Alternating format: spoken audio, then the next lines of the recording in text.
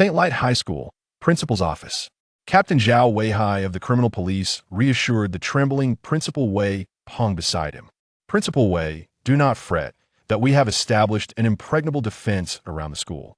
As soon as the Grim Reaper makes an appearance, we will undoubtedly apprehend him, ensuring that he cannot inflict even the slightest harm upon you.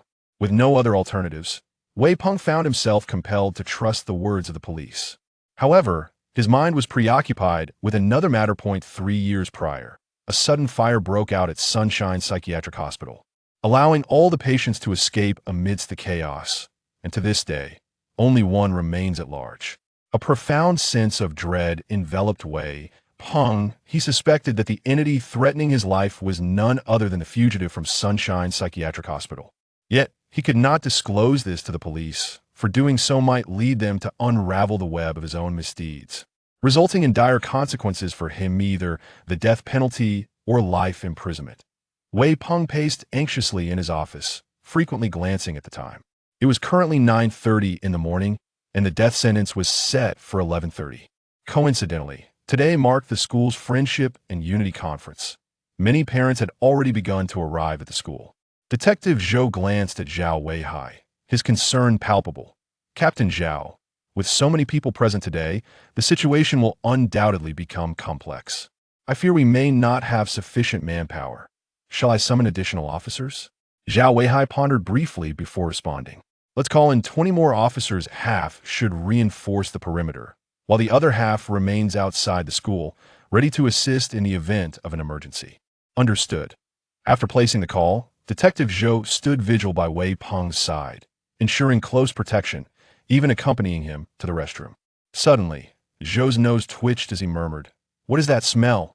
It's quite unpleasant." He soon dismissed the thought and focused on the task at hand.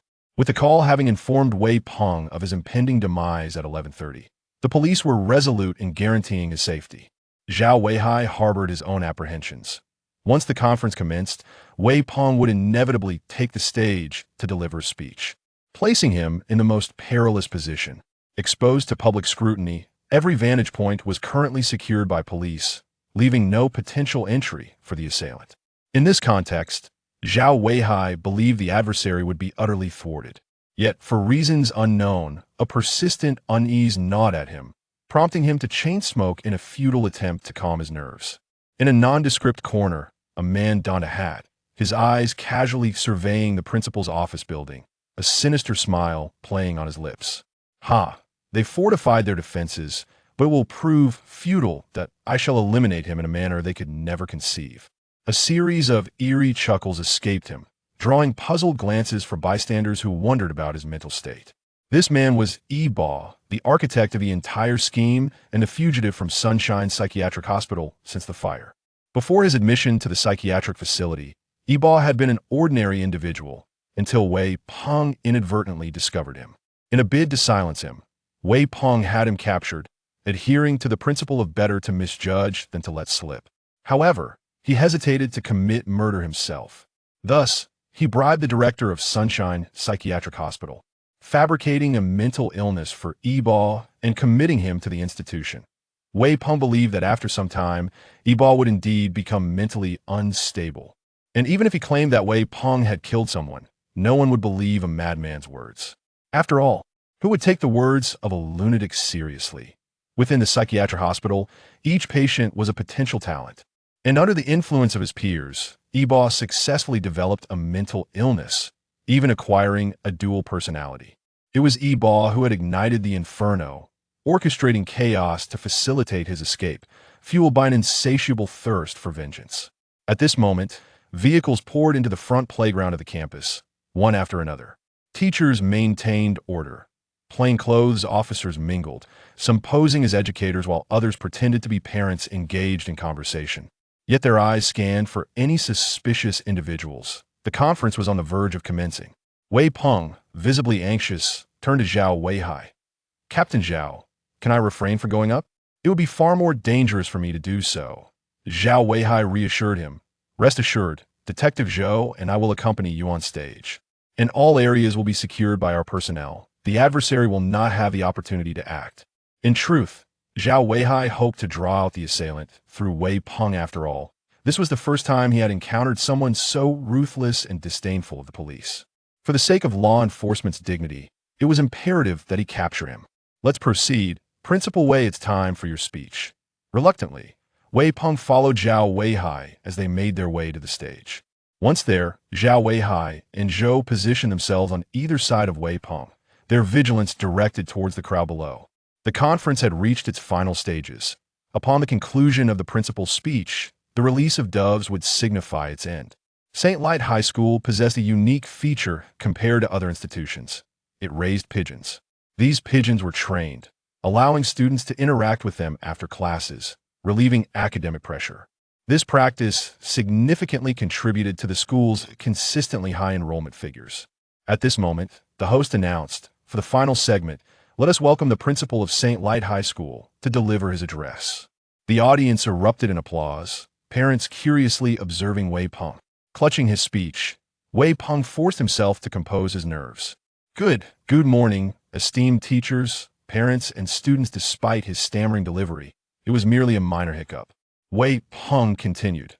Now, let us release the doves, symbolizing the enduring friendship among the faculty, students, and parents of St. Light High School. The windows of the pigeon loft swung open. Whoosh, all the doves took flight, soaring above the playground. In this moment, a sense of pride welled within Wei Peng. This was a school unparalleled by others. The applause from below resonated, echoing endlessly.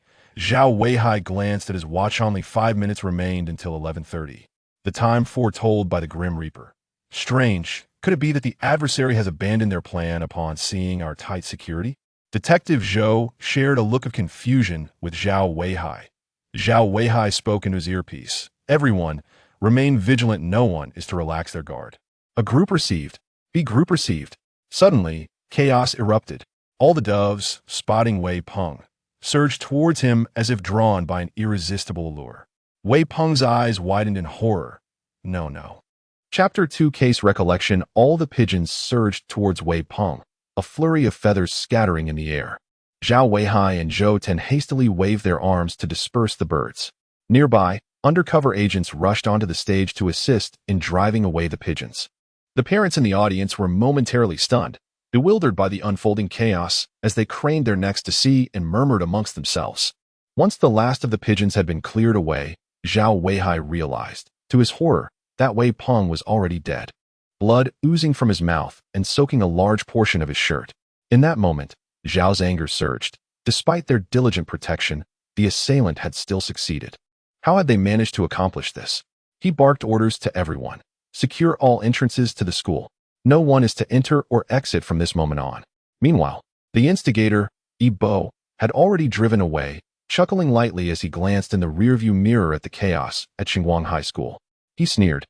The first target has quietly exited the stage. Next, he looked at the second name on the list in his hand, Wu Fan. He erupted into maniacal laughter as the car sped away. Inside the Pingjin Municipal Public Security Bureau, Director Chu Wei gazed sternly at Zhao Weihai across the table. The incident had escalated dramatically. The victim was the principal of a high school, and the nature of the crime was appalling, igniting public outrage. The higher authorities had mandated a swift resolution to the case. You must do everything in your power to capture the murderer. Yes, I will certainly apprehend him and provide the public with an explanation, Zhao Weihai assured. Exiting the director's office, he made his way directly to the conference room, where everyone awaited him. The severity of the situation was palpable. The higher-ups were taking it very seriously, and they needed to resolve the case expeditiously. He surveyed the room. Speak up. What discoveries have you made? Forensic expert Qin Chuan handed Zhao Weihai the death report. Captain Zhao, this is the death report. The deceased, Wei Peng, died of poisoning. Poisoning? What toxin could cause death so swiftly? Zhao Weihai initially found it hard to believe. However, upon reading the term Chuan poison in the report, he inquired, what kind of poison is this? I have never heard of it before. Qin Chuan explained. This is a rare and lethal poison that has been lost to history since the Tang dynasty, far more potent than arsenic. It is documented in ancient texts. Chuan means rapid or swift, referring to the nature of this poison. Even a minute amount can kill an adult instantly. It could even fell an elephant. Zhao Weihai was genuinely astonished. Such a potent toxin. How could the murderer have acquired it? Qin Chuan shook his head. Moreover, I detected a garlic scent on the deceased's body. Garlic? But I was with Wei Peng before he died. I didn't notice any garlic scent, Zhao Weihai replied, perplexed. Realizing Zhao Weihai's lack of sensitivity, Zhou Tan recalled a peculiar odor he had encountered earlier. I believe I caught a whiff of something, but it wasn't garlic. It was a rather unusual and unpleasant scent. My attention was entirely focused on the situation outside, so I didn't dwell on it. Qin Chuan suggested, I cannot ascertain what you smelled. It may have been prepared in advance by the murderer and released during the assembly. Zhao Weihai waved his hand dismissively. Let us set aside the matter of the scent for now. I want to know when exactly Wei Peng was poisoned. The murderer dared to strike right under my nose. This is a direct affront to me and our police department. At that moment, Zhao Weihai was barely able to contain his fury. Qin Chuan analyzed. Pigeons have a particular affinity for the scent of garlic. He then looked around the room. Do you see now? With this statement, a realization dawned on everyone. Zhao Weihai speculated. Are you suggesting that the murderer first concealed a sharp object containing Chuan poison within the pigeon's feathers, perhaps a needle? Then, they applied a substance to Wei Peng that would attract the pigeons, such as garlic. Once the pigeons were released, they would be irresistibly drawn to the garlic scent and swarm Wei Peng, resulting in his demise. Qin Chuan nodded. That appears to be the case. Just then, there was a knock at the conference room door. It was the dispatcher, Xiao Zhao. He appeared anxious as he announced, Captain Zhao, there's a delivery for you. Zhao Weihai queried, I haven't ordered anything recently. Just leave it outside for now. I'll check later. After a moment's hesitation, Xiao Zhao insisted, Captain Zhao, you should take a look now. This delivery appeared directly at our police bureau, and the sender is death. What? Zhao Weihai gasped, stepping forward to retrieve the package. It was a small box, surprisingly light in his hands. Upon opening it, he discovered a USB drive. He turned to the technical officer, Zheng Xiao. This is yours now. Understood. Zheng Xiao swiftly tied back her hair and began working on the USB drive. Within minutes, she looked up at Zhao Weihai. Captain, it's ready. Would you like to view it now? Zhao Weihai nodded. Play it. I wish to see what death has deemed worthy of our attention. As the video played, Zhao Weihai's expression transformed from confusion to fury, culminating in uncontainable rage. The contents of the USB drive were irrefutable evidence of Wei Peng's crimes. Images and videos depicting his lewd acts with female students, including rape and public indecency. The footage clearly showed Wei Peng operating the camera himself, leering as he forcibly stripped a woman of her clothing. The terrified woman sobbed and begged for mercy, but her pleas only seemed to ignite Wei Peng's depravity. Zheng Xiao promptly shut off the video, leaving the room in a stunned silence, the tension palpable. Zhao Weihai's forehead throbbed with veins bulging from his furious indignation. After this meeting, I want every individual in that video identified. He roared. Bring them all in. The eager officers responded affirmatively, but were left to temporarily suppress their rage.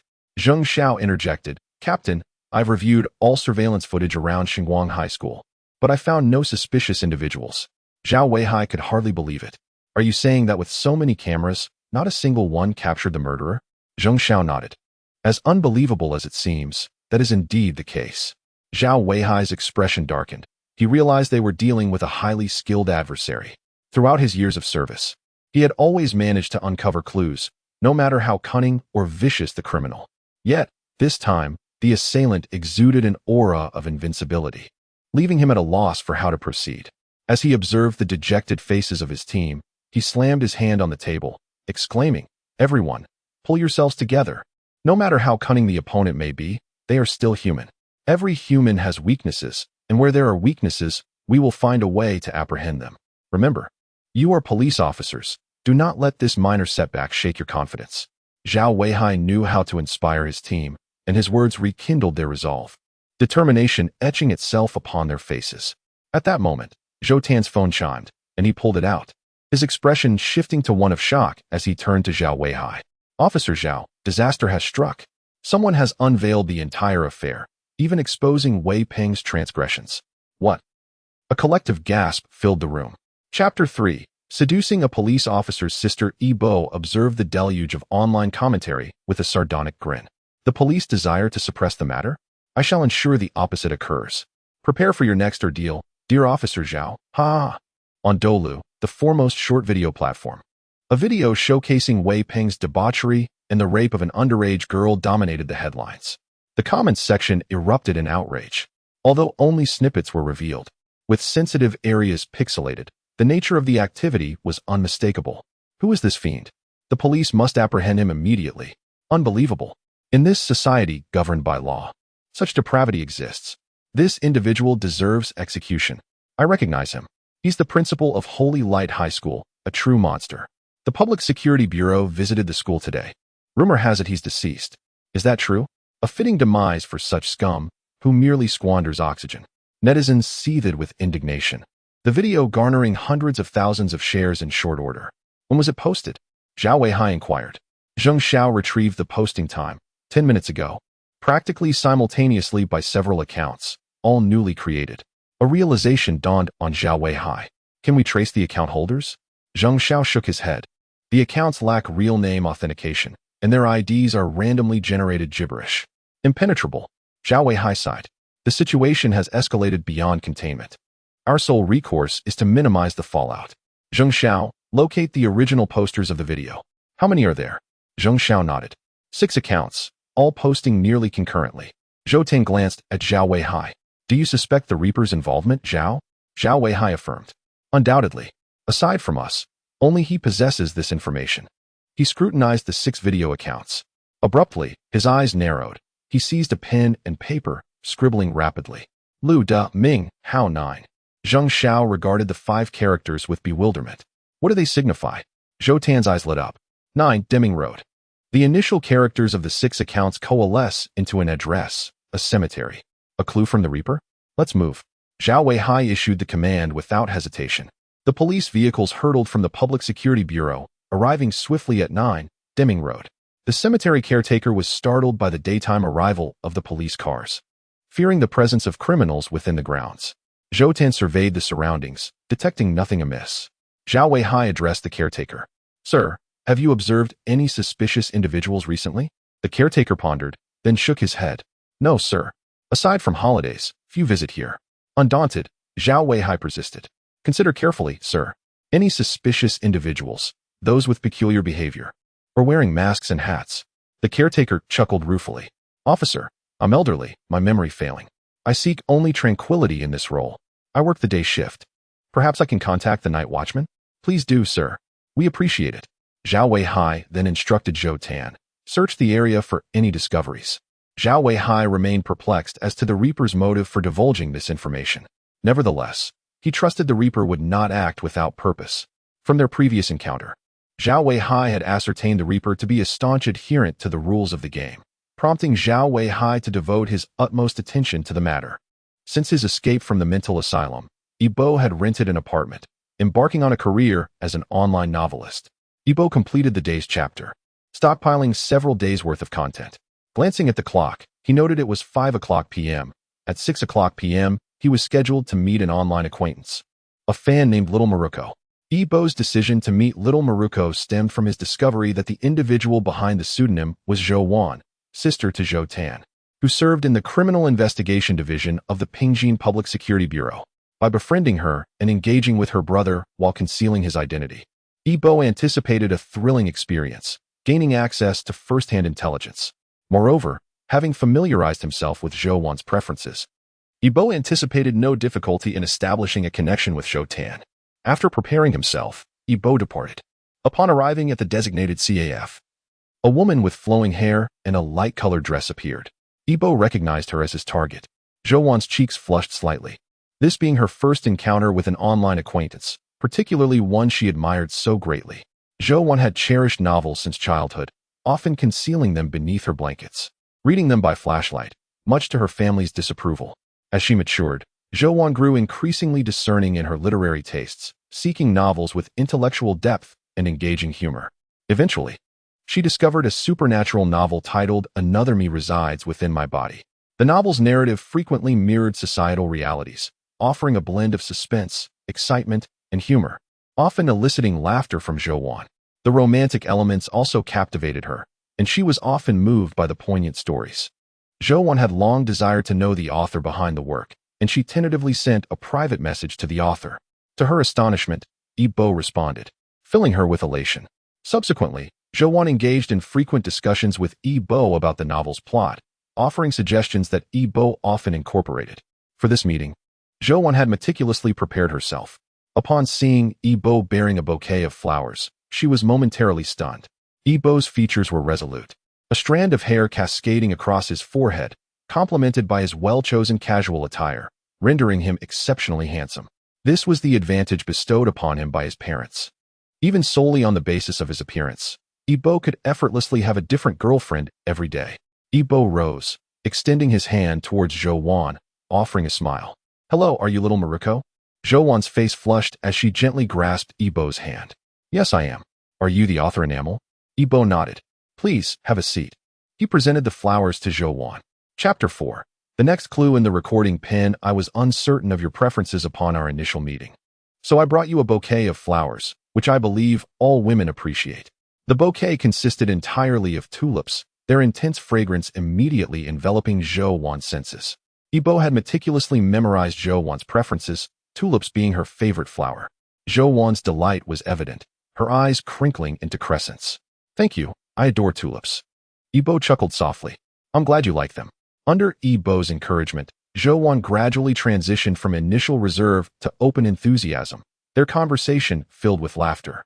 From afar, they resembled a blissful couple. During their conversation, Yi-Bo casually alluded to the trending post, naturally steering the topic towards the police. Yi-Bo expressed his admiration, stating, "The police are the ones I admire most. Their silent dedication to the peace of this city is immeasurable." Zhou Wan, deeply moved, replied, "Indeed. The police often struggle to enjoy holidays, and during festive times, they find themselves busier than ever." Her thoughts drifted to her brother, Zhou Tan, who frequently returned home late due to cases, sometimes even spending several nights at the precinct without returning home. Concerned for her brother, Zhou Wan had often urged him to resign from the police force and seek a less demanding job. However, each time she broached this topic, Zhou Tan would sternly admonish her, "Being a police officer is my greatest passion. It is not merely a job, but a vital part of my life. I take immense pride in being a policeman." Although Zhou Wan realized she could not dissuade him, she felt a sense of pride for having a brother in law enforcement. Noticing Yi-Bo's admiration for the police, she remarked, "My brother is a police officer as well, a detective no less. I would be delighted to introduce you to him. I believe you two would share many common interests." Yi-Bo's heart leaped with joy at this prospect, and he responded excitedly, "Really? Thank you so much." As night fell, the streetlights illuminated the path ahead, casting a warm glow. After dinner, Yi-Bo and Zhou Wan strolled along the street. Setting aside Yi-Bo's ruthless persona, one could truly envision them as a perfect couple. Yi-Bo glanced at his watch, noting it was around 8 o'clock, and soon they would uncover the clues he had left behind. "It's getting late. I've truly enjoyed our time together today," Yi-Bo said with a smile. Zhou Wan, realizing how swiftly time had passed in his company, apologized. "I'm so sorry for taking up so much of your time today." Yi-Bo dismissed her concern, saying, "Let us not be so formal. I've genuinely enjoyed our time together and look forward to our next meeting." Zhou Wan blushed slightly and murmured, "Then it's settled. We'll meet again." "Yes, until next time," he replied, and as they parted ways, Zhou Wan watched Yi-Bo disappear into the distance, her gaze growing increasingly wistful. Unbeknownst to Zhou Wan, Yi-Bo's lips curled into a maniacal smile, his body trembling with excitement at the thought of mingling with the police while simultaneously plotting murder under their very noses. Meanwhile, Zhao Weihai and Zhou Tan had spent the afternoon searching the cemetery, but as 8 o'clock approached, they had found nothing. Zhao Weihai began to suspect that they were being led astray. The night watchman at the cemetery had reported seeing nothing unusual during the day. Exhausted, Zhou Tan slumped to the ground, exclaiming, "This isn't working, team leader Zhao. At this rate, we could search for days without finding anything." The cemetery was vast, containing thousands of graves, and they were at a loss as to when they might finish their search. Zhao Weihai took a sip of water and suggested, "Let us search a bit longer. If we still find nothing, we can head back." Reluctantly, Zhou Tan agreed, grumbling, "What is this Grim Reaper thinking? He releases evidence of Wei Peng's crimes, but leaves us with nothing substantial to go on." A thought struck Zhao Weihai. If Wei Peng's crimes were posted using those accounts, then the clues left by the Grim Reaper must also pertain to Wei Peng. Considering the cemetery as the focal point, he promptly called Zheng Xiao, instructing, "Zheng Xiao, please check if there have been any reports of missing students or deaths at St. Light High School." Zhou Tan approached, curious about Zhao Weihai's sudden insight. "Zhao Weihai, wearing a look of concern, replied, "If I'm not mistaken, this situation could involve many people." Just then, Zheng Xiao returned the call, saying, "Team Leader Zhao, how did you know? I found that 3 months ago, a girl named Wu Ni went missing from St. Light High School." A chill ran down Zhao Weihai's spine as he responded, "Understood. Please investigate Wu Ni's family background immediately." After hanging up, he turned to Zhou Tan and said, "We need to find Wu Ni's gravestone." Zhou Tan was taken aback, exclaiming, "Team Leader Zhao, are you suggesting?" "No time for chatter, hurry," Zhao Weihai urged, feeling increasingly uneasy as he sensed that Wei Peng's death was far from straightforward. It seemed the Grim Reaper was methodically guiding them toward a shocking truth. Despite the summer heat and the cool evening breeze, a shiver crept into Zhao Weihai's heart. "Team Leader, I found it." Zhou Tan's voice pierced through Zhao Weihai's thoughts.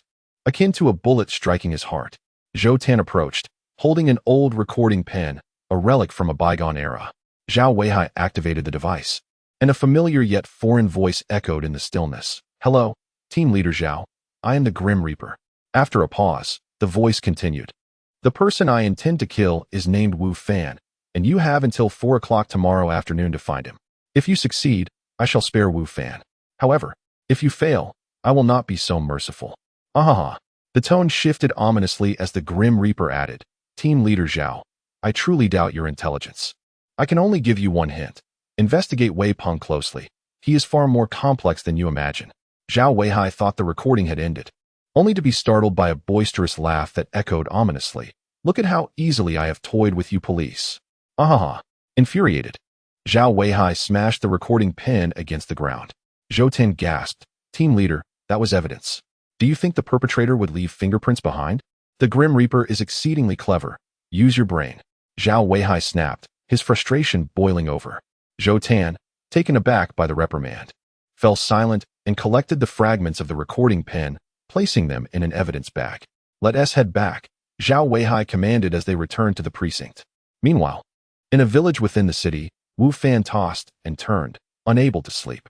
Ever since the evidence of Wei Peng's crimes had surfaced online, he had been plagued by anxiety, fearing that he would become entangled in the unfolding events. Chapter 5. The Kidnapping of Wu Fan 20 years prior. Wu Fan had witnessed a house fire and, seizing the opportunity amidst the chaos, had stolen several pieces of jewelry.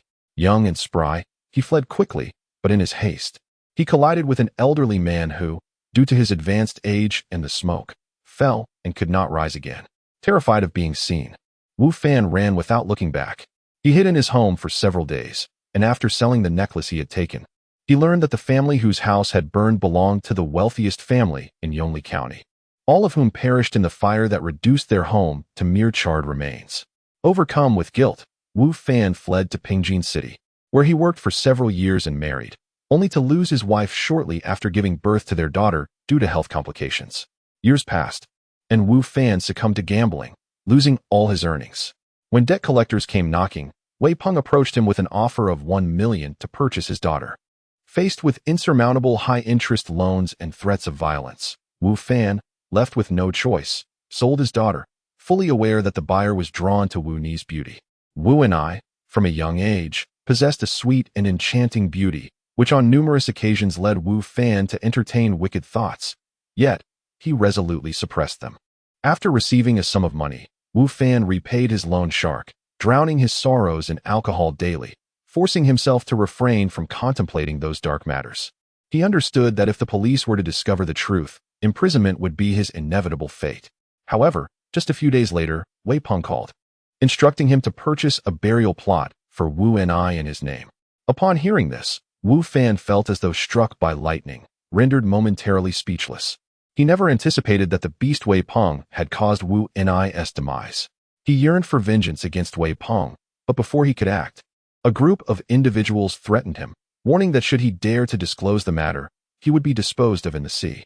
Ultimately, Wu Fan chose to endure the humiliation, even relocating to a village on the outskirts of the city out of fear that Wei Peng might target him. As Wu Fan picked up his phone, he noticed it was nearly midnight. Unable to sleep, he rose to retrieve a bottle of beer. Just as he approached the living room, someone covered his mouth and nose. He attempted to struggle, but soon realized his body was limp and powerless, leading him to lose consciousness. When Wu Fan awoke, he found himself kidnapped, confined in a dark, enclosed space, silence enveloping him, with sharp pain radiating from his wrists. The sound of dripping water echoed ominously in the darkness. Where am I? Let me out. Is anyone there? Fear surged within Wu Fan, as the profound darkness gradually consumed him.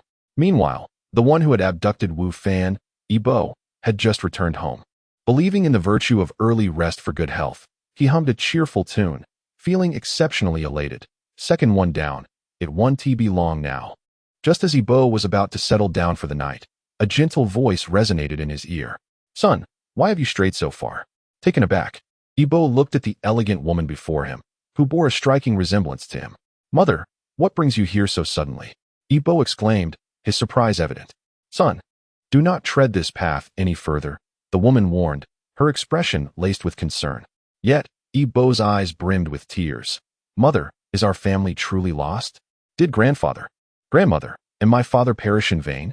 No, justice will come, albeit late. It will arrive, she reassured him, shaking her head in earnest. At that moment, another voice emerged, steeped in resentment. Does delayed justice still qualify as justice? Yibo's sister appeared, echoing, indeed, does late justice still count? I support my brother's actions. If no one will avenge us, we shall enact our own justice. Yibo nodded in agreement. Exactly, if justice is to be delayed, then let it be. We shall forge our own. As he spoke those words, the woman's figure vanished. Had anyone been watching, they would have been horrified by Yibo's solitary conversation, as if he were engaging with two specters. The following day, at the Pingjin Municipal Police Department, Zheng Xiao arrived to find Zhao Weihai and Zhou Tin slumped over their desks, deep in slumber. The disturbance roused them, and Zhao Weihai rubbed his bloodshot eyes, acknowledging Zheng Xiao with a nod. You two didn't sleep at all last night? Zheng Xiao inquired, noticing Zhou Tin awakening, also with reddened eyes. Let us set that aside. Immediately investigate the identities of Wu Fan and Wu Ni, and ascertain Wu Fan's current whereabouts. Understood, I shall look into it at once. Zheng Xiao set his meal aside, diving into work. Zhou Tan, mustering energy, turned to Zhao Weihai.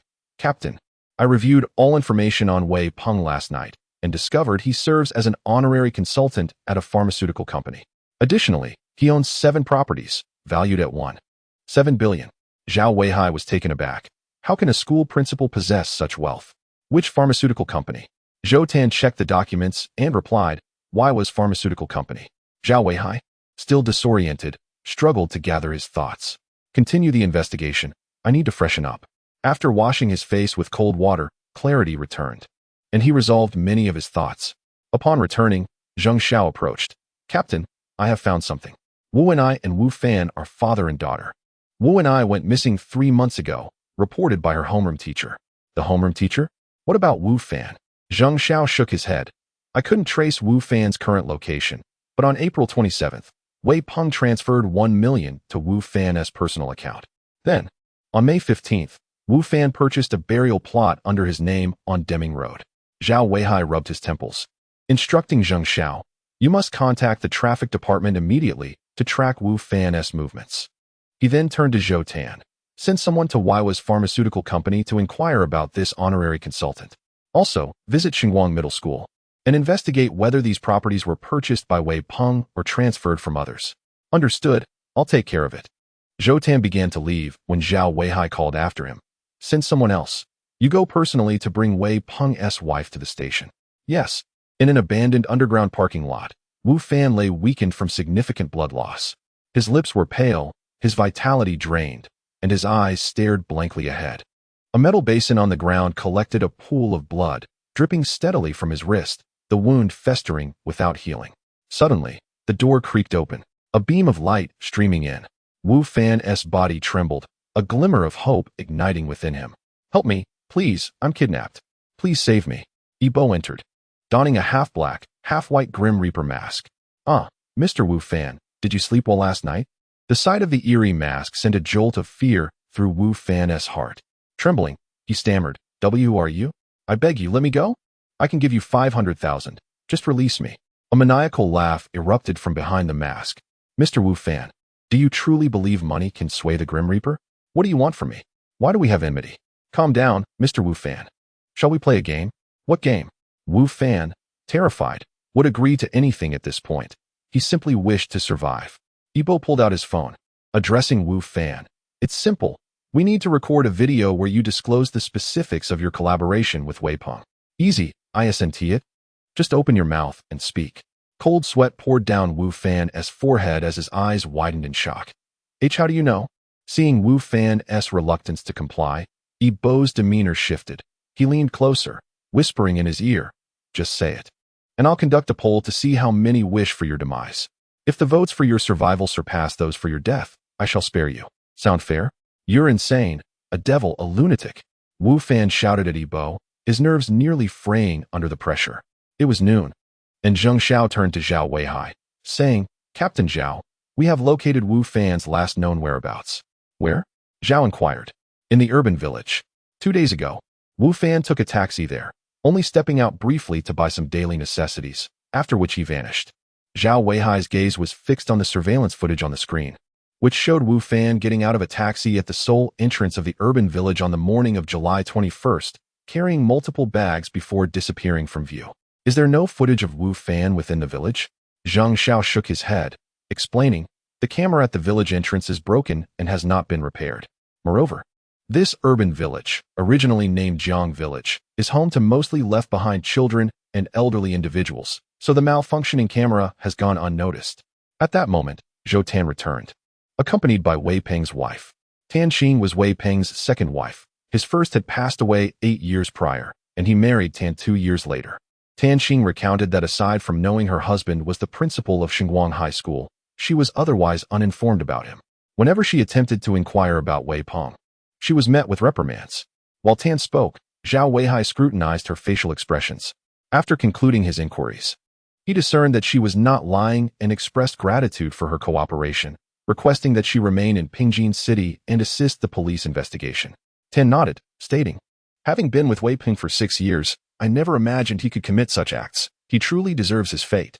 Zhao Weihai, maintaining his composure, replied, very well, Mrs. Tan, you may return. We may need to consult you again in the future. Tan nodded and departed. Zhou Tan observed her leave and remarked, Captain Zhao. There's something off about Tan Qing.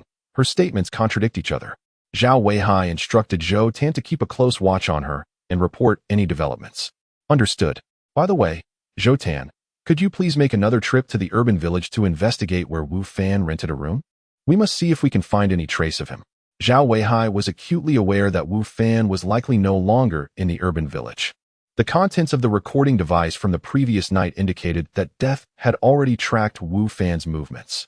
He was certain that Wu Fan had been abducted, and sending Zhou Tan on this errand was a means to uncover any potential clues. Even a strand of hair left behind by Death would be a significant breakthrough.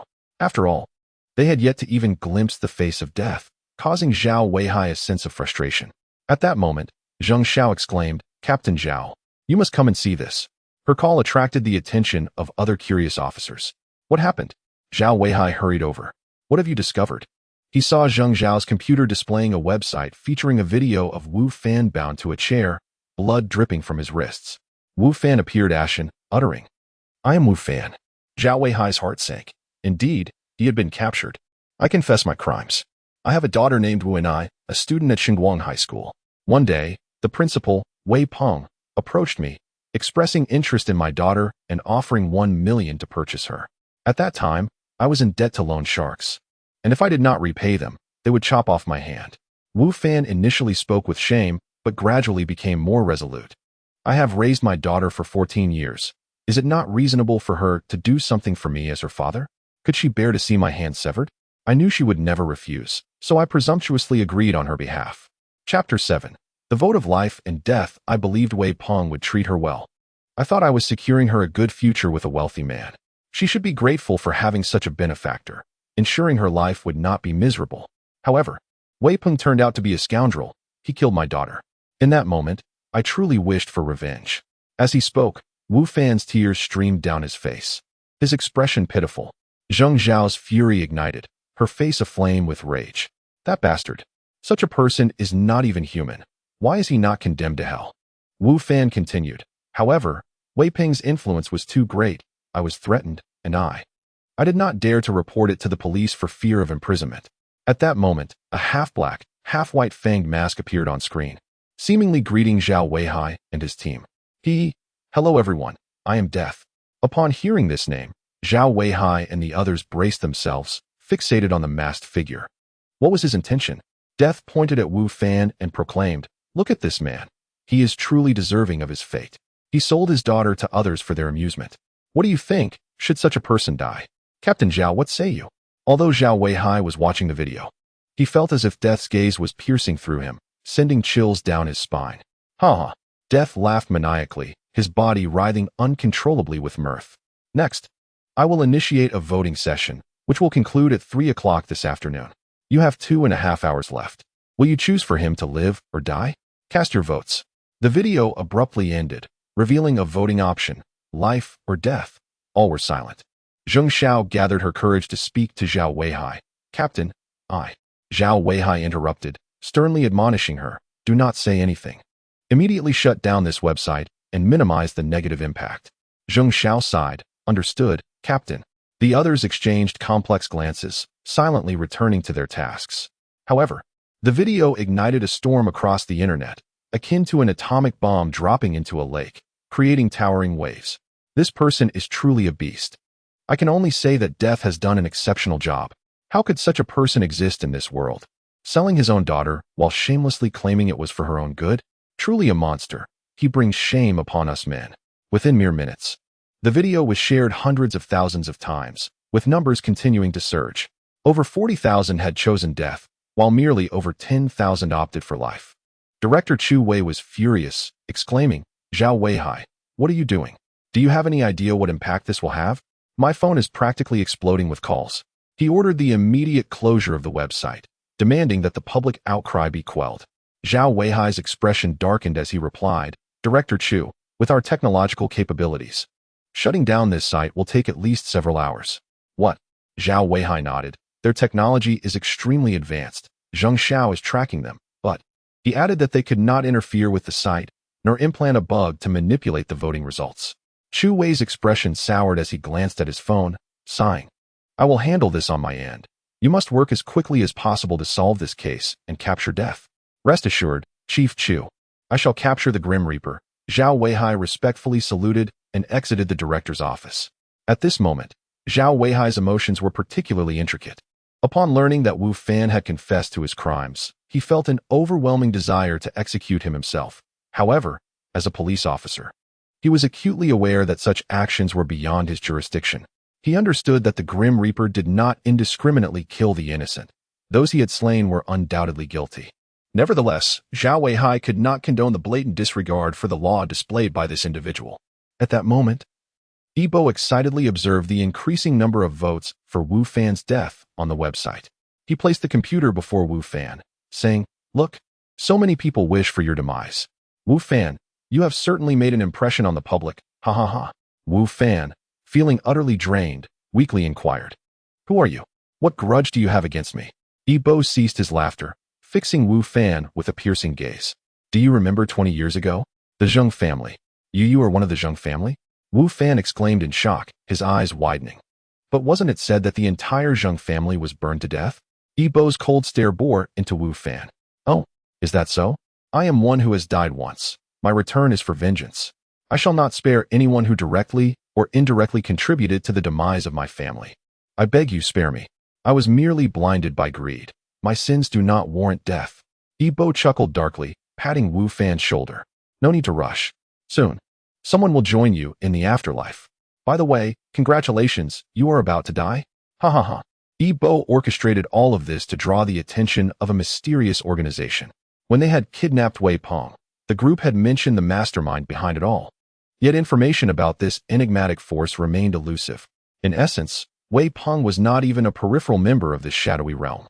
This was the reason Yibo sought to escalate the situation. He had now unearthed some clues regarding this organization and was close to unveiling its true identity. At this juncture, Zhao Weihai was in a state of utter disarray.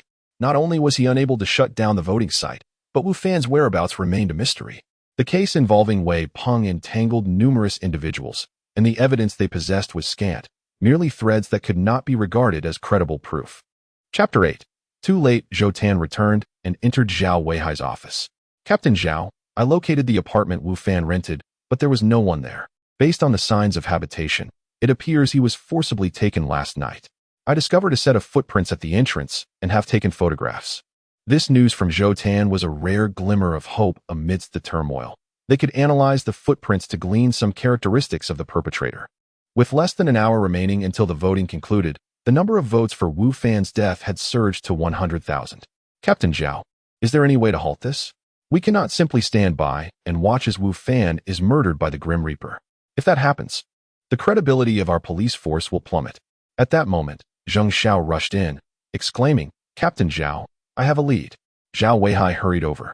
Zheng Xiao pointed to a vehicle, stating, I discovered that this car has parking surveillance. At 12:11 last night, the Grim Reaper was seen carrying Wu Fan past this vehicle. Through the footage, they observed the Grim Reaper donning a half-black, half-white fang mask, shoulder deep in an unconscious Wu Fan as he passed by the car. Remarkably, he paused momentarily to wave at the vehicle before continuing on his way. Can we trace his route? Zhao Weihai inquired. No, after passing through the woods behind Jiang village, he vanished without a trace, came the response. Suddenly, Zhao Weihai had a thought and instructed Zheng Xiao to replay the video from the voting site, fixating on the screen. Are there any abandoned factories or enclosed spaces near Jiang village? Zheng Xiao pulled up a map and searched. There is a derelict development 5 kilometers from Jiang village. Zhao Weihai concluded, it must be there. Let us depart immediately. On the way, Zhou Tan remarked, Captain Zhao, Jiang village is too far. Even if we rush, it'll take over 40 minutes. We have only 40 minutes left until the Grim Reaper's deadline. Contact the traffic police immediately. We need them to coordinate a route. We must arrive before 3 o'clock. Zhao Weihai was frantic. This time, we cannot allow the Grim Reaper to succeed. We must capture him. Zhou Tan queried, Captain Zhao, how can you be certain Wu Fan is held in that derelict building? Zhao Weihai replied, the lighting in the video is from incandescent bulbs, which illuminate from below. This indicates the light source was placed on the ground. If it were powered, the lights would be overhead, not on the ground. Additionally, there are remnants of cement scattered on the floor, suggesting ongoing construction. These observations indicated they were in an enclosed space, possibly a construction site or an abandoned building. Given that Wu Fan was taken at midnight, it was implausible that he had not cried out for help since then. If he had, someone would have noticed, implying they were in a very remote location. Furthermore, considering the Grim Reaper's character, he would avoid being spotted, necessitating a nearby hideout. Hence, the derelict building was an ideal choice. After hearing this, Zhou Tan expressed admiration. Captain Zhao, you truly astound me. Without your insights, we would never have uncovered so many clues. Zhao Weihai waved his hand dismissively. Do not harbor excessive hope. Given the Grim Reaper's meticulous nature, it is quite possible we will return empty-handed. Zhou Tan's expression soured at this thought. In his mind, the Grim Reaper was nothing short of a criminal genius. All the clues seemed as if they had been intentionally revealed to them. Police cars sped past one vehicle after another, finally arriving at the derelict building by 3 o'clock. Quickly, conduct a thorough search. We must locate Wu Fan, Zhao Weihai commanded. A large contingent of officers began a systematic search, yet the reports that returned caused Zhao Weihai's heart to sink once more. Report, no one on the 1st floor. Report, no one on the 5th floor. Report, no one on the 10th floor. Zhou Tan despaired. Where could he be? Ultimately, the last search report came in. Report, no one in the basement. Not here? Zhao Weihai frowned at the derelict building. Captain Zhao, what should we do next? We've searched everywhere and found nothing. The time was drawing near to the Grim Reaper's stated deadline of 4 o'clock. At that moment, Zhao Weihai spotted a brick factory in the distance. That brick factory, Zhou Tan remarked, I know it. It was abandoned 5 years ago due to the substandard quality of bricks produced, leading to its enforced closure. Zheng Xiao called, Captain Zhao, the voting has already concluded. Wu Fan will die at 4 o'clock. Have you found him? Zhao Weihai did not respond to the question, but instead asked, find out whether the nearby abandoned brick factory employs underground or above-ground kilns. Minutes later, Zheng Xiao reported, Captain Zhao, it was confirmed they used underground kilns. Upon hearing this, Zhao Weihai rallied everyone. Surround the brick factory immediately. Not even a mosquito must escape. A large contingent of armed police swiftly surrounded the brick factory. Zhao Weihai located the entrance to the underground kiln, and upon entering, he was met with charred remnants of a fire that had long since passed. Despite the years that had elapsed, the acrid scent of burnt materials still lingered in the air. gently pushing open the door before him. He was confronted by the sight of Wu Fan, his head drooping, the blood on his body having ceased to flow. Zhou Tan hurriedly approached to check for signs of life, and then shook his head at Zhao Weihai. Captain Zhao, he is already deceased. Fury surged within Zhao Weihai as he glanced at his phone, noting the time, 4:02 p.m. Secure the scene, he commanded. He surveyed the area, meticulously inspecting the ground, leaving no stone unturned in his search for evidence. However, disappointment washed over him, as the site yielded no clues. Even the floor appeared to have been deliberately swept clean. Shortly thereafter, forensic expert Qin Chuan arrived and stated, Captain Zhao, the cause of death is excessive blood loss, based on the coagulation of the blood. The time of death was within the last half hour. Zhao Weihai checked his phone again, noting the time was now 4:40 p.m. Indeed, the assailant had calculated their timing with precision. It seemed that the Grim Reaper was a person of considerable meticulousness. Any other findings? Zhao inquired. Qin Chuan shook his head. From the excessive blood loss, the cause of death is already established, and I did not find any fingerprints of the assailant using optical equipment. Zhao sighed and gestured dismissively. All right, I understand. At that moment, Yibo was observing from a distance, a cold smile gracing his lips. I shall soon uncover your identity. With that, he slipped away from the scene. Chapter 9. The first encounter with Zhou Tan. Zhou Wan found herself staring blankly at her phone, where numerous messages to Yibo had gone unanswered since morning. A whirlwind of emotions swirled within her. Why hasn't he replied? What could he be doing? Surely, he could spare a minute to respond.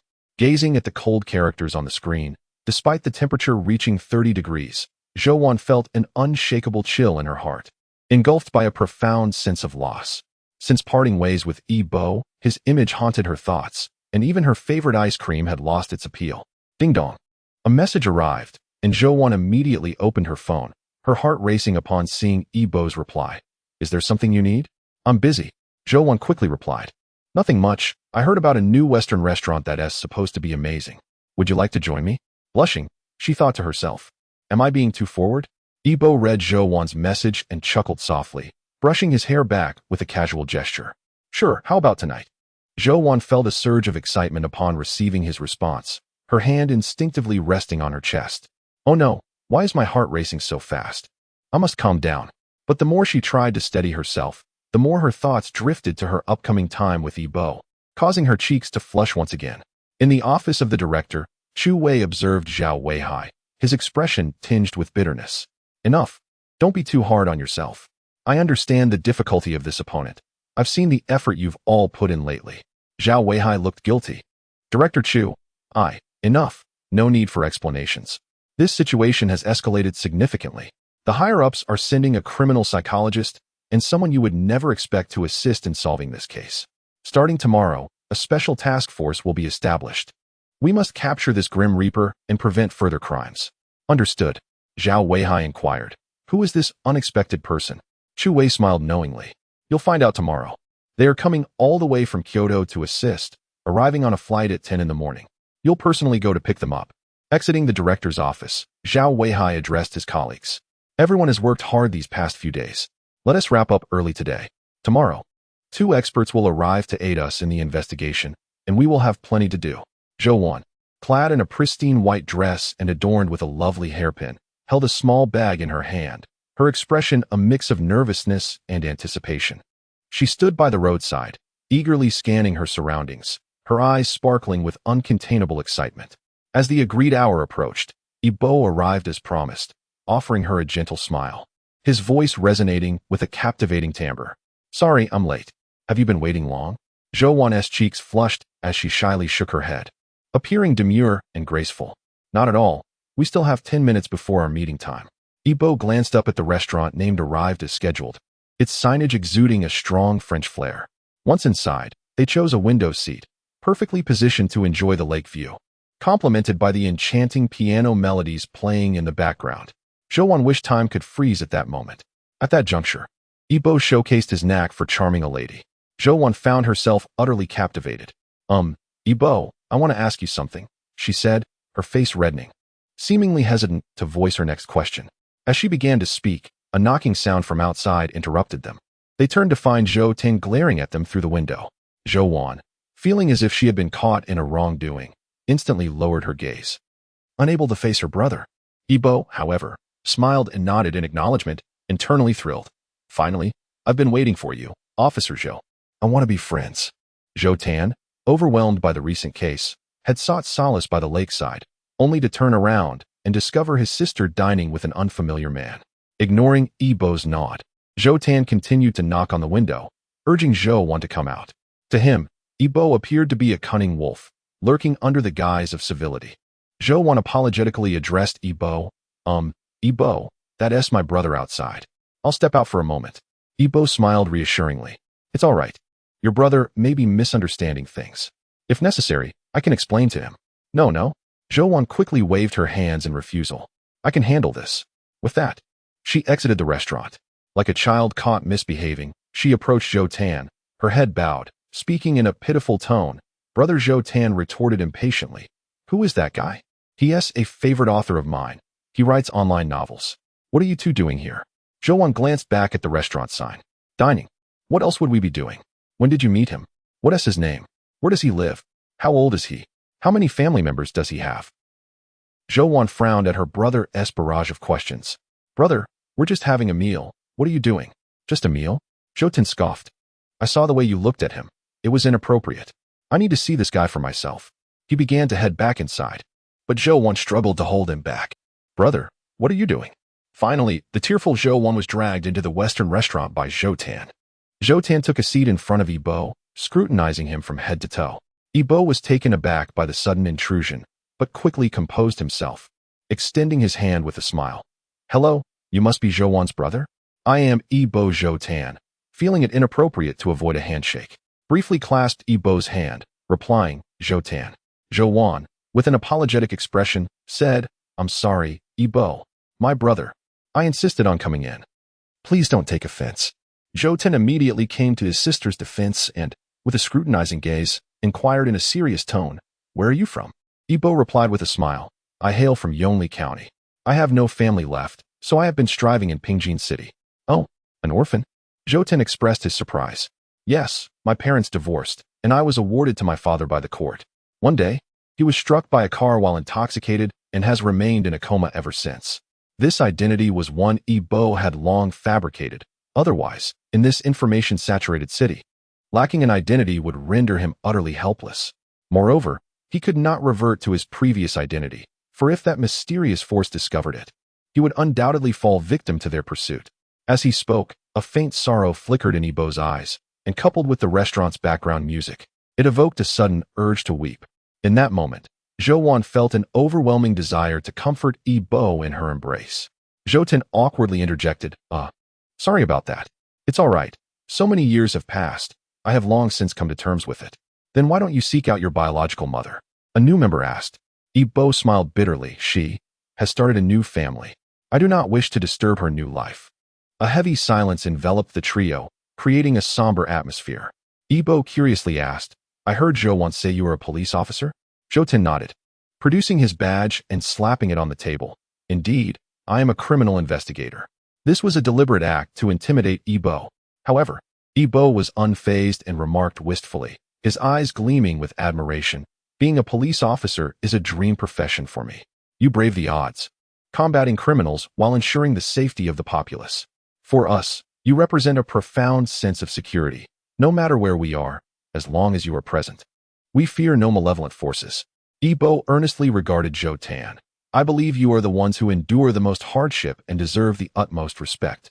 This statement deeply resonated with Zhou Tan, prompting reflections on recent cases. Ibo's words served as a significant comfort to Zhou Tan's disheartened spirit. Improving his perception of Ibo, aware that these words could only be shared today, Ibo planned to gradually deepen his impression in Zhou Tan's mind through future encounters. Zhou Wan glared at Zhou Tan, irritated. Brother, are you done? Can you leave now? Zhou Tan snapped back to reality, nodding repeatedly. All right, I'll take a stroll. You both enjoy your meal. He also warned Zhou Wan, return home early. If you don't, I will break your legs. You. Zhou Wan glared angrily at Zhou Tan. Once he departed, she turned to Ibo. I apologize, Ibo. My brother is rather straightforward. Please don't take it to heart. Ibo shook his head with a smile. How could I? I envy you for having such a loving brother. With the prior atmosphere dissipated, Zhou Wan felt compelled to hold back her words. The two conversed for a while longer before parting ways. Upon returning home, Zhou Tan checked the time, pleased with the outcome. Not bad, he thought. At least it's not too late. Zhou Wan threw her bag down in frustration. Is this how you behave? I was merely having dinner with a friend. Humph. Zhou Tan glanced at her. Just a friend? What else? What do you think our relationship is? Receiving his answer, Zhou Tan felt reassured, having coaxed Zhou Wan back to a good mood. Reflecting on Yi Bo's eloquence and demeanor, he nodded appreciatively. This man is quite capable. I should investigate him further when the opportunity arises. After leaving the restaurant, Yi Bo did not return home but drove to the entrance of a residential area in the East District, intently observing the comings and goings of its residents. A sinister smile creeping across his lips. The hunt is on. Just then, a heavily made-up woman emerged from within the complex, dressed in a revealing top and low-rise jeans. Her long, wavy hair and pungent perfume caused those who passed her by to wrinkle their noses in distaste. Yi Bo checked the time. It was 10:35 p.m. The woman waited at the entrance for 2 minutes before a car pulled up, stopping in front of her. A glimmer of surprise flashed in her eyes as she opened the door and climbed inside. Yi Bo chose not to follow but continued to wait, sighing internally. Another late night ahead. As he waited, he managed to respond to Zhou Wan's messages. At 1:41 a.m., the car returned and parked beside the residential area. However, the woman did not exit. Instead, the vehicle began to sway, as if its occupants were engaged in some vigorous activity. 10 minutes later, the woman stepped out, blew a kiss to the driver, and sauntered back into the complex, looking refreshed. Yi Bo opened his phone, activating a live streaming app, and awaited the broadcast. Around 2:30 a.m., a streamer named Soft Little White Rabbit began her stream. Yi Bo observed the screen, where a woman was speaking in a flirtatious tone, shaking her hips, and a cold smirk crossed his face before he drove away. The following day, during a meeting, Zhao Weihai introduced 2 new faces to the crowd. Everyone, allow me to present. He gestured toward a poised woman in a white shirt. This lady should be familiar to you all. Zheng Xiao exclaimed excitedly. You're the criminal psychology master, Yang Ku. Wow, I admire you so much. I've read every book you've published. Yang Ku exuded an air of dignified composure, her sharp gaze seemingly penetrating into the souls of those around her. She stood and smiled at the crowd. Hello, I am Yang Ku. I look forward to collaborating with you all. Turning to Zheng Xiao, she added with a smile, it seems I have fans. Wow, Officer Yang. Could you give me an autograph? I'm your biggest fan. Zhao Weihai reprimanded. Zheng Xiao, save such matters for after work. We are in a meeting now. Oh, understood. Captain Zhao. Zheng Xiao stuck out her tongue, ceasing her antics. Next, let me introduce this gentleman. Zhao Weihai indicated a drowsy young man nearby. This is the legendary detective known for his 100% case-solving rate, the myth of our police force, Yi Qinglong. Both individuals were well known to everyone. Any newcomer to the police force would be aware of their accomplishments from day one. Everyone hoped to work alongside either of them, as it would be an immense honor. Yang Ku had undergone extensive training abroad in criminal psychology. She could glean vital details about criminals' physical traits and psychological states from scant evidence at a crime scene. This knowledge was invaluable for solving cases, as understanding a criminal's mindset equated to grasping their motives, methods, and patterns. Thus, it would require minimal effort to locate the perpetrator and execute a precise strike. Yi Qinglong, on the other hand, was a versatile talent, not mastering any one field, but possessing a keen eye that allowed him to uncover clues unnoticed by others at crime scenes. After graduating from university, he joined the police force, solving over 100 cases in 8 years, achieving a remarkable clearance rate of 100%. He is a true detective in the realm of law enforcement. Chapter 11. Profiling Yang Ku. How many people dream of solving cases alongside them, yet never get the opportunity? Now, these two have been dispatched to Pingjin City to assist in the investigation, which has stirred excitement among the masses. Initially, when Zhao Weihai saw them at the airport, he rubbed his eyes, doubting his vision. It wasn't until they approached him that he realized he was not dreaming. At that moment, he felt as if he had encountered a savior. He had been overwhelmed by the Grim Reaper, even failing to ascertain the physical characteristics of this entity, rendering him utterly incapable of proceeding with the investigation. Their arrival was prompted by the severe impact of 2 cases instigated by the Grim Reaper, which had caused a nationwide sensation due to their atrocious nature. To prevent a recurrence of such events, the authorities decided to deploy both of them to assist the Pingjin City Police in cracking the case. Yang Ku possessed a straightforward and decisive disposition. Captain Zhao, let us first examine the case. The repercussions are too significant, and the higher-ups are becoming increasingly restless. Zhao Weihai recognized the gravity of the situation and ceased his idle chatter, instructing Zheng Xiao, please explain the details of the case to Officers Yang and Yi. Zheng Xiao nodded and activated the projector, saying, the first case involves the death of Wei Peng, the principal of Holy Light High School. The time of death was July 20th, and the cause was acute poisoning. We received a death threat from the Grim Reaper on the afternoon of July 19th, claiming that Wei Peng would perish at 11:30 the following morning. Despite deploying a substantial police presence that day, the Grim Reaper succeeded in murdering Wei Peng. Yang Ku attentively scrutinized the information displayed on the screen. I have come across some of Wei Peng's transgressions, the rape of underage girls, murder, and public indecency. Zheng Xiao affirmed. Indeed, we collectively believe the Grim Reaper is masquerading as a vigilante, delivering justice to the guilty, just like Wu Fan. Yang Ku gestured for Zheng Xiao to continue. By analyzing the accounts that publicized Wei Peng's crimes, we discovered a clue from the Grim Reaper, pointing to number 9, Mingda Road, which is a cemetery. There, Captain Zhao found a voice recorder left by the Grim Reaper, positioned before the gravestone of Wu and I, who was also one of the underage girls victimized by Wei Peng. I believe both Officers Yang and Yi have seen the online voting system where Wu Fan confessed to his crimes, subjected to the Grim Reaper's judgment.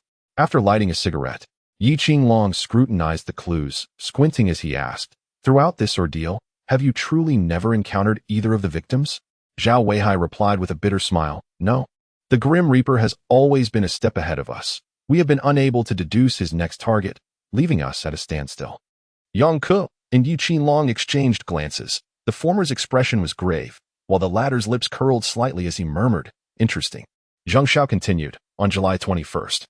Upon learning of Wei Peng's cause of death, Wu Fan, fearing exposure, sought refuge in a village within the city. The surveillance there is mostly outdated, with some cameras even broken, rendering it impossible to locate the Grim Reaper through footage. However, we did obtain footage from a parking surveillance camera that captured some images of the Grim Reaper, albeit unclear, and it seemed he was aware of the camera's presence. Zheng Xiao played the video clip, but due to its poor quality, technical recovery proved futile. We could only ascertain the general direction the Grim Reaper headed. Beyond that, we were left with nothing. Additionally, investigator Zhou discovered a footprint in Wu Fan's home, which we confirmed to belong to Wu Fan himself, not the Grim Reaper. Furthermore, no DNA traces were found at either crime scene, not even the slightest remnants. At that moment, a sense of shame enveloped everyone. Yang Ku glanced at Yi Qinglong, asking, would you like to speak first, or shall I? Yi Qinglong, maintaining his languid demeanor, replied, either way is fine. Then I shall proceed, Yang Ku declared, surveying the room with seriousness. I have gathered sufficient information. I wish to review all surveillance footage within a 3-kilometer radius of the crime scene. Zhao Weihai queried, what is the reasoning behind this? Yang Ku elucidated, according to criminal psychology, some offenders return to the scene to admire their handiwork. Thus, reviewing the footage from within a 3-kilometer radius may uncover the perpetrator's trail. I have just completed a profile of the criminal. Male, age between 23 and 35, physically fit, regularly exercises, possesses a stable income. While not necessarily from a high-income bracket, his earnings are substantial. He leads an exceptionally refined lifestyle and exhibits a strong awareness of counter-surveillance. With advanced hacking skills and a keen sense of time, I suspect his personality is highly unstable, possibly indicative of dissociative identity disorder. With stark contrasts between his everyday demeanor and his behavior during the commission of crimes. Upon hearing Yang Ku's profile, Zheng Xiao inquired skeptically, Officer Yang, given the scant information we have about the Grim Reaper, how did you arrive at these conclusions? Yang Ku responded, it is evident the Grim Reaper is male. This requires no further explanation. Although he utilized a voice modulator while speaking, the tonal differences between male and female voices remained significant and discernible. The age range of 23 to 35 was inferred from a fleeting moment in Wu Fan's video, where the Grim Reaper briefly revealed the back of his hand.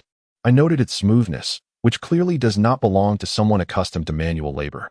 The skin on the back of the hand changes with age, and the condition observed aligns perfectly with someone aged between 23 and 35, should there be no signs of injury or sun exposure.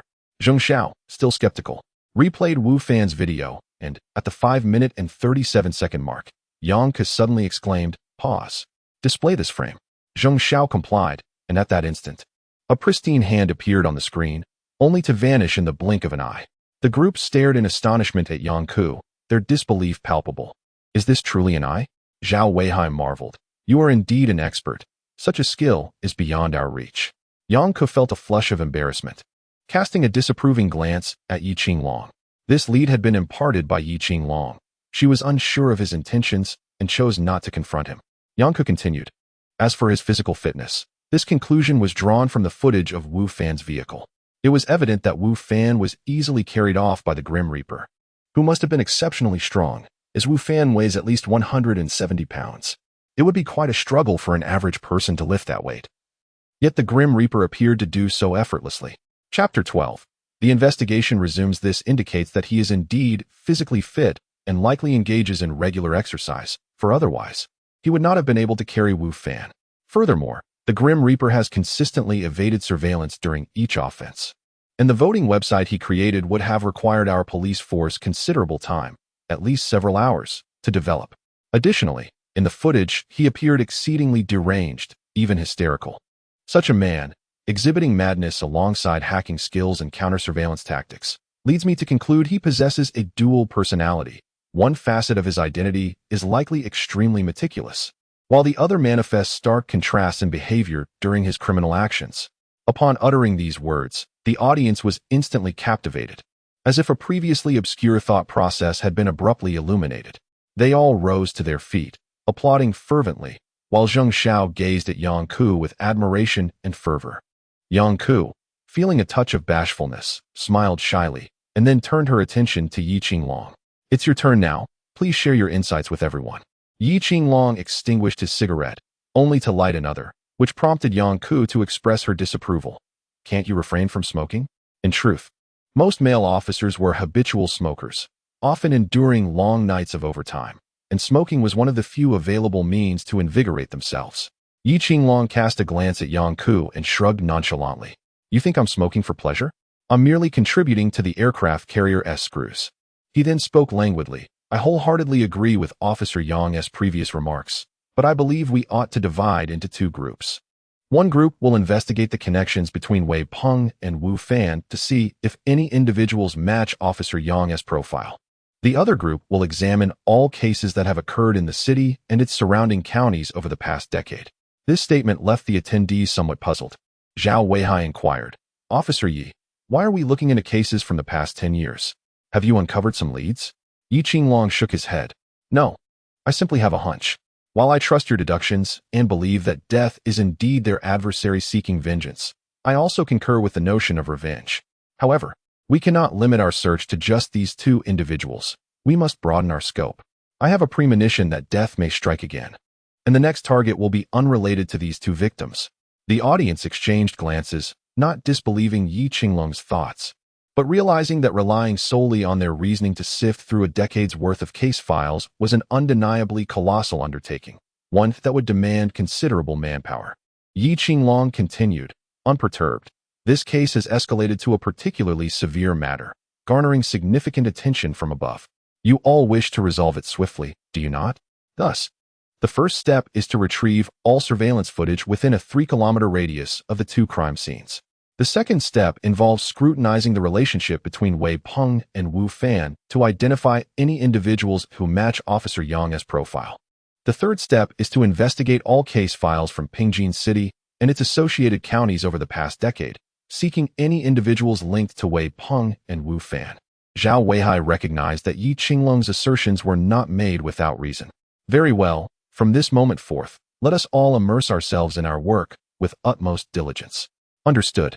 After the meeting, Yang Ke questioned, "Why didn't you share that lead yourself? Why hand it over to me?" Yi Qinglong took a few puffs from his cigarette and replied, "It's nothing. I simply didn't want to say it myself. I'm feeling lazy." Yang Ke, exasperated, opened her mouth to retort, but found that Yi Qinglong had already walked away. She clenched her fists in frustration, wishing to confront him, yet realizing she could not best him, leaving her seething in silence. What an insufferable fellow. Thus commenced a period of intense labor, with each individual engrossed in their respective tasks, scurrying about tirelessly. The most arduous task fell to those reviewing case files, hundreds of documents to scrutinize day and night. With the necessity of meticulous attention to detail, any oversight of crucial clues could severely hinder the case's progress, potentially leading to penalties or even dismissal from the force. Due to Yi-Ching Long's suggestion, over a dozen officers were compelled to review case files for an entire week, yet they had yet to uncover any useful information. The complexity of Wei Peng's connections consumed a significant amount of time, and despite a week passing, no substantial progress had been made. Consequently, the officers grew increasingly discontented with Yi-Ching Long, and many began to question whether his reputation as a detective was indeed well-deserved.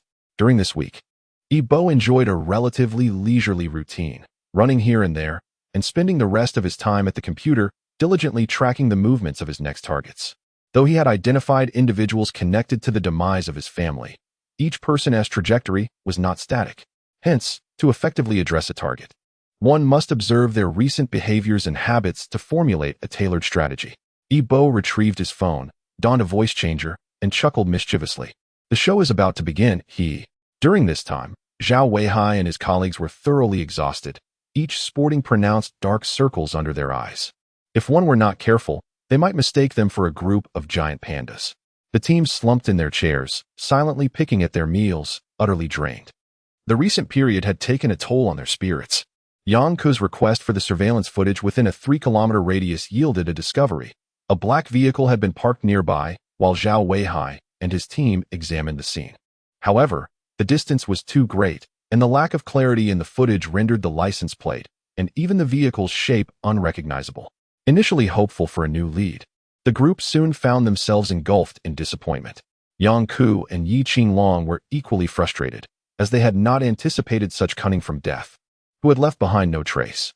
Both were at a loss, having investigated numerous individuals and perused countless case files without uncovering any anomalies. Death had proven to be the most elusive and formidable criminal they had encountered. Noticing the team's low morale, Detective Zhou attempted to lighten the mood, stating, "It has been a week. Perhaps Death has ceased his activities. That would be a positive development. As long as no further victims emerge, we can gradually unravel the threads and identify Death." However, as Zhou finished speaking, Zhao Weihai's phone rang. Spotting a virtual number, he felt as though his heart had been seized by a firm grip. Observing Zhao Weihai's reaction, Zhou had a foreboding sense. Could I be a harbinger of doom? Is it true that speaking of the devil brings him forth? Chapter 13. The first confrontation between Yi-Ching Long and Death in unison, the group abandoned their meals, directing their attention to Zhao Weihai's phone. Upon answering, Zhao Weihai activated the speakerphone. "Hello?" The voice on the other end erupted into manic laughter. "Ha, Captain Zhao. Long time no see. How have you been?" Yi-Ching Long seized the phone, interjecting, "Are you Death?" Yi Bo, aware that a task force had been formed, recognized that a different voice indicated the arrival of someone dispatched to assist in the investigation. "Oh, and who might you be?" Yi Bo inquired, intrigued. Yi-Ching Long replied lazily, "My name is Yi-Ching Long. I'm quite curious about your intentions." He subtly signaled to Zheng Xiao to promptly trace the caller's location. Yi Bo gasped, then chuckled. "Oh, you're Yi-Ching Long. I've heard of you, the renowned detective. A mere nobody like me pales in comparison to the notoriety of your name, which has spread across the nation. Ha ha ha. Yi-Ching Long, you're stalling for time to track my location, aren't you?" Yi Bo deduced that Yi-Ching Long's casual banter was a tactic to ascertain his whereabouts via the phone number. Checking the time, Yi Bo remarked, "Oh, my apologies, but I must hang up now." With that, he ended the call. Zhao Weihai shook his head. That was futile. The other party is exceptionally cunning. Tracking their location solely by phone number is utterly ineffective. Barely had he finished speaking when the phone rang again. Yi-Ching Long answered, exasperated. "Is this really necessary, Death? You are Death, and yet you fear our trivial stratagems? Ha ha ha. I called to inform you that my next target is named Xiaqiu, and the deadline is until 3 o'clock in the morning. The police must ensure her protection. If she is still alive after 3 o'clock, I will guarantee her survival." Ha ha ha. Yi-Ching Long spoke in a low voice. "Just wait. I will certainly not allow you to kill her." Yet, the only response was Yi Bo's arrogant and deranged laughter. Ha ha ha. "I look forward to seeing you, Officer Yi." The call was terminated. Yi-Ching Long's lips curled into a faint smile as he murmured, "Interesting, truly fascinating. It has been a long time since I encountered such a formidable opponent." Zhao Weihai decisively stated. We must locate this Xia Qiu immediately and ensure her safety. Zheng Xiao swiftly searched on the computer and soon found information about a woman named Xia Qiu. There she was. Xia Qiu's basic details appeared on the screen. A female from Yongli County in Pingjin City. She arrived in Pingjin 5 years ago, working as a waitress and dishwasher, and began live streaming a year ago. She has over 1 million followers on the dual short video platform, making her quite a significant internet celebrity. Known by the username Soft White Bunny, Zheng Xiao glanced at Xia Qiu's videos and remarked disdainfully, "They're all borderline content." Zhao Weihai replied, "We will discuss this later. We must contact her immediately. We cannot allow death to strike first this time." Meanwhile, Yibo snapped his SIM card in half and discarded it into the trash, then drove away. The car played soothing music as Yibo swayed gently to the rhythm, his face awash with ecstasy. "Brother, you seem to be in a good mood today." His sister suddenly appeared in the passenger seat, looking at him curiously. Yibo affectionately gazed at her. "Of course. I have encountered a worthy opponent." "Oh, is that so? An opponent worthy of your acknowledgement must be quite extraordinary. Is he truly that formidable?" Yibo pondered. "I cannot say for certain, but I can feel it, and I believe that Yi Qinglong can sense it too. It is the thrill of encountering a rival. I feel as if my very blood is boiling." "Oh, will you be in danger, brother?" His sister's face was filled with concern. "Danger? Ha ha ha." Yibo laughed heartily. "I merely view him as a rival. However, he still falls short when compared to me. Ha ha ha. That's good to hear. As long as you're safe, that is all I wish for." A fleeting madness flickered in Yibo's eyes before he concealed it. "Do not worry, brother will be fine. Our vendetta remains unresolved. I will absolutely be fine." At that moment, Xia Qiu remained in a deep slumber, her phone silenced to prevent any disturbances. Zheng Xiao listened to the mechanical voice on the phone. "Sorry, the number you dialed is currently unavailable. Sorry, the subscriber you dialed. Team Zhao. No one is answering." Zhao Weihai slammed the table in frustration. "Damn it, we're too late again." Yi Qinglong shook his head. "No, this time death did not kidnap anyone." "What?" Zhao Weihai looked at Yi Qinglong in astonishment. "How do you know?" Yang Ku interjected, "Because you are all blinded by conventional thinking. In the previous instances, death always called after having abducted the victim. However, this time he said ensure her protection, which indicates that he has not kidnapped her. His intention is to kill her right under our noses." He then sighed, truly a madman's behavior.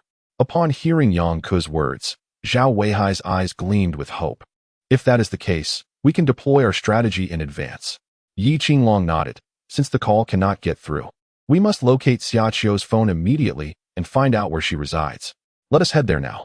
Soon, Zhao Weihai, Yi Qinglong, and Yang Ku tracked Xia Qiu's location through Zheng Zhao's information, finding her in Yunfan Garden. After showing their credentials to the security guard, they entered. Yanka looked at the apartments. "There are quite a few beautiful girls here." Zhao Weihai hesitated to speak. Yanka noticed Zhao Weihai's expression and smiled.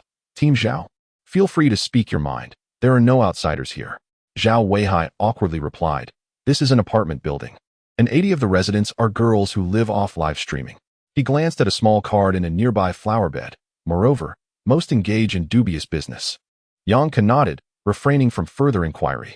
The trio approached room 1831 in building 20. They knocked, but received no response. Could she be out? Yanka shook her head. "That seems unlikely." Zheng Xiao confirmed that her phone is still here. "Let us keep knocking." They continued to knock for half an hour until they finally heard an angry voice from within. "Who is it? A persistent salesman? I'm not buying any insurance. Leave me alone to sleep." Chapter 14. The allure of money. "We are the police. Please open the door." Zhao Weihai declared their identity. The door slowly creaked open, revealing a disheveled woman with sleepy eyes, gazing at Zhao Weihai and the others with suspicion. "You are the police?" Zhao Weihai produced his badge, and only then did the woman believe them. "What do you want from me? Are you Xia Qiu?" Xia Qiu nodded. "Yes, I am. I haven't done anything wrong. What is this about?" Yanka looked at her and stated, "Death wants to kill you. We are here to ascertain whether you have offended anyone recently." Being an internet personality, Xia Qiu was undoubtedly aware of the recent uproar surrounding death. Upon hearing that her life was in danger, she panicked. "I haven't done anything heinous. Why would death want to kill me?" Her voice trembled, almost tearful, appearing rather pitiful. Yanka tried to soften her tone. "It's all right. You need not be afraid. We are here to protect you. Please tell us if you have offended anyone recently." The name of death was deeply etched in Xiaoqiu's mind, particularly that manic laughter. She could scarcely believe the reality of being targeted by death, fearing the consequences of such an encounter. Just the previous night, she had joked with a friend that if death ever came for her, she would pull off his mask to see if he was handsome. Little did she know that death had truly come for her, bent on murder. Xiaoqiu wished she could slap herself. Her careless words had seemingly summoned this fate. I haven't offended anyone. I just do my live streams and nothing else. The three questioned her for an hour but learned nothing substantial, aside from the fact that she had slept with the top donor. Yang Ke nodded, confirming that Xiaoqiu was not lying. Zhao Weihai wondered aloud. Then why does death want to kill her? Yi Qinglong also felt puzzled. He sensed that death was not the type to kill indiscriminately. Yet, Xiaoqiu had done nothing egregious aside from her brief liaison with a top supporter, an act hardly deserving of death. In her fear, Xiaoqiu almost confessed to every misdeed she had ever committed, save for one. 20 years ago, at the age of 15, her family had only allowed her to complete middle school, believing that educating a girl was futile as she would eventually marry. Consequently, they arranged for her to work as a cleaner at the county's water supply bureau. One day, a mysterious individual approached Xiaoqiu, offering her 3,000 yuan in exchange for a small favor. At that time, Xiaoqiu had never seen so much money. Her monthly salary was merely 300 yuan. Driven by greed, she immediately acquiesced. The task at hand was rather simple. She was to turn off the water supply to a household at 10 o'clock in the evening and restore it by 5 in the morning. Initially, Xiaoqiu was puzzled as to why the other party wanted her to cut off the water supply to that family. However, when a sum of 2,000 yuan was presented, the allure of the money made her quickly dismiss her concerns. Soon after, Xiaoqiu followed through with the plan, only to learn the next day that a fire had broken out in the county, resulting in the tragic loss of the entire family.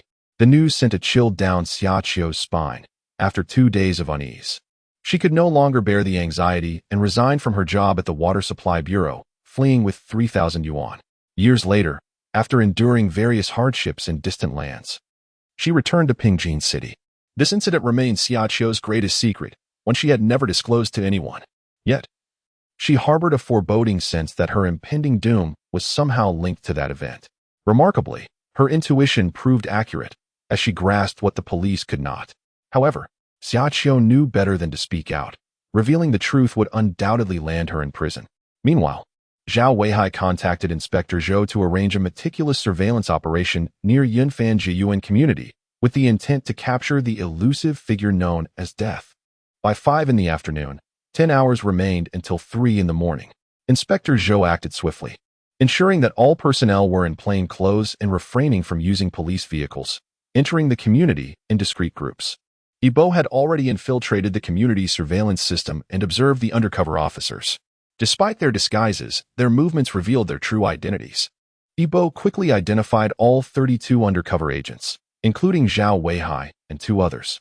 Such a substantial presence could potentially alert their target, yet Yibo coldly chuckled, exiting the premises as night fell. As darkness enveloped the area, tension escalated among the officers. Inspector Zhou took position by the exercise equipment downstairs, discreetly monitoring every passerby while maintaining a semblance of casualness. Each officer remained on high alert, harboring a shared resentment towards Death, who had openly defied their authority. The situation left them feeling utterly frustrated, not only due to Death's provocations, but also because he had managed to expose several criminals, rendering the police seemingly inept. Time continued to slip away, and by midnight, Zhao Weihai called for reports from the teams. Disappointment echoed as each group reported no signs of Death. Meanwhile, Yibo found himself in a tranquil bar, savoring a drink while enjoying the serene melodies of a violin. The atmosphere was filled with couples whispering sweet nothings, cautious not to disturb the peace. As he sipped on a Bloody Mary, he chuckled softly to himself, relishing the vivid imagery of blood reminiscent of flames. The bartender, a captivating woman, presented a newly concocted drink before him, urging him to taste it. Yibo raised the glass, the red flames flickering enticingly, and with a mischievous grin, he downed the fiery liquid. His cheeks flushed momentarily before he returned to his composed self, savoring the flavor. As the clock struck 2:30 in the morning, Zhao Weihai observed the time with growing concern. He checked on Xiaoqiu's live broadcast, ensuring everything remained uneventful. Despite the police's attempts to dissuade her from streaming that night, Xiaoqiu was resolute. She was determined to fulfill the promises made to her top supporter, fully aware that this opportunity could lead her into a life of luxury. Dressed in a revealing outfit as requested, Xiaoqiu took a few swigs of strong liquor to enhance her appearance before commencing the live stream. Outside, the officers, including Inspector Zhou, anxiously awaited, knowing they could not enter while she broadcasted. As the stream began, Xiaoqiu greeted her audience with enthusiasm, her flushed cheeks and alluring demeanor instantly attracting thousands of viewers. Gentlemen, you must not merely observe. Please extend your kindness by sending small tokens and gifts to the big white rabbit. Thank you. Dear gentlemen, I adore you all. Outside, Yang Ku wore a look of disgust, exclaiming, "How revolting." Yi Qinglong chuckled, remarking, "Such scenes only elicit disgust from you ladies. You keep your gaze outside while I monitor the interior. Time is of the essence. We must remain vigilant against any sudden assaults from the Grim Reaper." Yang Ku nodded, averting her eyes from the live stream, feeling nauseous even at a glance. Meanwhile, Xiaoqiu was energetically putting on a cute performance. "Dear gentlemen, the host has prepared a special treat for you today," she declared, intentionally pulling her garment down slightly to reveal a tantalizing neckline. "Wow, the host is truly generous today, treating us so well. I must quickly grab some paper. Perhaps the host could lower her outfit just a tad more." "Whoa, brother, what are you planning? Count me in. This host is simply adorable. I must follow her without hesitation and send a few cucumbers her way. Don't be picky." With that, Xiaoqiu stood, showcasing her long, slender legs, and announced, "As a token of gratitude for your support, I shall perform a dance for you. Dear gentlemen, please enjoy. Hurry, I can hardly contain my excitement," cheered the audience. "Go, host. We will always support you." Outside, Yi Qinglong observed Xiaoqiu as she swayed her hips, failing to notice any anomalies. "Yang Ku, have you spotted anything unusual?" Yang Ku shook her head in silence. Zhao Weihai, skeptical, mused, "Could it be that the Grim Reaper, noticing our tight security, has chosen to abandon this endeavor?" Yi Qinglong replied resolutely, "That is certainly not the case. We simply need to hold our ground. If Xiaoqiu survives past 3 o'clock, then we shall have won this round." He glanced at the time. Only 5 minutes remained until 3. A quick look at the live stream sent a shiver down his spine. "Oh no, this is bad." Suddenly, green flames erupted from Xiaoqiu's body, yet she remained blissfully unaware, continuing her dance with a smile. The scene was bizarre. Viewers in the live stream momentarily forgot to comment. Yi Qinglong urgently pounded on the door. "Xiaoqiu, open the door. Can you hear me? Hurry." Yang Ku and Zhao Weihai felt a wave of dread, knowing something must be amiss inside. In a fit of desperation, Yi Qinglong kicked the door open. Yang Ku and Zhao Weihai were left stunned by the sight before them. The green flames engulfing Xiaoqiu intensified, and the acrid scent of burning flesh filled the air, while she danced on, oblivious and smiling. The live stream exploded with activity as countless viewers flooded in, astonished by the surreal spectacle. Is this a special effect? How bizarre. Is the host spontaneously combusting? Is this scripted? Following this, the host would undoubtedly gain immense popularity. One must secure a spot now. Quickly record this. Tomorrow's trending news will surely feature the big white rabbit. This doesn't seem scripted at all.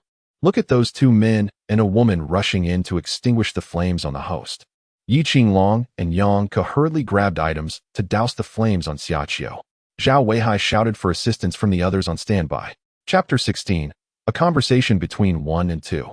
Quickly call for an ambulance. Hurry, we need to save her. Yang Ku urgently instructed Zhao Weihai. This is white phosphorus. Find a dry powder fire extinguisher. Inside the live stream, a comment scrolled by. Midnight dancing flame sprite. The flame dance, captivating hearts. The wicked soul, justice has arrived. As the ambulance departed, sorrow and anger etched on every face. Yi Qinglong and Yang Ku remained in the now closed live stream room. It was inevitable that by dawn, news of the host's self-immolation would dominate the trending charts. Neighbors, roused by the commotion, peered out only to be ushered back by police. Ibo, emerging from a nearby bar, chuckled at the news headline on his phone. Beauty host spontaneously combusts during live stream. Let the police busy themselves for a while. He mused with a laugh. Brother, I think you should find an assistant. Managing alone is quite the task. Having help is always better than going solo, his sister suggested. An assistant? I have someone in mind, but now is not the time, Ibo replied, gazing at the news on his phone. His fury is not yet sufficient. I need it to reach its zenith before he can be of use to me. Just then, A passerby noticed Ebo speaking to seemingly empty air, sending a chill down their spine. Ebo regarded the passerby coolly, a strange smile curling his lips. The passerby screamed, "Oh, Mama," before fainting. Ebo stepped over the fallen figure, swaying to an odd rhythm, gradually vanishing into the night. The following day at the police station, every officer bore dark circles under their eyes, yawning frequently, clearly having gone without sleep all night. Yanko entered, carrying breakfast.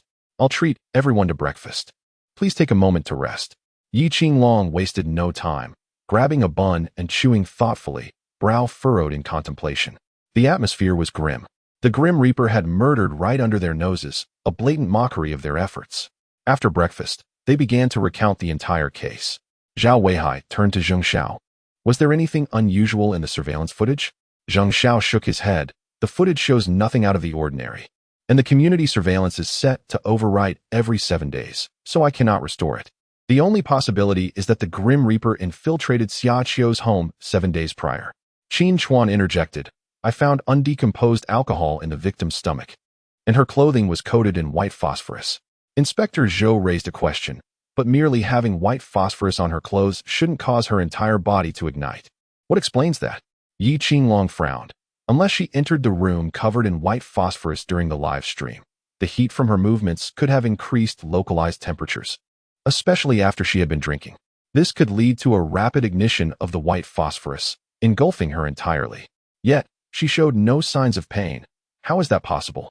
Suddenly, Yi Qinglong queried Qin Chuan. "Was Xiaqiu using drugs?" Qin Chuan, taken aback, nodded. "Indeed, I found traces of marijuana in the victim's blood. It has anesthetic and hallucinogenic properties, and she had injected a considerable dose." Zheng Xiao then focused intently on the computer screen, saying, "Captain Zhao, I discovered that Xiaqiu frequently communicated with a certain individual, and the very outfit she wore was a gift from him." Zhao Weihai exclaimed, "Can we identify this person?" After a brief search, a photo of a square-faced man appeared on the screen. Inspector Zhou slammed his fist on the table, declaring, "I'll head out immediately to apprehend him. Damn it, we're finally going to find the Grim Reaper." He started to leave, but Yi Qinglong cautioned, "Wait. This individual may not be the Grim Reaper." "Why?" Zhou Tan queried in confusion. "Perhaps this is a clue left behind by the Grim Reaper's oversight. I refuse to believe that one person could be so powerful as to leave no trace." As Zhou Tan spoke, his emotions grew increasingly fervent. The others remained silent, sharing Zhou Tan's sentiments. The Grim Reaper had already claimed 3 lives, each time right under their noses, leaving them utterly helpless. This sense of frustration was nearly overwhelming, threatening to burst the hearts of each individual present. Yi Qinglong sighed softly. "All right, let us bring this person back for questioning." Zhao Weihai glanced at Yi Qinglong, recognizing the validity of his words, yet knowing that they could not afford to overlook any clue. "Zhou Tan, you go. Bring him back for interrogation." Yang Ku turned to Zheng Xiao and said, "I want to see all the bullet comments from last night's livestream. I've mentioned before that most criminals tend to return to the scene of their crimes to admire their handiwork. However, last night, the entire building was surrounded by our team, so he couldn't have gained entry. The only way he could witness his work was through the livestream." Zheng Xiao nodded. "All right. I'll filter through it right away." Just then, Zhao Weihai's phone suddenly rang. Everyone tensed, their gazes fixated on Zhao Weihai's phone. He looked at the virtual number displayed, his hand trembling slightly, as if hesitant to answer. Observing this, Yi Qinglong took the phone, answered, and switched to speaker mode. "Officer Yi, good to hear from you," came the voice of the Grim Reaper from the other end, chillingly reminiscent of death itself. The very utterance of his voice heralded the demise of another soul. Yi Qinglong spoke in a grave tone. "What is your purpose? What grievances do you have that you wish to discuss with us? We are here to help." "Discuss with your police?" The Grim Reaper laughed heartily, as if mocking the absurdity of the notion. "Yes, please tell us not to kill anymore. Any grievances you have, you can share with us. I swear, in the name of my esteemed detective status, I will clear your name." The Grim Reaper coldly replied, "I have no interest in delayed justice." His voice then dripped with venomous resentment.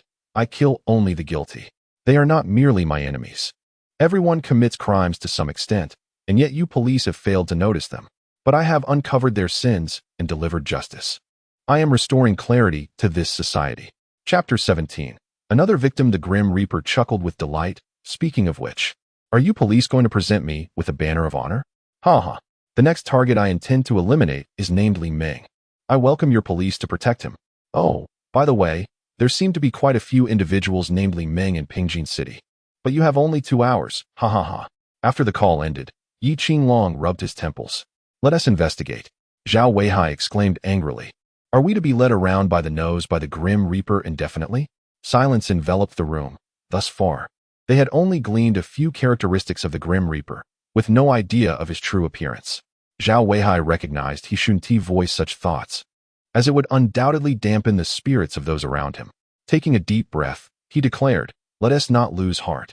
I firmly believe that good will triumph over evil. Even if he is the Grim Reaper, I will ensure his capture. We are the police, and there must be details we have overlooked. Let us be thorough. We will surely uncover some clues.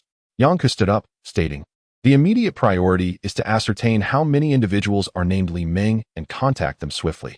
We found that there are 14 individuals named Li Ming in the city, and I've sent their contact details to the work group, Zheng Xiao informed. Good, let us reach out quickly. Our time is limited. After hanging up, Yibo fixated on the computer screen before him. The image displayed a frail man with sunken eyes, heavy dark circles encircling them. His unkempt beard and greasy hair suggested he hadn't bathed in ages.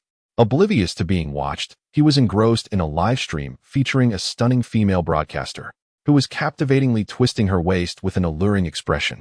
This man was Yibo's current target, Li Ming. Occasionally, Li Ming would send virtual rockets to the broadcaster, who would playfully protest, oh dear, don't send me gifts. I can earn without your help. Hearing her voice, Li Ming felt a rush of excitement, sending more rockets and climbing to the top of the leaderboard. The broadcaster feigned annoyance. Oh no, please stop.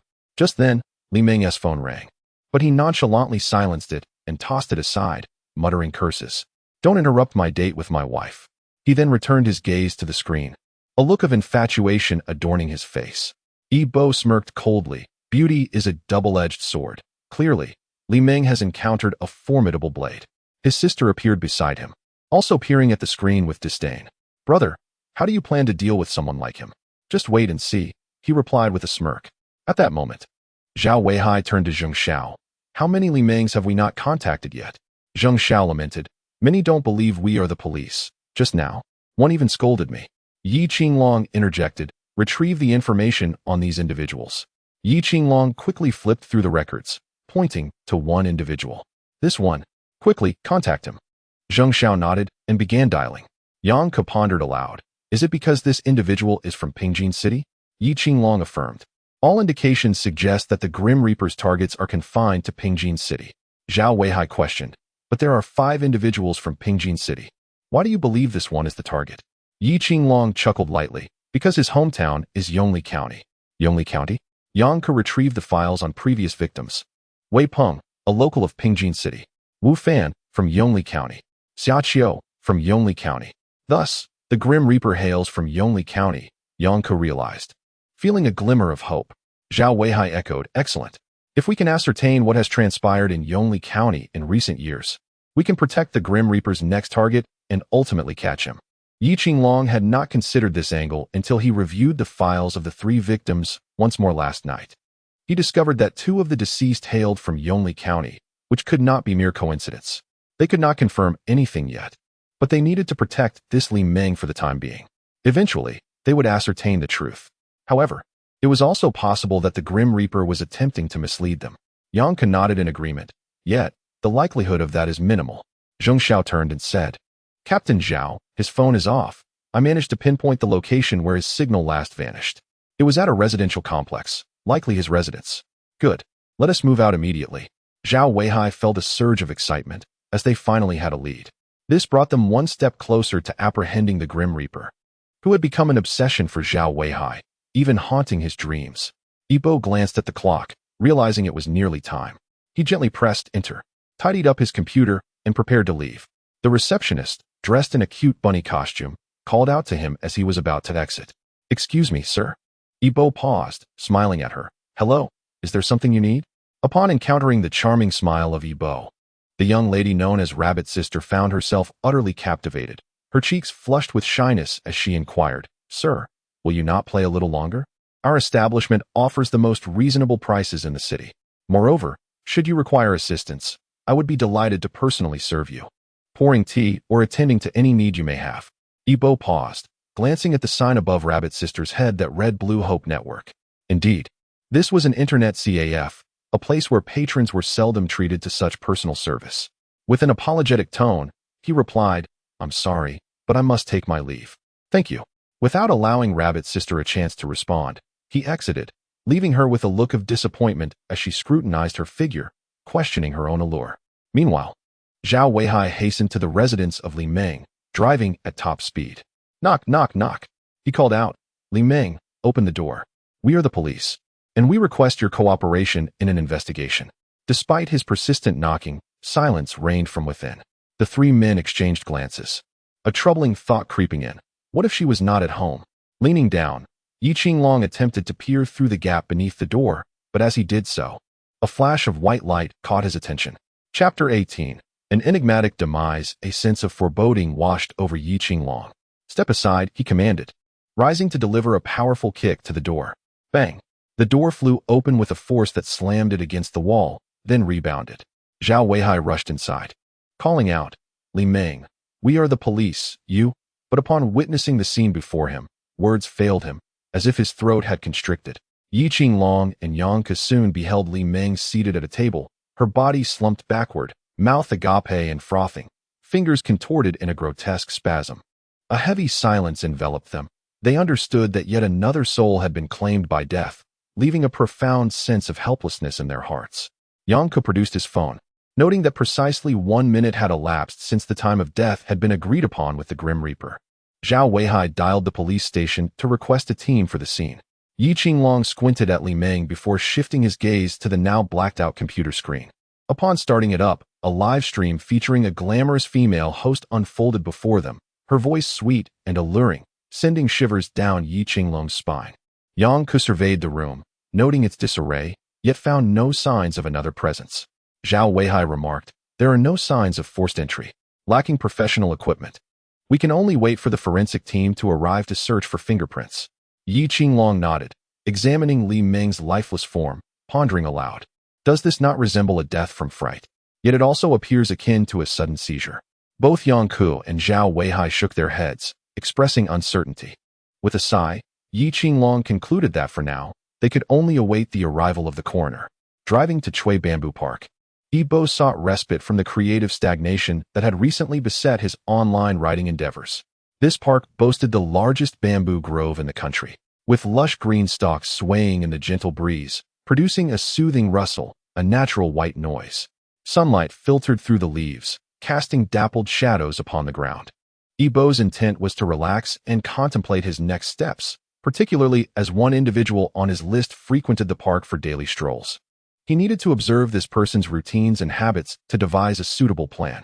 Unfolding a portable chair beside a folding table adorned with a cup of Dahong Pao tea from Wui Mountain, Ibo immersed himself in a book, occasionally lifting the teacup for a sip.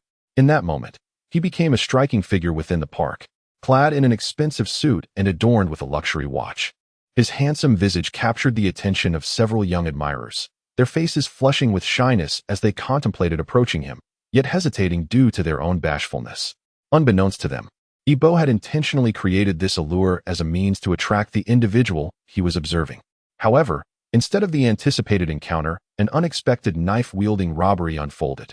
Ibo glanced up to see a figure adorned with a half-black, half-white Grim Reaper mask rushing towards him in a panic, pursued by another individual who shouted for the masked figure to halt.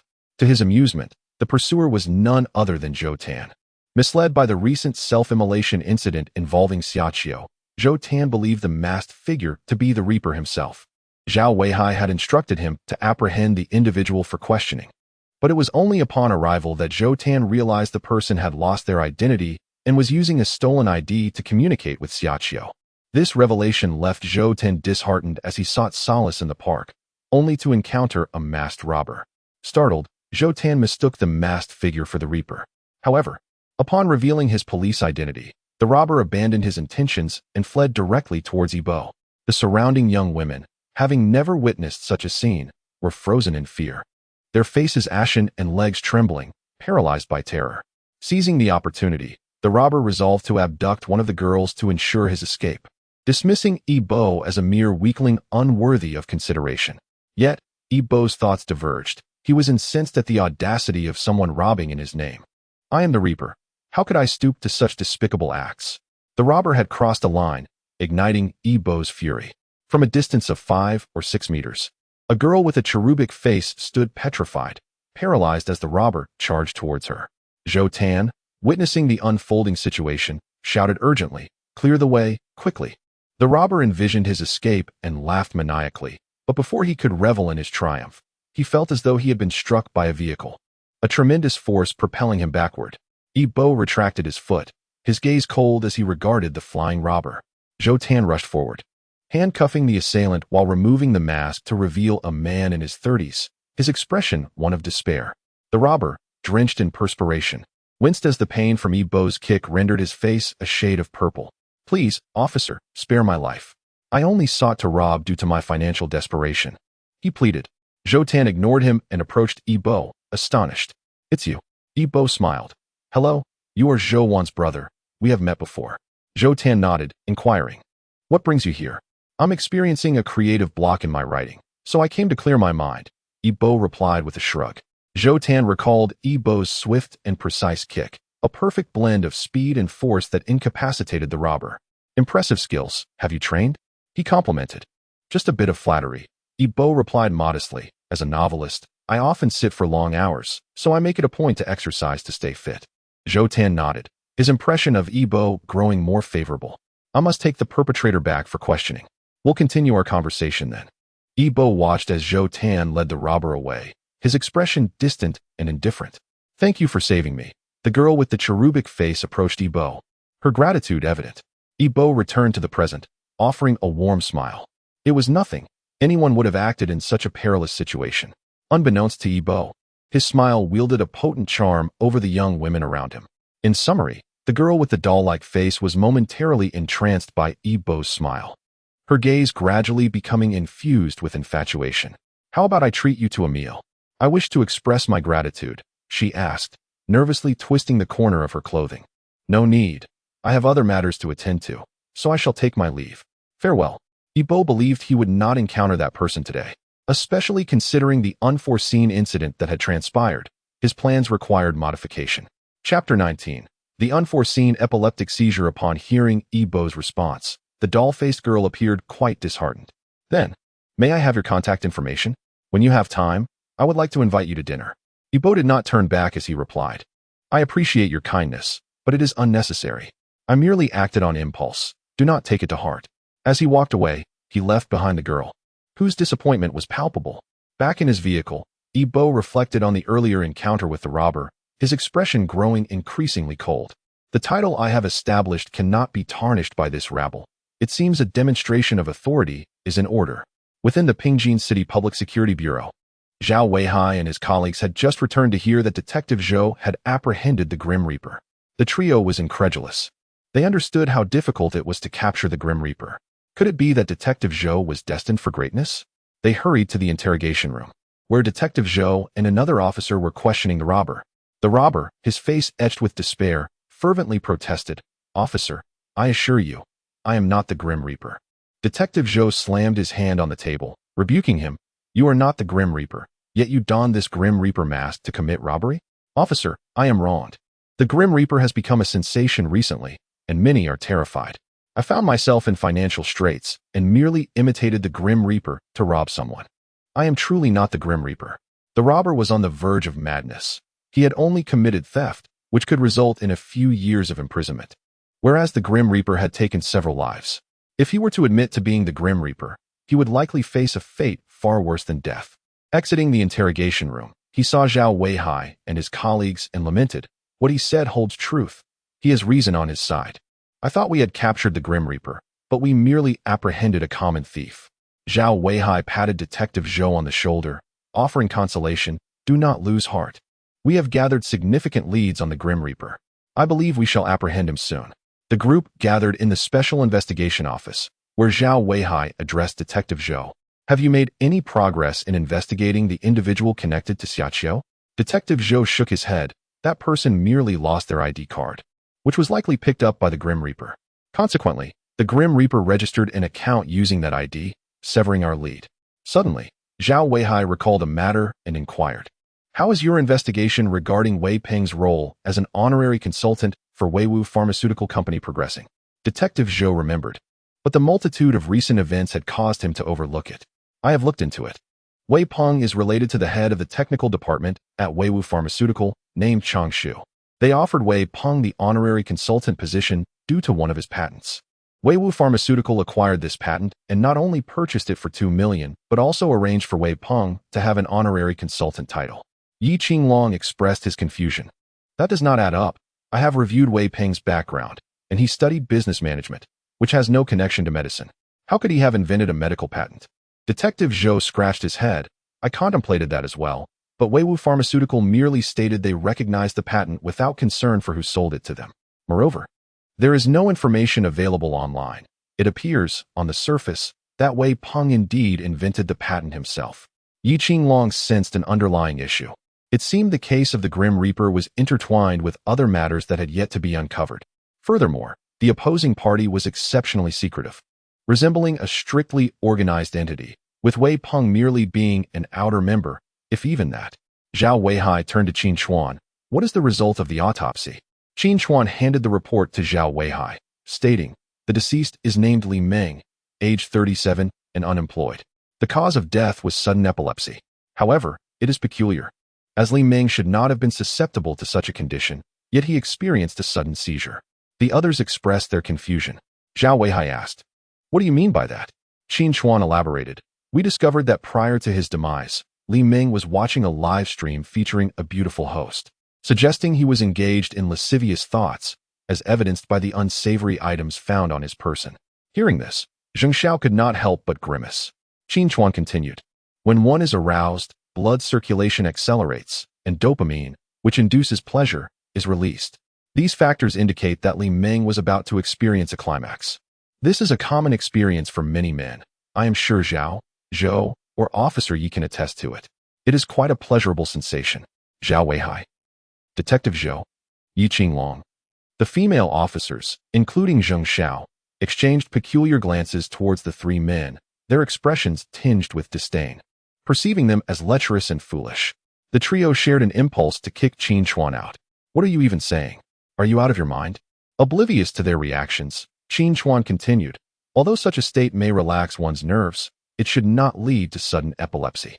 Yet, he still suffered from it. If a person is entirely relaxed and then subjected to a sudden stimulus, it can trigger an epileptic seizure, leading to death before the individual could even recover." Yi Qinglong suddenly recalled the faint white light he had glimpsed through the door before kicking it open. "Before I kicked the door, I saw a flicker of white light. Though faint, could this be the cause of Li Meng's seizure?" Qin Chuan pondered before shaking his head. "That remains uncertain. Further investigation is required." Zhao Weihai glanced at Zheng Xiao. "Have you made any discoveries on your end?" Zheng Xiao shook her head. "Previously, Officer Yang asked me to sift through the comments during Xiaqiu's live stream. I have filtered through all of them and found one suspicious comment." Zheng Xiao displayed the comment on the screen. "The midnight dancing flame sprite, flame dance, stirring the heart, wicked heart, justice has arrived." Yang Ku remarked confidently, "That is certainly the account registered by the Grim Reaper. He was present in the chat room during Xiaqiu's broadcast." The imagery of the midnight dancing flame sprite aligns perfectly with Xiaqiu's state at that moment. She was figuratively aflame and dancing gracefully, which fits these words perfectly. "Can we trace the user?" Zhao Weihai asked, though he held little hope. Zheng Xiao displayed the registrant's information on the screen, causing everyone to freeze.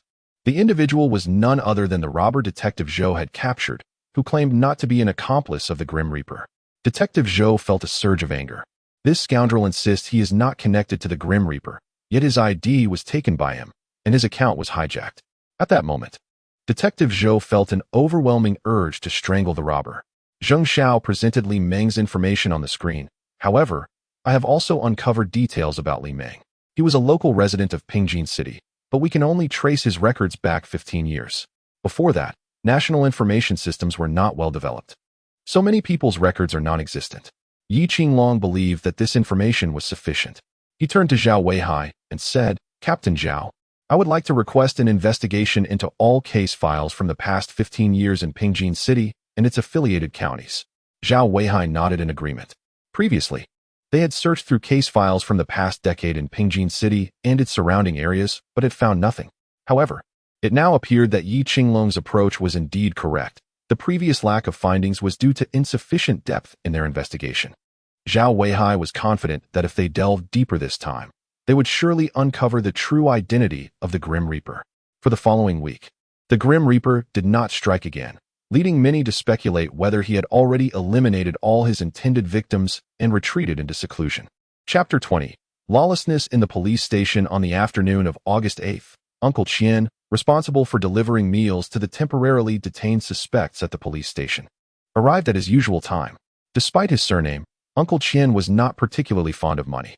He was childless, residing alone in a nearby house, and Zhao Weihai had suggested several times that he stay in the dormitory provided by the police station, but Uncle Qian had firmly declined. He insisted that at his age, he did not wish to be a burden to anyone and found solace in living alone. Moreover, he frequently donated half of his monthly salary to underprivileged children in remote mountainous areas, enabling 3 of them to successfully enroll in university. Whenever he thought of this, Uncle Qian beamed with pride for those 3 children. Upon seeing Uncle Qian, Detective Zhou greeted him with a smile. "You're here, Uncle Qian? You seem in good spirits today." Zhao Weihai, upon entering the station and spotting Uncle Qian, also greeted him warmly. Uncle Qian, with a kind demeanor, soon began his work. He diligently cleaned both the interior and exterior of the police station before wheeling his cart to the cafeteria, neatly arranging the food for the inmates and setting off toward the holding area. As he passed a staircase leading to the restroom, Uncle Qian left his cart outside and quickly stepped in. After finishing his business, he pushed the cart toward the holding area. After undergoing a search and inspection, an officer jokingly remarked, "Uncle Qian, living alone at your age, have you never thought about finding a companion? It would be nice to have someone to share a warm bed with." Uncle Qian waved his hand dismissively, saying, "Oh, let it be. At my age, what is the point of finding a partner? I'm quite comfortable on my own." The officer persisted, "I'm serious. My neighbor's mother has been alone since her husband passed 10 years ago. I could arrange for you 2 to meet." Uncle Qian was taken aback, shaking his head repeatedly. No, I need to deliver meals to the inmates now. Please let me in once you finish your checks." "I'm done, Uncle Qian. You can go in now." The officer, still not giving up, added, "Just meet her once. You're getting older, and being alone isn't ideal when you fall ill." Uncle Qian ignored him and wheeled the cart inside. The officer sighed and shook his head. "This old man is so stubborn." Uncle Qian, drenched in sweat, muttered to himself, "This kid is simply out of line."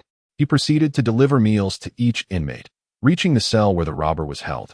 He opened the small window on the door and called out, "Time for lunch," placing the food inside. After completing the deliveries, Uncle Qian turned to leave. As he passed by the officer, he quickly interjected, "I still have to sweep the floor, so I'll be going now," and hurriedly exited. The officer chuckled. "What else with the fear? I'm not forcing you to meet anyone." Inside the Special Investigation Team's office, Zhao Weihai and the others were having their meal, while Yi Qinglong furrowed his brows and asked Yang Ku, "Do you think the Grim Reaper is plotting something since he hasn't made a move this past week?" Yang Ku sipped her soup, contemplating before responding. From a psychological perspective, the Grim Reaper is an extremely confident and arrogant individual. His previous cases reveal a strong sense of timing. He oscillates between madness and an unnerving calmness, demonstrating meticulous thought processes. Given his prolonged silence, I suspect he may be planning something significant. "How is your investigation progressing?" Yi Qinglong rubbed his temple and replied, "There are still no results. The case files are overwhelming, and I believe our previous review was insufficient. A thorough re-examination would be an enormous undertaking." Yang Ku could only express her helplessness, as she was not the lead investigator. That role belonged to Yi Qinglong. Just as Yi Qinglong finished his meal and intended to rest, a police officer rushed in, breathlessly exclaiming, "It's bad. It's bad. The robber, named Wang Jun, is dead." At this revelation, everyone sprang to their feet. Detective Zhou, incredulous, asked what happened. "Isn't he in custody?" The officer, equally confused, replied, "I don't know. I just found him dead during my patrol." Yi Qinglong instructed Zhao Weihai, "Captain Zhao, please ensure that the person who delivers meals to the inmates is detained. I need to investigate." Realizing the gravity of the situation, Zhao Weihai urged Detective Zhou, "Quickly, find Uncle Qian." Together, they hastened to the holding area, which was already swarmed with officers. The station's chief, Chu Wei, was also present, his expression dark and foreboding. Upon seeing Zhao Weihai and Yi Qinglong, Chu Wei glared at them, bellowing, "I don't care what methods you use. You have 3 days. If you fail to capture the murderer, you can resign." The audacity of the murderer to commit a crime within the police station was outrageous. Zhao Weihai understood the severity of the consequences. If mishandled, he might lose his position as the chief detective. "Rest assured, Chief, I will apprehend the culprit," Zhao Weihai assured him. Chu Wei snorted, angrily turning away. Yi Qinglong, witnessing the scene, offered Zhao Weihai a reassuring pat on the shoulder before entering the crime scene for further investigation. At that moment, Detective Zhou rushed over, panting, "Captain Zhao, Uncle Qian is missing. The guard at the entrance saw him leave the police station half an hour ago, and he has likely fled by now. I've dispatched officers to search for him." Zhao Weihai erupted in anger. "Find him. No matter what it takes, bring him back." Qin Chuan approached, glancing at the deceased's face, and stated decisively, "It's a drug overdose." Zhao Weihai and Yi Qinglong exchanged glances, exclaiming in unison, "Are you certain?" Qin Chuan nodded. "I'm sure. The manner of death is identical to that of Wei Peng. I will report further details after the autopsy." With that, he motioned for Yi Qinglong to step outside. Yi Qinglong complied, exiting with Zhao Weihai. He remarked, "Qin Chuan shares my suspicion. I believe the Grim Reaper is behind this. But how did he manage it? Could it be that he corrupted Uncle Qian?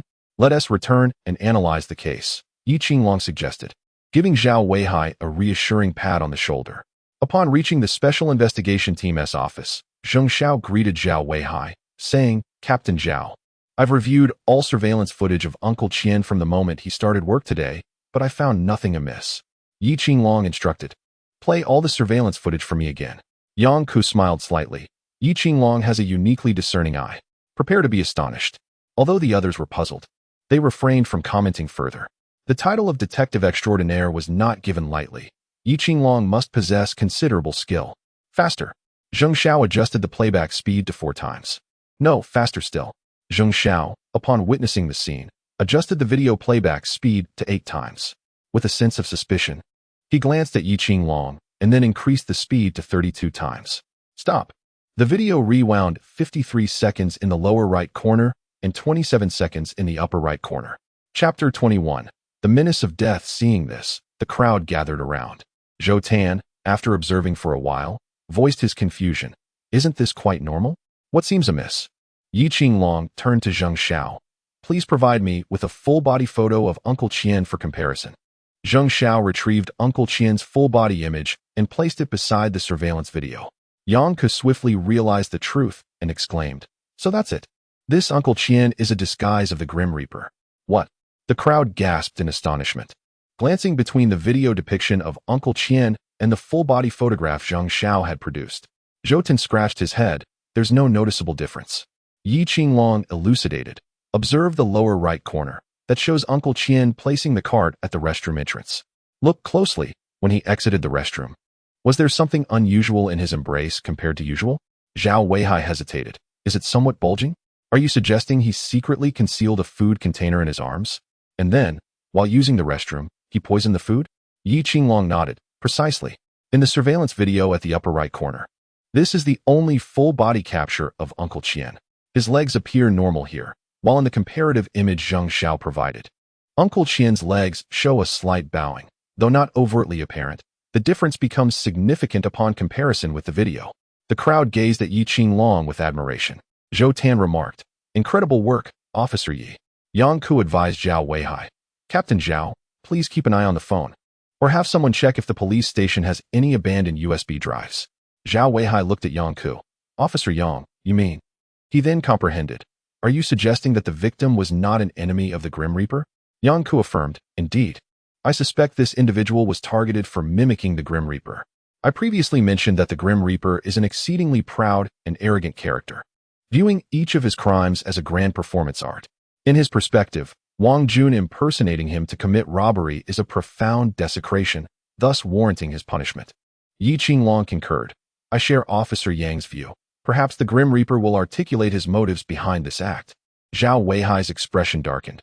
"He committed murder and now wishes to explain? Particularly within the precinct. He's a lunatic, a madman." Yi Qinglong sighed, empathizing with that sense of helplessness. He recalled a case from years past, an unresolved mystery that lingered in his heart as a regret. Just then, an officer knocked and announced, "Captain Zhao, there's a package for you. Bring it here." Zhao Weihai inhaled deeply and opened the package, revealing a USB drive. As predicted, Yang Ke's suspicions proved correct. The Grim Reaper indeed left information for the police. The USB contained a video of the Grim Reaper, donned in a half-black, half-white fanged mask, lounging in a chair adorned with skull motifs, one hand resting on the armrest while the other gently swayed a goblet filled with red wine. At that moment, he embodied the true essence of the Grim Reaper, his gaze cold and indifferent, emanating an imposing aura that unsettled everyone present. In that instant, he was the Grim Reaper, and the crowd envisioned a colossal scythe, dripping with blood, casting an ominous shadow behind him. "Zhao team." The Grim Reaper straightened, leaning slightly forward to scrutinize the crowd. "He. I am the Grim Reaper.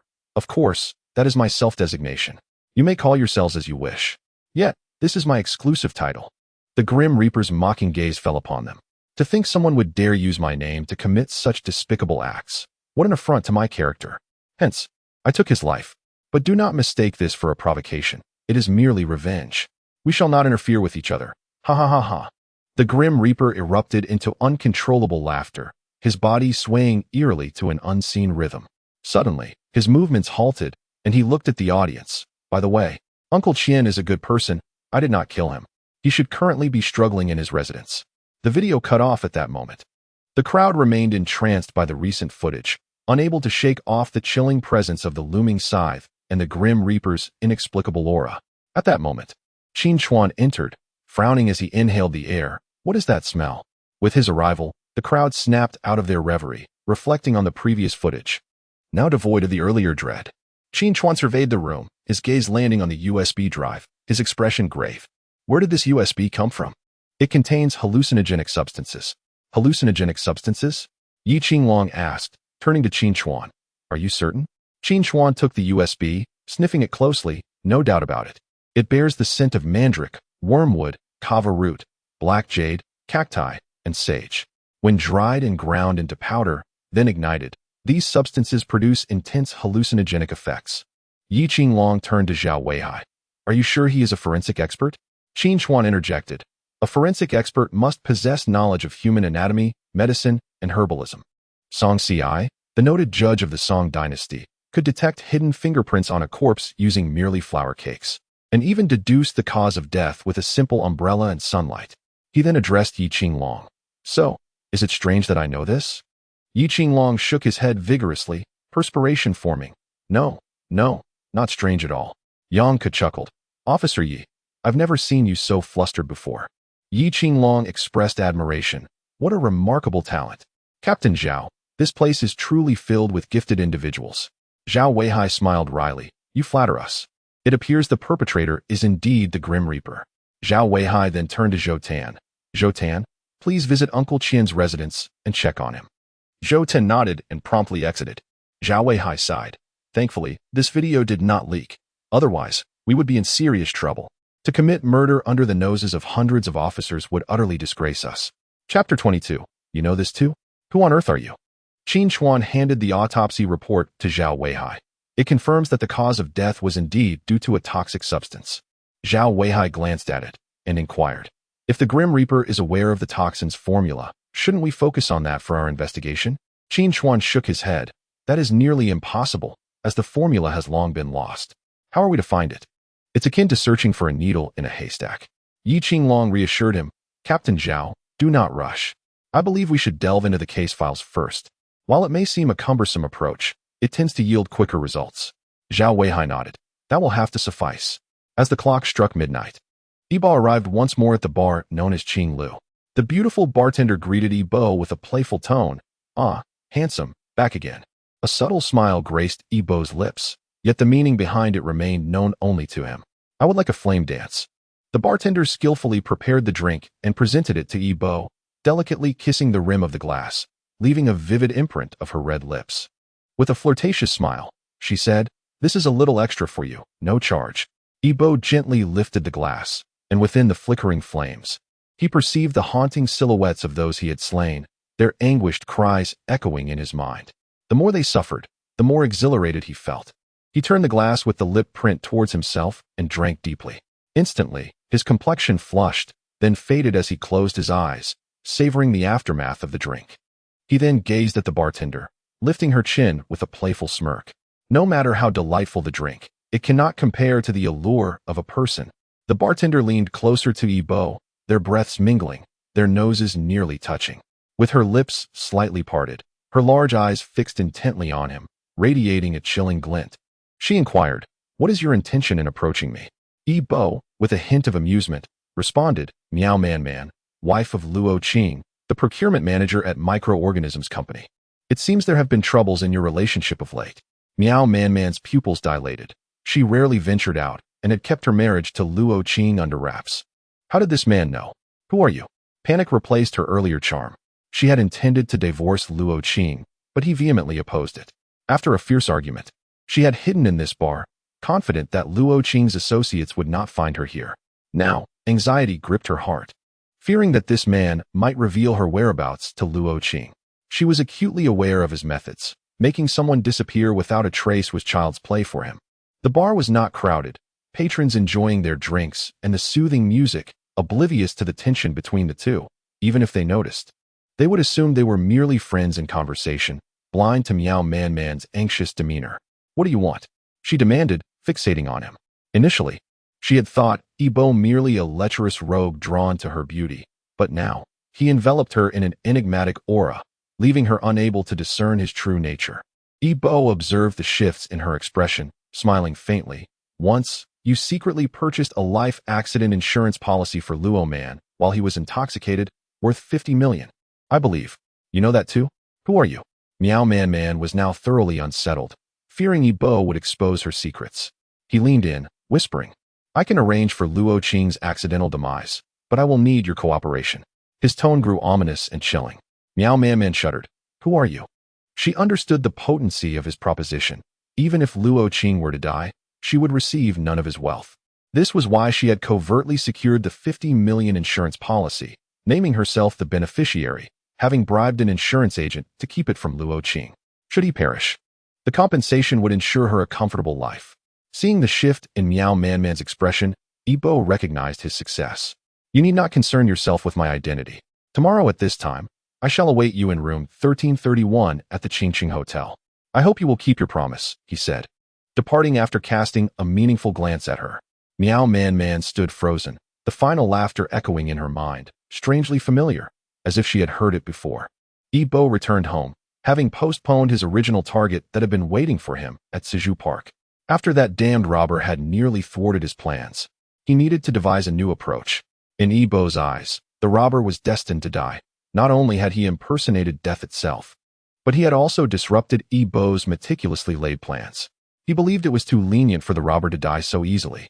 Thus, Ibo shifted his focus, intending to orchestrate an incident that could eliminate two individuals at once, potentially alleviating his financial concerns. He required ample funds for his forthcoming endeavors. This new plan was nothing short of flawless in his view. However, out of caution, he meticulously simulated every possible scenario until he was confident of its success. The following day, Ibo received a message from Zhou Wan. "Ibo, today is my birthday, and I will be hosting a party tonight. Will you be able to attend? I would be so delighted if you could come." After a brief moment of surprise, Ibo replied with a single word, "Okay." Zhou Wan's joy was palpable. "That's wonderful. I will eagerly await your arrival. By the way, my home is in Sunshine Community, Building 8, Room 1201. Let us not miss each other."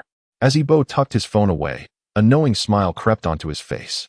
It was indeed effortless to achieve his aims. Chapter 23. Celebrating Zhou Wan's birthday. Zhou Tan and Zhou Wan lived together as siblings. Their parents conducted business overseas, compensating for their lack of affection through material means. Sunshine Community was an upscale development, its property prices soaring to levels unattainable for most ordinary people, reaching as high as 80,000 per square meter. Thus, its residents were either affluent or aristocratic. As night fell, Ibo arrived at the community Zhou Wan mentioned. He rang the doorbell, and upon opening, Zhou Wan, dressed in a light yellow dress, greeted him with delight. "Ibo, you made it. Welcome." Zhou Wan ushered Ibo inside. With Zhou Tan and Ibo, there were 2 men and 2 women in total. Zhou Tan, upon seeing Ibo, stood and smiled. "Welcome." Thank you for your help at the park. Ibo replied with a smile. No need for thanks. It was merely a small favor.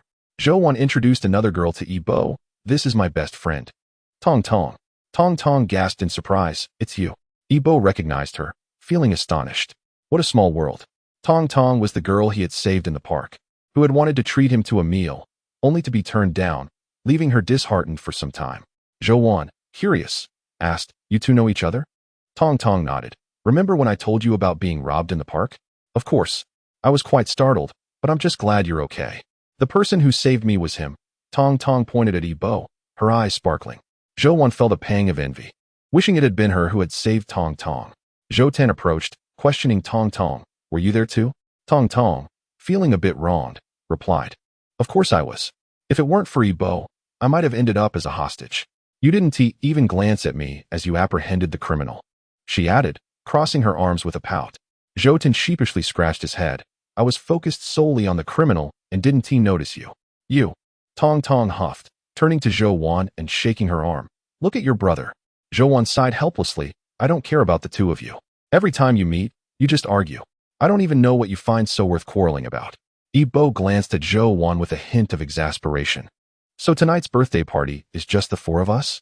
He continued, I don't have many friends. Apart from my brother, it's just you and Tong Tong.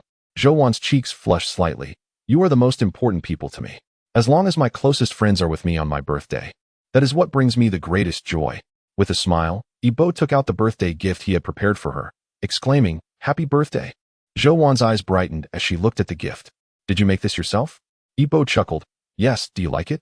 Tong Tong looked at the gift with envy. It was a handcrafted crown adorned with 9 dragons and 9 phoenixes, the creatures intertwining in a majestic display, exuding an imperial aura, while the metallic texture conveyed a sense of elegance and dignity. Zhou Tan gasped. Wan, isn't this the one you've always wanted to assemble? Then teasingly added, now you don't need to assemble it. Your dream has come true. Zhou face turned slightly red as she shyly said, Ibo, how did you know this is my favorite crown? Ibo paused for a moment, then responded with a smile. As long as you like it, that's what matters. Ironically, this crown was Ibo's least favorite creation. Despite being a perfect work of art, it felt overly feminine to him. He decided to gift it to Zhou for her birthday. If she were to discover that he had given her his least favorite piece, she would likely feel disappointed. Zhou Tan called out, Stop standing around. Take a seat. After sitting down, Zhou shot a fierce glare at her brother. Zhou Tan then realized he was in the wrong place, awkwardly chuckling as he moved to sit beside Tong Tong. Zhou then contentedly settled next to Ibo. Ibo smiled helplessly, puzzled by the antics of the siblings. Tong Tong pouted and turned away, seemingly upset. The birthday celebration was lively, with Zhou Tan and Tong Tong bickering like old rivals, and it didn't take long before Zhou Tan had Tong Tong so flustered she could barely speak. Later, when it was time to make wishes, Zhou cast a tender glance at Ibo before closing her eyes to make her wish. Zhou Tan mischievously leaned in and asked, Hey sis, what did you wish for? Is it for me to marry a rich beauty? Zhou shot him a glare. I'm not telling you. If I say it out loud, it won't come true. While eating cake, Tong Tong turned to Zhou Tan and asked, By the way, that Grim Reaper was quite active recently, but why has there been no news lately? Have they caught him? Zhou Tan sighed in exasperation. Just enjoy your cake. If we had caught the Grim Reaper, I wouldn't have taken leave so early today. Recently, the Grim Reaper had been driving them to the brink of madness. Yet leads were scarce. Having consumed some alcohol and surrounded by friends, Zhou Tan spoke freely. You wouldn't believe it. I find the Grim Reaper to be an extraordinarily peculiar individual. Ibo quietly listened, occasionally taking bites of cake. Zhou asked curiously, Peculiar? In what way? Zhou Tan cautiously glanced at the door and window, ensuring no one was eavesdropping before continuing. Did you hear about the inmate who died in our police station? Zhou nodded. I've heard about it. Wasn't it said to be from illness? It wasn't from illness. It was the work of the Grim Reaper. What? The Grim Reaper is that bold? Tong Tong exclaimed. Didn't you catch him? Zhou Tan replied with a bitter smile. Where would we go to catch him? By the time we realized what was happening, the Grim Reaper had already escaped, and he is exceptionally skilled at disguising himself. That day, he masqueraded as an elderly man delivering food to inmates, and his disguise was so convincing that we didn't notice anything amiss from such close proximity. Our colleague, Uncle Chien, who delivers food, was drugged and fell unconscious for an entire day. I had a close encounter with the Grim Reaper. Uncle Qian's habits and speech patterns were imitated so perfectly that even I, having known him for years, couldn't detect the ruse. Tong Tong exclaimed in surprise, "That's incredible. How did you discover that Uncle Qian was actually the Grim Reaper in disguise?" Zhou Tan spoke with admiration. "It was Officer Yi, who was sent to assist us in the investigation, who noticed it. Officer Yi Qinglong is simply extraordinary. His keen eyes seem capable of discerning hearts. Each time we lock gazes, I feel a sense of guilt. You know, Officer Yi Qinglong is renowned as a detective in the police force. There isn't a case he can't solve." Chapter 24. The show is about to begin. As for the Grim Reaper, you may have seen videos online depicting him as a madman. He commits his acts with audacity, yet we have found scant clues at the crime scenes. This indicates that the Grim Reaper is also a very prudent and meticulous person. Tell me, does that not seem strange? Zhou asked curiously. So how far along are you in this Grim Reaper case? Are you close to catching him? Zhou Tan shot his sister a look. That's classified information. I can't disclose it. Yibo interjected. I believe the Grim Reaper won't remain arrogant for much longer. Zhou Tan stared at Yibo in surprise, then suddenly recalled that Yibo was from Yongli County. Yibo, why do you say that? Yibo pondered for a moment before responding. It appears that the Grim Reaper targets those who have committed grave sins, like Wei Peng and Wu Fan. As for the others, I'm not certain. The police haven't released updates on the cases, so we ordinary folks remain in the dark. Zhou Tan inquired. Yibo, I recall you're from Yongli County, right? Yibo nodded. Yes, I mentioned it before. I was sentenced to my father, and after my father had an accident, I was left alone. Zhou Tan continued. Has anything memorable happened in Yongli County in the last decade or so? Yibo thought to himself. Finally, you're considering this. Memorable events? Yibo pondered for a moment before shaking his head. I don't know. I left Yongli County when I was very young, so I'm not familiar with many events there. Zhou Tan sighed in disappointment. All right then. He didn't press further. This conversation enlightened Yibo regarding the current progress of the police investigation, and he was well aware of the implications. Zhou Tan's question about his origins indicated that they had found a lead and were beginning to investigate the commonalities in the cases. Yibo surmised they were likely focusing on the cases from Yongli County in recent years. When Zhou Tan later asked if anything memorable had occurred in Yongli County over the last decade, it further confirmed that the police were either investigating cases from the past 10 years or the past 15 years. Yibo had accomplished his objective for coming here. However, he did not wish for the police's investigation to proceed too swiftly, as it was not yet time, and a rapid investigation could hinder his plans. Thus, he realized he must begin to mislead the police's investigative direction. With that thought, a subtle smile crept upon his lips.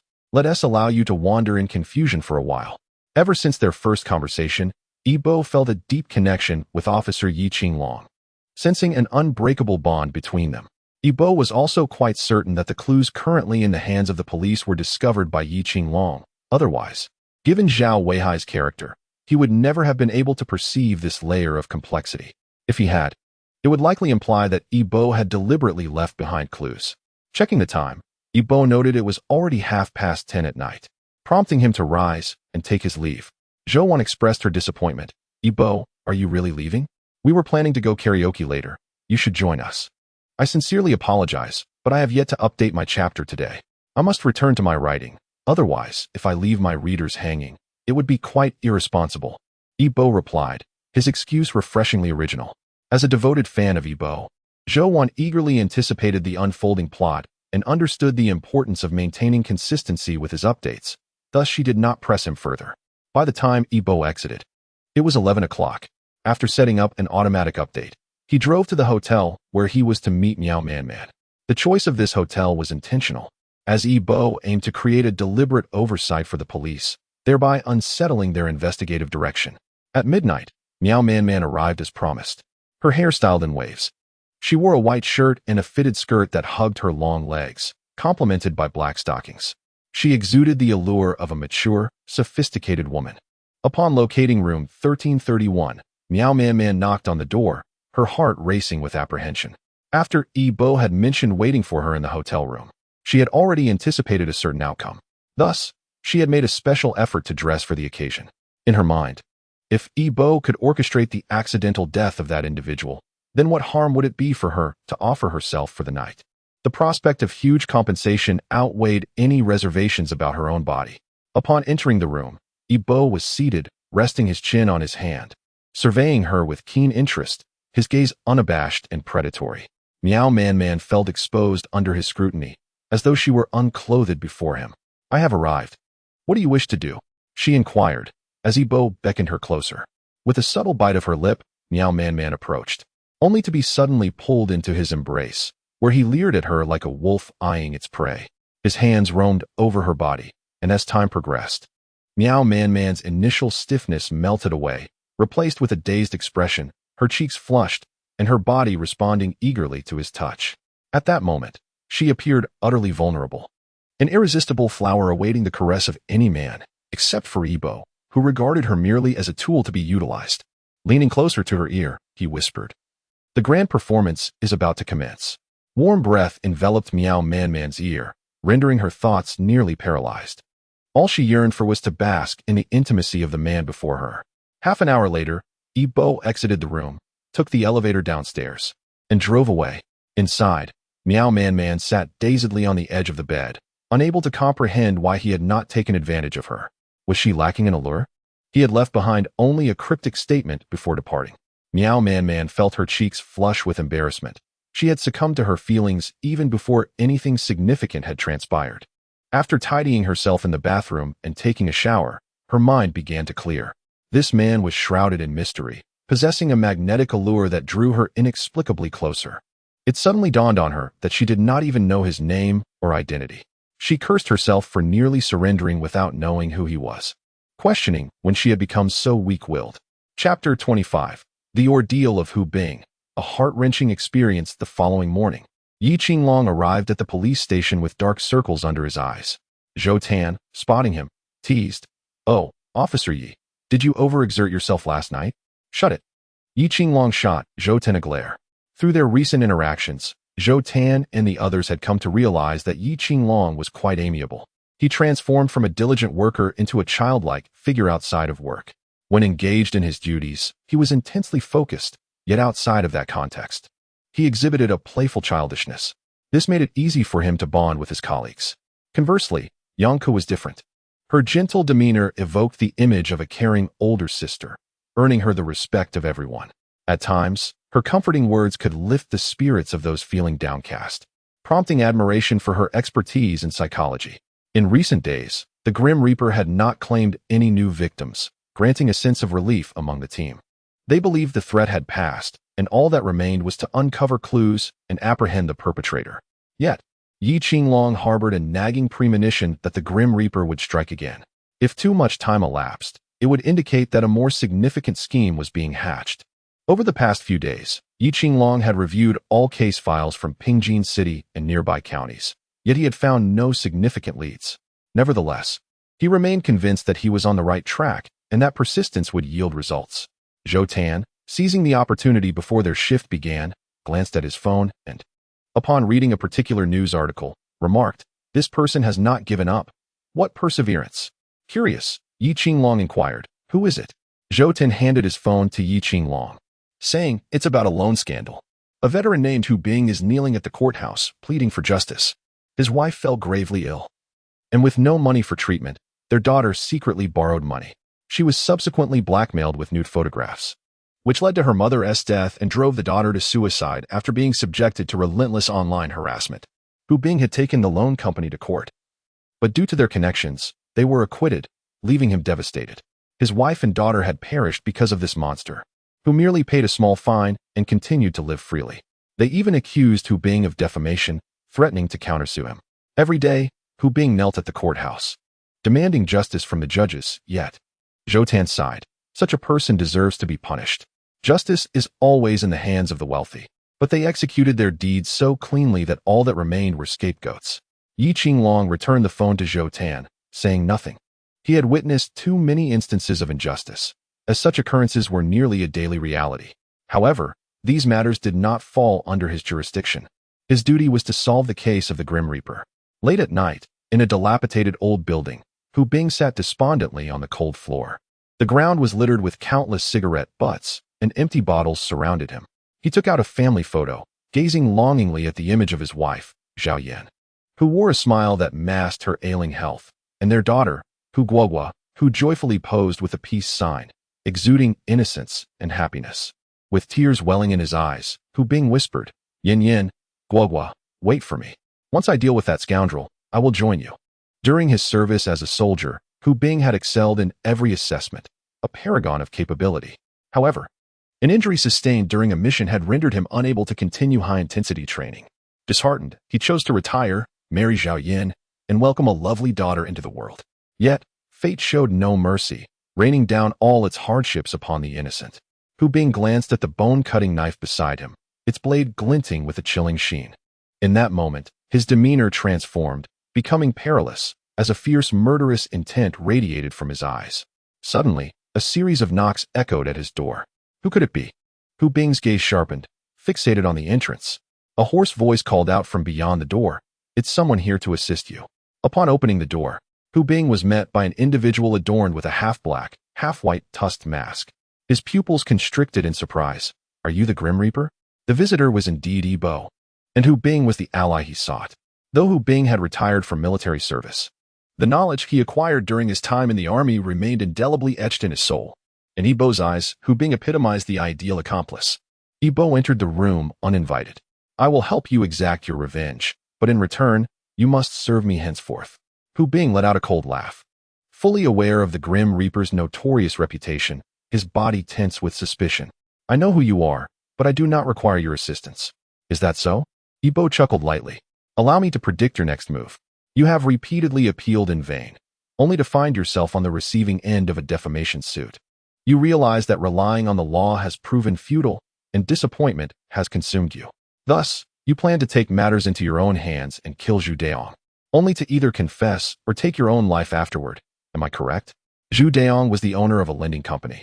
The very man who had exploited Hu Bing's daughter, Hu Guogua, by taking her nude photographs and subsequently assaulting her. Hu Bing's pupils dilated in shock. "How do you know this?" "Humph. Foolish." Yi Bo retorted mercilessly. "How do you intend to kill Zhu Deong? He is surrounded by 6 bodyguards every day. Even if you manage to eliminate them, by the time you do, Zhu Deong will have vanished without a trace.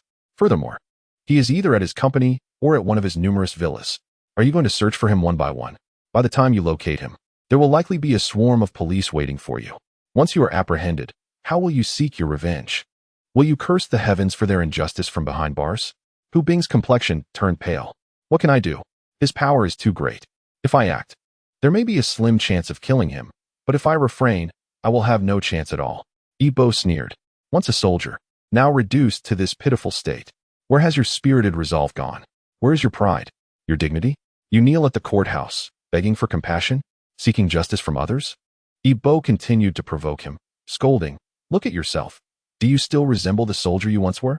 It's truly disgraceful. Do not dare to claim you have served. Your comrades must be embarrassed by you." Yi Bo's words pierced Hu Bing's heart like sharp needles. Overwhelmed with shame, he could not lift his head. "I know I have lost the dignity of a soldier. I have resolved that once I deal with Zhu Deong, I will take my own life. I can no longer face the world. Death is my only escape." "Ha!"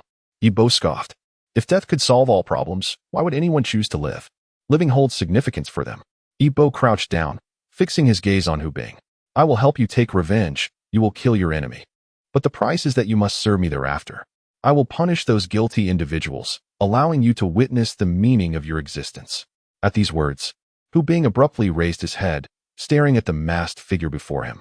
Though the face was obscured, the eyes bore a resemblance to his own, filled with deep-seated enmity. Could it be that the Grim Reaper shared a similar fate? A renewed glimmer ignited in Hu Bing's eyes as he gritted his teeth and declared, "It's a deal.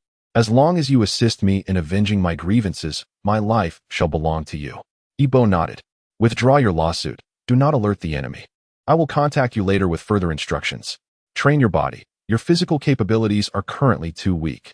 With that, Yi Bo departed. In that moment, Hu Bing felt a resurgence of strength within him. From their brief interaction, he understood that the Grim Reaper was akin to himself. Such a person would never stoop to deceive him. Hu Bing's focus became clear. He would restore his physical abilities. Even if he could not return to peak condition, regaining a significant portion would suffice. Upon returning home, Yi Bo retrieved a list, gazing at the 2 names inscribed upon it. "Hee. Tomorrow marks your demise. Enjoy your remaining time." In the pitch-black room, Yi Bo began to sway, performing an oddly contorted dance, occasionally erupting into maniacal laughter. The half-black, half-white mask lay face up beside him, its hollow eye sockets seemingly mocking the air above. The following morning, at the Special Investigation Team's office, Yi Qinglong arrived with dark circles under his eyes. Zhou Tin bore a similar appearance. Zhao Weihai asked in astonishment, "What did you two do last night? Did you not sleep well?" Zhou Tin yawned. "I will never accompany Officer Yi to the arcade again." Yanka chuckled, explaining to Zhao Weihai, "When Yi Qinglong is under immense pressure, he resorts to gaming at the arcade to unwind. Given Zhou's current state, it seems he endured quite a bit of pressure from Yi last night." Yi Qinglong defended himself. "Officer Zhou was adamant about challenging me until dawn." Seeing his enthusiasm, I obliged. However, his skills were rather lacking. After an entire night of competition, he scarcely won a few rounds. Zhou Tan lamented, "But you resorted to all manner of tricks to win, tickling me, pulling my chair, distracting me. That was not a fair game." The room erupted in laughter at Zhou Tan's protest. Zhao Weihai, though somewhat exasperated, did not intervene, for it had been ages since they had shared such merriment. Unfortunately, fate seemed disinclined to allow them this joy. Just as laughter filled the air, Zhao Weihai's phone rang, abruptly silencing the room. He answered, placing the call on speaker. The voice that everyone dreaded to hear emerged. "Hee. Captain Zhao, how have you been lately?" "Ha. Zhao Weihai gritted his teeth. "Get to the point." "Captain Zhao, that was rather rude. How could you speak to an old friend in such a manner?" Yi Qinglong interjected. "What are your intentions this time? Just say it." Upon hearing Yi Qinglong's voice, Yi Bo chuckled heartily. "Officer Yi, so direct. I shall be equally straightforward. This time, I intend to kill two individuals, one named Luo Qing, head of procurement at the microbiological company, and the other, Zheng Anshuan, a truck driver. I will act within the hour. Officer Yi, do your best." "Ha. Yi Qinglong's heart sank. "You intend to kill two people?" "Indeed." Yi Bo replied with excitement. "Did I not just mention it? Killing two at once feels exhilarating. Wouldn't you agree, Officer Yi?" Before Yi Qinglong could respond, Yi Bo added, "Oh, and by the way, you may find it difficult to identify me as the murderer this time." With that, he hung up. Yi Qinglong was left in confusion. What did he mean by that? How could we not identify him as the killer? Zhao Weihai urged urgently, "Regardless of his intentions, we must locate those two immediately. Let us move out now." Zheng Xiao has pinpointed the locations of both individuals' mobile phones. Zhou Tan and Zhao Weihai form one group, heading towards Luo Qing's location, while Yang Ku and Yi Qinglong proceed to Zheng Anshuan's whereabouts. Along the way, Yi Qinglong attempts to reach Zheng Anshuan by phone, but to no avail.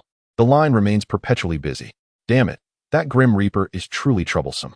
In a fit of anger, Yi Qinglong pounds the steering wheel. Observing his distress, Yang Ku reassures him, "Don't be anxious. We are already quite close to Zheng Anshuan. If we can rescue him, we might turn the tide and extract crucial information about the Grim Reaper from him." Zheng Anshuan, driving a medium-sized delivery van laden with cargo, intended to proceed straight along Xuanhe Road. However, at an intersection, a traffic officer halted him, citing road construction ahead and declaring his vehicle overweight and thus prohibited from passage. He was instructed to turn right into a nearby alley, necessitating a detour. Zheng Anshuan cursed his misfortune. Had he been allowed to continue on Xuanhe Road, he would have saved time and had the opportunity to make another delivery.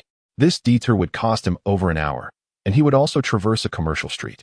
Compounding his frustration, he had discovered only yesterday that his wife had been unfaithful, and upon being caught, she had sided with her lover against him. In a fit of rage, Zheng Anshuan stormed into the kitchen to grab a knife, vowing to avenge himself on the adulterous couple. When they saw his fury, they fled in terror, their vehicle far superior to his modest van. They started the engine and disappeared within moments. Zheng Anshuan, cursing under his breath, sought solace in alcohol that night, but life must go on, and he resumed his delivery duties the following morning. Though his heart brimmed with anger, he had no outlet for it other than through reckless driving.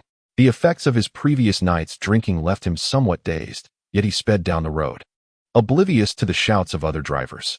"Curse you all, I'll run you down," he retorted defiantly, pressing onward. Approaching the commercial street, Zheng Anshuan's ire intensified. Meanwhile, Luo Qing was in high spirits, having been reunited with his beloved. Following a night of intimacy, their feelings had deepened, akin to a pair of newly enamored lovers. Today, Meow Man Man charmingly insisted on shopping for several outfits, including some with a hint of allure to wear for him later that evening. Unable to resist her charms, Luo Qing decided to dedicate the day to indulging her whims, leaving his phone behind to avoid interruptions. As they reached an intersection, Meow Man, glancing at the time, playfully asked, "Darling, could you grab me an ice cream from the dessert shop across the street? I need a moment to rest." Luo Qing, gazing at the shop, planted a tender kiss on her lips, his eyes filled with affection. "All right, Man, sit on that bench and rest. I'll be right back." Meow Man beamed. "I'll be waiting, dear. Please be careful." Luo Qing, oblivious to her last four emphatic words, affectionately ruffled her hair before crossing the street.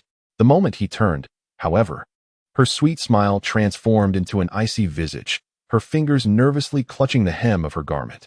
A water truck had halted at the intersection, cooling the road, while its driver inserted a hose into the tank. Luo Qing casually glanced at the truck, shaking his head at its poor placement, which obstructed visibility. Unbeknownst to them, Yi Qinglong and his companion witnessed Luo Qing crossing the road just as the cargo vehicle barreled toward the intersection, its speed undeterred, creating a blind spot caused by the water truck. Realizing the impending disaster, Yi Qinglong frantically honked the horn, desperate to alert Luo Qing to halt his steps, thus potentially saving his life. "Stop! Stop! Stop!" he shouted in vain. Yet, the Grim Reaper had orchestrated every move. Luo Qing merely turned to glance at the honking vehicle, but did not cease his advance. Zheng Anshuan, consumed by thoughts of his wife's betrayal, inadvertently accelerated. A loud crash ensued, followed by the screeching of tires as they skidded across the asphalt. In Yi Qinglong's view, Luo Qing's body was launched into the air from the force of the collision, falling heavily to the ground, blood pooling beneath him. Yi Qinglong abruptly halted the vehicle, and Yang Ke rushed to assess Luo Qing's injuries. Determined to subdue Zheng Anshuan, Yi Qinglong dashed to the van's driver's side, hammering on the door. "Zheng Anshuan, get out.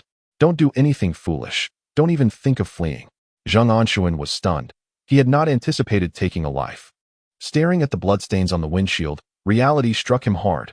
This was no nightmare. Why has this happened to me? He trembled, lamenting, "My wife has betrayed me. And now I've killed someone. Why? Oh heavens, why must you do this to me?"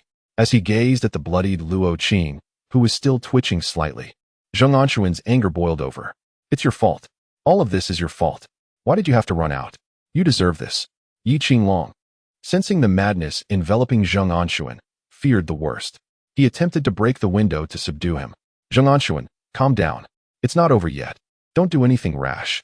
Zheng Anshuan turned to face Yi Qinglong, then shifted into gear, flooring the accelerator and barreling toward the fallen Luo Qing. Die!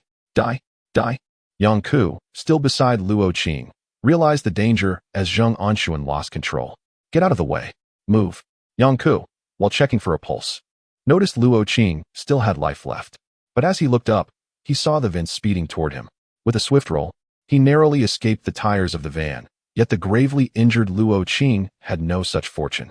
Zheng Anshuan aimed directly for his head, and with the weight of the cargo, the impact guaranteed a fatal outcome. In that moment, Zheng Anshuan had succumbed to madness, laughing triumphantly as he believed he had vanquished his foe. He is dead. Finally dead. Ha. However, the blood smeared across the windshield obscured his vision. He failed to notice a semi-truck slowly reversing with a load of steel beams. By the time Zheng Anshuan registered the danger, it was far too late. He instinctively slammed on the brakes, but the combination of speed and weight rendered it futile, and the van continued to slide forward. The looming steel beams drew ever closer. Zheng Anshuan's eyes widened in terror. No. I don't want to die. Chapter 28. The Tragedy. Without evidence with a loud crash. The van collided violently with the semi-trailer, its exposed I-beams piercing through the driver's cabin. Blood began to flow slowly from the crevice of the van's door, drop by drop, until it became a steady stream cascading onto the ground. Beside them, Meow Man stood frozen in shock, unable to comprehend that the other party had actually succeeded. At that moment, only fear for Yi Bo remained in her heart. Yet, she did not forget her mission. Meow Man truly ought to pursue a career in acting. Her talent was undoubtedly award-winning. Darling, what's wrong? Please get up. I don't want ice cream anymore. Just recover quickly." Tears streamed down Meow Man's face like pearls from a broken string, echoing her powerless cries throughout the street. Every passerby who heard her weeping turned to gaze. their eyes moistened by her sorrowful lament. At that moment, Zhao Weihai and Zhou Tan arrived at Luo Qing's residence, only to be informed that Miao Man Man had gone out on a date, leaving her phone behind. They exchanged a glance, disappointment evident in their expressions. Zhao Weihai picked up his phone and called Yi Qinglong, inquiring about the situation on their end. Before he could speak, he heard Yi Qinglong's voice. Laden with bitterness, send someone to the commercial street. Both individuals are dead, and the scene is quite horrific. Zhao Weihai stood there, dumbfounded. Zhou Tan asked, Captain Zhao, what is the situation over there? With a sigh, Zhao Weihai replied, notify the bureau to head to the scene. Upon hearing that 2 people were dead, Zhou Tan understood the severity of the situation. Meanwhile, Yi Bo was driving, a manic smile on his face as beautiful music played in the background. His body swayed gently to the rhythm. Ha ha, another 2 dead. Ha ha ha. In the passenger seat, his sister looked at him with concern. Brother, are you okay? Yi Bo turned to his sister, the manic grin replaced by softness. I'm fine. 2 villains have been dealt with. I'm happy. This moment was the most cherished for Yi Bo, for his sister always brought him comfort during such times. With hope in her eyes, she said, Brother, once we avenge our grievances, let us retreat into seclusion and live as ordinary people, free from hatred, waking with the sun and resting at dusk. All right, Yi Bo replied, affectionately ruffling her hair. Brother promises you. At the Pingjin City Public Security Bureau, in the interrogation room. Name? Miao Man Man. Gender? Miao Man Man, with tear-stained eyes. Looked at Zhao Weihai with indignation. The deceased was my husband. What do you mean by interrogating me? Zhao Weihai slammed his hand on the table, rebuking her. Enough nonsense. Answer the questions. Gender? Miao Man Man, exasperated, replied, female. Zhao Weihai continued. We discovered that your relationship with Luo Qing had been strained. After a fierce argument, you disappeared for a period. Where were you during that time?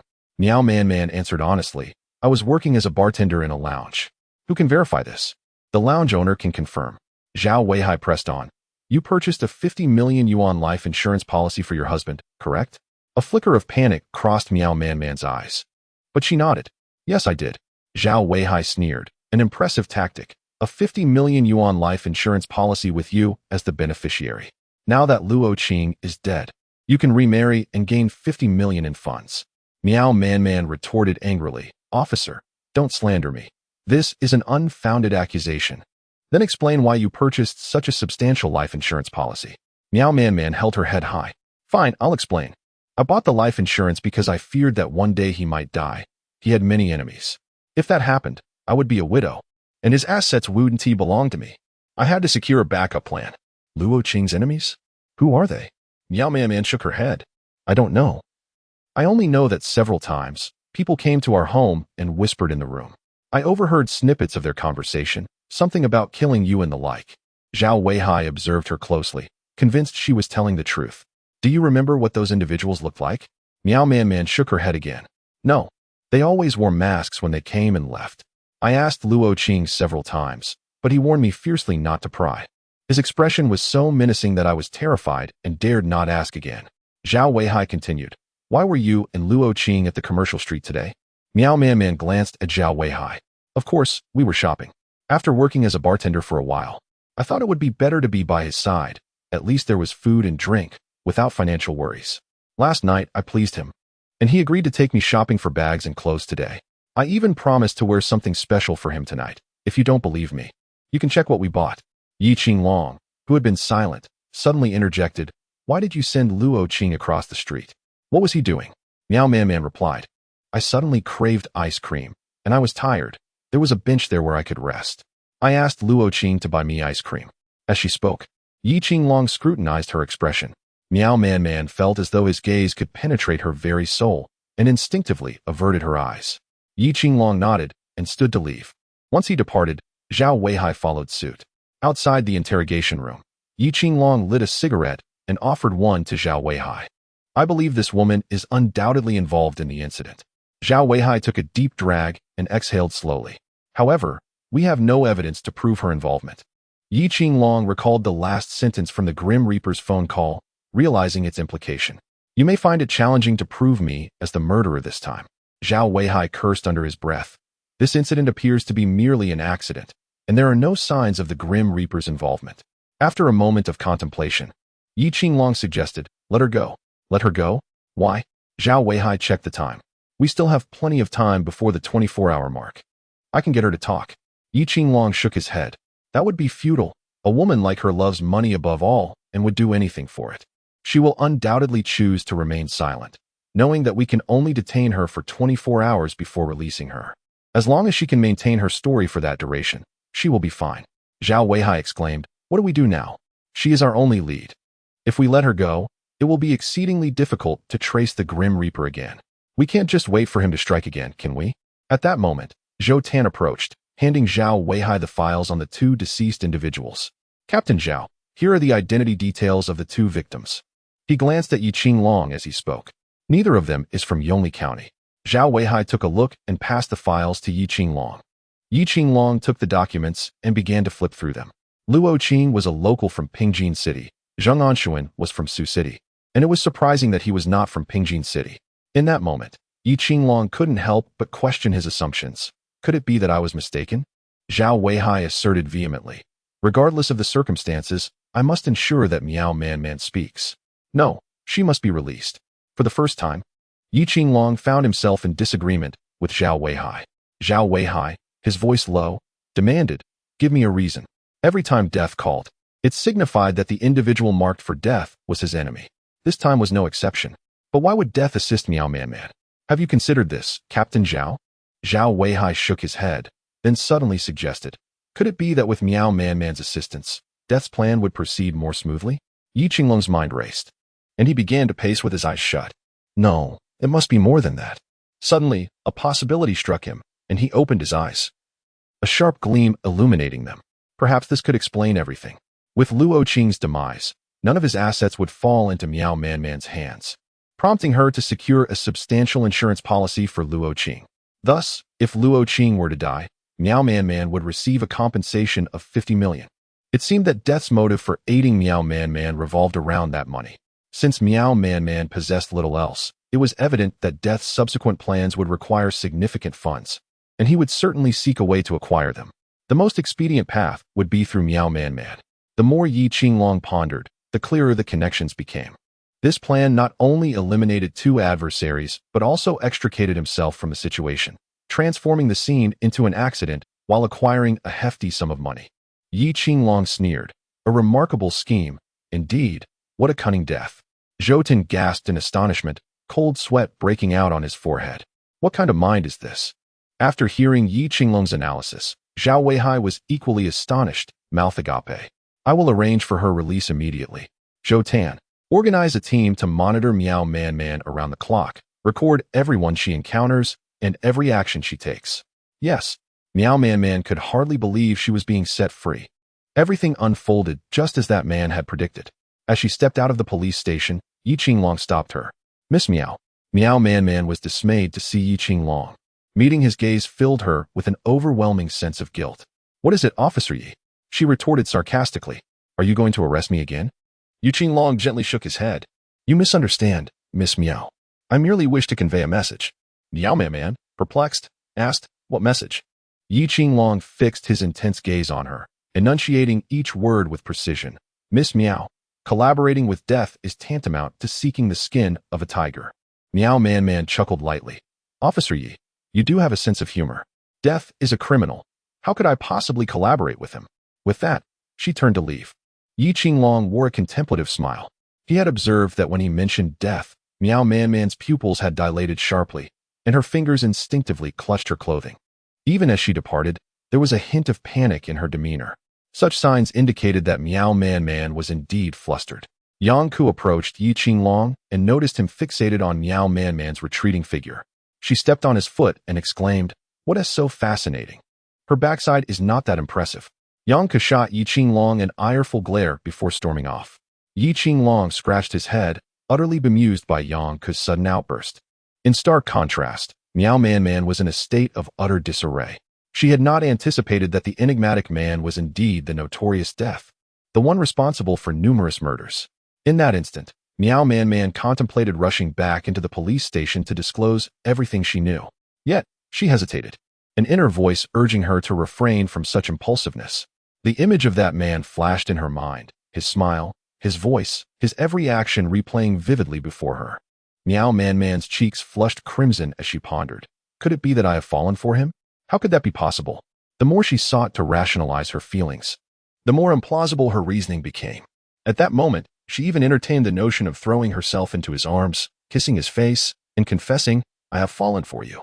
Ultimately, the authorities classified Luo Qing's death as an accidental demise, while Zheng Anxuan was deemed to have perished in an accident following his flight from justice.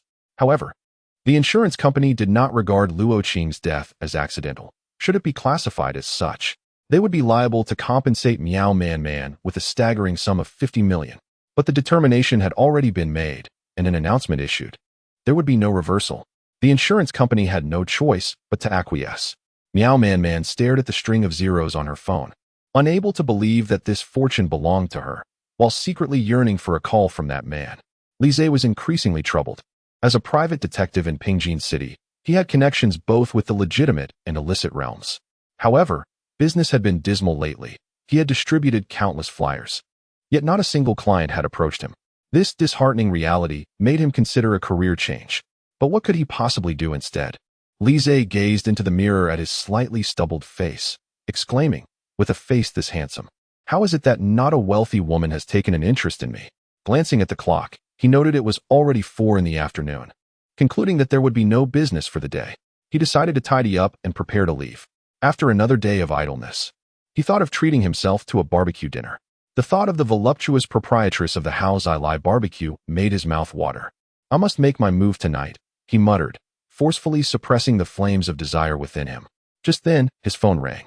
Lise recognized it as a business call and quickly answered, his voice warm and slightly obsequious. "Hello, this is Z's private detective agency, at your service."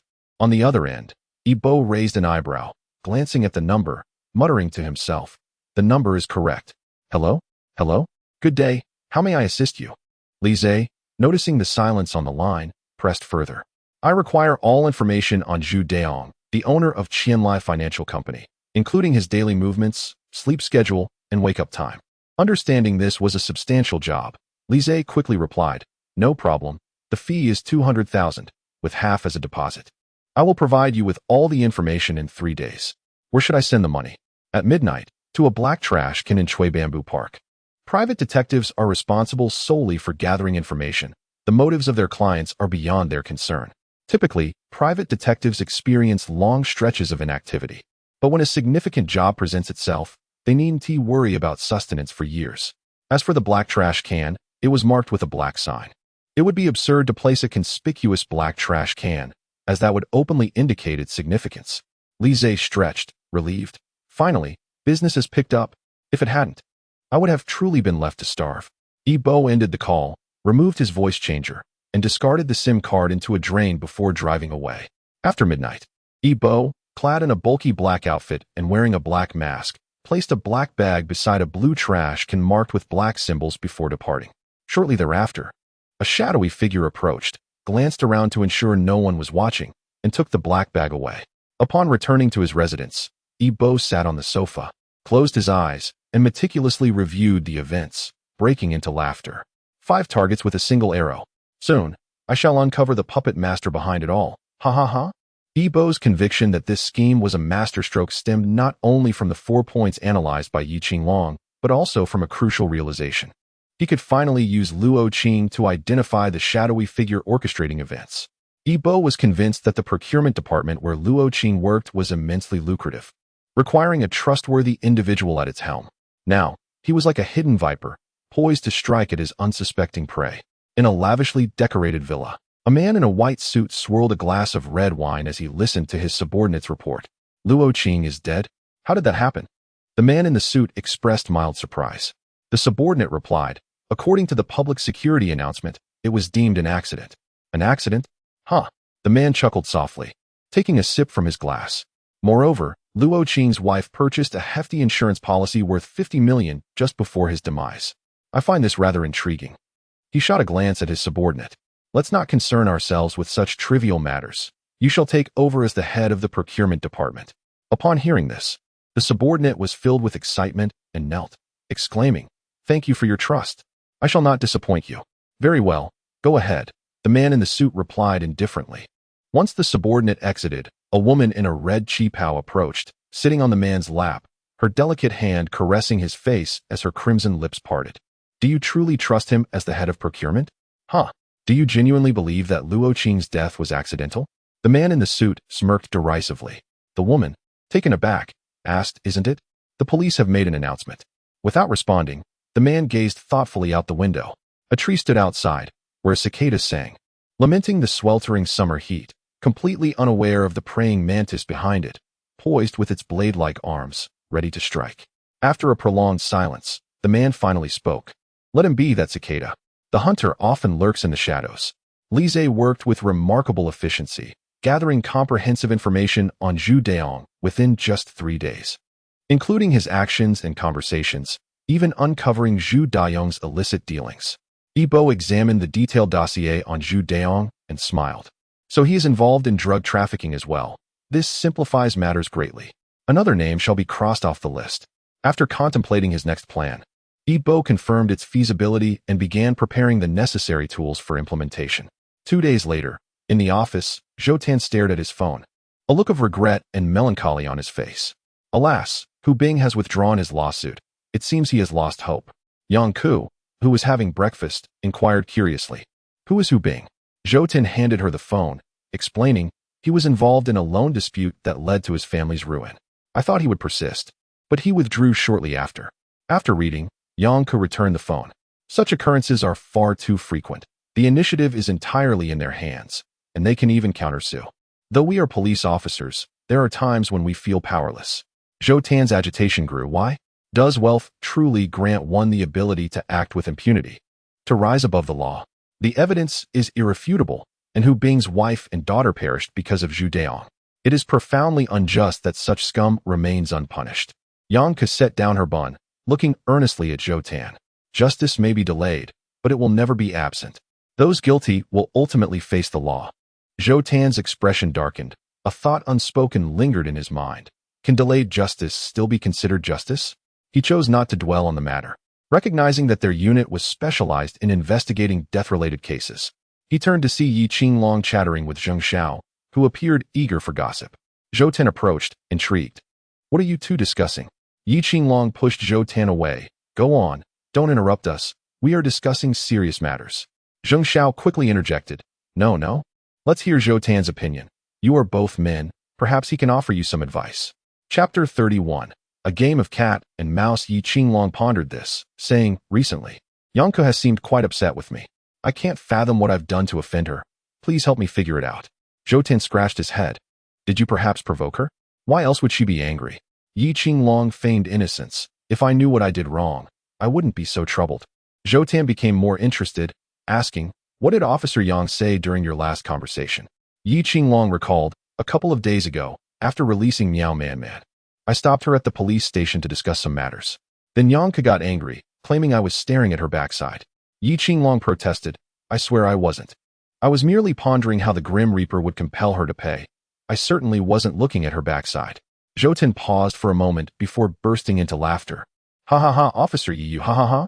Yi Qinglong, confused, asked, what are you laughing at? Zheng Xiao stifled her laughter.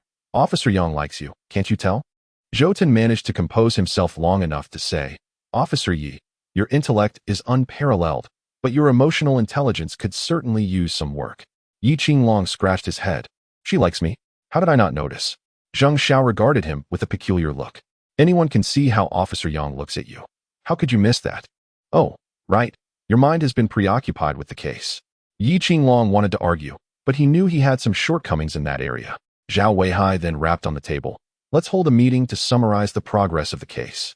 Reluctantly, Yi Qinglong set aside his personal dilemmas, deciding to focus on solving the case first. Zhao Weihai turned to Zhou Tan. Has there been any activity from Miao Man recently? Zhou Tan shook his head. The surveillance team has been keeping a 24-hour watch. She mainly goes out for shopping and returns home. Nothing unusual. Inform them not to lower their guard. The Grim Reaper could contact Miao Man at any moment. Understood, Zhou Tan nodded. Zhao Weihai then looked at Yi Qinglong. What about your end? Yi Qinglong contemplated before responding. I haven't discovered anything notable. I've reviewed all the case files and contacted all the suspicious individuals. This avenue seems to be a dead end for now. Zhao Weihai said nothing further, aware that the pressure from above was mounting. However, they all understood that capturing the Grim Reaper would be a challenge, placing all the burden on Director Zhu. Yet, Zhao Weihai could not allow Director Zhu to bear this weight alone. If they failed to crack the case soon, he would truly have no face left to see Director Zhu. However, upon the arrival of the renowned detective Yi Qinglong from the police force, he found himself equally perplexed, even being toyed with by the specter of death.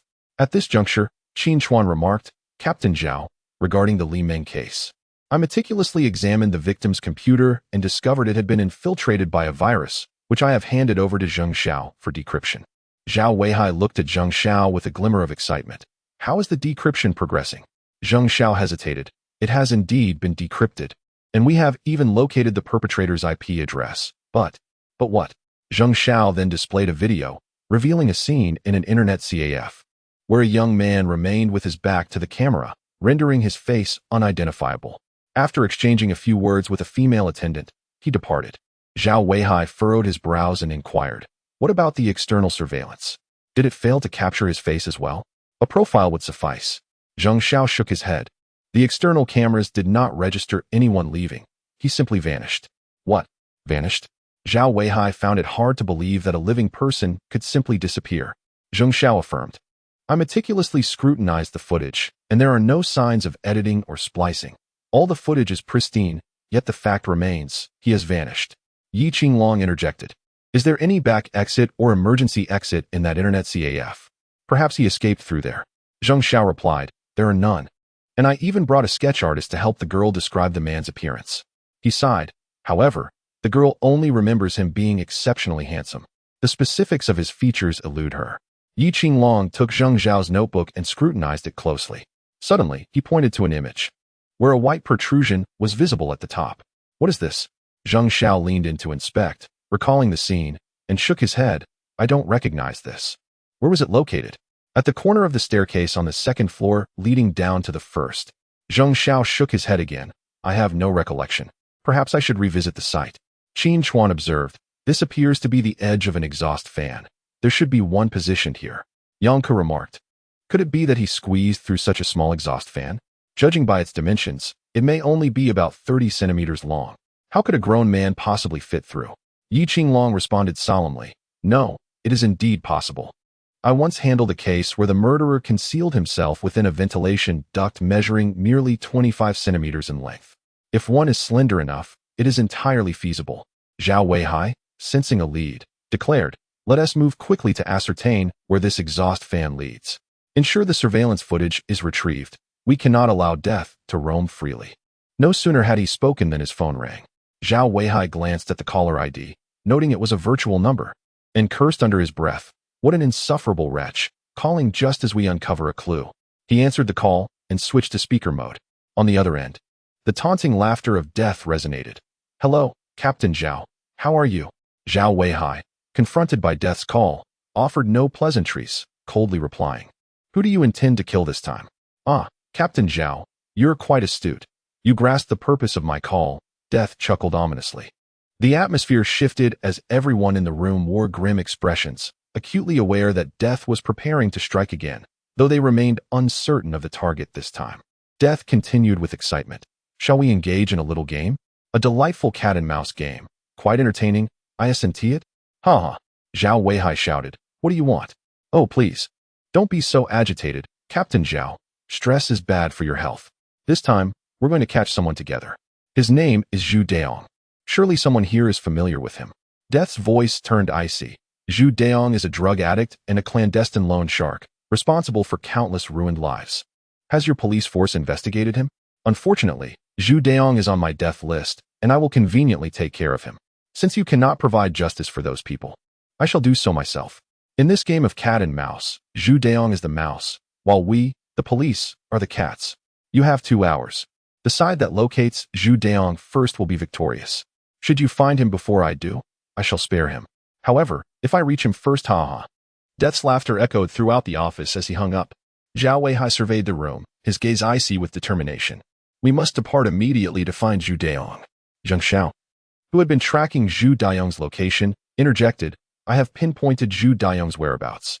He is at Villa number 17 in Hyben City. The group promptly set off in their police vehicle. Meanwhile, Eba snapped a phone card in two and tossed it out the window before retrieving a new card. Inserting it into his phone and dialing a number. Zhu Daong lay languidly on a plush bed, flanked by two unclad women. The scattered garments within the room testified to the previous night's fervor, and a white powder lay strewn across the nearby table. Suddenly, Zhu Daong's phone rang. Damn it! Who was calling so early? He answered, noticing the unfamiliar number. Who are you? He answered, still groggy. Zhu Daong, your affairs have been exposed. The police are en route and will arrive imminently. You must flee. Startled, Zhu Daong snapped awake. Who are you? It matters not who I am. Just know we are in the same predicament. If you perish, I cannot survive either. Hurry, drive to the public restroom by Wuluan Road. I have left something for you there. Zhu Daong hurriedly donned his clothes, readying to leave. The two women stirred, sweetly asking, Darling, where are you going? Ignoring them, Zhu Daong focused solely on escape, having already heard the sound of police sirens. The voice on the other end urged, Quickly, get in your car and flee. Do not hang up. Understood. Zhu Daong grabbed the car keys from the table and rushed downstairs, his clothing hastily worn, barely checking which side was outward. He pressed the accelerator and zoomed away towards the location indicated by the caller. Yi Qinglong hung up the phone, expressing his frustration at the persistent busy signal. As numerous police cars approached Zhu Daong's villa, Yi Qinglong spotted a vehicle speeding in the opposite lane. Though he could not discern the driver's identity, he instinctively felt it was Zhu Daong. He immediately pulled the handbrake, executed a swift drift, and spun the car around to pursue. Zhu Daong, sweating profusely, glanced at the rearview mirror. Ebo reassured him, Stay calm. Maintaining composure is paramount. Zhao Weihai, seated in the passenger seat, shouted at the speeding vehicle ahead, Pull over immediately. However, the other driver only accelerated further. Damn it. Zhao Weihai dialed Zhou Tan, intercept him and flank him. Internally, he reveled. This time, death cannot outpace us. I have finally turned the tide. Zhou Tan took a shortcut, executing a swift maneuver to position his vehicle squarely in the middle of the road. The car, now immobilized, came to a halt. Yi Qinglong and Zhao Weihai exited the vehicle, brandishing their firearms and directed their shouts toward the driver's seat. Step out of the car. I will not repeat myself. Exit immediately with your hands on your head. The driver's door swung open, revealing a portly middle-aged man who spat. Are you out of your minds? Is it really necessary to go to such lengths for a variety show? If I hadn't managed to break in time, I could have been killed. Zhou Tan advanced and forcefully subdued the man, cuffing his hands behind his back. The man continued to rant incessantly, cursing under his breath. Yi Qinglong felt an ominous tension rising within him and confronted the man directly, asking in a low voice, You are not Zhu Daong. Who are you? The man erupted in fury, writhing against his restraints. Upon seeing Yi Qinglong approach, he unleashed a torrent of insults. I'm your father. Damn it. Is filming a variety show really worth this madness? I'm not participating anymore, but I won't be refunding any money. Yi Qinglong realized they had been outmaneuvered by death itself. At that moment, Zhu Daong had reached the location specified by Ebo. After exiting his vehicle, he discovered a mobile phone. The caller instructed, Throw your phone away immediately, remove the SIM card, and break it. I will call you on the phone you have prepared. The call ended, and Zhu Daong proceeded to follow the instructions, extracting and snapping the SIM card in two, then crushing the phone beneath his foot until it was reduced to fragments. Zhu Daong anxiously inquired, What should I do now? Don't panic. Do you see the black Olympic vehicle to your left? Drive that car to the Xiaoyuan project on the outskirts of the city. It's an abandoned building with no one around. I have left something for you there. Once you obtain it, you will be safe. Zhu Daong climbed into the Olympic vehicle and set off towards the outskirts. As he drove, his nerves gradually settled. Thank you for your help, brother, he said. Ebo replied in a cool tone, No need to thank me. Assisting you is also in my interest. Zhu Daong chuckled. I know who you are now, you are. Shut up. If you don't want to die, keep your mouth shut. Zhu Daong's eyes glinted with a cold resolve. Rest assured, I will uncover the truth behind this. Once I find out who leaked the information, I will make them pay. Realizing they had been deceived, Zhao Weihai and the others were left fuming, their faces flushed with anger. Just moments ago, Zhao had reveled in his small victory, only to be swiftly slapped back into reality within 5 minutes. Upon arriving at Zhu Daong's villa, they found only 2 naked women still indulging in drugs, while Zhu Daong himself had vanished. The women loathed Zhu Daong for abandoning them, fully aware that the police were on their way. Chapter 33. The Art of Deception. Initially, the women believed some crisis at the company had caused Zhu Daong's frantic behavior. Yi Qinglong surveyed the surroundings and promptly approached the property manager, requesting to review the surveillance footage. The manager, utterly compliant, had been stunned by the sight of numerous police cars, fearing a terrorist incursion. Through the footage, Yi Qinglong discovered that Zhu Daong had left 10 minutes prior to their arrival, making a phone call while hastily dressing. Moreover, after Zhu Daong departed, the vehicle they had stopped made an appearance, passing by Zhu Daong's car as it headed in the opposite direction. Had they not intercepted that vehicle, they might have caught Zhu Daong. What a clever ploy to draw the tiger from its lair. Yi Qinglong cursed silently. He then turned to Zhao Weihai. Captain Zhao, we must immediately contact the traffic department to request a review of the road surveillance to trace Zhu Daong's route. Zhao Weihai nodded and promptly dialed the number. At that moment, Zhou Tan received a phone call. Upon answering, he spoke gravely to Zhao Weihai. Captain Zhao, there's a situation with Meow Man Man. Meow Man Man has suddenly requested a cleaner to come and tidy her room. Isn't that normal? Why the alarm? Zhou Tan urged. After the cleaner arrived, Meow Man Man left with a large bag. Yi Qinglong inquired, what kind of bag? The observer reported, it's a large travel bag, and it appears quite heavy from how she's carrying it. Yi Qinglong scoffed, what a cunning reaper. Attempting to seize the opportunity while we are distracted to obtain the money. Where is Meow Man Man now? Zhou Tan checked his phone. She's heading to 9, Mingdo Road. Let us move. Ensure she is closely monitored. Zhao Weihai commanded decisively. When Yibo called Meow Man Man, she was ecstatic.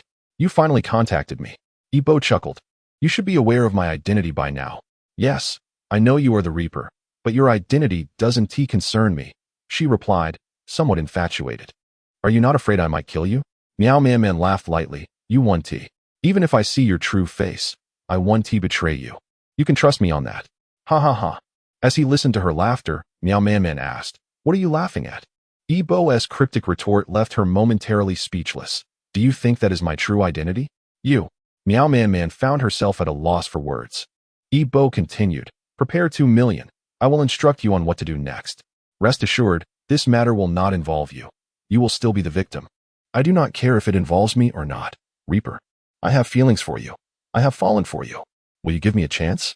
Meow Man Man confessed her hidden affection, fearing she might lose her opportunity. Yibo paused briefly, then chuckled softly. You have fallen for me? Yes, I have. Give me a chance, and I will comply with all your demands. Let me be by your side, helping you accomplish your goals. Let us see how you perform. He then ended the call. Listening to the silence on the line, Meow Man Man smiled knowingly. Following the Reaper's instructions, she arrived at Luo Qing's grave. Laying out offerings for the ritual, Yi Qinglong and his team, hidden nearby, closely observed Meow Man Man's every move. Yi Qinglong pondered, strange. Is she genuinely here to pay respects to Luo Qing? Zhou Tan turned to Zhao Weihai. Captain Zhao, should I apprehend Meow Man Man now? Let us wait a bit longer. Zhao Weihai remained fixated on Meow Man Man, understanding that this was a prime opportunity to catch the Reaper. If the Reaper appeared to collect the cash from Meow Man Man, they would surely capture him. However, as time passed, the Reaper did not show. Meow Man Man merely continued to place paper offerings at the grave. Yi Qinglong furrowed his brow in contemplation. Could it be that she truly came solely to pay her respects? Meow Man Man felt a twinge of anxiety, as it was her first time engaging in such an act. Observing her slight tremor, Yi Qinglong found himself puzzled. Her expression seemed to betray her true feelings. As the group watched Meow Man Man finish her offerings, they began to retreat. While driving back, Meow Man Man noticed several vehicles following her since she had left her house. Even now, they continued to trail her. Zhou Tan questioned, could it be that we were mistaken? Did Meow Man Man truly just come to honor Luo Qing? No one replied, but a sense of deception hung heavily in the air. The feeling of having been misled became palpable among them until Meow Man Man parked her car and entered the villa she had purchased. Yangku remained silent throughout, but suddenly recalled something and quickly asked Zhou Tan, did Meow Man Man hire a cleaner? Zhou Tan nodded in affirmation. Yes. Meow Man Man has hired a cleaner to tidy up the place. Upon hearing Yangku's words, Yi Qinglong's mind cleared instantly. That cleaner is suspicious. Just then, a piercing scream echoed from within the villa. The words something has happened immediately flashed in everyone's minds, prompting them to rush out of the car to investigate. They witnessed Meow Man Man frantically running out, and upon seeing Yi Qinglong, she exclaimed, "Officer Yi, I need to report a theft. Someone has stolen my money." Meanwhile, Yi Bo returned to his residence, carrying a travel bag. After carefully stashing the money inside, he began to review his plan. Through the information provided by Li Zhe regarding Zhu Daong, Yi Bo learned that Zhu Daong was a drug addict, and his home was filled with illicit substances. If discovered, he could face a minimum of 30 years in prison, a fate he could not escape. Zhu Daong was acutely aware that his actions must remain hidden from the police. When Yi Bo called him, Zhu Daong panicked, losing his ability to think clearly. At that moment, someone assured him, "I will help you, and you will be quite safe," instinctively prompting Zhu Daong to follow their instructions. Fortunately, Zhu Daong had consumed a large amount of drugs the previous night, leaving his mind muddled upon waking, making him susceptible to Yi Bo's manipulation. If he had been more astute, he would have noticed the significant flaws in Yi Bo's words. At that moment, Zhu Daong was likely being handled by Hu Bing. In the car Zhu Daong had swapped into, Hu Bing lay concealed in the trunk, having hidden there all night. For someone with a background in special forces like Hu Bing, this was hardly a challenge. When Zhu Daong drove to the location Yi Bo specified and saw the desolate surroundings, he was about to inquire about the items Yi Bo had prepared for him when Yi Bo simply said, "Enjoy your journey to hell," before hanging up. It was then that Zhu Daong realized the gravity of the situation. Just as he contemplated fleeing, it was already too late. Hu Bing sprang into action, subduing Zhu Daong. The ensuing events were rather unsuitable for younger audiences. Chapter 34. Are you the prey or the hunter? While the police were desperately searching for Zhu Daong, Yi Bo contacted Miao Man, instructing her to prepare 2 million in cash and hide it under her bedroom bed. He then told her to leave. Find a nearby utility pole with a house cleaning service number and call a cleaner to tidy up the room. Simultaneously, he urged her to prepare offerings, incense, candles, and paper money to pay respects to Luo Qing. He reassured her that a vehicle would follow her discreetly, advising her to keep quiet and to return immediately after completing the tribute. Upon returning, she was to check if the 2 million was still hidden. If not, she should call the police. Miao Man, anxious about the cash, was calmed by Yi Bo's reassurances to not worry about unnecessary matters. Yi Bo then took action. He had already been waiting at the cleaner's home.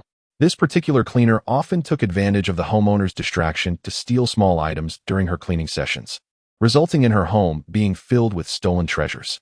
However, she was too afraid to sell them, knowing she would be caught by the police if discovered. When she saw the 2 million in cash hidden under Miao Man's bed, her eyes lit up with greed. Miao Man had informed her beforehand that she would be going to pay respects to her deceased husband and instructed her to close the door after cleaning, thus granting the cleaner time to steal. The allure of cash was irresistible. She couldn't sell the stolen jewelry, but cash was different. It could be spent immediately. She swiftly took the entire 2 million, determined to tidy up and flee abroad. With that sum, she could live comfortably overseas. As she entered the room, her eyes rolled back, and she was knocked unconscious by Yi Bo, who had been waiting for her. Ultimately, Yi Bo nonchalantly exited with the 2 million in cash, even smiling at the surveillance camera and flashing a peace sign. Yi Bo then opened his phone and accessed the official website of Weiwu Pharmaceuticals, where he discovered the latest appointment documents from the Human Resources Department. The new purchasing manager was a man named Zhou Xinwen, a middle-aged individual with a scar running down his cheek. In the photograph, he smiled warmly, his demeanor as comforting as a spring breeze, making it hard for anyone to believe he was a nefarious character. Yet, this man did not appear on Yi Bo's list for retribution. Yi Bo pondered for a moment, then smirked coldly. A bait, perhaps? Let me show you that you are unworthy of being a hunter, only fit to be prey. He then dialed Li Zhe's number. Today, Li Zhe had chain-smoked 2 packs of cigarettes, one after another. As a private investigator, he had his own network of informants. Today, one of his sources informed him that Zhu Daong was dead. This news momentarily stunned Li Zhe. However, it didn't particularly concern him. The police would not be able to trace it back to him, and as a skilled private detective, he had the means to remain undetected. What truly caught his attention was the subsequent revelation that Zhu Daong had been killed by the Grim Reaper. The name of the Grim Reaper resonated deeply with everyone, and Li Zhe was undoubtedly aware of the implications. Yet, how could one provoke such a formidable figure? At that moment, Li Zhe's mind was a whirlwind of turmoil. He knew the Grim Reaper would likely call him again, leaving him to decide whether to answer. Suddenly, the ringing of the phone shattered his thoughts. Could it be the Grim Reaper himself? Lise hesitated before answering. Hello? 20 million. The newly appointed purchasing manager of Weiwu Pharmaceuticals, Zhou Xinwen. The tone instantly reminded Lise of the Grim Reaper. Are you the Grim Reaper? Detectively, will you take this job? Yibo countered instead of responding directly. The mention of Weiwu Pharmaceuticals made Lise tense, recognizing their significant influence. Out of caution, he asked, what do you intend to do? What? Now that you've been contacted by the Grim Reaper, you still need to inquire about the client's privacy?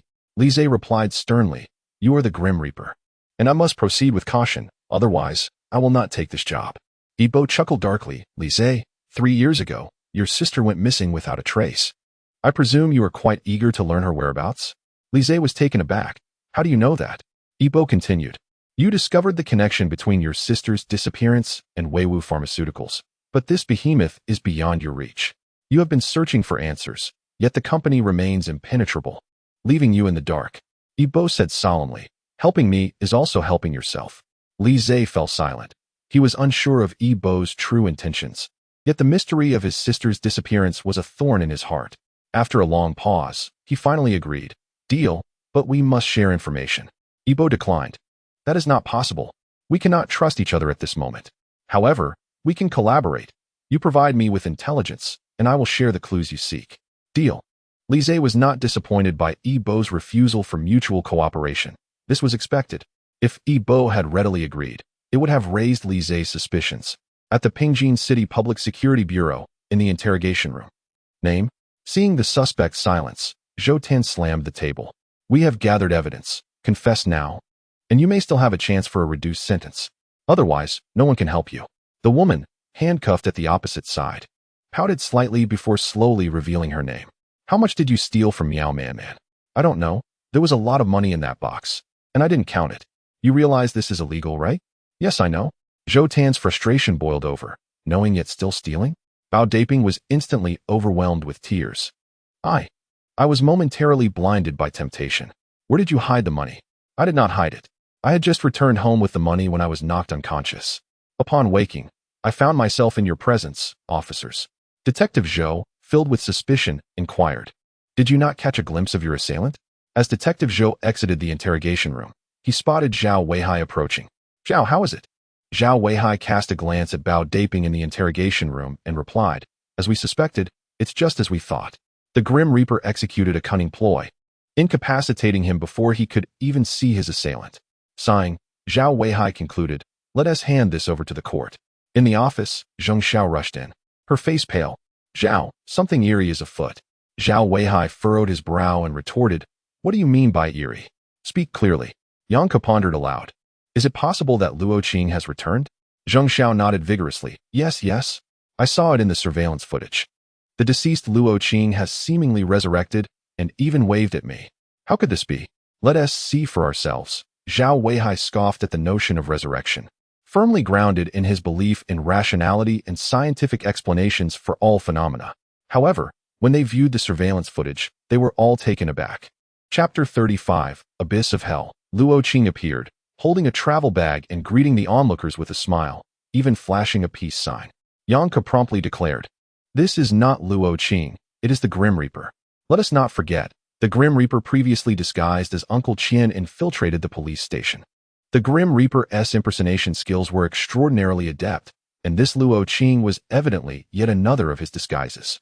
Upon hearing Yang Ku's explanation, the group collectively exhaled in relief. Zhao Weihai scanned the room, noticing the absence of Yi Qilong, and inquired, where is Officer Yi? Yang Ku replied with a tinge of sarcasm. He is busy sweet-talking his romantic interest. Zhao Weihai frowned. He has a romantic interest? Who? Zhou Ten quickly defended Yi Qinglong. It's Meow Man Man. Officer Yi suspects she has colluded with the Grim Reaper and is trying to extract information from her regarding him. Zhou Ten wiped the cold sweat from his brow. Officer Yi, you owe me a favor. At that moment, Yi Qinglong approached, prompting Zhao Weihai to ask, did you get anything out of her? Yi Qinglong shook his head and lit a cigarette. Her responses were meticulously crafted, addressing why she called for cleaning services and from where she called, all of which were logical and well-founded, leaving no room for doubt. The disparity in logic between their previous conversation and this one suggested that someone had coached her. Zhao Weihai ceased his inquiries, realizing that further questioning would yield no fruitful results. He turned to Zhou Tan. Any news on Zhu Daong? Zhou Tan shook his head. The last place he was seen was on the outskirts of the city, where surveillance is sparse. We are currently expanding the search area. Zhou Tan understood that even if they found him, it would likely be only a corpse. Given the Grim Reaper's modus operandi, once he set his sights on a target, he would not allow them to live. This was a principle the Grim Reaper adhered to without fail. Zhao Weihai's phone rang, and upon seeing it was an officer from the field, he sighed in relief before answering. What is the matter? Captain Zhao, we found Zhu Daong. You need to hurry. We can't handle it. Ugh. Zhao Weihai frowned at the sounds of retching coming through the line, a sense of foreboding creeping in. When the special investigation team arrived at the scene, only Yi Qinglong and Qin Chuan remained, calmly observing the horrific tableau before them. Zhu Daong, a hefty man, had been reduced to a mere husk. His flesh had been nearly stripped away, a strong metallic scent of blood permeating the vehicle, with large splatters staining the interior red, and blood even dripping from under the car. The scene resembled an inferno of despair. Yi Qinglong's initial instinct was that this was not the work of the Grim Reaper, as it lacked his characteristic finesse. The Grim Reaper's previous acts had an artistic quality, a meticulous display of his craft, while this was simply brutal. Zhao Weihai, after years of police work, had never encountered such a ghastly, sanguinary scene. The animosity between the Grim Reaper and this victim must have been profound. This was an act of pure rage. Qin Chuan approached for a closer look, stating, the cause of death was excessive blood loss. The time of death was approximately 2 hours ago. He even leaned in to sniff. There's the scent of stimulants. It appears the Grim Reaper, in a fit of sadistic cruelty, injected the victim to prolong his suffering. A shiver ran through the assembled officers at this revelation. Yi Qinglong refused to believe this was the Grim Reaper's handiwork. Another perpetrator must be responsible. Suddenly, he noticed the trunk of the car was ajar and, donning gloves, he opened it. Inside lay a figure outlined by the officers. Yang Ku approached, stating firmly, this was definitely not the Grim Reaper's doing. Yi Qinglong nodded. The assailant must have hidden in the trunk, waiting for Zhu Daong to exit before overpowering him. Observing the chaotic footprints on the ground, Yi Qinglong noted, there was a struggle here. It appears they fought, but clearly, the assailant was far stronger, as Zhu Daong did not hold out for long. Yi Qinglong turned to the officers collecting evidence and asked, have any fingerprints or hair samples been collected? The officer shook his head, despite the gruesome scene. The perpetrator left no useful traces. With a sigh, Yi Qinglong instructed the officers to continue their work. Remaining on site would yield no further insights. He resolved to return and analyze the case. Hu Bing knelt before 2 gravestones, laughing and crying. Guogua, Yin Yin, I have avenged you. That scoundrel has tasted the utmost agony this world can offer. Do you know? He even begged for mercy. Laughing through her tears, Hu Bing exclaimed, how could such a beast utter words of pleading? Just hearing him say another word made me feel nauseated. My ability to exact revenge was entirely thanks to the Grim Reaper. He is my benefactor, the one who enabled me to fulfill my vengeance. From now on, I shall serve him. I have lived enough, and continuing to do so would hold no meaning. Once I have assisted the Grim Reaper in completing his tasks, I will join you. Gently caressing the gravestone before her, Hu Bing tenderly kissed the photographs affixed to it. Yin Yin, Guogua, wait for me. Rising, her demeanor shifted dramatically. Her aura turning fierce, her gaze growing menacing, as if a legendary beast had awakened. In the Special Investigation Team's office, the group was seated around the table, with Zhao Weihai's expression grave. The deceased is Zhu Daong. What findings do we have? Let us share. Yi Qinglong spoke first. I do not believe the Grim Reaper is the killer. What is your reasoning? Zhao Weihai asked. Yi Qinglong explained, it is quite simple. The Grim Reaper's previous methods have always leaned towards elegance and artistry, as if showcasing the meticulousness of his craft. However, this incident is different. I believe the Grim Reaper was orchestrating events from the moment Zhu Daong left, but the one who ultimately took his life was not the Grim Reaper. Yang Ku discerned the implication in Yi Qinglong's words. Are you suggesting that the Grim Reaper has acquired an accomplice? Chapter 36. Disguise. Facing the inquiry upon hearing this statement, the expressions of those present immediately turned grim. Dealing with one Reaper was already a formidable challenge, and now there was an additional accomplice. This undoubtedly diminished the likelihood of capturing him. Yi Qinglong sought to reassure everyone, saying, however, there is no need for excessive worry. The individual who murdered Zhu Daong harbors a profound hatred for him. Therefore, I suspect that the Reaper has entrusted Zhu Daong to his accomplice to allow for the release of pent-up fury. We must investigate Zhu Daong's interpersonal relationships and identify those who bear a grudge against him, so we can methodically narrow down our suspects. Zhou Ten pondered for a moment and remarked, "The person who despises Zhu Daong the most must be Hu Bing." Yang Ke inquired, "Is that the news you showed me this morning?" Zhou Ten nodded, "Precisely. Hu Bing was originally a special forces soldier who was driven to ruin by Zhu Daong, leaving him bereft of his family. Now, he is the sole survivor of what was once a harmonious household. Today, I also learned that Hu Bing has withdrawn his lawsuit against Zhu Daong. Could it be that he believes it futile and intends to resolve matters in his own way? Coincidentally, the Reaper approached him at this juncture, and they may have found common ground." Zhao Weihai nodded and said, "Then let us summon Hu Bing immediately." He then turned to Yang Ke, asking, "Are there any clues from the footprints by the car?" Yang Ke shook his head. The footprints overlapped, and the uppermost print appears to have been crushed by a heavy object. While the shape of the prints is discernible, they cannot provide conclusive evidence. Qin Xuan approached with the death report, stating, "I discovered amino acid derivatives and caffeine in the deceased's body." Yi Qinglong questioned, "Amino acid derivatives?" Yang Ke elucidated, "That refers to adrenaline. The chemical nature of adrenaline is indeed amino acid derivatives." Qin Xuan continued, "Adrenaline is a hormone that stimulates the sympathetic nervous system. The murderer likely used both adrenaline and stimulants to amplify the victim's pain. A sensation originally tenfold could be magnified to 100-fold through the stimulation of adrenaline." The word cruel instantly resonated in everyone's minds. Zhao Weihai commanded, "We must locate the murder weapon. By any means necessary, it will undoubtedly bear Hu Bing's fingerprints." Before long, Hu Bing was brought back to the police station. While Hu Bing was being interrogated, Zhou Ten stealthily infiltrated Hu Bing's residence to search for the weapon. In the interrogation room, Yi Qinglong and Zhao Weihai conducted the questioning personally. "Zhu Daong is dead?" Hu Bing exclaimed in surprise, followed by a hearty laugh. "Good riddance. Who killed him? I must extend my gratitude to that person." Zhao Weihai rebuked, "Hu Bing, do not be so audacious. You think you can justify murder? This officer. Do not slander me. What evidence do you have to accuse me of murder?" Hu Bing retorted, his voice brimming with indignation. Zhao Weihai, visibly agitated, could only stammer, pointing a trembling finger at Hu Bing in frustration. Yi Qinglong's gaze bore into Hu Bing, as if he could penetrate the depths of his soul. Hu Bing met his gaze unflinchingly, his sharp eyes radiating an ominous intensity. Their eyes locked in a fierce exchange, igniting sparks in the tense atmosphere that enveloped them. After a prolonged silence, they simultaneously averted their gazes. "Where were you between 10 and 12 this morning?"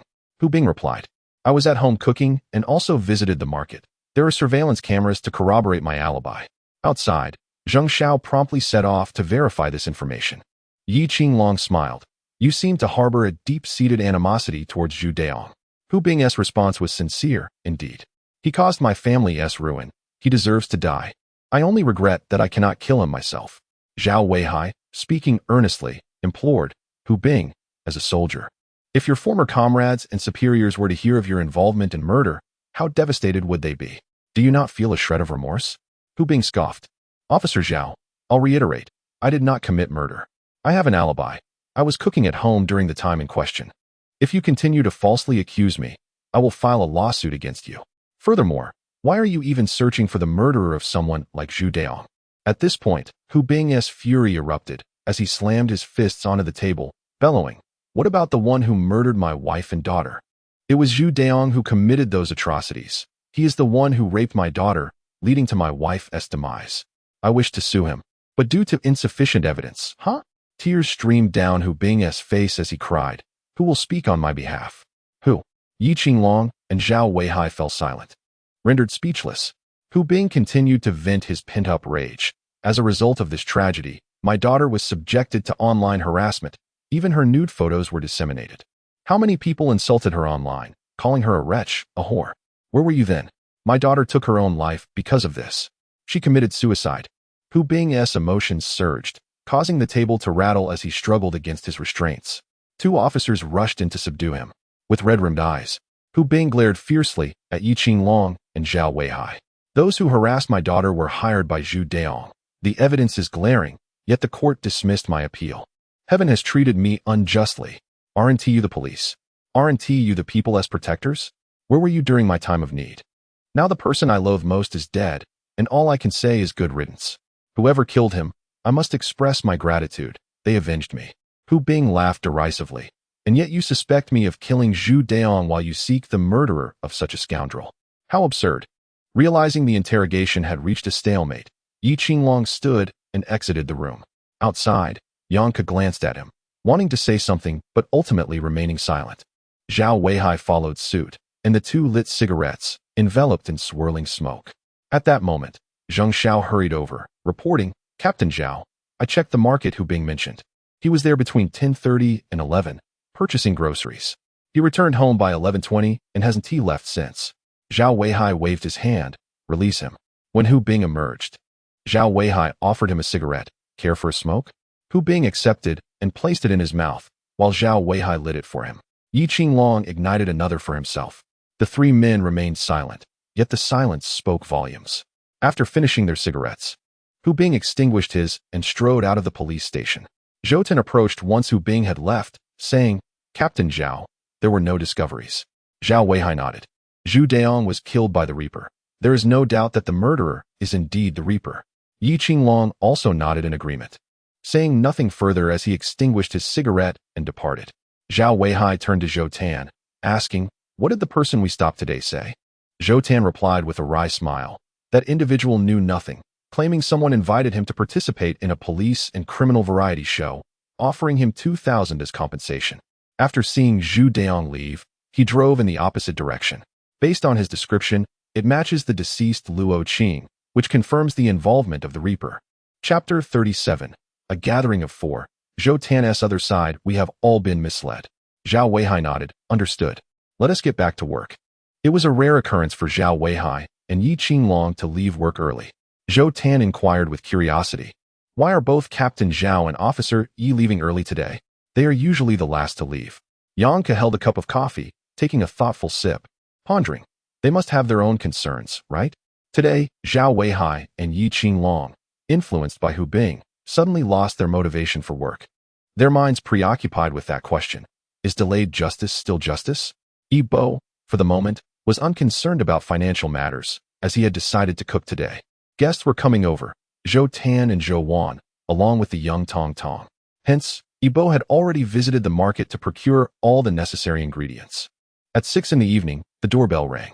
Yi Bo approached and opened the door, revealing Zhou Tan and the others. Come in, come in. Once inside, Zhou Wan exclaimed, Yi Bo, your home is remarkably clean. They were all astonished. They had never seen anyone's home this immaculate. The cleanliness made them hesitate to walk around. Yi Bo brought over the washed fruit and placed it on the table, saying, I like to tidy up when I have nothing to do at home. It's become somewhat of a habit. Don't just stand there. Sit down and enjoy the fruit. I'll go prepare dinner. Make yourselves at home. Zhou Wan felt a surge of joy. If we cook together, it should deepen our bond. She quickly got up. Yi Bo, let me help you. I can cook too. Without refusing, Yi Bo welcomed her assistance, as there was indeed a considerable amount of food to prepare. Zhou Tan and Tong Tong exchanged glances, the latter skeptically asking, when did she learn to cook? Zhou Tan scratched his head, looking bewildered. I have no idea. I've never seen her cook. Shortly after, they heard a cacophony from the kitchen, accompanied by Zhou Wan's shrill screams.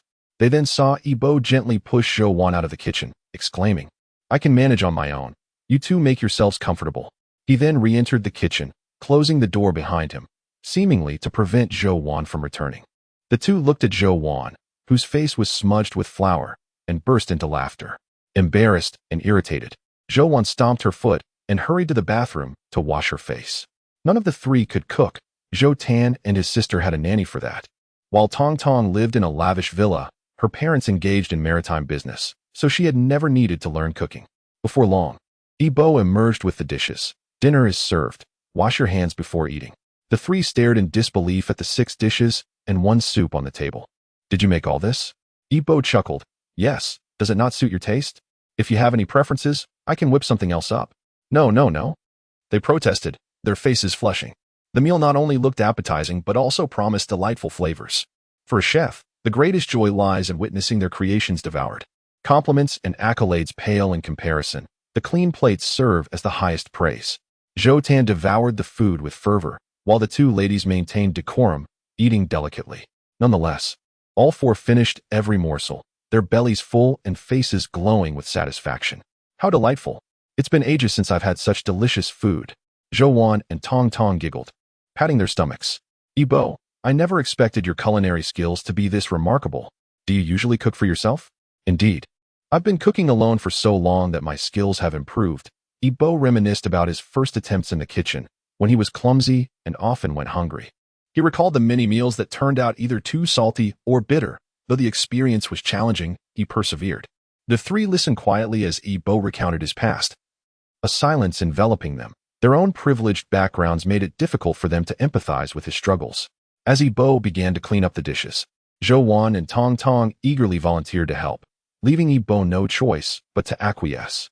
Fortunately, washing dishes posed no danger, or Yibo would have hesitated to let them assist, fearing they might wreak havoc in his kitchen.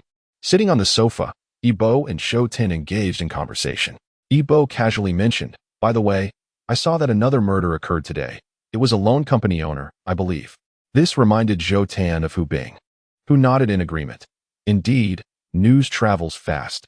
A murder in the morning, and by afternoon, the entire country is aware. Yibo prepared tea, stating, "It's fortunate that such a person has met their end. I read that he was involved in drug use and ruined countless lives. Isn't this a form of retribution for those he harmed?" Zhou-Tin sighed. "I understand the reasoning, but we must apprehend the murderer." We immediately suspected Hu Bing, as he had the strongest motive. Unfortunately, he has an alibi, leaving us at a loss, so we ultimately attributed the crime to fate. Zhou-Tin took a sip of tea, his eyes widening. "What kind of tea is this? It's incredibly fragrant." Yibo smiled. "Dahong Pao, if you like it. Feel free to have more. I've had Dahong Pao before, but yours is leagues above the rest." At that moment, the two ladies, having finished washing the dishes, heard Zhou-Tin's praise, and each picked up a cup to savor the tea. Tong Tong's eyes widened in astonishment. "This is Mother Tree Dahong Pao. Goodness. Serving us this is too extravagant." Zhou-Tin and Zhou were equally flabbergasted, staring incredulously at Yibo. They knew that Mother Tree Dahong Pao could fetch hundreds of thousands per pound, worth its weight in gold. Yibo, sensing their misunderstanding from their gazes, clarified, "You've misinterpreted. This was a gift from one of my readers who wanted to encourage me to write faster. There's not much, just 3 tales." Zhou-Tin gazed intently at Yibo, causing a shiver to run down the latter's spine. "What are you planning? Honestly, are we not brothers?" Zhou-Tin draped an arm around Yibo's shoulder with a serious expression. Yibo frowned slightly, feeling uncomfortable with such proximity, though he didn't show it. "You want this tea, don't you?" Yibo teased. "Well, I can pay for it. Just sell me a bit. Even half a tael will do." Yibo resigned, replied, "All right, I'll give you a tael. Just make sure to savor it." "Absolutely." Zhou-Tin beamed with excitement, nearly bouncing off the ground. Zhou could only shake her head in disbelief, covering her forehead with a sigh. After some more chatting, the guests took their leave. As for why Yibo chose not to steer the conversation back to the case, it was primarily to avoid raising Zhou-Tin's suspicions. A preoccupation with the case would not align with the thoughts of an ordinary individual. Should Zhou-Tin grow wary, it could jeopardize Yibo's plans. However, with no updates from Li Zhe yet, Yibo had shifted his focus to another family, a family he vividly recalled for how they had treated his father years ago. In a moment of desperation, Yibo's father hurriedly sent Yibo, his sister, and their mother away. Yibo watched helplessly as his father evaded their adversaries, ultimately wasting precious time that could have been used for their escape due to the incessant entanglement of their family. Fixating on the names of the three, a torrent of hatred surged in his eyes. This time, no police would shield them. He vowed to make them experience the utmost agony. Indeed, Yibo resolved not to notify the special task force for their protection, believing that it would be far too gracious to afford them such consideration. With this thought, Yibo retrieved his phone and dialed a 16-digit number. A hollow, mechanical voice responded, informing him that the number he had dialed was invalid. After hanging up, he attempted the call again. This cycle repeated 6 times until, instead of a mere mechanical tone, an advertisement blared through the line. After pressing the pound key 4 times, a detached male voice finally inquired, "What do you want?" Upon relaying his request, the other party pondered for a moment before quoting a price of 500,000. The deal was struck without hesitation. 3 days, the usual place, you know the rules, the voice stated coldly before disconnecting. This was the realm of clandestine transactions. a channel unknown to the average person who would be unable to connect without a referral. Iba had conducted numerous dealings in the past, coupled with a referral, which made the other party willing to trust him. The referrer was, in fact, a patient from the Sunshine Mental Hospital who had once conversed with Iba. He indicated that simply mentioning the name Shanku would guarantee their belief. Initially skeptical, Iba resorted to this method out of sheer necessity for tools of vengeance after escaping the institution. The other party had not believed him at first, but once he uttered the name Shinku, their surprise led them to prepare the requested items. Most of Iba's current knowledge stemmed from the insights imparted by the patients at the Sunshine Mental Hospital. The idea to set the institution ablaze had also originated from them. Iba longed to return and see them, yet he understood that doing so would expose him immediately. 3 days later, Iba acquired the items he sought. Observing the wriggling creatures within, a cruel smile crept across his lips as he envisioned the suffering that awaited his targets. Lucier sat smoking outside his home, his brow furrowed and his expression grim. This was Lu Zhongbao, a village predominantly inhabited by families bearing the Lu surname. A decade prior, his family had relocated their household registration to Pingjin City, hoping that in a few years, the area would be demolished, allowing them to profit from relocation compensation. However, after waiting 10 years, no news of demolition materialized. Upon inquiry, they learned that the government intended to preserve the area as a cultural heritage site, igniting fury within the Lu family. With no other options, Lucier resorted to the illicit trade of counterfeit alcohol, engaging in the purest form of forgery. In addition to fake liquor, he sold counterfeit cigarettes and other adulterated food products. Gradually, Lucier's family improved their circumstances. Yet, unforeseen calamity struck when Lucier's father, Lu Xiong, suffered an accident, tumbling from the upper floor and breaking his leg. This misfortune placed an immense burden on the family. Lucier seethed with resentment toward his parents, wishing they would simply pass away, as their continued existence felt like an unbearable encumbrance.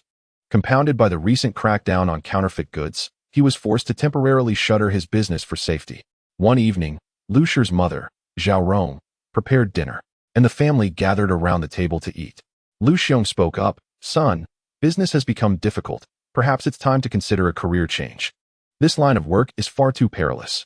Lucier remained silent, yet absorbed his father's words. He understood that if he continued down this path, disaster would surely befall him. Noticing his silence, Zhao Rong tentatively suggested, "Why not set work aside for a moment? You're not a child anymore. It's time to find a girlfriend." Lucier felt a surge of irritation.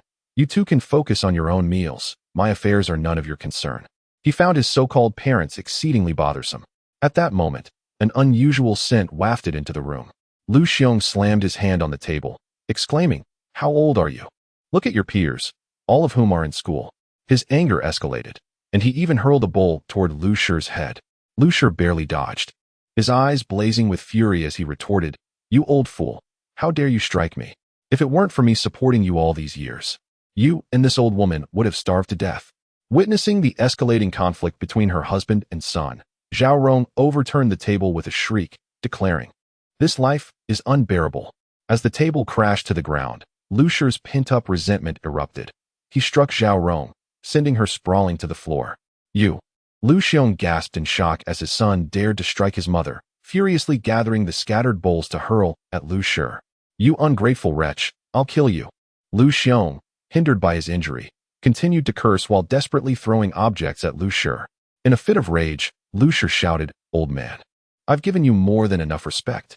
After all these years of supporting you, this is how you repay me?" He pushed Lu Xiong's wheelchair toward the balcony. "What are you doing? Are you trying to kill me?" Lu Xiong gripped the armrests of the wheelchair tightly, fear coursing through him. Just as Lucier was about to push Lu Xiong over the edge, a knife plunged into Lucier's back.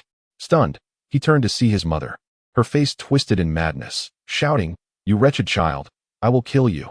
She lunged at Lucier, and a chaotic struggle ensued. Unbeknownst to the trio, a raging fire had ignited around them. Their anguished screams echoed through the night, awakening neighbors who peered into Lucier's home. Flames roared within, the silhouettes of the three flickering like phantoms amidst the inferno. Chapter 39, The Bizarre. Bodies with burn marks, but no signs of fire the following day. Police cordoned off the area as onlookers gathered in increasing numbers, prompting officers to disperse the crowd. Yi Qinglong, Zhao Weihai, and others arrived. summoned to assist due to the case's extraordinary nature. Upon entering, they were met with 3 charred bodies, an acrid scent of burnt flesh lingering in the air. Yet there were no traces of fire damage surrounding them. Captain Zhou, responsible for the case, wore a troubled expression as he confided in Zhao Weihai. "This case is too bizarre. We are at a loss and must seek your special task force's assistance." Zhao Weihai, equally perplexed, patted Captain Zhou's shoulder reassuringly. "Don't worry. Let's examine the scene first." Captain Zhou explained, "All 3 individuals were fully burned, and we could only identify them through nearby neighbors. They were a family of 3. Lu Xiong beside his wheelchair, Lu Shi with a knife lodged in his back, and Zhao Rong, Lu Shi's mother."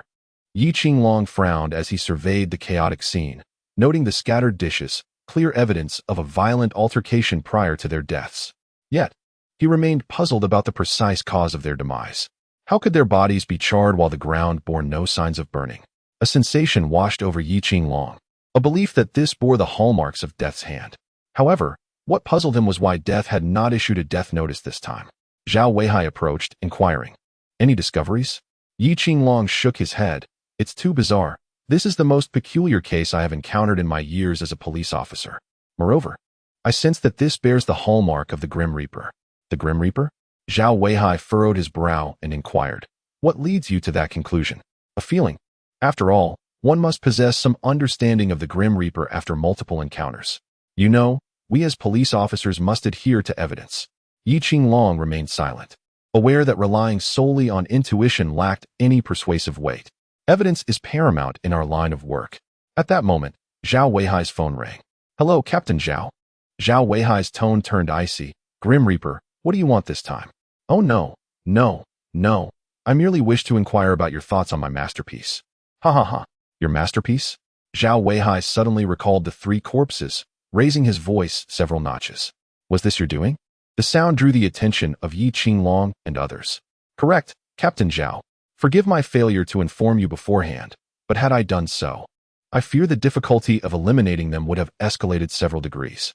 Zhao Weihai seethed. "Grim Reaper, you truly deserve to be punished. I will capture you and deliver a thorough beating." "Oh, ha ha ha ha. I never expected the illustrious Captain Zhao would utter such words. Ha ha ha. Captain Zhao, I shall await your capture and look forward to your good news." The call ended abruptly. Zhao Weihai, enraged, smashed his phone into pieces. "Grim Reaper, I will surely apprehend you." However, the one most delighted was Captain Zhou. He had no desire to tackle such a troublesome case, yet should it be solved, it would indeed be a significant accomplishment. Nevertheless, given the case's complexity, he was certain he could not resolve it. Now that the Grim Reaper had called to claim responsibility, it naturally fell under their special investigation team's jurisdiction. Captain Zhou offered a few words of consolation, yet the mirth in his eyes was uncontainable. Humph. Zhao Weihai had no intention of engaging with this gloating individual. He was acutely aware of the other's thoughts, merely that this mess had not been handed to him, but rather to his own special investigation team. Zhao Weihai's mood soured significantly, his expression dark throughout, prompting Captain Zhou to refrain from further provoking him. Li Zhe had been exceedingly busy these past few days, even facing life-threatening situations. He never anticipated that merely investigating a procurement department manager would lead to an assassination attempt against him. Taking refuge in an abandoned house, he furtively observed the situation outside through the cracks in the walls. Once he confirmed that his pursuers had departed, he let out a sigh of relief. Damn it! Who is this Zhou Xinwen to have attracted such deadly attention? Li Zhe felt that he had incurred a significant loss, having risked his life for a mere 200,000 to serve the Grim Reaper. It was hardly worth it. Nevertheless, a smile crept across Li Zhe's lips. Fortunately, he had managed to gather all the necessary information. The thought that his sister's mysterious disappearance might be related to Weiwu Pharmaceutical Company ignited a cold fury in his eyes. Should he discover that they were responsible for his sister's plight, he would not spare them. Now, all he needed to do was deliver this document to the Grim Reaper. Hoping he could unearth some clues, Li Zhe had investigated all available information regarding the Grim Reaper and found that, despite his murderous tendencies, he was driven by a desire for vengeance. He did not engage in indiscriminate killing. Rather, his actions were purposeful. This revelation eased Li Zhe's concerns. He dreaded the thought of collaborating with a remorseless murderer. Although the Grim Reaper did possess a moral boundary, albeit a low one, It did not deter Li Zhe from forming an alliance, as they shared a common goal, Weiwu Pharmaceutical Company. However, if Li Zhe were to learn that he had been manipulated by the Grim Reaper, who mistakenly believed he had killed the former procurement manager, Luo Qing, and thus sent assassins after him, it would undoubtedly infuriate him. After all his diligent efforts to assist the Grim Reaper in gathering intelligence, only to be used in return, would be unbearable. That evening, Yibo meticulously reviewed the information collected by Li Zhe. Weiwu Pharmaceutical Company primarily dealt in health supplements, additionally manufacturing anti-inflammatory medications and other pharmaceuticals for sale. Their primary raw material supplier collaborated with a company named Mingqi Herbal Medicines, while the distribution of Weiwu's products was chiefly managed by the largest hospital in Pingjin City. These three entities formed a stable cooperative model, with Weiwu Pharmaceutical playing a pivotal role. Gradually, Yibo scoffed, while hidden, indeed. However, I shall dismantle your minions one by one. I wonder if you will still be able to sit comfortably then. In the dimly lit room, the only illumination came from a desk lamp, while a news alert flashed on his phone. In 3 days, Mingqi Herbal Medicines would host a charity gala to build schools for children in impoverished mountainous regions. The following day at the Special Investigation Team's office, it was rare to see Captain Zhou arrive at work with a thermos in hand. Those who spotted him could not help but jest. Hey, Captain Zhou, you're not even middle-aged yet, and already you're using a thermos for goji berries. Is your health failing? Chapter 40. Burned to death or hurt to death. Captain Zhou retorted playfully, you know nothing. This contains fine tea, so envy away. Upon entering the office, Yi Qinglong looked at him with a strange expression. In this sweltering heat, you still carry a thermos? Is your health failing? This remark incited laughter from the others. Captain Zhou's face darkened, and he refrained from explaining, sipping from his thermos instead. He sighed in satisfaction. Yangke's nostrils flared as she inquired, what kind of tea is this? Captain Zhou gave her a thumbs up, as expected of Officer Yang. You immediately recognized it as tea. This is Da Hong Pao, which I acquired with great difficulty. Yangke's eyes fixated on the teacup in Captain Zhou's hand as she placed a disposable cup in front of him. Pour me a cup. Captain Zhou hesitated, weakly stating, Officer Yang, I don't have much. Less talk, more action. Yangke snatched the thermos and poured herself a cup. After savoring a sip, she remarked, indeed. It's Da Hong Pao from the mother tree. Where did you procure this? I once wished to buy some, but alas, it was all reserved. I had to beg a friend for ages to get it. I don't have much. Yangke's eyes gleamed as she looked at Captain Zhou. How about this? I'll offer you 100,000. I'll take whatever you have. The room fell silent, all eyes on Yangke in disbelief. Captain Zhou shook his head. Discussing money spoils the relationship, Officer Yang. If you want to drink it, I can give you a little, but I don't have much. Yangke gave him a thumbs up, generous. Captain Zhou felt a wave of regret wash over him. At that moment, he wished he could slap himself. With such a fine treasure, he should have kept it for his own enjoyment instead of flaunting it. Just then, Zhao Weihai entered, rapping his knuckles on the table sternly. All right, everyone is here now. Let us share our findings from yesterday. Yet, silence enveloped the room. It appeared no one had made any discoveries. Zhao Weihai turned his gaze toward Yi Qinglong. Officer Yi, did you find anything? Yi Qinglong frowned, pondering for a moment, from the evidence at the scene. It appears that Lu Shi and his father, Lu Xiong, first engaged in a verbal conflict. Subsequently, Lu Xiong picked up a bowl from the ground and hurled it at Lu Shi, but Lu Shi managed to evade it. This is evident from the broken bowl pieces on the floor, which bear Lu Xiong's fingerprints. Following this, a physical confrontation ensued, during which Lu Shi, in a fit of rage, attempted to push Lu Xiong from the second floor, but was stopped by Zhao Rong. Zhao Rong's method of obstructing Lu Shi was undoubtedly the knife concealed behind him. Yi Qinglong pondered deeply. Although the three individuals had erupted into conflict, it was not the fundamental cause of their demise. I speculate that the true reason for their death must be the burns. However, the peculiarity lies in the fact that while the three suffered severe burns, there were no signs of scorching within the room. This was precisely what puzzled everyone. Yet, they could not hastily draw conclusions. They could only await Qin Chuan's autopsy report to discern what could be uncovered from the corpses. Zhou Tan suddenly suggested, could it be that this was not the actual crime scene? Perhaps the Grim Reaper inflicted fatal burns elsewhere before depositing the three bodies here. Yangke shook her head. That is unlikely. If that were the case, what would be the Grim Reaper's motive? To confuse our investigative thoughts? Zhou Tan raised this point. Yi Qinglong nodded. We cannot entirely dismiss this possibility. The Grim Reaper has already released several smokescreens, and we currently lack clarity regarding which one is accurate. Perhaps none of them are. Zhao Weihai directed his gaze at Zhou Tan. Have the circumstances surrounding the scene been thoroughly investigated? Zhou Tan affirmed. Yes, according to the witnesses and neighbors. The family of three maintained a cordial relationship, and Lu Shi was known to be a deeply filial person. However, they were unaware of the reason behind the fierce argument that transpired last night, which frightened the neighbors to the extent that none dared to intervene. What business did Lu Shi engage in? Counterfeiting. Zhou Tan replied gravely. Counterfeit alcohol, cigarettes, and the like, though it seems operations have been paused due to stringent investigations. Yi Qinglong murmured. Grim Reaper, what exactly are you attempting to achieve? It seems that you possess a multitude of enemies. A multitude? The word sparked a realization in Yi Qinglong. Zhao Weihai, noticing Yi Qinglong's reaction, inquired, what have you deduced?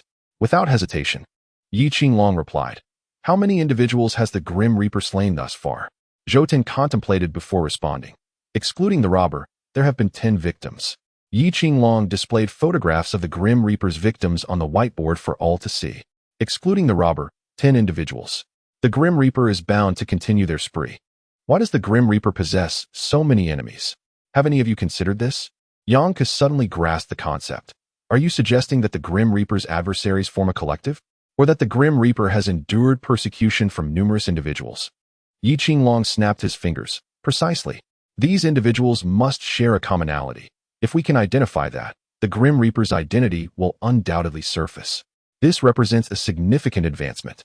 Everyone's expressions grew animated, indicating that discovering these commonalities would lead them closer to unveiling the Grim Reaper's identity. Zhao Weihai, having been most grievously affected by the Grim Reaper's actions, harbored the deepest animosity towards them, surpassing the urgency felt by others to capture the Grim Reaper. At that moment, Qin Chuan returned, presenting Zhao Weihai with the autopsy report. The results are in. These 3 individuals were painfully killed. Painfully killed? Not burned to death? Confusion swept over everyone. Qin Chuan surveyed the group. Firstly, the concepts of dying from pain and dying from burns are entirely distinct. Their bodies were already severely burned, making it impossible to ascertain through facial expressions whether they succumbed to burns or pain. Chapter 41. Death by ant bites. After a night of research, I discovered that the bodies contained a significant amount of toxins. Fortunately, the autopsy was timely. Had it exceeded 24 hours, determining the cause of death would have been impossible. Yi Qinglong inquired, what, then, accounts for the burns on their bodies? Those are toxic wounds, with peptide toxins surrounding the injuries. Upon hearing this, Yang Ke questioned, South African bullet ants? Qin Chuan nodded. Indeed, the South African bullet ant, also known as the 24-hour ant, is classified among the world's 10 most venomous creatures. Its venom can amplify human pain to an excruciating degree. The burn marks on their bodies are, in fact, the result of bites from bullet ants. The agony inflicted by a single bullet ant is akin to that of a bullet piercing through flesh, an apex of biting pain. According to the Schmidt Sting Pain Index, the bullet ant sting is described as a relentless wave of searing, convulsing pain that can persist for 24 hours without abatement. With a grave expression, Qin Chuan remarked, this is merely the sensation from a single bullet ant. Imagine the torment from thousands. A chill swept through everyone, causing involuntary shivers. Zhao Weihai, looking solemn, stated, such a massive ant colony cannot remain concealed. We must locate it. Yang Ke proposed, Zhao, I suggest we use Lu Shi's residence as a center point and radiate outward within a 10-kilometer radius. They are likely still within this area. Zhao Weihai concurred. Indeed. We shall proceed according to Officer Yang's recommendation. Zhou Tan, you will handle this matter. Understood. At that moment, Yi Qinglong raised another question. Given the sheer number of ants, they should have been able to flee, at the very least to the ground floor. Yet, I observed no signs of struggle. Regarding this, Qin Chuan could only shake his head in resignation. I cannot provide answers. The information available from the corpses is limited. As for the rest, that is your responsibility. I have other work to attend to, so I shall return to the dissection room. With that, he turned and walked away. The others exchanged glances, feeling a mix of exasperation and helplessness towards Qin Chuan's demeanor. There was little they could do. Qin Chuan had an affinity for corpses, and only in their presence did his emotions seem to fluctuate. At all other times, he wore an expression of indifference, as if others owed him money. This contributed to his less than stellar reputation within the police department. However, his autopsy skills were beyond reproach, and other provincial police departments sought to recruit him with enticing offers. Yet he remained unfazed. Director Chu Weika regarded Qin Chuan with utmost reverence, fulfilling his every request without hesitation. What are you contemplating? The meeting has concluded.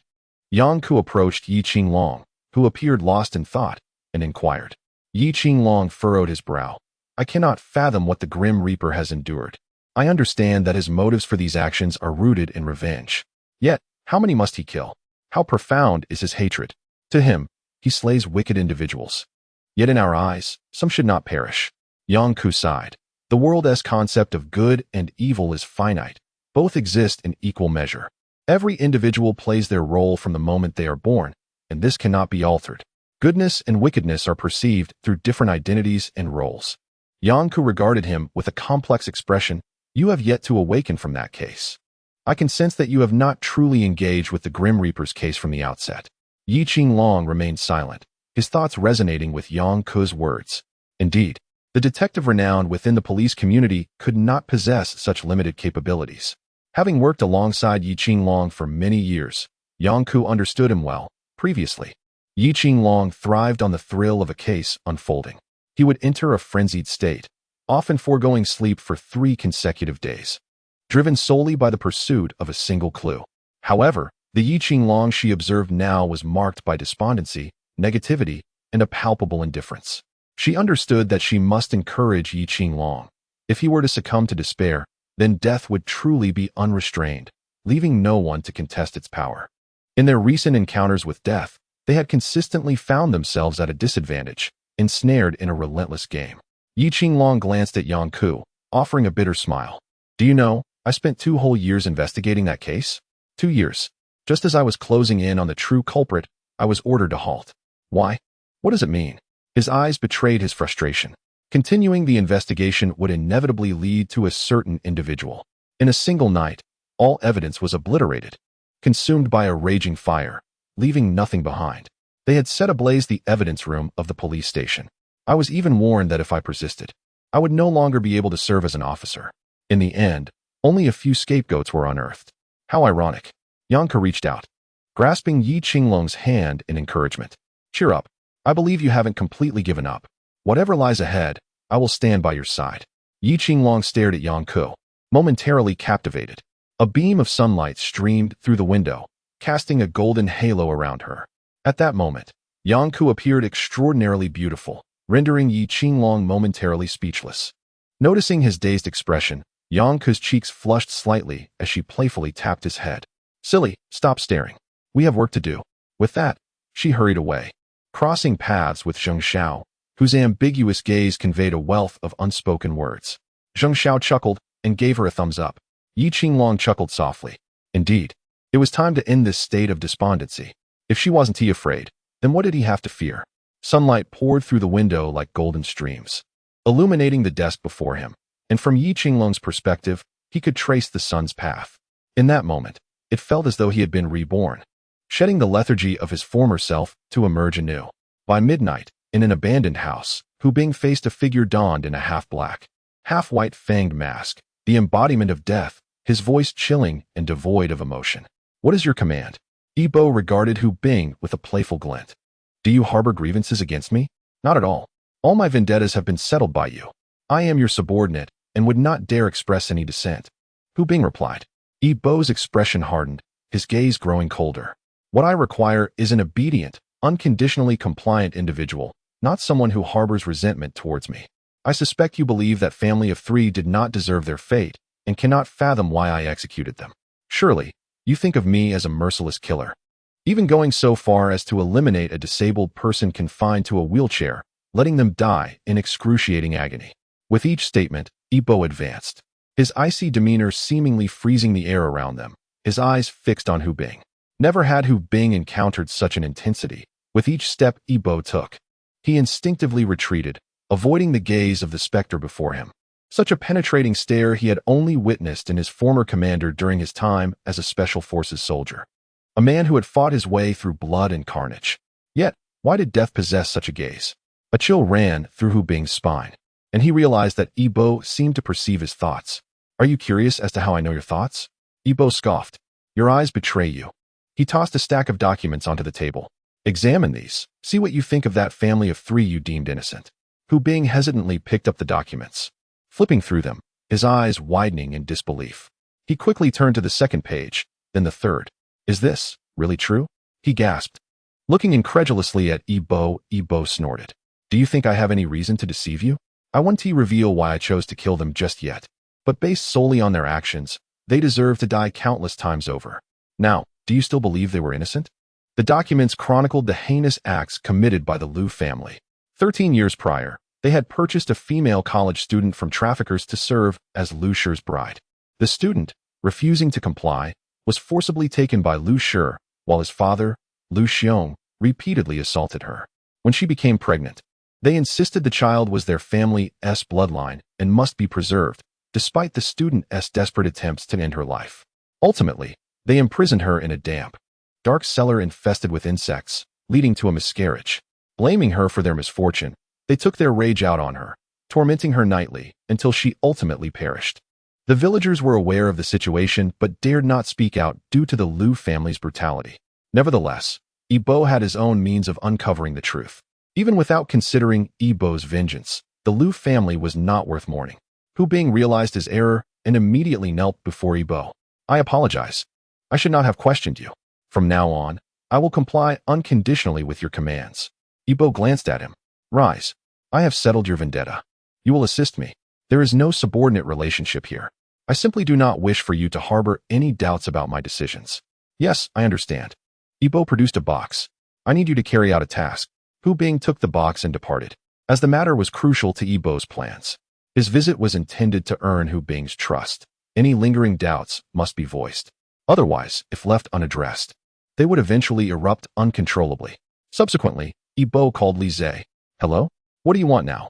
Li Zhe lamented his previous misfortune. An investigation had led to a deadly pursuit. Therefore, he would tread carefully in response to death's demands. What? I have a task for you. The usual price, 200,000. Yi Bo nearly laughed at the resentment in Li Zhe's voice. Yes, he had indeed exploited Li Zhe last time, yet the latter had remained elusive. What do you need me to investigate? Li Zhe inquired. Du Rentai is involved in organ trafficking. I want you to uncover his transaction records, preferably with photos or videos of the transactions. The mention of organ trafficking startled Li Zhe, who hesitated but then recalled the name. Du Rentai, the director of the largest hospital in Pingjin City, Rentai Hospital? His expression turned grave as he realized the gravity of the situation. What do you know? Why do you want this information? Yi Bo chuckled lightly. You've always wanted to know why your sister disappeared. This could lead you to the answer. A dreadful thought crossed Li Zhe's mind, and he struggled to maintain his composure. What do you know? Yi Bo smiled coyly. I'm afraid I can't divulge that. However, I can assure you that Du Rentai is not the ultimate mastermind. Li Zhe fell silent, fully aware that accepting this commission would plunge him into a quagmire from which there would be no escape. Yet, the thought of his sister sent his mind into a frenzy. After a prolonged moment, he exhaled softly. I accept, but I demand a face-to-face transaction afterwards. Deal. Yi Bo hung up the phone, and under the moonlight, the grim mask he wore seemed to come alive, a subtle smile curling at the corners of his mouth. The following day, Yi Qinglong arrived at the police station early. When Detective Zhou arrived and saw Yi Qinglong, suspicion flickered in his eyes. Officer Yi, you seem a bit different. Yi Qinglong glanced down at his attire, noticing no alterations, and asked in confusion, What do you mean? What's different? Detective Zhou shook his head. I can't quite articulate it, but you just seem more vibrant.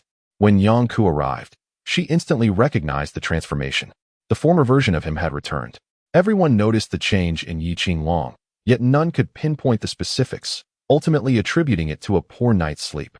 Yi Qinglong diligently perused the files of the deceased in the Grim case, attempting to discern a commonality among them.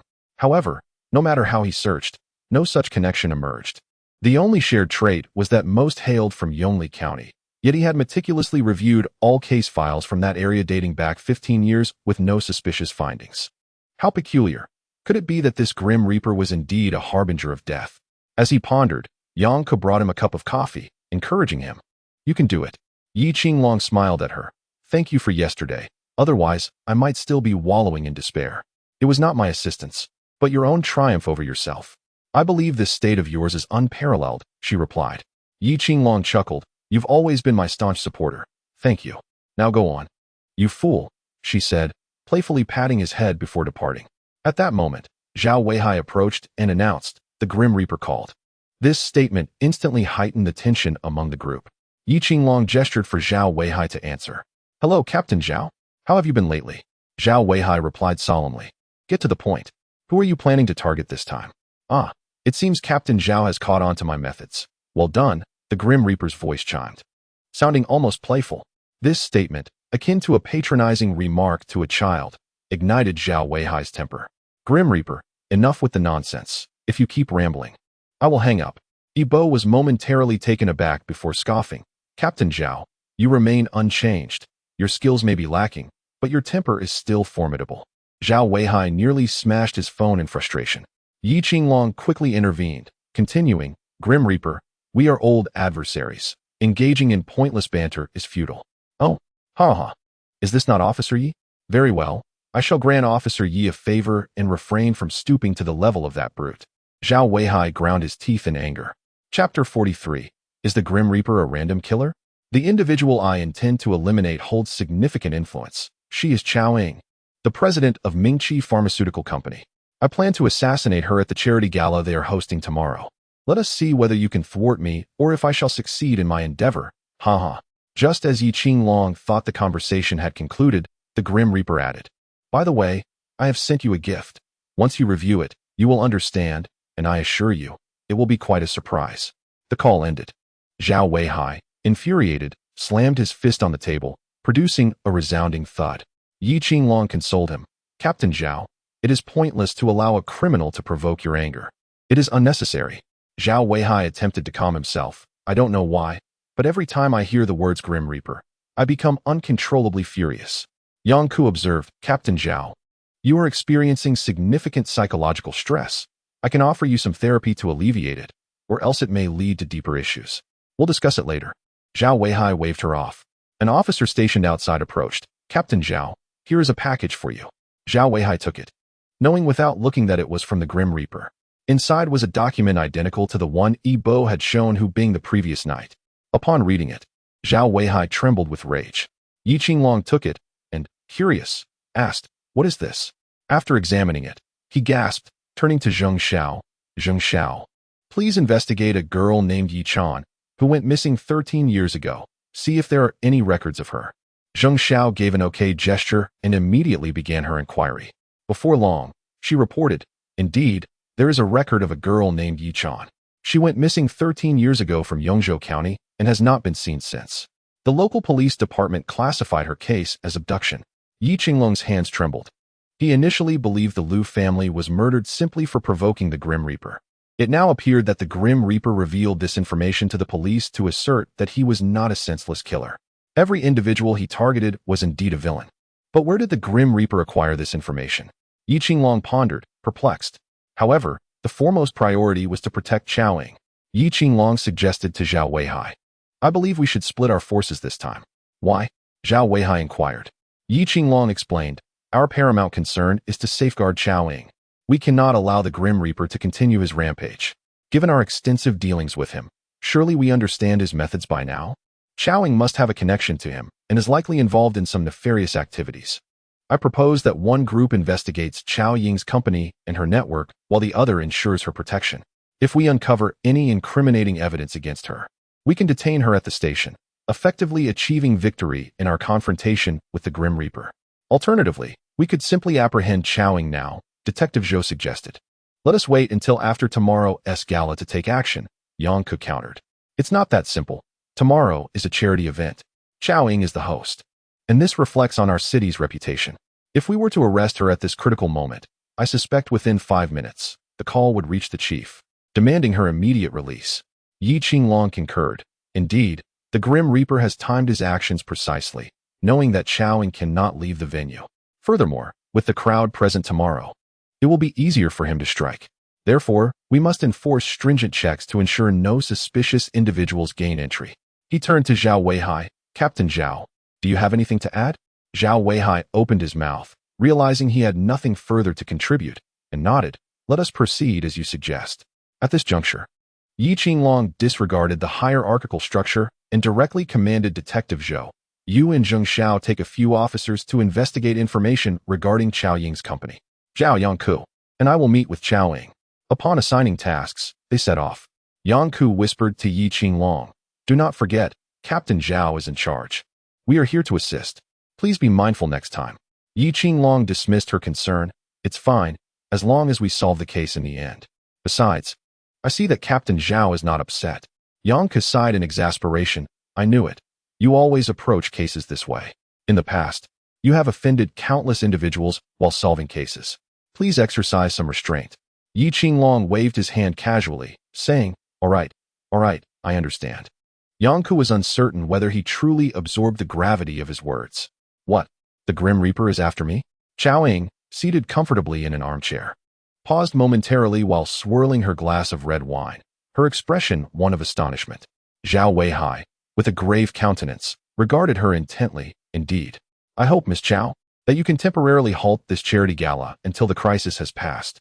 "Don't jest, officer." Chao Ying's almond-shaped eyes sparkled with an unusual glint as she rose, handing Zhao Weihai the list of attendees for the gala.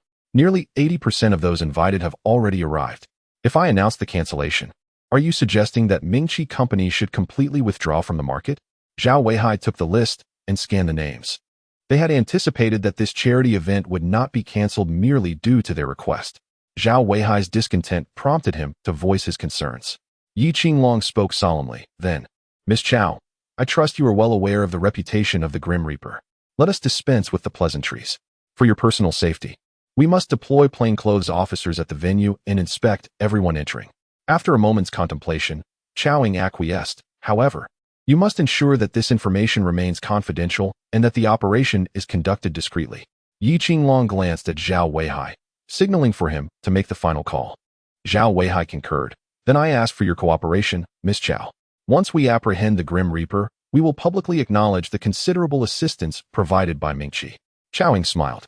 "Then let us wish for a fruitful collaboration." Once Zhao Weihai and his team departed, the smile faded from Chao Ying's face. She hurried to her bedroom and retrieved an old mobile phone, dialing a number. "Hello? The Grim Reaper is targeting me. I need your assistance." A deep voice responded from the other end. "Understood. I will send someone over." As Yangku exited Chao Ying's villa, he cast a lingering glance back at the house. Something about Chao Ying felt amiss. Chapter 44. Preparations for the eve. Yi Qinglong nodded in agreement. "It is indeed quite abnormal." Zhao Weihai, perplexed, inquired, "Is it merely her excessive composure that raises suspicion?" Yangku gently shook his head. "No, it is more than just her calm demeanor. I observed that upon hearing the news of the Grim Reaper's intent to kill her, her pupils dilated, and her fingers tightened around the wine glass instinctively. Moreover, her complexion slightly flushed. She then rose, not genuinely needing the list before her, which was easily within reach. Why, then, did she feel the need to stand?" Yangku's gaze fixed on the villa. "She is forcing herself to remain calm. Perhaps she knows someone who can save her. We, the police, are merely providing her with an additional layer of security." Zhao Weihai looked at Yangku in astonishment. "I did not realize, Officer Yang, that you possess such keen insight." Yangku regarded him with a knowing smile. "Captain Zhao, I did not overly involve myself in previous cases, but please do not underestimate my capabilities." Zhao Weihai waved his hands repeatedly, perspiration beading on his forehead. "That's not the case. That's not the case at all." Yangku pointed out his sweating brow. "Captain Zhao, do not forget that my major is psychology." Yi Qinglong found the exchange amusing. In previous cases, Yangku had seldom voiced her opinions. Leading Zhao Weihai to mistakenly assume her expertise was merely superficial. Little did he know that Yangku could discern Chao Ying's state from just a few gestures. As the group prepared to depart, a sudden crash from the neighboring villa startled them. A window had shattered. They initially feared the Grim Reaper had struck, until a middle-aged man emerged, scolding a child. "You little rascal, from now on, if you want to play soccer, do it at the square. This is the third window you've broken this month. If I catch you playing indoors again, I swear I'll teach you a lesson." Realizing it was merely a child who had accidentally broken the glass while playing, they dismissed the incident and drove away. Upon returning to the police station, the trio was soon joined by Detective Zhou. "Captain Zhao, I investigated Chao Ying's company and found no vulnerabilities. It seems they anticipated my inquiries, as everything aligns perfectly. Yi Qinglong asked, what type of medicinal herbs does Mingqi specialize in? They cultivate various herbs, including forsythia, perilla, licorice, and coptis. All are common herbs. And I've reviewed their import and export lists. There are no discrepancies. Yi Qinglong turned to Yang Ku. What is your perspective? After a moment of thought, she replied to Zhou, which herb do they cultivate the most? They primarily grow a herb called Cotinopsis, which comprises the largest portion of their production. However, their forsythia cultivation is minimal, at just over 1,000 square meters. They claim it is experimental cultivation for a product centered around forsythia that they plan to produce. Yang Ku shook her head slightly. It is difficult to draw any conclusions at this stage. However, I suspect that the absence of issues may, in fact, be the greatest issue. A company of this size cannot possibly manage every aspect flawlessly. There are bound to be areas of mismanagement. Perhaps what they have shown us is not the whole truth. Zhou interjected, are you suggesting they are cooking the books? That is the only possibility. However, we currently lack evidence to take action against them. Yi Qinglong looked at Zhao Weihai. Captain Zhao, it all hinges on tomorrow. Rest assured, aside from those attending the gala, not even a mosquito will be allowed entry. As time flowed steadily, the moon and sun took their turns, with the sun now at work. The charity gala was set to take place in the largest exhibition hall in Pingjin City, filled with luxury cars valued at over $1 million, attended by the elite. Yi Qinglong and his colleagues had already changed into plain clothes, vigilantly watching each individual. They understood that the Grim Reaper excelled in disguise, so they had installed a detection gate at the entrance. Every attendee was required to pass through this gate, which could instantaneously identify any disguises or prohibited items. Though this measure irked many, they did not openly express their displeasure. Those who had reached this level of success were typically composed. Once the last guest entered, Zhou glanced at Zheng Xiao, who shook his head in response, indicating no anomalies had been detected. The two felt a twinge of disappointment and communicated via their walkie-talkies. Captain Zhao, Group A found nothing abnormal. Understood, maintain vigilance. The security at the venue was managed by a company hired by Chao Ying, who had also secured a bodyguard for her personal safety. Zhao Weihai and Yi Qinglong were disguised as security personnel, while Yang Ku assumed the role of a hostess. Each attendee engaged in conversation, as this was an opportunity for networking that none wished to miss. Initially, Yi Qinglong intended to personally protect Chao Ying, but she rejected his offer, asserting that she only trusted those she had chosen herself, expressing skepticism towards Yi Qinglong. Despite his earnest attempts to persuade her, she remained resolute, deeming this a matter of life and death that warranted no negligence. Moreover, the individual she trusted to protect her was one of her own choosing. Unbeknownst to Chao Ying, a shadow had already infiltrated her home. At this moment, there were more than 30 security personnel inside the venue, and outside, there were over 100 plainclothes officers. The entire venue was surrounded tightly. Not even an ant could slip through. Zhao Weihai was filled with immense confidence, believing that once death appeared, he would be captured. Yi Qinglong approached Yang Ku, expressing his unease. Something feels off. With such heavy defenses, if I were death, I would never come here to meet my demise. Upon hearing Yi Qinglong's words, Yang Ku's eyes narrowed, and an ominous premonition took root in his heart. What do you mean? He inquired. I believe death would never act directly. The moment he does, he will be caught. Death is an extremely intelligent individual. He has no reason to take unnecessary risks.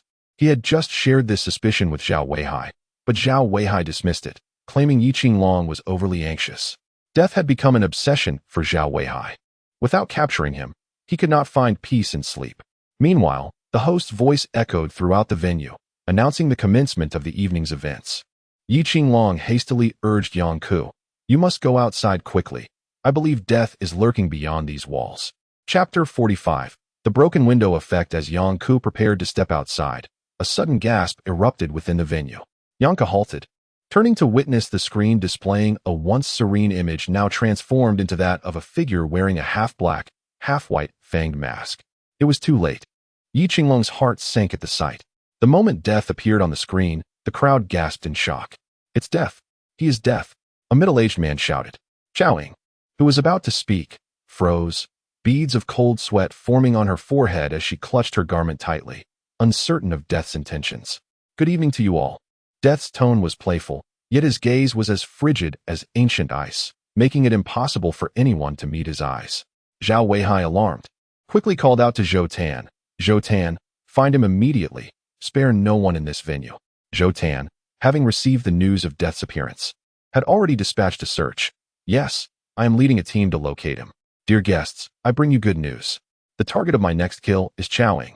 This concerns none of you, so rest assured. Ha ha ha. At that moment, Chao Ying's face drained of color, yet she mustered her courage to ask, Death, what have I done to offend you? Death merely cast her a sidelong glance before pressing a button on his device. Instantly, all the doors of the venue slammed shut. Panic ensued as everyone rushed to the doors, attempting to pry them open. However, they were immovable, as if welded shut. Everyone felt like trapped mice, desperately struggling for breath. Stop wasting your efforts. You cannot open them, Death taunted. A middle-aged man shouted, Death, if your target is Chowing, why confine us here? Let me out. Oh, do not be hasty. I will indeed let you go. But first, I propose a game. He continued, within this venue, I have placed 10 bombs. If you wish to live, you must sever one of Chao Ying's ears. After speaking, he glanced at the timer on his wrist. You have 3 minutes. Yang Ke's face turned pale. This is the broken window effect. Death was exploiting human psychology. Yi Qinglong, confused, asked, what is the broken window effect? The broken window effect is a theory in criminal psychology. If someone breaks a window in a building and it remains unrepaired, others may take it as a cue to vandalize further. Over time, these broken windows create a sense of disorder, leading to rampant crime in a desensitized public atmosphere. This is the broken window effect. We must stop these people now, or it will spiral out of control. Realizing the gravity of the situation, Yi Qinglong rushed forward to shout, Everyone, remain calm. I am a police officer, and we will apprehend the criminal and bring him to justice. Death chuckled with amusement. Oh, isn't this Officer Yi? You have a minute and a half left, so manage your time wisely. Yi Qinglong replied coldly, Death, do not play these games. I advise you to cease your actions at once. Death sneered, pressing another button. Quick, everyone, take cover. Yi Qinglong shouted in alarm, dropping to the floor. Boom. A sudden blast echoed in their ears. The venue filled with smoke, causing everyone to cough uncontrollably. Death's icy voice resonated. I do not enjoy idle chatter. If you wish to survive, then you must comply with my demands. You now have 30 seconds. Chowing may act on her own, or you may act on her behalf. If the time expires and she remains unharmed, then all of you shall perish. Everyone understood that this was no mere jest. Death was real, and the bombs were real. If Chowing remained unharmed when time was up, they would all indeed die. As the realization set in, people began urging Chowing. Chow, what are you waiting for? Hurry. Do you wish to witness the demise of all of us?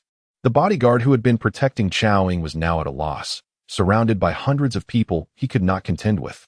Chowing was paralyzed by fear. A knife, a fruit knife, was tossed at her feet. Chow, act quickly. Do you want to watch us all die? Seeing Chao Ying's hesitation, someone stepped forward, picking up the knife with the intent to act on her behalf. What do you think you're doing? Yi Qinglong shouted, trying to intervene, but was blocked by the crowd. Officer, please do not interfere. Indeed, this concerns our lives. We are aware of Death's capabilities. If we do not comply, we could genuinely die. Zhao Weihai rushed over, shouting, what are you all doing? Do you realize this is illegal? You must think carefully. You are aiding a villain. Yang Ke shook her head, her face pale as she murmured, it is too late. It cannot be stopped. With a scream, Chowing severed her ear, and the middle-aged man raised the bloody ear toward Death. Death, we have complied. Now let us go. Death watched as the timer hit the last second, nodding in satisfaction. Well done. However, there is a second game. You must complete all my games before I release you. Do not be so eager. He laughed. The upcoming games will be even more intriguing.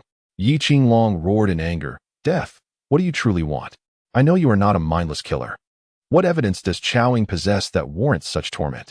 He then whispered to Zhao Weihai. The range of his remote is likely limited. Have someone search within a 2-kilometer radius. We must find Death. At that moment, Zhao Weihai had no choice but to comply, agreeing to contact Zhou Tan. Death slowly stated, Officer Yi, my intention to kill her is quite simple, revenge. However, if you wish to hear her transgressions, I can certainly enlighten you. Chowing trembled. Could Death know something? The Mingqi Medicinal Company was established 10 years ago, swiftly dominating the herbal market in Pengjin City. Their herbs not only possess excellent efficacy, but are also affordable. However, the Grim Reaper smiled playfully and said, Officer Yi, do you know what they use for fertilizer? At that moment, Chao Ying's complexion turned as pale as paper. Her eyes filled with disbelief. How could he know? Chapter 46. Using humans as fertilizer? Yi Qinglong asked in confusion. What do you mean by fertilizer? The Grim Reaper glanced at the trembling Chao Ying and enunciated clearly. Using humans as fertilizer. This statement struck the crowd like a thunderclap, leaving them utterly stunned. They all looked at Chao Ying, who was clutching her bleeding ear, with incredulous expressions. This can't be true, can it? Someone murmured. No way, absolutely impossible. The Grim Reaper must be fabricating this. Yet, looking at Chao Ying's demeanor, it hardly seemed like a fabrication. Yi Qinglong and Zhao Weihai exchanged glances, both realizing that this was not something that could be dismissed lightly. The Grim Reaper continued. This matter is concluded. You may visit their medicinal herb cultivation base. I assure you, you will be pleasantly surprised. Who knows how many corpses are buried beneath that land? Certainly not a few. At this point, everyone felt that the Grim Reaper was not speaking in jest, prompting them to have the police verify the claims. This matter was undoubtedly as solid as a rock. While reviewing the case files earlier, Yi Qinglong had felt that the number of missing persons in Pingjin City was alarmingly high, 3 to 4 dozen over a decade, and not a single one had been found. Initially, he wondered if it was due to incompetence, but now he speculated that they were likely abducted by Mingqi Medicinal Company. Yi Qinglong stated solemnly, but it is not your place to judge. Chowing should be handed over to the law, which will deliver its own verdict. The Grim Reaper did not respond to this query. Instead, he proceeded to the second game. Everyone braced themselves, uncertain of what game the Grim Reaper would play next. With a sinister smile, he said, Isn't Chowing beautiful? But what if her face were to be disfigured? TSK, TSK, TSK. Who among you will dare to mar her lovely visage? Chao Ying, who cherished her appearance above all, was instantly filled with dread, retreating repeatedly. No, you can't do this. Mingqi has a partnership with you. We are allies. You cannot treat me this way. Suddenly, several individuals advanced to restrain her, as one person, brandishing a knife, approached slowly. Yi Qinglong and Zhao Weihai attempted to intervene, but a mob surged forward, overpowering them. One shouted, Stay out of this. Our worth could easily overshadow your entire police department. The world is so beautiful, and we have not yet lived enough. Yanka had known from the start that it was futile to intervene. Now, she could only watch helplessly as they brought the knife closer to Chao Ying's face. With a scream from Chao Ying, a deep gash appeared on her face, exposing bone. Clutching her face, she fainted from the excruciating pain. The Grim Reaper clapped enthusiastically. Ha ha ha, you are so obedient. This is wonderful. Zhao Weihai shouted into his earpiece. Zhou, have you found anyone yet? Zhou, frantic, understood that the situation inside was dire, but locating the Grim Reaper was exceedingly difficult. They had already searched the surrounding area thoroughly, but had yet to find any trace of him. The Grim Reaper continued. Now, we shall proceed to the final game. If you complete this game, you may leave. Everyone yearned to escape this hellish place, but the door was locked, trapping them like birds desperate to flee their cage. Yearning for the sky outside. Tell me, does Chowing deserve to die? She used corpses to cultivate medicinal herbs. Should she live? At that moment, the crowd was eager to exit, echoing the Grim Reaper's words. She deserves to die? Such a person must not be allowed to live. We absolutely cannot let her go. The casual discussion of another's life and death sent shivers down Yangke's spine. In their eyes, Chowing appeared merely as a fish on a chopping block. Ha ha ha, splendid. The Grim Reaper laughed heartily. So, the final game is the death of Chowing. His voice suddenly turned cold as he surveyed the crowd. At this, everyone hesitated. Murder is a grave offense, and none wished to bear the weight of such a crime. Observing their hesitation, the Grim Reaper pressed a button, and a more powerful explosion erupted. Boom. This explosion originated from the ceiling, shaking it loose and causing it to crash down. In an instant, chaos erupted within the room. Everyone shouted and cursed. The explosion filled the space with smoke, obscuring visibility. In that moment, Yi Qinglong and Zhao Weihai broke free from their captors and rushed to the unconscious Chao Ying. However, upon reaching her, they were frozen in shock. At this point, Chao Ying had sustained dozens of cuts. Blood pooled rapidly on the floor. Chao Ying's eyes widened, her pupils dilated. She was evidently dead. Yi Qinglong clenched his fists, shouting in fury, Grim Reaper, I will not let you escape. The Grim Reaper wore a peculiar smile. Ha ha ha. It seems some still listen well. Officer Yi, we shall meet again someday. Do not be anxious, ha ha ha. Then, with a click, the door swung open. Upon seeing the door ajar, the crowd surged forth like a flood, abandoning all pretense and decorum. Even the arriving officers struggled to maintain order. These people rushed outside recklessly, the scene descending into chaos. Luxury cars sped away, even running red lights without a care. Amidst the tumult, a figure in sunglasses waved at the camera, a smile curling at the corner of his mouth, before melting into the chaotic throng. This incident swiftly became a trending topic, shocking the entire nation. Major media outlets and reporters swarmed around Yi Qinglong and his team as they emerged. What role did the police play in this Grim Reaper incident? Officer, the Grim Reaper has struck again. You still have not captured him. Does this imply you are incapable of confronting him? A barrage of pointed questions left them speechless. One reporter even audaciously claimed they could not compete with the Grim Reaper. This remark ignited Zhao Weihai's fury. He seized the reporter by the collar, glaring menacingly. What did you say? Have the audacity to repeat that. The police are assaulting people. The police are assaulting people. The reporter disregarded Zhao Weihai's furious gaze and threw himself to the ground, wailing. Witnessing this, Yi Qinglong and the others hurriedly pulled Zhao Weihai away, aware that he was likely to face severe repercussions, possibly even demotion. These journalists excelled at sensationalism. This incident would undoubtedly escalate.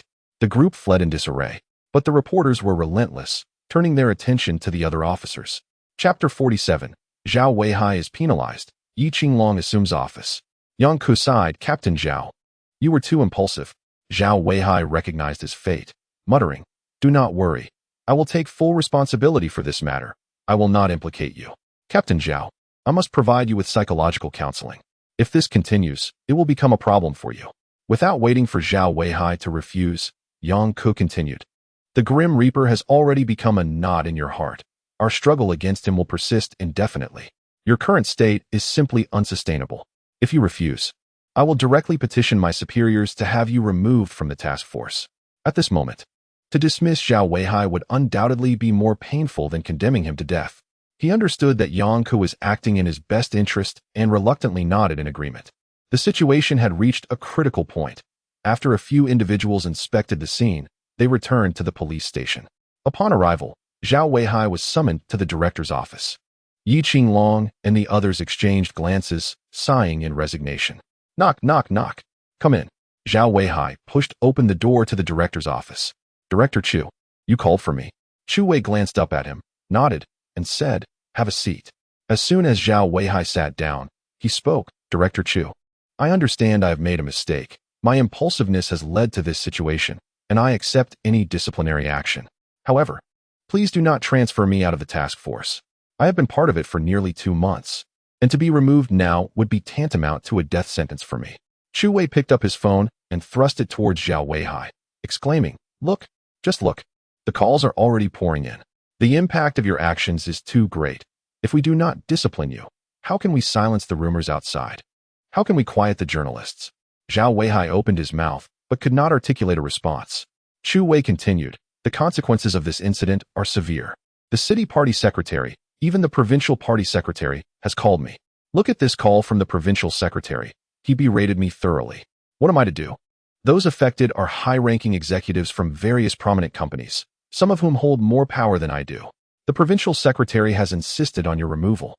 At this, Zhao Weihai sprang to his feet in agitation. Director Chu, I can accept any punishment, but it is absolutely unacceptable to remove me from the task force. Chu Wei slammed his hand on the table and shouted, Is this a decision for you to make? Zhao Weihai lowered his head and pleaded, Director Chu, I implore you. Can you think of a way? Do not transfer me out of the task force. I have served under you for over a decade. Even if I have not achieved greatness, I have endured hardships. Chu Wei glared at him. You truly do not make things easy for me. Consider the magnitude of the trouble you have caused.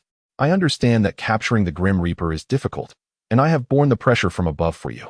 But at this critical juncture, why did you have to offend the journalists? Director Chu, I realize my mistake. Enough. From the moment the Grim Reaper commenced his crimes until now, you will start over as a police officer, but you can remain in the task force, serving tea and water for your former subordinates. Yi Qinglong will take over as the team leader. Initially believing there was no hope, Zhao Weihai's face immediately brightened upon hearing Chu Wei's words. Director, thank you. I do not care about being a team leader. Chu Wei waved his hand dismissively. Do not thank me. This is the greatest leniency I could secure for you. Moreover, take a month to rest. You will be suspended for a month. And when the storm passes, you may return. For Zhao Weihai, this outcome was already the best he could hope for.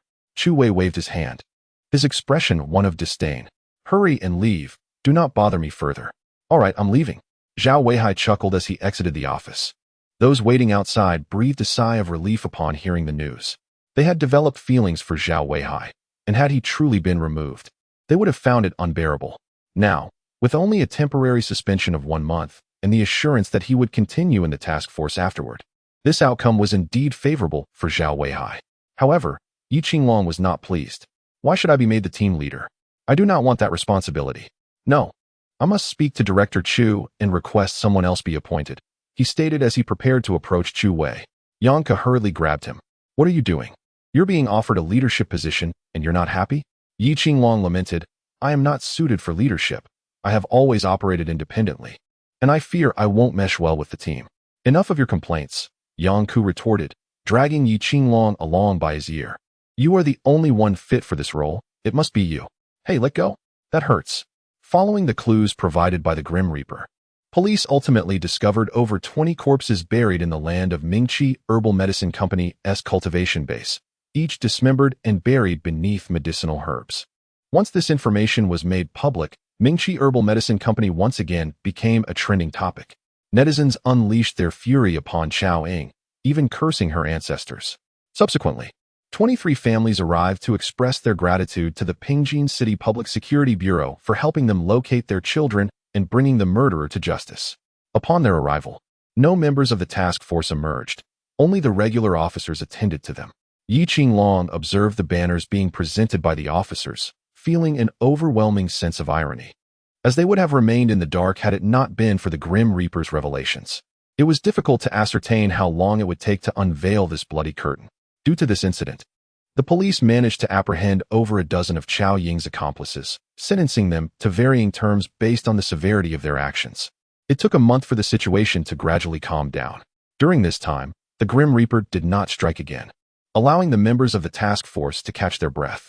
Zhao Weihai returned to the task force, and this time, he was different. Although he had been demoted to a regular officer, serving tea and water for the others in the task force, he embraced his role with enthusiasm. This change was largely due to Yang Ke's psychological support for Zhao Weihai, which not only alleviated his burdens, but also rekindled his spirit. Despite this, Zhao Weihai's obsession with capturing the Grim Reaper remained unaltered. Without apprehending him, it was certain that Zhao Weihai's future would not be smooth. In contrast, Li Zhe found himself overwhelmed. Ever since accepting the Grim Reaper's commission, his life had become stifling. Yet, he was gaining significant insights. Chapter 48. The next target, Shangwan Xianyong. This past month, Li Zhe had been tirelessly occupied. After the Grim Reaper informed him of the allegations against Du Rentai, the director of Pingjin City's largest hospital, involving the trafficking of human organs, Li Zhe commenced his investigation. However, before he could make any headway, he discovered over 20 corpses buried beneath Mingqi Herbal Medicine Company. Shocked, he recalled the procurement manager the Grim Reaper had previously instructed him to investigate. Could there be a connection between the two? Although Li Zhe was eager to delve deeper, his current guise as a janitor in the hospital prevented him from doing so. Nevertheless, he managed to uncover that Du Rentai visited the seaside every week. On one occasion, Li Zhe stealthily followed him and observed Du Rentai gesturing towards some white boxes at the port. Unable to get too close, he could not make out what was being said, but he prudently recorded the encounter. One day, while cleaning the morgue, Li Zhe's curiosity got the better of him, and he wondered if the morgue was as haunted as depicted in movies. With no one around, he hit his mop and pushed open the morgue's heavy door. A chilling draft enveloped him, and an eerie sensation washed over his body. Just as he contemplated retreating, he noticed two individuals wheeling a cart into the room. If Li Zhe were to be discovered in the morgue, no amount of explanation would suffice to clarify his predicament. He hastily leapt onto an empty gurney and draped a white sheet over himself just as the door creaked open. When will the next shipment be delivered? One of the men inquired suddenly. I'm not sure, came the response. The higher-ups instructed us to have everything ready by tonight. There's someone willing to pay a hefty sum for this batch. Oh, how much are they offering? I heard it's around 2 million. It's certainly 1 TB, a trivial amount. Fantastic. 2 million is quite substantial. If we pull this off, we could pocket over 200,000 in commission. That girl I caught last time has been pestering me lately, asking for a gold bracelet. I've nearly spent all the money from last time. I advise you to keep your mouth shut about this. Otherwise, your life could be at stake. Relax, I know the rules of our trade. Enough chatter. Let us get this body moved. We have other tasks awaiting us. After ensuring they had distanced themselves, Lise took a moment before rising. After such a prolonged period of concealment, he was finally on the verge of a breakthrough. Recognizing this as a prime opportunity, he resolved to gather all the evidence he needed that night. In truth, he had already amassed a considerable amount of information regarding Du Rintai organ trafficking. He merely required the crucial evidence. Capturing footage of the transaction tonight would allow him to retire triumphantly. With this determination, Lise departed with a mop in hand. In recent times, Ibo had found himself with ample free time, often waiting at Siju Park for the right moment. His previous attempt to observe a certain individual had been thwarted by a robber. Since then, that person had not shown their face again. However, Ibo possessed the virtue of patience and was willing to bide his time. After nearly half a month, he finally spotted his target, an elderly man nearing 70. With gray hair and dressed in casual attire, strolling through the park. The old man's name was Shangwan Xiangyong, a retired teacher who once served as a kindergarten principal. However, he had no connection to the massacre of Ibo's family. Ibo had his sights set on him solely because this man had once bullied his sister.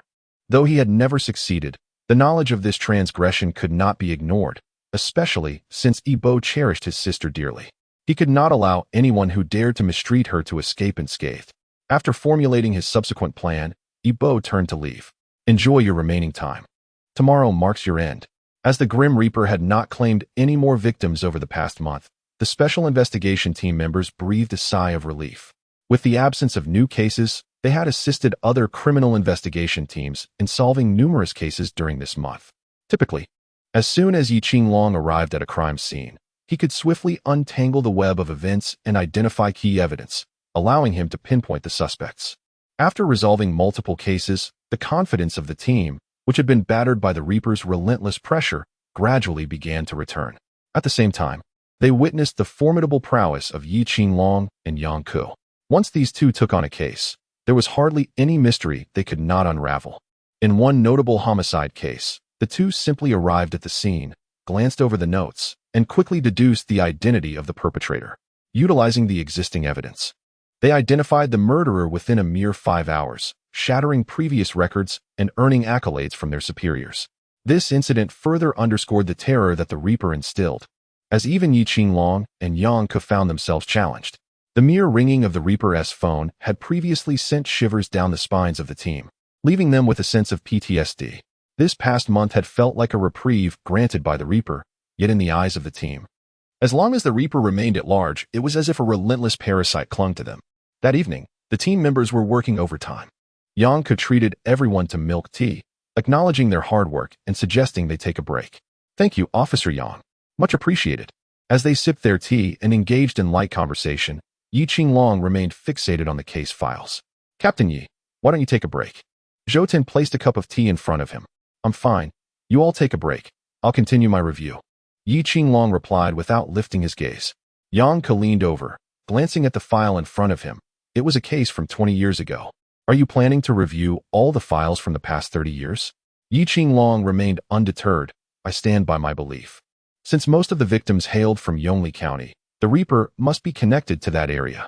The family of 3 that had been murdered had originally come from Yongli County before relocating to Pingjin City. What about the last victim, Chaoying? How do you explain that? Chaoying Yi Qinglong's expression turned grave as he stared into his tea. I suspect this is the work of a terrorist organization. And Chaoying is merely the tip of the iceberg. Yi Qinglong's assertion was nothing short of astonishing, leaving everyone in shock. Zhou hesitated. But we thoroughly investigated Mingqi Company and Chaoying's personal connections, finding no links to any terrorist organizations. Chapter 49. The old case from 20 years ago. The Jiang family massacre. Yi Qinglong's inner conflict. Captain Yi, are you perhaps being a bit paranoid? The others began to doubt Yi Qinglong, attributing his statement to the immense pressure from the Reaper's case. Zhao Weihai, who had been demoted to a regular officer but was still respected for his extensive experience, remained present. Upon hearing Yi Qinglong's claim, he grew serious and asked, "What is your basis?" Yi Qinglong shook his head. There's no concrete evidence. It's merely my conjecture. Yang Ku understood that Yi Qinglong was not speaking without reason. He simply lacked sufficient confidence at the moment and had framed it as speculation. However, Yi Qinglong was the type of person who would relentlessly pursue any doubt in his mind until he either confirmed or dispelled it. After making that statement, he returned to scrutinizing the case files. Upon opening the next file, he was immediately captivated by the information within. This was a case from Yongle County dating back 20 years. The technological limitations of that time had left many details inadequately documented. Yet, Yi Qinglong felt something was amiss with this file. It was a massacre. The wealthiest man in Yongle County, Jiang Hai, was discovered dead at a distant port, having succumbed to a throat slash. His daughter Jiang Rui and wife Han Ying were found lifeless aboard a boat. Han Ying had suffered multiple gunshot wounds, while Jiang Rui had been brutally killed. Jiang Hai's son had been shot once, falling into the sea, his fate uncertain. Meanwhile, Jiang Hai's parents had been burned alive in their home, with at least 20 individuals storming in to loot their possessions. However, upon seeing Jiang Hai's wounds, Yi Qinglong's eyes widened in shock, and he stood up abruptly, trembling as he clutched the file. The others were equally astonished. They had never witnessed Yi Qinglong in such a state. Yang Ku approached him, attempting to soothe his agitation. Calm down. What did you see? Yi Qinglong placed the case file before Yang Ku, his expression brimming with excitement. The divine organization, it has resurfaced, he exclaimed. Yang Ku, taken aback, seized the file and scrutinized its contents. Upon seeing the gaping throat wound of Jiang Hai, he gasped in shock. This cannot be true, he murmured, incredulous as he examined the file. Yi Qinglong, oblivious to his own demeanor, erupted into hearty laughter. Ha ha ha. The divine organization has reappeared. Yang Ku, this is an opportunity. His gaze was intense as he continued. This is a chance bestowed upon me by the heavens to rectify my past regrets. Zhou Tan and the others exchanged bewildered glances, struggling to comprehend Yi Qinglong's words. Yang Ku, suppressing his own astonishment, said, Yi Qinglong, listen to me. This matter is entirely unrelated to the death god case we are investigating, and moreover, it concerns an incident from 20 years ago. You must distinguish the primary from the secondary. Yi Qinglong shook his head. No, I am aware of my purpose. Just look closely at the names of the individuals involved. This 20-year-old case is undoubtedly connected to the death god. This revelation left everyone stunned. Could they truly identify the identity of the death god? Zhao Weihai whispered. Yang Ku continued to pore over the file. Lu Xiong, Zhao Rong, Xia Qiu, Li Meng, Zhu Deong. Yang Ku stared blankly at the names listed. All these individuals had fallen victim to the death god. Yi Qinglong, trembling with excitement, insisted, do you still believe these two cases are unrelated? His tremors were fueled by exhilaration, as this not only hinted at the potential identification of the death god, but also offered Yi Qinglong a chance to revisit his former regrets. He declared solemnly, we must convene immediately. Everyone halted their work, their expressions grave as they awaited Yi Qinglong's explanation. As he recounted his past, the group learned of his experiences from 2 years prior. While in Kyoto, Yi Qinglong had taken on a case involving a serial killer. The case had caused a tremendous uproar, as the killer acted indiscriminately, leaving the victims with no apparent connections. The sole commonality was the clean cut across their throats, a swift severance that led to a suffocating demise. This case had weighed heavily on Yi Qinglong's mind. However, Yang Ku, analyzing the situation from a psychological perspective, uncovered a detail that had been overlooked. All the victims displayed, to varying degrees, a sense of nihilism. Some voiced their despair to friends, others vented online. Somehow, the murderer had discerned this shared sentiment, and, believing that these individuals wished to escape their lives, had chosen to deliver them to a premature paradise. Under Yi Qinglong's meticulous strategy, they eventually apprehended the killer, only to discover he was a paranoid schizophrenic with a dual personality. His benevolent side, akin to a compassionate Buddha, loathed his own cruelty, often wailing in despair while incarcerated. Yet when his malevolent side emerged, his sinister visage instilled deep fear. Thus, he was classified as a high-risk individual, barred from visitation and under constant surveillance. Despite the killer being apprehended, the ordeal was far from over. Soon, new victims appeared, each bearing the same smooth wounds and throat cuts. Yi Qinglong initially suspected the first killer had escaped, rushing to the detention center only to find him still imprisoned. Realizing the situation was more complex than a mere murder case, he noted the identical modus operandi and manner of death, compounded by the fact that this new killer was far more cunning and adept at evading capture. In a desperate bid, Yi Qinglong risked his own safety, using himself as bait to lure the killer into the open.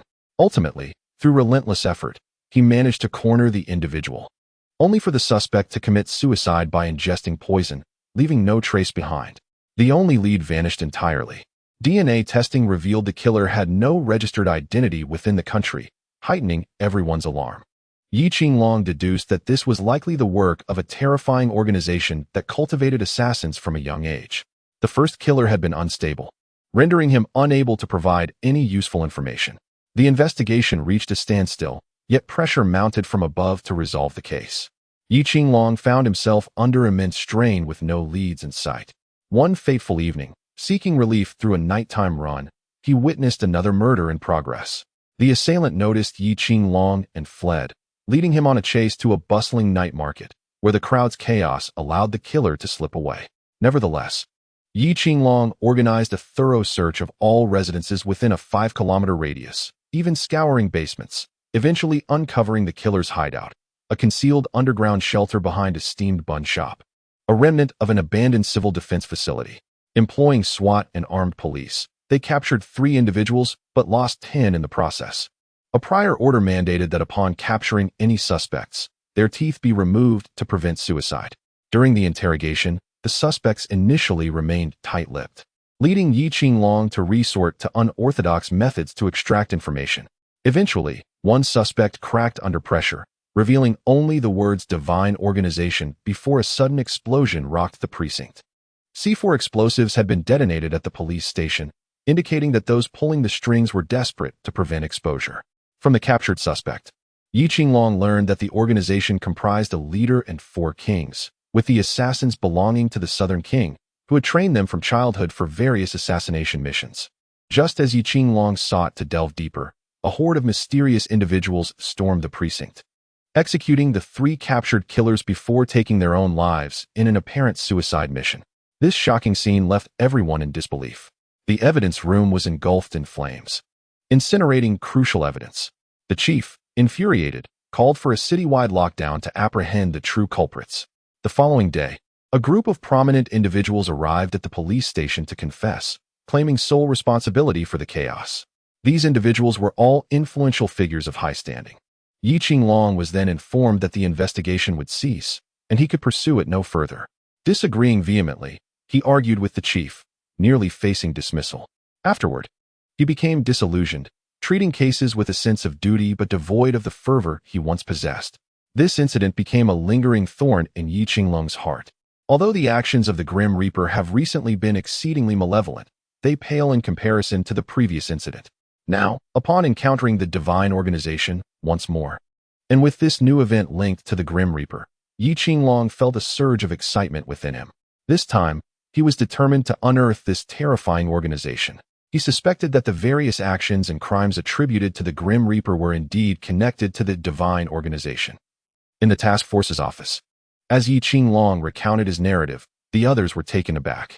The incident in Kyoto had shocked the entire nation, becoming a tale known to all. Yet no one had anticipated such a hidden truth behind it. Zhao Weihai was the first to speak up, declaring his support. "This time, I stand with you. We must not only eradicate this organization, but also apprehend the Grim Reaper."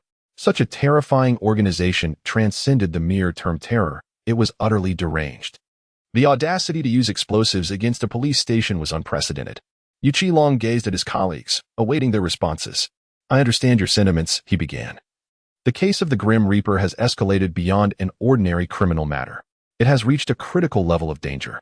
If any of you wish to withdraw, I will not hold it against you." Zhou Tan stood resolutely, stating, "Captain Yi, spare us the words. I am committed to participating, regardless of who they are. We must bring them to justice. It is my duty as a police officer." "Yes, I concur, and I will continue to fight alongside you," Zheng Xiao added promptly. Yang Ke smiled as he remarked, "The divine organization was a case we investigated together years ago. It is not only a thorn in your side, but also in mine." With his eyes glistening, Yi Qinglong replied, Then let us strive together to eradicate these criminals and restore a clear blue sky for the common people." In unison, everyone exclaimed, "Let us go." At that moment, their hearts united, devoid of barriers or suspicions. All that remained was a shared yearning for justice and peace. Subsequently, as the leader of the task force, Yi Qinglong addressed the group. "Since I assumed this leadership, I have never issued commands to any of you. Today, I shall assign each of you your respective tasks." The room fell silent as all eyes focused on Yi Qinglong, eager for his directives.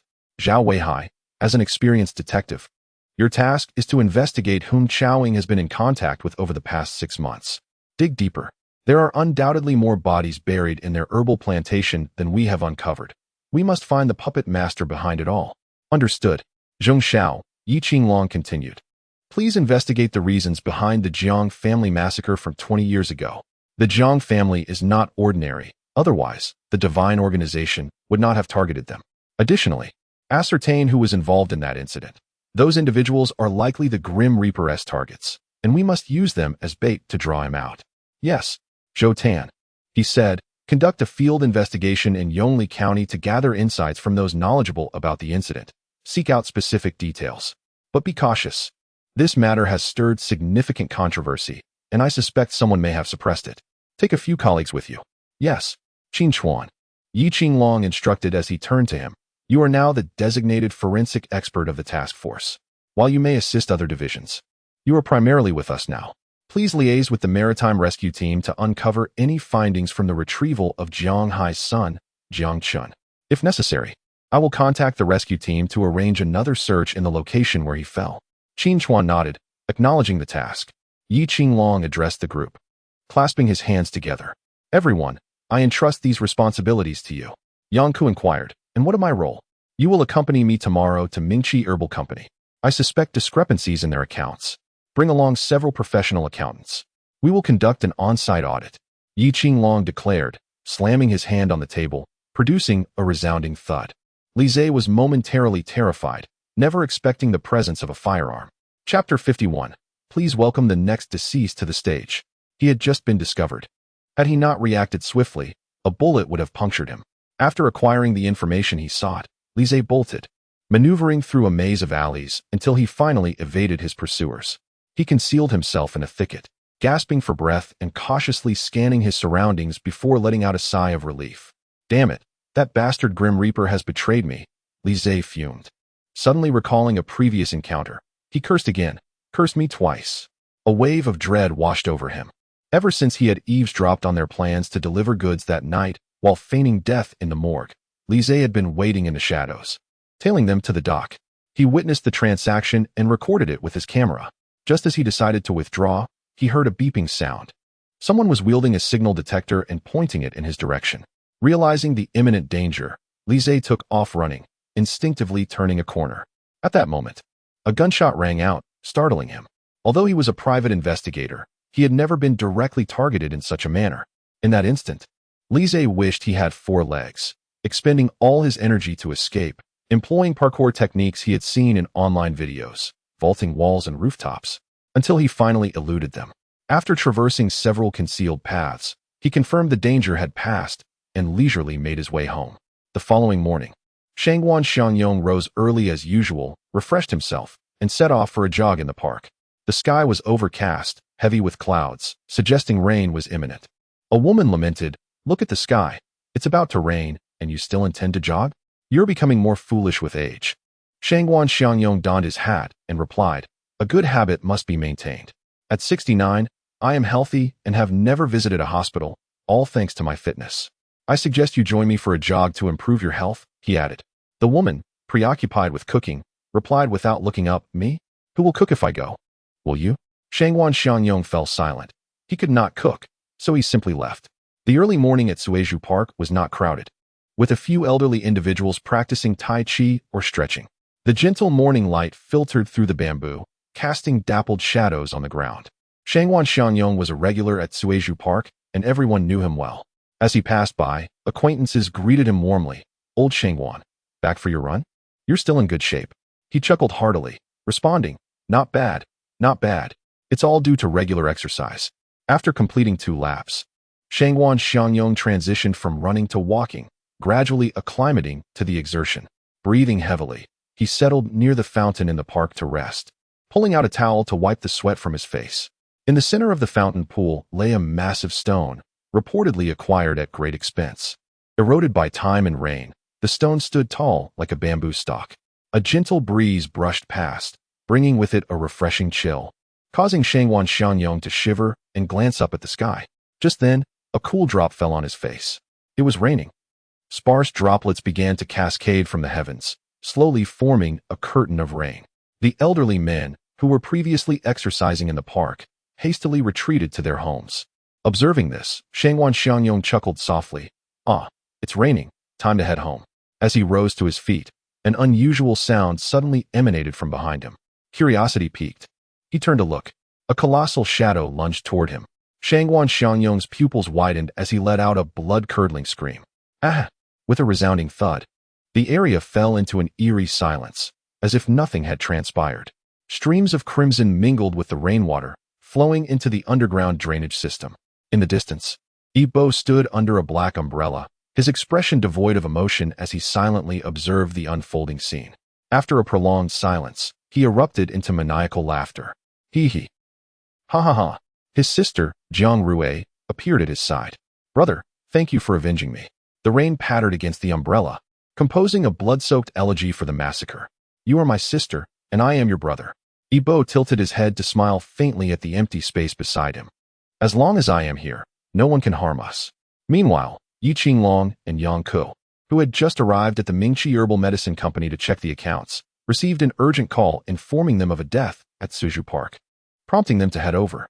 Upon their arrival, the rain poured down increasingly, and a makeshift tent had been erected to shield the scene from the downpour. "What is going on? Have you identified the victim?" Yi Qinglong inquired upon reaching the site. An investigating officer replied, "The deceased is Shangwan Xiangyong, and the informant is his wife, Gu Ping."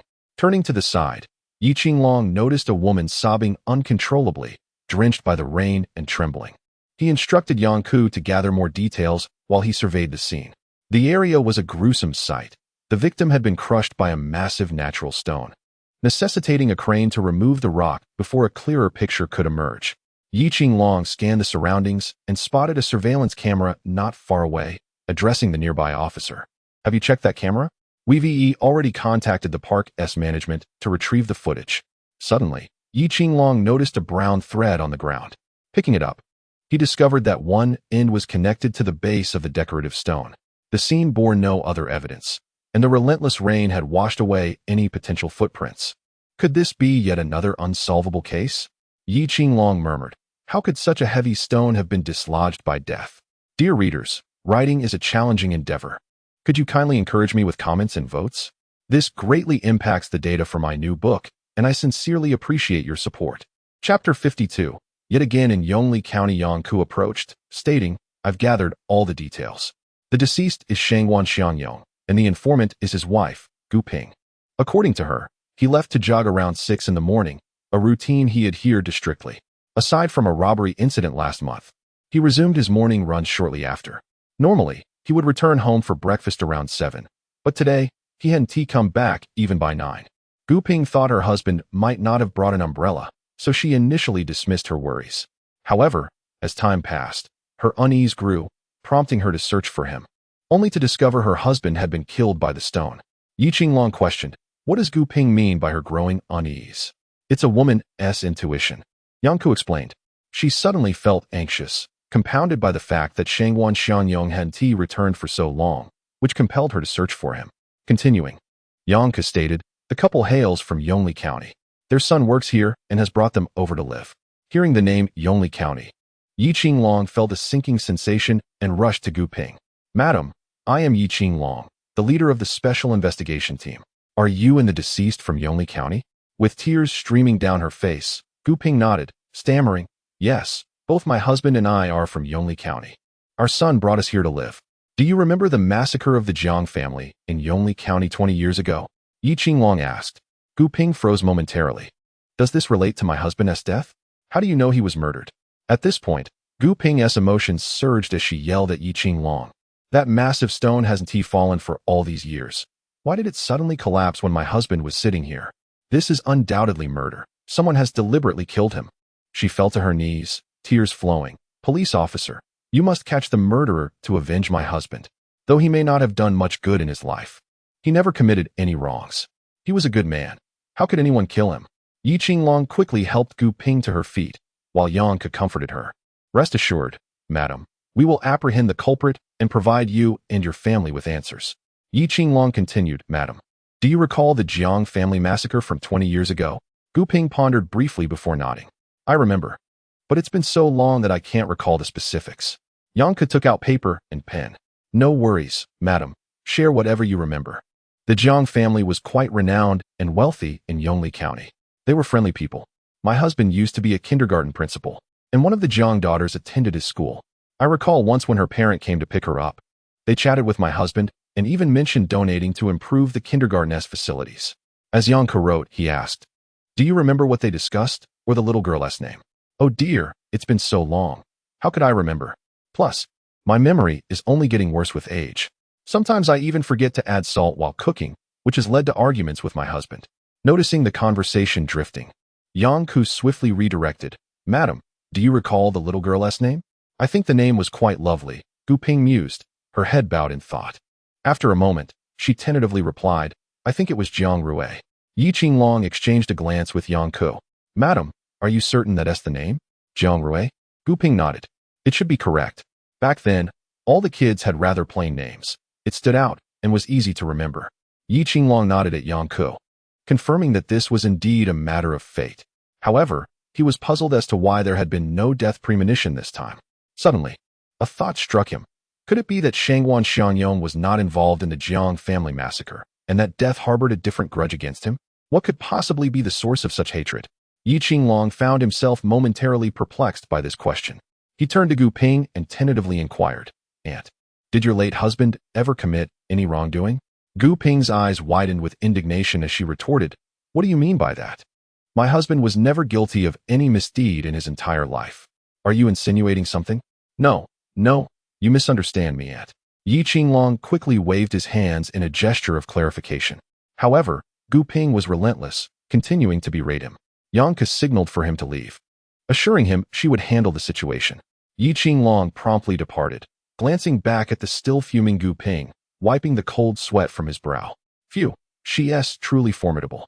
At that moment, the crane they had summoned arrived. As it hoisted the landscape stone, the horrific scene below caused all the officers to recoil, unable to bear it. Ignoring the pouring rain, they rushed aside to retch. Yi Qinglong, who had seen his fair share of grim circumstances, initially attempted to suppress his reaction but ultimately succumbed, joining the officers in their retching. The sight of a dozen individuals vomiting together was indeed quite a spectacle. Thankfully, the rain mitigated the stench. After recovering, Yi Qinglong managed to overcome the intense visual assault of the red and white remnants before him and noticed Qin Chuan, who was observing the corpse with an expressionless demeanor. After a meticulous examination, Qin Chuan approached Yi Qinglong and stated, Captain Yi, the cause of death is clear. The victim was crushed to death approximately an hour and a half prior. Moreover, I have discovered this. He presented a short, thick iron rod tied with a gray-brown rope. What is this? Yi Qinglong scrutinized the rod closely. The ends were coated with grayish-white powder and abrasions, though the rain had somewhat obscured the markings. Qin Chuan hypothesized, I suspect someone hollowed out the bottom of the landscape stone in advance and used this iron rod for support. Once the victim triggered a certain mechanism, the rope would retract, pulling the iron rod out. The immense force would cause the stone to collapse, precisely as the victim was in the stone's fall path. Qin Chuan's theory aligned perfectly with Yi Qinglong's thoughts, confirming the presence of the gray-brown line he had previously observed. Yi Qinglong followed the direction of the line, eventually discovering a mechanism hidden behind a tree. It resembled a mousetrap, equipped with a powerful spring and a metal rod with a hook at one end. One segment of the rope was affixed to this rod, while another connected to a triggering switch. In that moment, the entire process of the grim act crystallized vividly in Yi Qinglong's mind. Chapter 53. The Mysterious Jiang Family. Access denied upon returning to the precinct. After reviewing the daily movements of the deceased, Shangwan Xiangyong, over the past 3 days, Yi Qinglong remarked. The victim left for Chui Bamboo Park every day at 6 to jog, and his route did not pass by the landscape stone. This implies that the area was nearly deserted in the early morning, with only Shangwan Xianyong present. Thus, having clarified Shangwan Xianyong's movements made everything easier. The perpetrator had likely hollowed out the base of the landscape stone the night before, using an iron rod to prop it up, preventing its collapse. The criminal then fashioned a mechanism that would trigger upon the victim's contact, causing the rod to be forcefully withdrawn. Consequently, the stone would tumble down, leaving Shangwan Xianyong with no time to react, resulting in his untimely demise. Zheng Xiao interjected with a question, but surely, a large object collapsing would take a few seconds. Enough time for Shangwan Xianyong to react, wouldn't it? Yi Qinglong glanced at Yang Ku, signaling her to address the query. Yang Ku explained, "Do you know what the most instinctive response is when a person is faced with danger?" Zheng Xiao pondered briefly, then replied skeptically, "To remain still?" "Precisely." Yang Ku snapped her fingers. When confronted with peril, the brain perceives the threat and concludes that remaining motionless is the safest course of action. Additionally, given Shangwan Xianyong's advanced age, his reactions would naturally be slower than those of a younger person, making his death all but inevitable. Yang Ku lamented, "The criminal's reasoning is astoundingly meticulous, with a clear logic and a profound understanding of psychology. It's truly a pity that such a mind has turned to crime." Yi Qinglong then inquired, "What progress has been made in investigating the Jiang family?" "I was just about to discuss this, Captain Yi." Zheng Xiao projected the identities of the Jiang family onto the screen. "We are unable to retrieve any information about them." "Unable to retrieve?" Yi Qinglong was taken aback. "How is that possible? Our access is insufficient." Zheng Xiao shook his head in response. Yi Qinglong instantly sensed that this matter had transcended his expectations and escalated to a different level altogether. Yang Ku approached. "Could it be that they are?" Zheng Xiao nodded, though he did not elaborate. "I will speak with the director," Yi Qinglong announced, pushing open the door and striding out. He entered the director's office without hesitation. "Director Chu, I need to inquire about the Jiang family from Yongli County." Chu Wei glanced at the door. "Next time, remember to knock." Yi Qinglong disregarded the reprimand. "Director Chu, I have uncovered a connection between the criminal and the Jiang family in Yongli County. This could lead us directly to identifying the perpetrator. However, when I asked Zheng Xiao to investigate their family's information, I learned that our access is insufficient. Are the Jiang family connected to national security?" Chu Wei, as the director, was the only one privy to this information.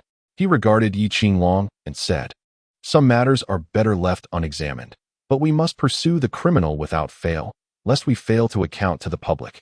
Yi Qinglong, undeterred, pressed, "Then why has the Jiang family's tragic demise not been rectified even now?" Bang! Chu Wei slammed the table, rising in anger. "Yi Qinglong, you must understand your position. Do not inquire into matters that do not concern you, and do not investigate what you should not." Yi Qinglong's eyes flickered with meaning as he replied, "Understood, Director Chu. I shall take my leave now." Outside, his colleagues anxiously awaited his return, bombarding him with questions. "What happened? What did he say? Let us head back." Once they returned to the Special Investigation Team office, Yi Qinglong stated, "Let us drop this matter for now. We must focus on apprehending the criminal. Zheng Xiao, please check Shangwan Xianyong's file for any anomalies." At his words, disappointment flickered across everyone's faces, except for Yang Ku, who sensed something amiss with Yi Qinglong but chose not to comment.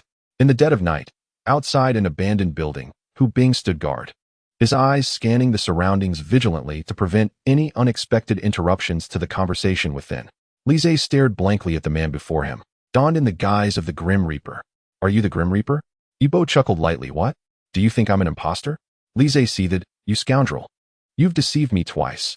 If I don't teach you a lesson today, I'll share your surname. Here it comes." With that, Li Zhe launched a powerful punch straight at Yibo's face, the speed so swift it seemed to cut through the air. Yibo stood his ground, and just as the fist was about to connect, he swiftly grasped Li Zhe's wrist, surprising him with his formidable strength. Li Zhe adapted his strategy, aiming a high kick at Yibo, compelling him to release his grip. Immediately following the triumph, he charged forward with the ferocity of a war deity, lunging at Yibo. Yibo was taken aback. Half an hour later, Li Zhe sat on the ground, bruised and battered, repeatedly waving his hands. "No more, no more. I can't fight you." Yibo looked at him with a smile. "What is this? Weren't you planning to seek revenge? Why the change of heart?" Li Zhe glared at Yibo, defiantly retorting, "What if I can't win?" Yibo tossed a stack of documents towards him, saying, "Take a look. Inside, you will find information about your sister." Li Zhe's body trembled, his gaze fixated on the papers on the ground. He longed to reach out and examine them, yet hesitated. Once, he had desperately sought news of his sister's whereabouts, and now, with that very information before him, fear held him back. Yibo sighed and chose not to press him. This document had been discovered by Hu Bing when she infiltrated Qiao Ying's bedroom during her trial, hidden beneath a floorboard. It contained records of transactions between Qiao Ying's Mingqi Medicinal Company and Weiwu and Du Rintai. This file served as a safeguard for Qiao Ying. Should the person behind her abandon her, she intended to disseminate this information. However, before that person could forsake her, she herself met her demise. Li Zhe, trembling, opened the documents. Upon glimpsing the contents, his mouth fell agape in shock. Chapter 54, The Jiang Family and the Divine Organization. It meticulously detailed the transactions between Qiao Ying's Mingqi Medicinal Company and Weiwu and Du Rintai. Yet, one name captured Li Zhe's attention. 3 years ago, May 28th, Li Huihui. Li Huihui's organs are functioning normally, meeting transplant criteria. The phrase meeting transplant criteria pierced Li Zhe's heart. Could it be? Could Huihui have been? Yibo glanced at Li Zhe, stating, "I have reviewed this document. Its contents are entirely authentic. This is evidence of their crimes. I regret what has happened regarding your sister. But I hope you can gather yourself and help me uproot our adversaries. Where is my sister's body?" Li Zhe managed to rasp after a lengthy silence, suppressing his grief. At the police station, the forensic team unearthed remains at Qiao Ying's medicinal plantation, and among them is your sister. You should have contacts at the police station. A little inquiry would reveal that several remains are too damaged to identify. Li Zhe rose, transformed in that moment. The carefree demeanor dissipated. He looked at Yibo, declaring, "You have found my sister's whereabouts. I will assist you. Though I am not a virtuous man, I accept this debt. I will find the mastermind behind this. I have an inkling of your intentions. Since our goals align, I shall aid you." Yibo's objective was to recruit Li Zhe, for his investigative skills were commendable. And more crucially, his extensive connections were vital for gathering intelligence. Now that Li Zhe had agreed to assist Yibo, the latter would not be overly accommodating. For he could not place complete trust in Li Zhe. After all, Li Zhe was astute. Should he choose betrayal, Yibo's plans would crumble. Thus, Yibo resolved to find a means to hold Li Zhe accountable, ensuring he would not turn against him. Li Zhe spoke somberly. "There must be an organization behind this. You must know more." "Divine Organization," Yibo slowly articulated, as if the name bore the weight of a mountain upon his chest. "Who is behind this?" "We do not yet know. They are deeply concealed. How can we find them?" "Du Rintai. Our next step is to capture him alive." Li Zhe nodded. "I await your news." With that, he turned and exited the room, briefly acknowledging Hu Bing at the door before striding away. Yibo stepped outside, contemplating Li Zhe's departing figure. "Is he trustworthy?" Hu Bing inquired, her gaze fixed on Yibo, still skeptical of Li Zhe's reliability. "For now, he is dependable," Yibo replied, a mysterious smile curving his lips. "He is already on board. There is no turning back now." Meanwhile, Du Rintai had returned to his so-called sanctuary, a small house in the countryside. While the surroundings were brightly lit, his abode remained shrouded in darkness. Du Rintai was exceedingly cautious, refraining from turning on the lights, fearing detection, as if only the enveloping darkness could provide him solace. His timid nature made such behavior fitting. From a concealed compartment under his bed, he retrieved an old mobile phone, his hands trembling as he dialed the number. "Hello? Boss, is the business complete?" A chilling voice resonated from the other end. "I," Du Rintai stammered, seemingly hesitant to divulge. "What happened?" "Boss, I've been discovered." Upon uttering these words, silence fell on the line. After a prolonged pause, a voice emerged. "Who is it?" Though Du Rintai was not face-to-face with the caller, his complexion turned pale. I don't know." "Useless." The furious shout nearly caused Du Rintai to drop his phone. "I'm sorry, boss. I will rectify this situation." He wiped the cold sweat from his brow. "For now, pause the business, focus on your tasks, and find the individual." Yes, I will find them." After hanging up, Du Rintai exhaled deeply, returning the phone to its place. Once he confirmed there were no oversights, he slipped into the night under the moonlight. 3 days later, Zhou Tan returned from Yongli County. "How did it go?" Yi Qinglong inquired immediately upon seeing Zhou Tan. Ever since he had dispatched Zhou Tan to investigate the Jiang family massacre, anxiety had consumed him. He feared either an inconclusive investigation or findings beyond his control. Zhao Weihai, Yang Ku, and others gazed intently at Zhou Tan. Zhou Tan inhaled deeply, his expression conflicted. Captain Yi, things are rather grim. What do you mean? I discovered that 20 years ago in Yongli County, two families were annihilated, the Jiang family and the Gu family. This revelation rendered everyone speechless. Zhao Weihai, incredulous, asked, how can this be? 20 years ago, with limited technology, I understand the lack of documentation regarding the Jiang family. But what of the Gu family? Why haven't I seen any records of their case? This question echoed in Yi Qinglong's mind as well. After reviewing the files on the Jiang family massacre, he had meticulously examined all records from 20 years ago to prevent any misjudgment. He had seen nothing regarding the Gu family. Yi Qinglong was confident in his thoroughness, yet Zhou Tan's revelation rekindled doubts. How could a previously unknown Gu family massacre suddenly emerge? Zhou Tan's expression darkened, clearly dissatisfied with the findings. Following the Jiang family's massacre, the Gu family, comprising 7 members, succumbed within 6 months to illness, accidents, and suicide. In that brief span, all 7 perished, and 1 elder, who had survived a car accident with only a mild concussion, also died mysteriously half a month later. Yi Qinglong hastily asked, what about the case files? Why didn't the county police report it? The county police. Zhou Tan's face turned grim. All officers involved in this case died unexpectedly. Moreover, this case was suppressed by the county police chief at that time, who tragically died in a car accident the following year. It can be said that this matter is utterly devoid of witnesses. My ability to uncover it was purely serendipitous. The office was enveloped in silence, and everyone wore somber expressions. Yi Qinglong was almost certain that this was the handiwork of the divine organization. However, the perpetrators had left no one related to the case alive. Yi Qinglong suddenly remarked, surely there are informed individuals in Yongli County. This information must have come from the locals. We could approach them for insights. Zhou Tan shook his head. That won't work. The Jiang and Gu families were annihilated. The police chief has perished, and the officers who handled these cases have also died. Even the most careless individual would recognize that something is gravely amiss. Consequently, the locals have chosen to remain silent, fearing they might attract trouble. As Zhou Tan spoke, a profound apprehension flickered in his eyes. The old man, I found, was reluctant to share anything, and only after much pleading did he divulge these details. Yet, the very next day, he was discovered hanging in his home. Chapter 55. An investigation stalled. Everyone was taken aback. They could hardly fathom the nature of this organization, which was so terrifying and lawless. The office was silent. The sound of a pin dropping could be heard. They slowly processed Zhou Tan's words, incredulous that such a horrifying organization could exist domestically. As police officers, they often encountered the darker facets of society. Yet they had never encountered such profound darkness before. Yi Qinglong and Yang Ku remained unfazed, accustomed to such realities, having faced them before. Everyone turned to Yi Qinglong, their eyes reflecting a silent inquiry. Captain Yi, what shall we do next? Yi Qinglong understood the gravity of the situation. The conspiracy lurking behind this was monumental, potentially implicating high-ranking officials.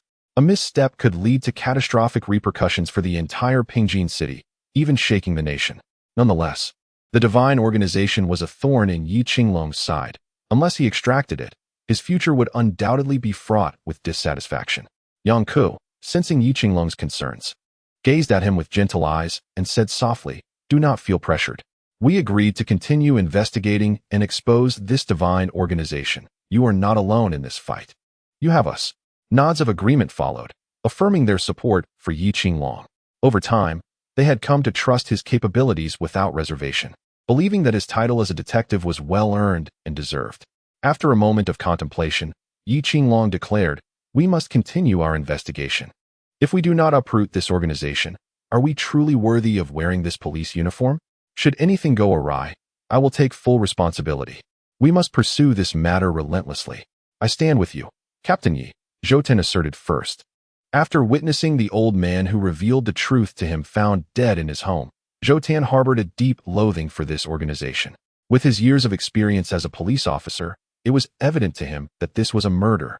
The murderer had strangled the old man and disguised it as a suicide. However, no evidence of another person was found at the scene, and external surveillance had been preemptively destroyed. Thus, there was no way to uncover any evidence or identify any suspects. Jotun felt an overwhelming guilt. He believed he had caused the old man's demise. He was convinced that only the divine organization had the capacity for such a deed. Why did Jotun not suspect a more divine force? Because the old man was not involved in the Jiang family's massacre. He had an alibi, having been engaged in business elsewhere at that time, supported by witnesses and former partners. Jotun pledged to eradicate this organization, not just for the old man, but also to avenge those who had fallen victim to the divine organization. Following Jotun's declaration of support, others echoed their commitment to thoroughly investigate. They would not permit such a terrifying organization to exist domestically. Even if it meant pursuing them abroad, they would not allow it within their homeland. Seeing unanimous agreement, Yi Qinglong turned to Zhao Weihai. Brother Hai, what progress have you made in investigating Chao Ying's recent contacts? Zhao Weihai's brow furrowed. I checked Chao Ying's home. There was a hidden compartment in her bedroom floor. However, I arrived too late, and the contents had been removed. I suspect those items were related to her crimes. Yi Qinglong sighed in frustration. I see. What about her recent contacts? Have you uncovered anything? Zhao Weihai nodded. I have traced her phone records and recent movements. Within a week, she had 5 conversations with someone named Du Rentai. What were the contents of these conversations? Can that be investigated? Yi Qinglong turned to Zheng Xiao, who was typing at the keyboard. Zheng Xiao nodded. Generally, call records are tightly secured, but it can be done. It just requires some paperwork and contacting the service provider. Yi Qinglong only heard can be done and instructed, find out which provider it is, and request the call details immediately. Zheng Xiao shot him an exasperated glance, but acquiesced. Next, Yi Qinglong turned to Qin Chuan. How are your inquiries progressing? Qin Chuan shook his head in disappointment. I contacted the maritime rescue team and scoured the area where the incident occurred, but found nothing. It's best not to harbor false hope in such matters. Why is that? Qin Chuan explained. Because 20 years have passed. Even a whale would be reduced to mere remnants by marine life, let alone a human. The inability to recover anything is the norm. Finding something would indicate a greater issue. Qin Chuan's reasoning was sound. As seawater is mildly alkaline, anything submerged for an extended period would be eroded. If a body were cast into the sea, it wouldn't even require corrosion. Marine creatures would consume it. In fact, Yi Qinglong had sent Qin Chuan to investigate due to his own suspicions. He doubted that Zhang's son had truly perished. Perhaps he had miraculously survived and now sought vengeance disguised as death itself. However, Qin Chuan's reasoning dispelled Yi Qinglong's doubts. The area where the disappearance occurred was nearly 400 meters deep. The child was merely 5 years old at the time. Unless a deity intervened, Yi Qinglong could not believe he still lived.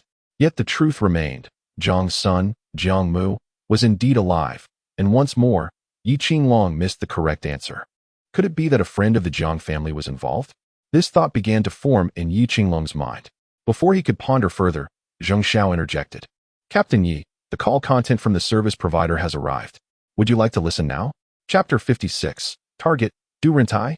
Upon hearing this, Yi Qinglong felt a surge of excitement. Play it now. Let us hear what transpired between them. In the next moment, the office was filled with the voices of Chao Ying and Du Rentai. Director Du, the batch of medicinal materials has been delivered. This is our final transaction. Alas, my dear General Chao, why do you appear so agitated? We are but grasshoppers on the same line, and besides, you will still need to rely on me in the future. Upon hearing this, Chao Ying retorted angrily. You old fool. Even if I were to perish, I would never depend on you. As long as you do not betray me if you are captured, I would be grateful to your ancestors for 8 generations. Du Rentai, unfazed by the insult, chuckled, captured? We are all in this together. I am well aware of the consequences of betrayal, so fear not. This conversation concluded here. The subsequent exchanges lacked significant meaning, merely consisting of the two discussing various business matters. In truth, the prior conversation bore little importance on the surface. However, Yi Qinglong discerned the underlying implications. Firstly, their camaraderie as grasshoppers on the same line hinted that not only was Du Rentai involved in the concealment of corpses at Chao Ying's medicinal herb production base, but it also suggested that Du Rentai was engaged in clandestine dealings, of which Chao Ying was a part. Secondly, Du Rentai's assertion that they were all in this together implied the existence of a higher authority, with Chao Ying and Du Rentai serving merely as pawns beneath him. Thirdly, Yi Qinglong recognized the rigid hierarchy and structure between them, noting a tremor in Du Rentai's voice when he mentioned, "I understand the consequences of betrayal." Yi Qinglong concluded that Du Rentai was undoubtedly linked to Chaoying. Zhou Tan, bring Du Rentai in for questioning immediately, Yi Qinglong commanded. Determined to act before the Grim Reaper could strike again, he could no longer afford to be reactive. Just then, as if summoned by fate, Yi Qinglong's phone rang. Seeing it was a virtual number, a sense of dread washed over him, realizing it must be the Grim Reaper calling. At that moment, he finally comprehended the anxiety that Zhao Weihai must have felt upon receiving a call from the Grim Reaper. "Hello?" The mocking voice from the other end echoed, "Captain Yi." "It has been quite some time." Yi Qinglong replied sternly, "What do you want?" The Grim Reaper chuckled, "I thought we were quite familiar by now. Yet it seems you still do not know me well, Captain Yi." There was a hint of disappointment in the Grim Reaper's sigh, as though he felt somewhat helpless. "Enough of your nonsense. Who is your target this time?" Yi Qinglong felt a surge of anger at the Grim Reaper's tone and instinctively glanced at Zhao Weihai, whose eyes glistened with understanding and shared emotion. In that moment, Zhao Weihai felt a sense of companionship, realizing he was no longer alone. The Grim Reaper's voice resonated slowly. "Du Rentai? You should know who he is." Upon hearing that name, everyone's bodies jolted in unison. The Grim Reaper's target aligned with their own, affirming their suspicions while deepening their admiration for Yi Qinglong. "By noon tomorrow, use all your police resources to protect him. Otherwise, he will meet his end at my hands. Ha ha ha. Who are you?" Yi Qinglong's tone deepened, suppressing his fury. The Grim Reaper, puzzled by this inquiry, soon realized that the police must have uncovered some leads. Yibo, taken aback by Yi Qinglong's swift progress, couldn't he help but reflect on the detective's well-deserved reputation. "Are you Jiangmu? Or perhaps someone seeking vengeance for the Jiang family?" Yibo smirked, curious to know. "Then continue your investigation. Captain Yi, perhaps one day we might collaborate," he chuckled menacingly. Before Yi Qinglong could respond, the call was abruptly terminated. He slowly set down his phone, gazing at those around him. "Immediately apprehend Du Rentai and ensure he is under strict surveillance. I will personally oversee him.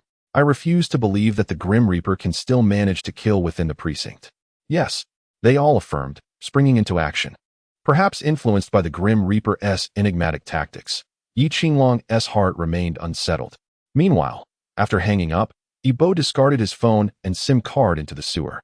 "Captain Yi, our objectives align this time. It is merely a race to see who acts first." He laughed as he drove away, dialing Li Zhe. "Hello.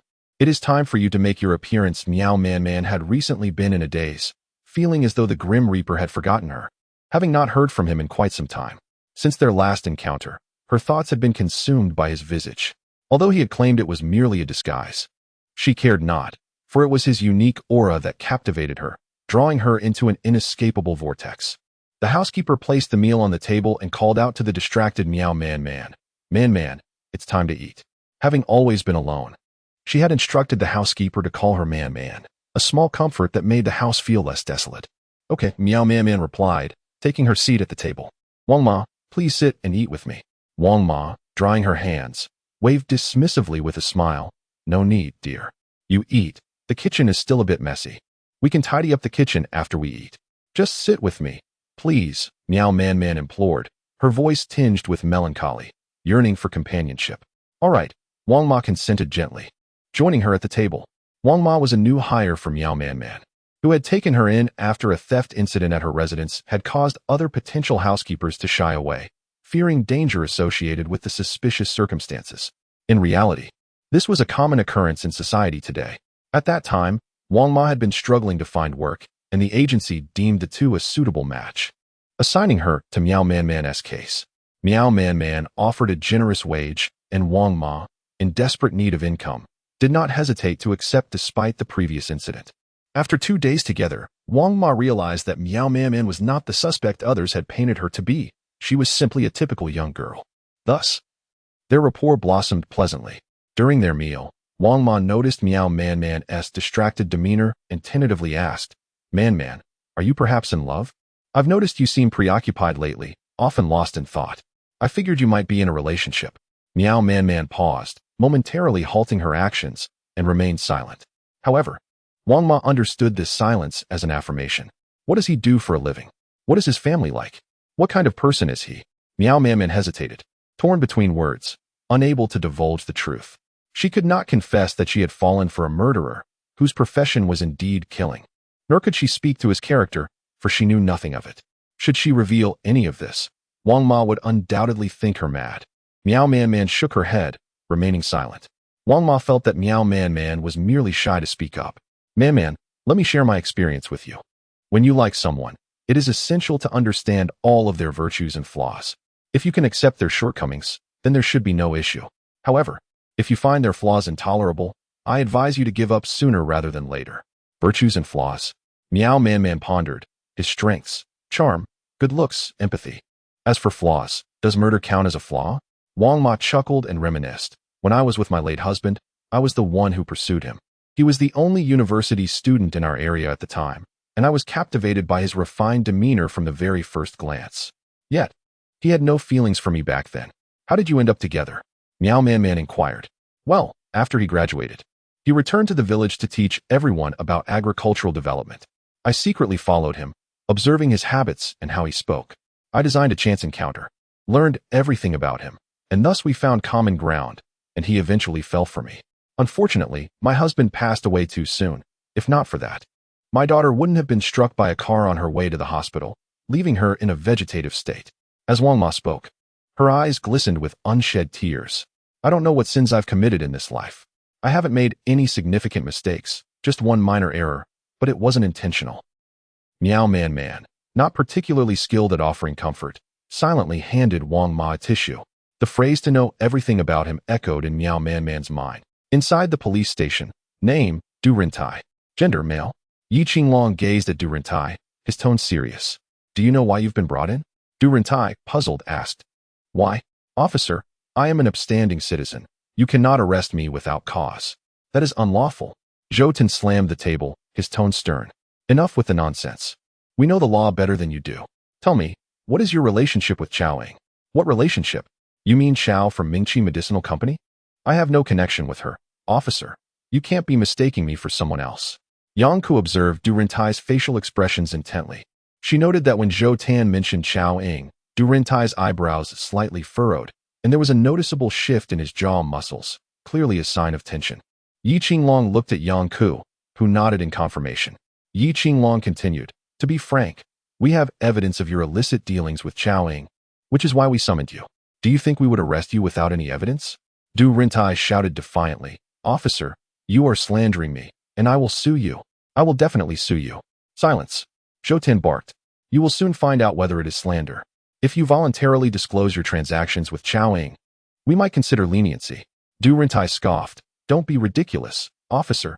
Leniency is the judge's prerogative. You are merely enforcers of the law and do not possess that authority. Furthermore, I haven't done anything wrong. My only asset is a hospital, the largest in Pingjin City. Arresting me will undoubtedly tarnish our hospital's reputation. Will you compensate for the financial losses incurred? Yi Qinglong sneered. Do not divert the topic. Since you believe we are wronging you, let me enlighten you.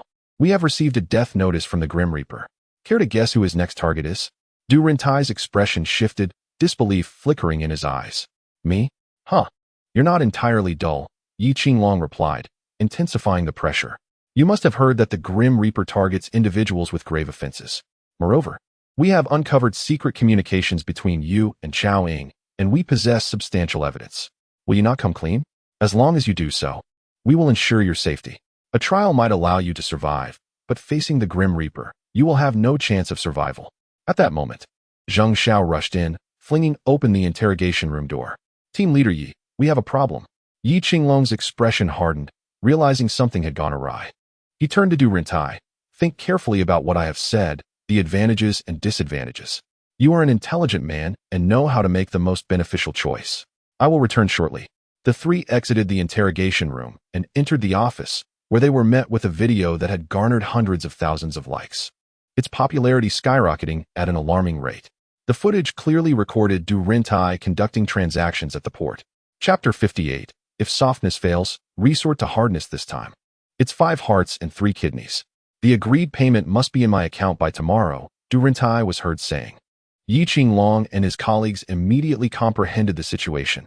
Du Rintai was engaged in organ trafficking. That scoundrel. Zhou Tin cursed, ready to storm back into the interrogation room to confront Du Rintai. Yi Qinglong stopped him, Hold on. This is undoubtedly a trap set by the Grim Reaper. He turned to Zheng Xiao. Contact the platform immediately and take down this video to minimize the fallout. Zheng Xiao shook his head. It's too late, Team Leader Yi.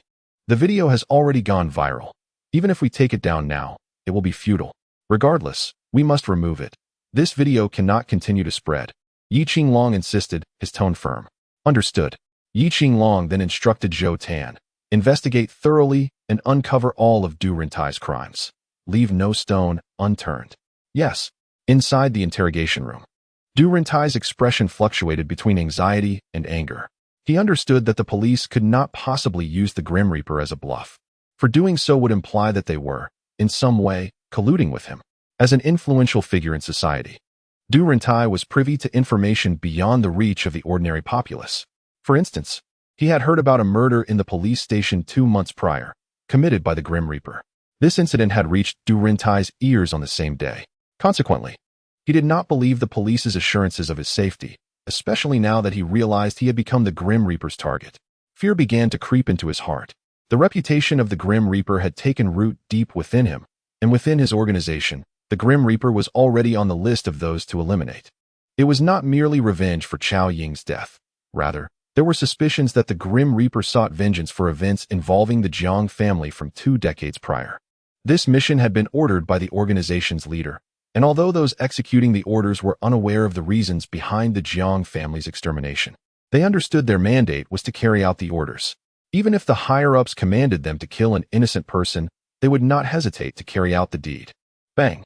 The interrogation room door was violently pushed open, slamming against the wall with a resounding crash, startling the already tense Du Rintai. He looked at Yi Qinglong and Yang Ku, who entered with grim expressions. Yi Qinglong sat down, remaining silent as he fixed his intense gaze on Du Rintai. The more silent Yi Qinglong became, the heavier Du Rintai's sense of unease grew. At that moment, a weight pressed down on his chest, nearly suffocating him. Du Rintai, how amusing it is that you, a so-called healer, are involved in the trade of human organs. Yi Qinglong's voice was somber, yet it resonated with an undercurrent of murderous intent. How do you know? Du Rintai exclaimed in shock. Suddenly, he recalled the individual who had fled that night. Could it be that you sent them? Yi Qinglong exchanged a glance with Yang Ku. The former's expression remained unchanged as he continued Du Rintai's line of thought. If one wishes to keep a secret, one must not act. You believe your actions are concealed. Yet in truth, if we desire to investigate, we shall invariably uncover some clues. Speak, and divulge the entirety of your deeds. Yang Ku opened her notebook, ready to document Du Rintai's words. However, to her surprise, Du Rintai burst into laughter.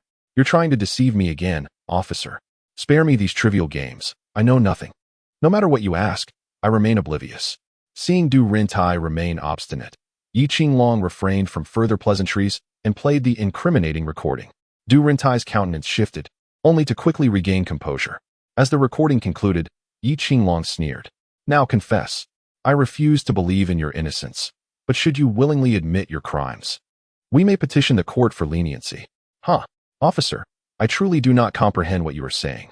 Even if you suspect my guilt, you must provide evidence. You cannot unjustly accuse me. Yang Ku chuckled lightly. Du Rintai, do you genuinely believe that the divine organization can protect you? Upon hearing the term divine organization, Du Rintai's expression changed dramatically, fear evident in his voice. What are you talking about? I do not understand. Before us, do not feign ignorance or play the fool. We are far more informed than you realize. Yang Ku tucked a strand of hair behind her ear and continued to scrutinize Du Rintai. Why go to such lengths? What? Du Rintai was perplexed by her words. Yi Qinglong lit a cigarette and inhaled deeply. You are merely a peripheral member, are you not? Is it truly worth your effort to serve the divine organization? Yang Ku interjected, or do you believe yourself indispensable to the divine organization? If so, why did they remain silent after Chao Ying's demise? This line of questioning caused Du Rintai to waver. 5 days after Chao Ying's death, he began to doubt why the organization had remained inactive. Even after a full month, he had received no communication from his superiors, a realization that left him disheartened. This turmoil had plagued him, leading to his exposure during a transaction. However, the thought of the organization's brutal treatment of traitors chilled him to the bone. The punishment was indeed unspeakably horrific. Every individual who entered the organization was compelled to witness the punishment of a traitor, a spectacle more torturous than even the 10 ancient forms of torture. For those enduring such suffering, death became a coveted escape. The punishment spanned 5 days, a relentless cycle of torment. The trauma from that experience had left a profound psychological scar on Du Rintai. The organization employed this as a method of deterrence, compelling those who contemplated betrayal to reconsider the worth of their actions. Yang Ku continued in a gentle tone, Du Rintai, if you cooperate, we will assure your safety and arrange for you to reside in an unforeseen location. Its security is unparalleled. Not even a missile could breach it. Du Rintai trembled slightly, his lips quivering, clearly battling an inner turmoil. Observing his turmoil, Yi Qinglong produced a video already circulating online, preparing for a decisive blow. Do you truly believe you can survive with this video in existence? It clearly captures your face and your words regarding hearts and organs. You are well aware of what you have done. I need not elaborate further. This video has spread widely online. Who do you trust now? At the very least, we will not kill you, but should you attempt to escape, what awaits you? Yi Qinglong fixed his gaze on Du Rintai, enunciating each word deliberately. Do you think you can withstand the wrath of the families of the victims from whom you harvested organs? Du Rintai realized that once he exposed himself, they would not spare him, they would tear him apart. Yet, thoughts of the organization's brutal punishments haunted him. He doubted the police could safeguard him. Recalling the incident 3 years prior involving the terrorist attack on the Kyoto Public Security Bureau, orchestrated by the organization to silence a captured member, Du Rintai hesitantly spoke. To be honest, I do not trust your police. I know who you are, Yi Qinglong and Yang Ku. He regarded them with evident distrust. 3 years ago, you captured that individual in Kyoto, yet he ultimately perished. Thus, your assurances hold no weight for me. I am confident the organization will rescue me. I am still of value to them, and they will not abandon me. They exchanged glances, surprised by Du Rintai's unwavering loyalty to the divine organization. Witnessing Du Rintai revert to his previous obstinate demeanor, they found themselves at an impasse. Yi Qinglong scoffed. Do not think that your silence renders you untouchable. I possess methods to deal with you. If necessary, I will shed this uniform and ensure you are imprisoned. Du Rintai cast a sidelong glance at Yi Qinglong, remaining silent, but the meaning in his eyes was unmistakable. Do not boast before me. If you truly had a solution, you would not be saying so much. Frustrated by this attitude, Yi Qinglong stormed out of the interrogation room, cursing under his breath. Yang Ku offered a word of consolation. Anger will not resolve anything. Our immediate priority is to gather evidence of Du Rintai's crimes. That video cannot serve as direct evidence, as it does not explicitly show that the organs were taken from living beings. I understand, Yi Qinglong replied, lighting a cigarette. Now we must see if Zhou Tan can uncover anything. Yang Ku glanced at the time. It was nearly 6 in the evening. Let us go and grab a bite. Tonight, we shall pry Du Rintai's secrets from him. Iba stood on the beach, gazing at the horizon where the sun gradually descended. The sunset appeared to extinguish its own brilliance, casting a long crimson glow across the sea. He picked up his phone. Is everything ready? Yes, all preparations are complete. Then let us commence. After ending the call, his sister's voice chimed in beside him. Brother, is this the 12th one? Iba tilted his head to look at Jiang Rui, offering her a gentle smile. Indeed, the 12th one. We have 100 enemies. The road ahead is long and arduous. Jiang Ruitian smiled sweetly. Brother, Ruiri will always be by your side. I believe you will succeed, for your will is my will. Behind them, a couple observed Ibo speaking to himself, and the girl whispered to her partner, let us hurry. This person seems mentally unstable. Ibo's silhouette grew longer under the setting sun. As night fully descended, Yi Qinglong entered the office after dinner, only to find Zhou Tan had returned. Zhou Tan, what have you discovered? Yi Qinglong assumed Zhou Tan had found some leads to report. Zhou Tan, with a grave expression, replied, It's bad, Captain Yi. Rintai Hospital is surrounded by hundreds of people, and the situation is spiraling out of control. Yi Qinglong was taken aback. What on earth happened? Gasping for breath, Zhou Tan continued. At the entrance of Rintai Hospital, hundreds have gathered, demanding that Du Rintai provide an explanation. These individuals have family members whose organs were removed by Du Rintai, and some are patients who willingly donated their organs after passing away. Now that video circulating online has led them to suspect that their loved one's organs were taken by Du Rintai, and they've come to confront him. I returned to seek assistance. The police station has sent officers to maintain order, but they are short-staffed. which is why I came back to gather more manpower. Understanding the gravity of the situation, Yi Qinglong realized that if these individuals were not dispersed promptly, they could entirely besiege the hospital, jeopardizing the well-being of the thousands of patients inside. With this in mind, Yi Qinglong commanded, immediately dispatch officers to assist the police station in dispersing the crowd. We cannot allow them to cause a disturbance at the hospital. In a flash, the police station mobilized entirely. Yi Qinglong contemplated going himself, but hesitated at the thought of Du Rintai, fearing it might be a ploy by the Grim Reaper to lure them away. If the police station became understaffed, it would be exceedingly easy for the Grim Reaper to infiltrate. Concerned that the Grim Reaper might stage another massacre within the police station, Yi Qinglong resolved to keep a close watch on Du Rintai. Though he loathed the idea of protecting such a scoundrel, he understood the larger picture necessitated it. By the time Zhou Tan and the others reached Rintai Hospital, the number of protesters had doubled, with several banners unfurled, denouncing Du Rintai for his heinous actions in organ trafficking. The crowd, now exceeding 300, became increasingly unruly, with reporters mingling among them to capture the chaos.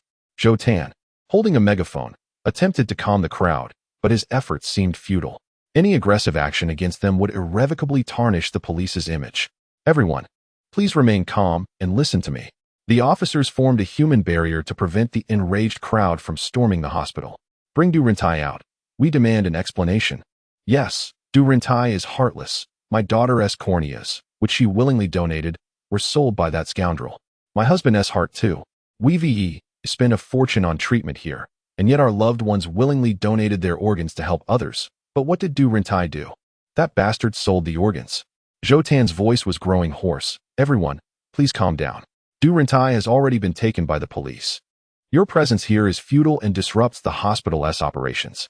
Rest assured, we will provide you with an explanation. Please remain calm. This incident was merely the beginning, a spark that would ignite further turmoil. Ultimately, the situation escalated beyond Yi Qinglong's control, leading to a complete eruption. Chapter 60, a transparent scheme. However, this reasoning had no effect on the crowd. They continued to demand Du Rintai's appearance, insisting on confronting him directly. Miao Man observed from a distance, convinced that this chaos was orchestrated by the Grim Reaper. From the crowd's outcry, she learned of Du Rintai's misdeeds. Yet, with Du Rintai in police custody, what purpose did it serve for the Grim Reaper to have these individuals gather here? Would he expect Du Rintai to willingly step forward? Miao Man refrained from blaming the Grim Reaper for not involving her in this operation. Rather, she wished to assist in any way possible. Desperate for a solution, she found herself at a loss. Meanwhile, in a nearby room by the window, Yibo savored his glass of red wine, a smile playing at his lips as he watched the unfolding chaos. Captain Yi, what will you do? Will you continue to hide or reveal yourself? A low, sinister chuckle echoed in the room. Suddenly, Yibo spotted Miao Man observing the scene, his brow furrowing. What is she doing here? Initially, he had no intention of involving her. Her lack of counter-surveillance skills compared to Hu Bing and Li Zhe meant her participation would likely hinder the plan. Nevertheless, to be cautious, he had decided to call her. When Miao Man received Yibo's call, she was elated. Hello, you finally thought of me. Go back. Yibo's icy voice resonated through the phone. The joy on Miao Man's face instantly froze. I just wanted to help you. Return, I won't repeat myself. You cannot partake in this operation. All right, fine. Miao Man's tone was disheartened. I want to help you, but this plan has already commenced. Your involvement is unnecessary this time. However, the next operation will require you, so be prepared. Really? Miao Man's heart leaped at these words. Just as she was about to respond, the call ended abruptly. In that moment, her heart swelled with happiness, realizing the Grim Reaper had not forgotten her. Suddenly, a thought struck her. How did he know she was here? Was he watching from nearby? Miao Man scanned the vicinity, searching for that familiar yet elusive figure. As Yibo had anticipated, Yi Qinglong was exceedingly agitated. He was at a loss regarding the Grim Reaper's intentions behind this turmoil. Zhou Tan's phone rang incessantly, each call reporting the escalating chaos that was nearing a breaking point, urging Yi Qinglong to devise a solution. Although Yi Qinglong was brainstorming, it seemed that whatever path he chose, the adversary always had an opportunity to exploit. Lighting a cigarette, he inhaled deeply and slowly exhaled the white smoke. Glancing at Yongke beside him, what do you think? Yongke frowned. This feels like the Grim Reaper's handiwork, a classic ploy to lure the tiger from its lair. But compelling Du Rentai to address the unruly crowd is also a possibility. Thus, regardless of the choice, Du Rentai remains in peril. They were mistaken. For Yibo had not presented them with two options, but rather a single path that they must tread. Should Yu Qilong opt not to follow this route, others would force him onto it. This incident had garnered national attention, with numerous reporters arriving at Rintai Hospital for live coverage, including teams from national news agencies. This undeniably intensified their pressure. If the situation were mishandled, affecting the patients within Rintai Hospital, the entire special task force would face consequences, the least of which would be dismissal. Even Director Chu Wei would be implicated. As Inspector Zhou anxiously attempted to soothe the furious crowd, a police officer rushed over. "Inspector Zhou, it's bad. The hospital is running out of medical supplies. The delivery truck has arrived, but it can't get through. This batch of medicine is crucial for several patients in the ICU. They are relying on it for their lives." Upon hearing this, Zhou quickly leaped onto the roof of a police car, holding a megaphone, and shouted, "Ladies and gentlemen, a truck carrying medical supplies is here. Please clear a path. The patients in the hospital are depending on this medicine to survive. We want to let you through. Why should you treat us differently? We just want Rintai to come out and clarify the authenticity of that video circulating online. If you don't let him out, it must be true. Our loved ones have been nearly dismembered, yet you officers continue to protect that scoundrel. We might as well perish together." They yelled. "Yes, we only want Rintai to come out.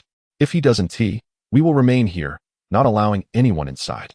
In truth, those instigators were hired by Li Zhe, who posed as a director and paid each of them 3,000 yuan to perform this charade. These individuals believed they had caught the eye of the director and thus exerted themselves even more, convinced that everyone around them, including the police, were actors. And they admired their professionalism. Little did they know how foolish they would appear once they discovered the truth. Seeing the obstinacy of the crowd, Zhou was nearly infuriated. He called Yi Qinglong to report the situation. "Captain Yi, what should we do? The situation is extremely critical. Every second that passes endangers those patients." Yi Qinglong was reluctant to release Du Rentai, but he had no choice. "Inspector Zhou, inform them that Du Rentai will meet them at the entrance of Rintai Hospital tomorrow at 10 o'clock. They need to clear the road," he instructed. "Understood," Zhou replied, relieved by Ye's response. Upon hearing that Du Rentai would appear tomorrow, the agitators gradually dispersed. In the police station, Yi Qilong rubbed his temples in deep contemplation about the upcoming actions. Yangku expressed her concern. "This must be Death's scheme. It's an open conspiracy. He will find a way to force Du Rentai to appear." Indeed, Yi Qinglong sighed with resignation. "We know this is a trap, yet we have no choice but to walk right into it. Even if Zhou hadn't called, I would have chosen to compromise. Otherwise, allowing the situation to escalate would lead to even greater chaos." Chapter 61. Du Rentai's unusual conduct due to the director's orders. The situation had drawn the attention of provincial leaders who demanded an expeditious resolution. Otherwise, Chu Wei's position as director would be at stake. With this news spreading, the crowd gathered outside the hospital quieted. The lives of the ICU patients were spared, and all eyes fixed on the following morning at 10. Many journalists opted to remain on site, sitting on the ground outside the hospital in anticipation of securing a prime position for the event. From a vantage point, Yibo observed the unfolding situation with a confident smile. "Captain Yi, ultimately, you must follow the path I've laid out for you. Tomorrow, you shall be astonished." After a long night of waiting, police cars surged from the station towards Rintai Hospital, igniting a wave of excitement among the reporters who had been tipped off. As the police vehicles rolled to a stop at the hospital entrance, the doors opened, revealing Yi Qinglong, who surveyed the scene with a piercing gaze that cut through the crowd. Avoiding his gaze, the assembled throng whispered to one another, acknowledging the sharpness of his eyes. Noticing no abnormalities, Yi signaled for the passengers to disembark. Zhao Weihai and Zhou stepped out, escorting Du Rentai, whose hands were shackled with silver bracelets to prevent any chance of escape amidst the chaos. Yi had also discreetly stationed numerous plainclothes officers around the hospital, ready to act at his command. Snipers were positioned at high vantage points to ensure Du Rentai's safety from any potential threats. Yi was convinced that death was lurking among the crowd, waiting for an opportunity to strike. As Du Rentai emerged, the enraged crowd surged forward, their expressions akin to wolves spotting their prey. Thanks to the surrounding officers, the mob was held at bay. "Du Rentai, did you sell our loved ones' organs?" they shouted. "You're inhuman, a beast even worse than livestock. Speak up, why are you silent?" Unbeknownst to the crowd, Du Rentai had kept his head down and remained silent since stepping out of the vehicle. Yi Qinglong quietly urged him, "Follow the plan I shared with you last night. Stay silent and calm these people. I guarantee your safety." However, the sound of camera shutters snapped Du Rintai from his stupor, and he trembled as he gazed vacantly at the crowd. Yang Ku, observing his demeanor, questioned, "Du Rintai, what's wrong?" With an unsettling chuckle, he replied, "You fools." The crowd fell into a stunned silence, and Yi Qinglong's eyes widened in alarm. "Du Rintai, what are you saying? Be quiet," he insisted. But Du Rintai ignored him, continuing, "You fools, I sold your loved ones' organs, so what? They are dead. Shouldn't they fulfill their last purpose? I enabled them to realize their value in their final moments. They should be grateful to me. You are all ignorant. A healthy heart can fetch a fortune, sometimes even more. You only know how to cremate them, failing to see their worth. Thus, you shall remain impoverished for life. Ha ha ha, I've dedicated my life to saving people. Everything I do is for the sake of saving lives. Not only have I used their organs to save others, but I've also profited from it. Why not rejoice?" The crowd was left dumbfounded, and even Yi Qinglong was at a loss for words. "Are you mad?" Yi Qinglong bellowed at him. "Du Rintai, have you lost your mind? What utter nonsense are you spouting?" He could not fathom that such an outcome would arise. Du Rintai's words ignited the fury of the crowd, already on the brink of rage. "Kill him! Charge!" they cried, their faces contorted with anger, eager to flay the scoundrel alive. The mob surged forward, disregarding the presence of police officers, their grotesque expressions reminiscent of beasts ready to devour. The protective barrier formed by the officers shattered under the onslaught. In a moment of desperation, Yi Qinglong seized Du Rintai and urged everyone to flee. They could not resort to violence against ordinary citizens. Their only option was to escape. Yet, the crowd descended from all directions, obstructing their path to safety. The group was swiftly scattered. At that juncture, Du Rintai regained his composure, his complexion ashen. What did I just say?" He pondered, despair flooding his mind as he surveyed the surrounding throng. All that remained in his heart were two words: "It's over." Just then, a car screeched in, horn blaring. As the door swung open, Yi Qinglong recognized Qin Chuan and shouted, "Hurry, take Du Rintai away." Without wasting words, Qin Chuan gestured to Du Rintai, "Quickly, get in the car. I'll get you out of here." Once Du Rintai was safely inside, Qin Chuan skillfully maneuvered the vehicle, deftly evading the throng behind them and disappearing into the distance. With Du Rintai gone, Yi Qinglong finally felt a semblance of relief. Chapter 62. Is it reality or a play? The divine organization emerges. Frustrated by their failure to capture Du Rintai, the mob redirected their rage toward the police present. Bang! Bang! Bang! 3 gunshots rang out, restoring a semblance of calm to the enraged crowd. "Everyone, calm down. We, the police, will provide an explanation," Yi Qinglong declared. "However, if I witness anyone assaulting an officer again, I will personally escort you all to the station for a lengthy stay to cool off." Yi Qinglong's resolve was unwavering. If the crowd remained unruly, he would not hesitate to take them all in. Yet, a few individuals grew increasingly agitated. They had indeed heard the gunfire. A bald man whispered, "Are you really the police?" Yi Qinglong regarded him with perplexity, unable to comprehend why he questioned their legitimacy, especially since the incident had garnered attention citywide, even nationally. "What do you want to know?" Yi Qinglong retorted, his eyes narrowing at the bald man, who had been the most vocal moments ago, and he had almost believed that the man's relatives had truly been victimized by Du Rintai. Yet, the bald man's inquiry piqued Yi Qinglong's suspicion. The bald man looked incredulous and timidly asked, "Are you really the police?" "Not actors." In that instant, Yi Qinglong realized this might be one of Death's schemes. He swiftly approached the bald man, gripping his collar fiercely. "What do you mean by that? Clarify yourself." I. The bald man stammered, glancing around at Yang Ku, Zhao Weihai, and Zhou Tan, all scrutinizing him, which only heightened his anxiety. He cursed the director in his heart. "It's not my fault. Someone claimed to be a director, said they saw my talent, and offered me money to come act. I had no idea. It has nothing to do with me." He crouched down, cradling his head in despair. "I thought this was just a group performance. I even praised your acting skills." Yi Qinglong, infuriated, nearly erupted with rage. The bald man's words struck a nerve, prompting him to instruct the nearby officers. "Take him back for questioning. Get to the bottom of this." An officer complied, swiftly cuffing the bald man and leading him to the police vehicle. Zhao Weihai approached, inquiring, "Was it Qin Chuan who just took Du Rintai away?" Yi Qinglong nodded, relief washing over him. Indeed, thank goodness he arrived, otherwise we would have been at a loss for how to escape. Strange, Zhao Weihai mused, gazing in the direction Qin Chuan had departed. Since when does Qin Chuan have a car? I had no idea. What did you say? Yi Qinglong spun around, alarmed.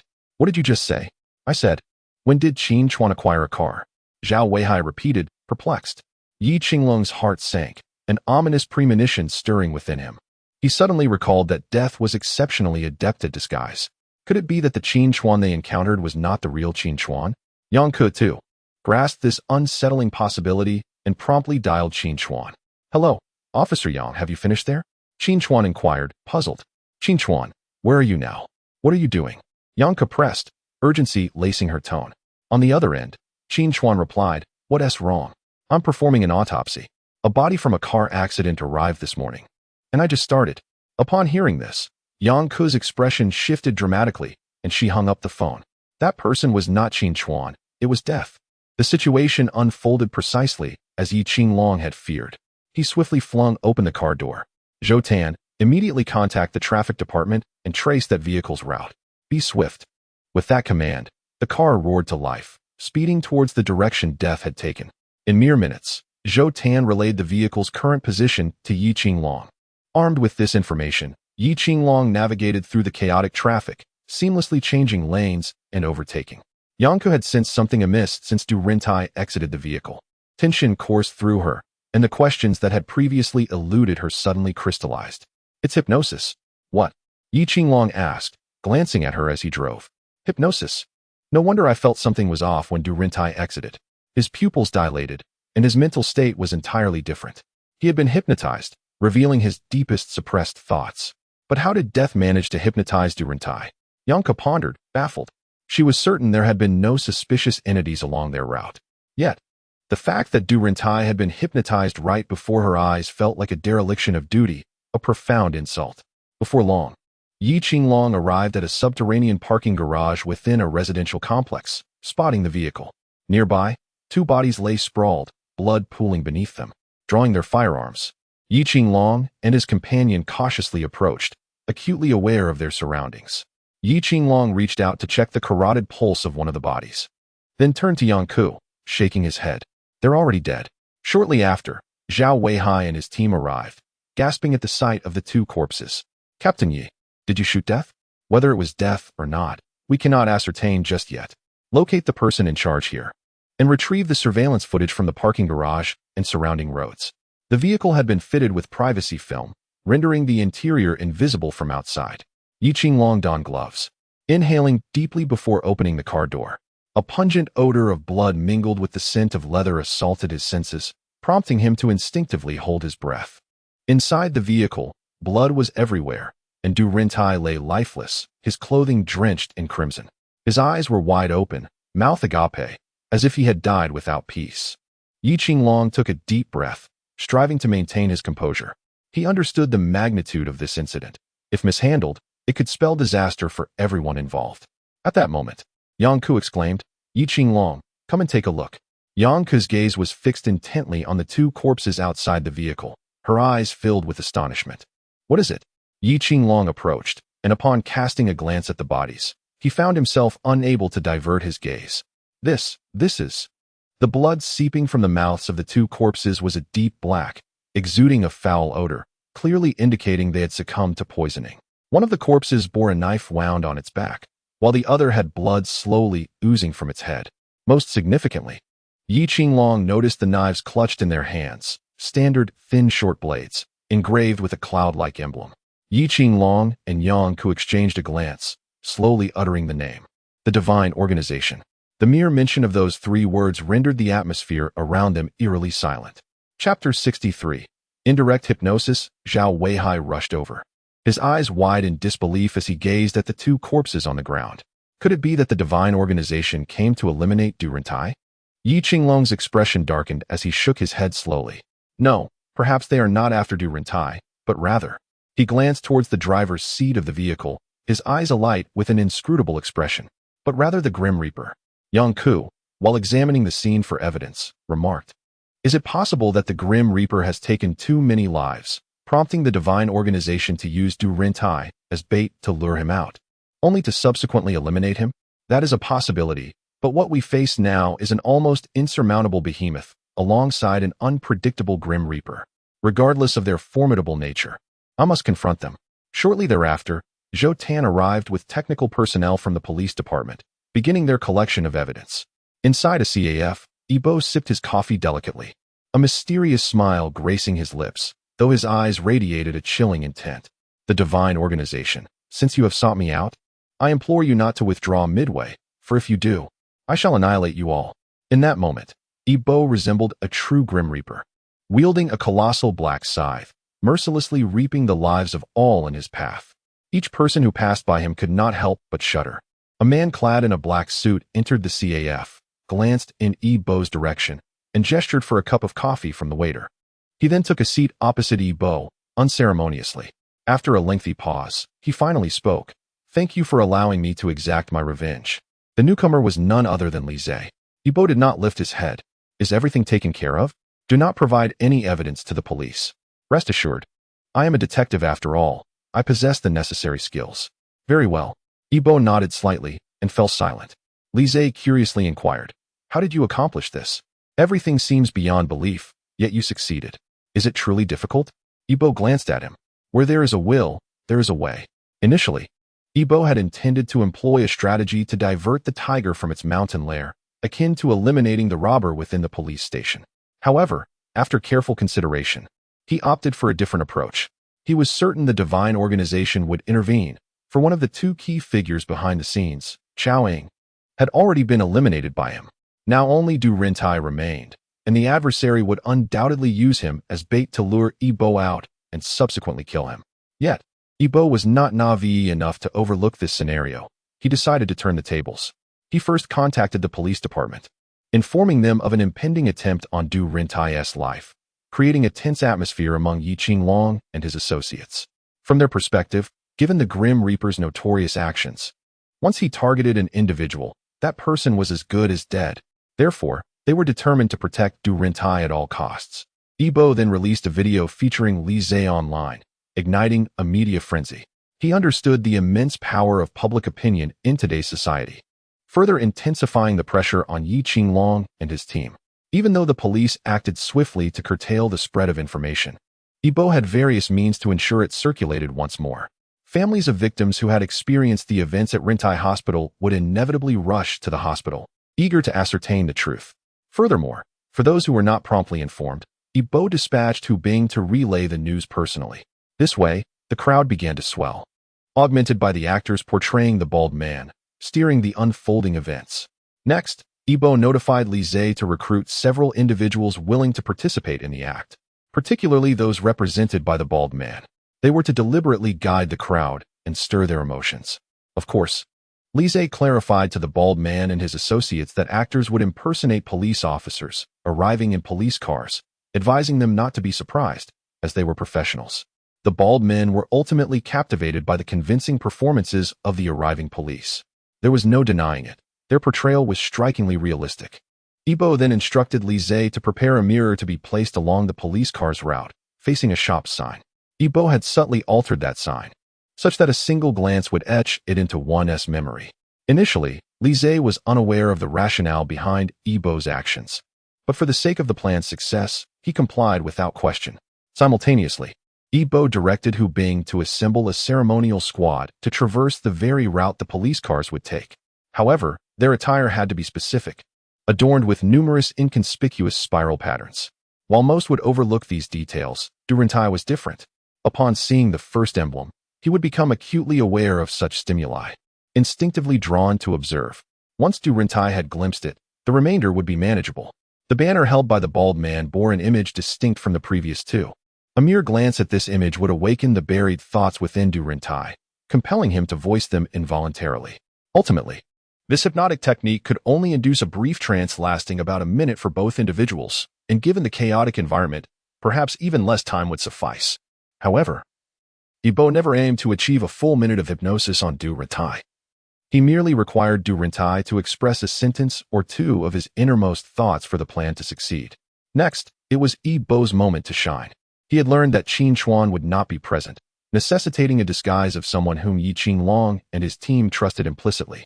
In the heat of the moment, upon seeing Qin Chuan, Yi Qinglong harbored no suspicions and allowed Du Rintai to enter the vehicle. Yibo brazenly transported Du Rintai away. His overt manner of doing so also served a purpose, to unmask the individual behind the scenes. Once the car reached the underground garage of a residential complex, two figures emerged, assassins cultivated by the Southern King of the Divine Organization. They had been thoroughly brainwashed, bound to obey orders without question. Upon their appearance, Yibo realized that the person behind Du Rintai had used him as bait to draw Yibo out and eliminate him. The assassin's eyes were devoid of emotion, cold as machines. Yet Yibo felt no fear. After all, his combat skills had been honed by the enigmatic figure from the mental institution.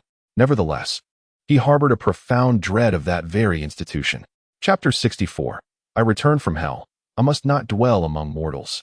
The two assassins, armed with glimmering standard short knives, charged at Yibo, their murderous intent palpable, aiming directly for his vital points. Yibo took a step back, deftly evading the blade of one assailant, and immediately drew forth a prepared baton. He swung it directly onto the wrist of another attacker. Typically, such a blow would elicit a cry of pain, yet this individual remained silent, his expression unchanged, as if completely oblivious to the agony. Undeterred, he continued his assault on Yibo, while the first assailant advanced with a knee strike. Yibo blocked the knee while simultaneously preparing for the incoming strike from the other attacker. With a sudden twist of his body, he narrowly avoided a direct hit, feeling only the fabric of his clothing graze against the edge. After dodging that blow, a glint of cold fury flashed in Yibo's eyes. A flying kick sent the assailant staggering back 3 or 4 meters. He then turned his attention to the one who had aimed the knee strike, a wry smile curling at the corners of his mouth. Swiftly, he seized the opponent's arm, applying force until a cracking sound echoed, dislocating the man's arm. Without granting him a moment to react, Yibo swung the baton into the man's head. The second assailant, witnessing this, fell to the ground but quickly sprang back to his feet, only to see his companion struck in the head. Just as he prepared to attack again, a knife was hurled, embedding itself in his back. Hu Bing arrived, followed closely by Li Zhe. Upon seeing Yibo with two allies, the assassins exchanged a resolute glance, simultaneously biting down on the poison concealed in their mouths. Yibo did not intervene, knowing that these men had been brainwashed and that questioning them would yield no answers. Are you all right? Hu Bing inquired, glancing at the two bodies on the ground, dark blood pooling around them. Before turning to Yibo, Yibo shook his head. We have little time. We must act swiftly. After clearing the scene, the three departed. The two corpses on the ground, along with another in the vehicle, cast an enduring shadow of terror over the once quiet space. It seemed unlikely that anyone would dare to drive into this underground garage at such an hour for a long while. Inside a CAF, Li Zhe remarked with a half-smile. You come to me in your true form. Are you not afraid I will reveal your identity to the authorities? Yibo remained unfazed by Li Zhe's words, instead offering a smile as he responded, How can you be certain this is my true form? Li Zhe paused, then chuckled bitterly. You are truly. Yet it does reflect your style. I will fulfill our agreement, but... Li Zhe fixed his gaze intently on Yibo's eyes. Who exactly are you? Where do you come from? Yibo's eyes drifted to the bustling traffic outside, his grip tightening unconsciously. A flicker of sorrow and disdain crossing his features as he slowly replied, I am death. I have returned from hell, and I cannot linger in the realm of the living. After uttering these words, Yibo regained his composure and turned to Li Zhe. Time is of the essence. Let us proceed. Hearing this, Li Zhe nodded and left the CAF. In a villa, a man in a white suit slammed his phone down in anger, shattering a wine glass on the floor. Useless.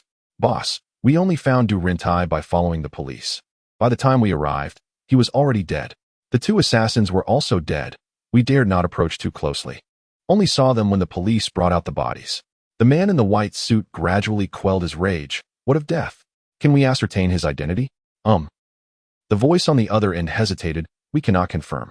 By the time we arrived, death had already departed, leaving only 3 corpses. The man in the white suit felt a shiver of dread. He had not anticipated that even the assassins personally trained by the Southern King could not claim the life of his adversary. In his mind, death had transcended mere humanity, becoming a true harbinger of doom. He understood that death's target was himself, and likely more than just him. Realizing he had few capable subordinates left, he knew that once death set his sights on him, escape would be an impossibility. The man in the white suit steadied himself. Return immediately. We must consider our next steps. Understood. After the call ended, his gaze turned fierce as he muttered, Death. Death. I will not let you escape. In the Special Investigation Team's office, the team finally witnessed a shift in Qin Chuan's demeanor, no longer the indifferent facade he usually wore. What? Death disguised himself as me and abducted Du Rentai. Qin Chuan was genuinely astonished, unable to fathom why Death would choose to impersonate him. Aside from those present at the scene, many others were in the precinct. Why would Death specifically adopt his likeness? Yi Qinglong slowly interjected, I believe. It is because you are a member of the Special Investigation Team. What do you mean? The others were puzzled by Yi Qinglong's statement. Did that imply Death disguised himself as Qin Chuan simply because he was part of the team? Yang Qian elaborated for the group. It is a matter of trust. Qin Chuan is one of us, and we all know his character. If he were to appear, we would naturally not suspect him. This stems from our trust in Qin Chuan. Had it been someone else, I believe Captain Yi would have ensured Du Rentai did not get into Qin Chuan's vehicle, regardless of the urgency of the situation. With Yang Qian's explanation, everyone suddenly understood.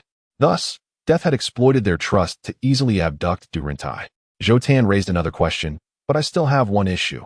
Du Rentai was already terrified of facing those individuals. So why did he provoke them when he got out of the car? This query left everyone perplexed. Before being taken away, Du Rentai had desperately pleaded not to confront those people, suggesting that unless one were a natural-born killer, it was impossible to remain unaffected by such circumstances. Clearly, Du Rentai was not a born killer. With this question posed, all eyes turned to Yang Qian, a psychologist who would likely excel in addressing such matters. Yi Qinglong also looked to Yang Qian, recalling her earlier comments in the vehicle, yet she still had no insights into how Death managed to hypnotize Du Rentai. Hypnosis. Yang Qian slowly stated, her expression troubled. Chapter 65. The Subtlety of the Snake. New clue. She was recognized as an expert in psychology. Yet she could only ascertain that Death had hypnotized Du Rentai, with no clue as to how the hypnosis was executed or how it occurred right under her nose. This undoubtedly planted a seed of doubt regarding her expertise among the group. Although Zhou Tan and the others would not think poorly of her, the seed was sown, waiting for the right moment to sprout. At that point, Death would easily sow discord among them. In truth, separating them would better facilitate Death's operations compared to their united front. Of course, Death would not kill them, for they were not his targets. Recognizing Yang Qian's troubled expression, the others understood and tactfully refrained from further inquiry. Yi Qinglong shifted the topic, addressing Qin Chuan. Have we identified the toxin from those two assassins? The venom is still being tested, but preliminary assessments suggest its origin. Yi Qinglong's interest peaked. What is it? Snake venom. Qin Chuan replied slowly, more precisely. It is the toxin from the subtlety of the snake. The name was unfamiliar to everyone, and as they exchanged glances, it became evident that they were all equally perplexed. Don't keep us in suspense. Please enlighten us, urged Yi Qinglong. The eastern brown snake, known for being the most venomous serpent on land, possesses venom that is 300 times more potent than that of a rattlesnake and 20 times more than that of the king cobra. Its venom contains potent neurotoxins and cardiotoxins that can swiftly induce muscular paralysis, respiratory failure, and cardiac arrest. The two assassins concealed the poison within their fangs. And although it was diluted, even this weakened venom could claim lives within a short span. Yi Qinglong inquired, this species must not be widely distributed, correct? Indeed. They predominantly inhabit the Victoria Desert and its surrounding areas. Are you considering this snake as a lead, team leader Yi? Yi Qinglong nodded, candidly admitting, precisely. Since the adversary utilized this snake's venom, it stands to reason we could trace some clues. Locating individuals who collect eastern brown snakes will undoubtedly lead us to some threads connected to the divine organization. He was convinced that the Grim Reaper's targets, Chao Ying and Du Rentai, were inextricably linked to this organization. I shall confer with Director Zhu immediately. With determination, Yi Qinglong rose and made his way to the director's office. Once he departed, the others refrained from further persuasion, for their knowledge of the divine organization was limited, and any additional investigative lead would benefit their case. At that moment, Zheng Xiao suddenly exclaimed, "Come quickly. You must see whom I have discovered." Instantly, everyone gathered around Zheng Xiao's computer screen, which displayed traffic surveillance footage obtained from the traffic police department alongside monitoring from the residential community. Zheng Xiao pointed to a middle-aged man in sportswear on the screen, exclaiming, "Look at this individual." Zhou Tin scrutinized the figure in the corner of the surveillance video, perplexed. What is unusual about this person? There were numerous onlookers. He is likely just a resident from the community. Are you all unaware of who this is? Zheng Xiao regarded the group with incredulity. They each took a closer look, shaking their heads in unison, indicating they did not recognize him. This man is Qi Jun, the president of Microbio Corporation. How could you not know him? Zhao Weihai began to grasp Zheng Xiao's implication, asking, "Are you suggesting that Qi Jun's presence here is suspicious?" Upon realizing Zhao Weihai understood her, Zheng Xiao felt a sense of validation. Exactly. Microbio Corporation is valued in the hundreds of billions, and this community is merely a resettlement area. What could he possibly be doing here? Does this not strike you as peculiar? As Zheng Xiao articulated her thoughts, the group began to perceive Qi Jun's behavior as increasingly suspect. How could a corporate president worth hundreds of billions be found in a resettlement area? Such a scenario defied logic. Moreover, his appearance, wearing a cap and sunglasses, indicated he was deliberately concealing his identity. Were it not for the angle of the footage, they might not have discerned his face at all. Yang Ke felt a growing suspicion toward Qi Jun. Zheng Xiao, could you investigate whether Qi Jun or any of his relatives or acquaintances reside in this community? Leave it to me.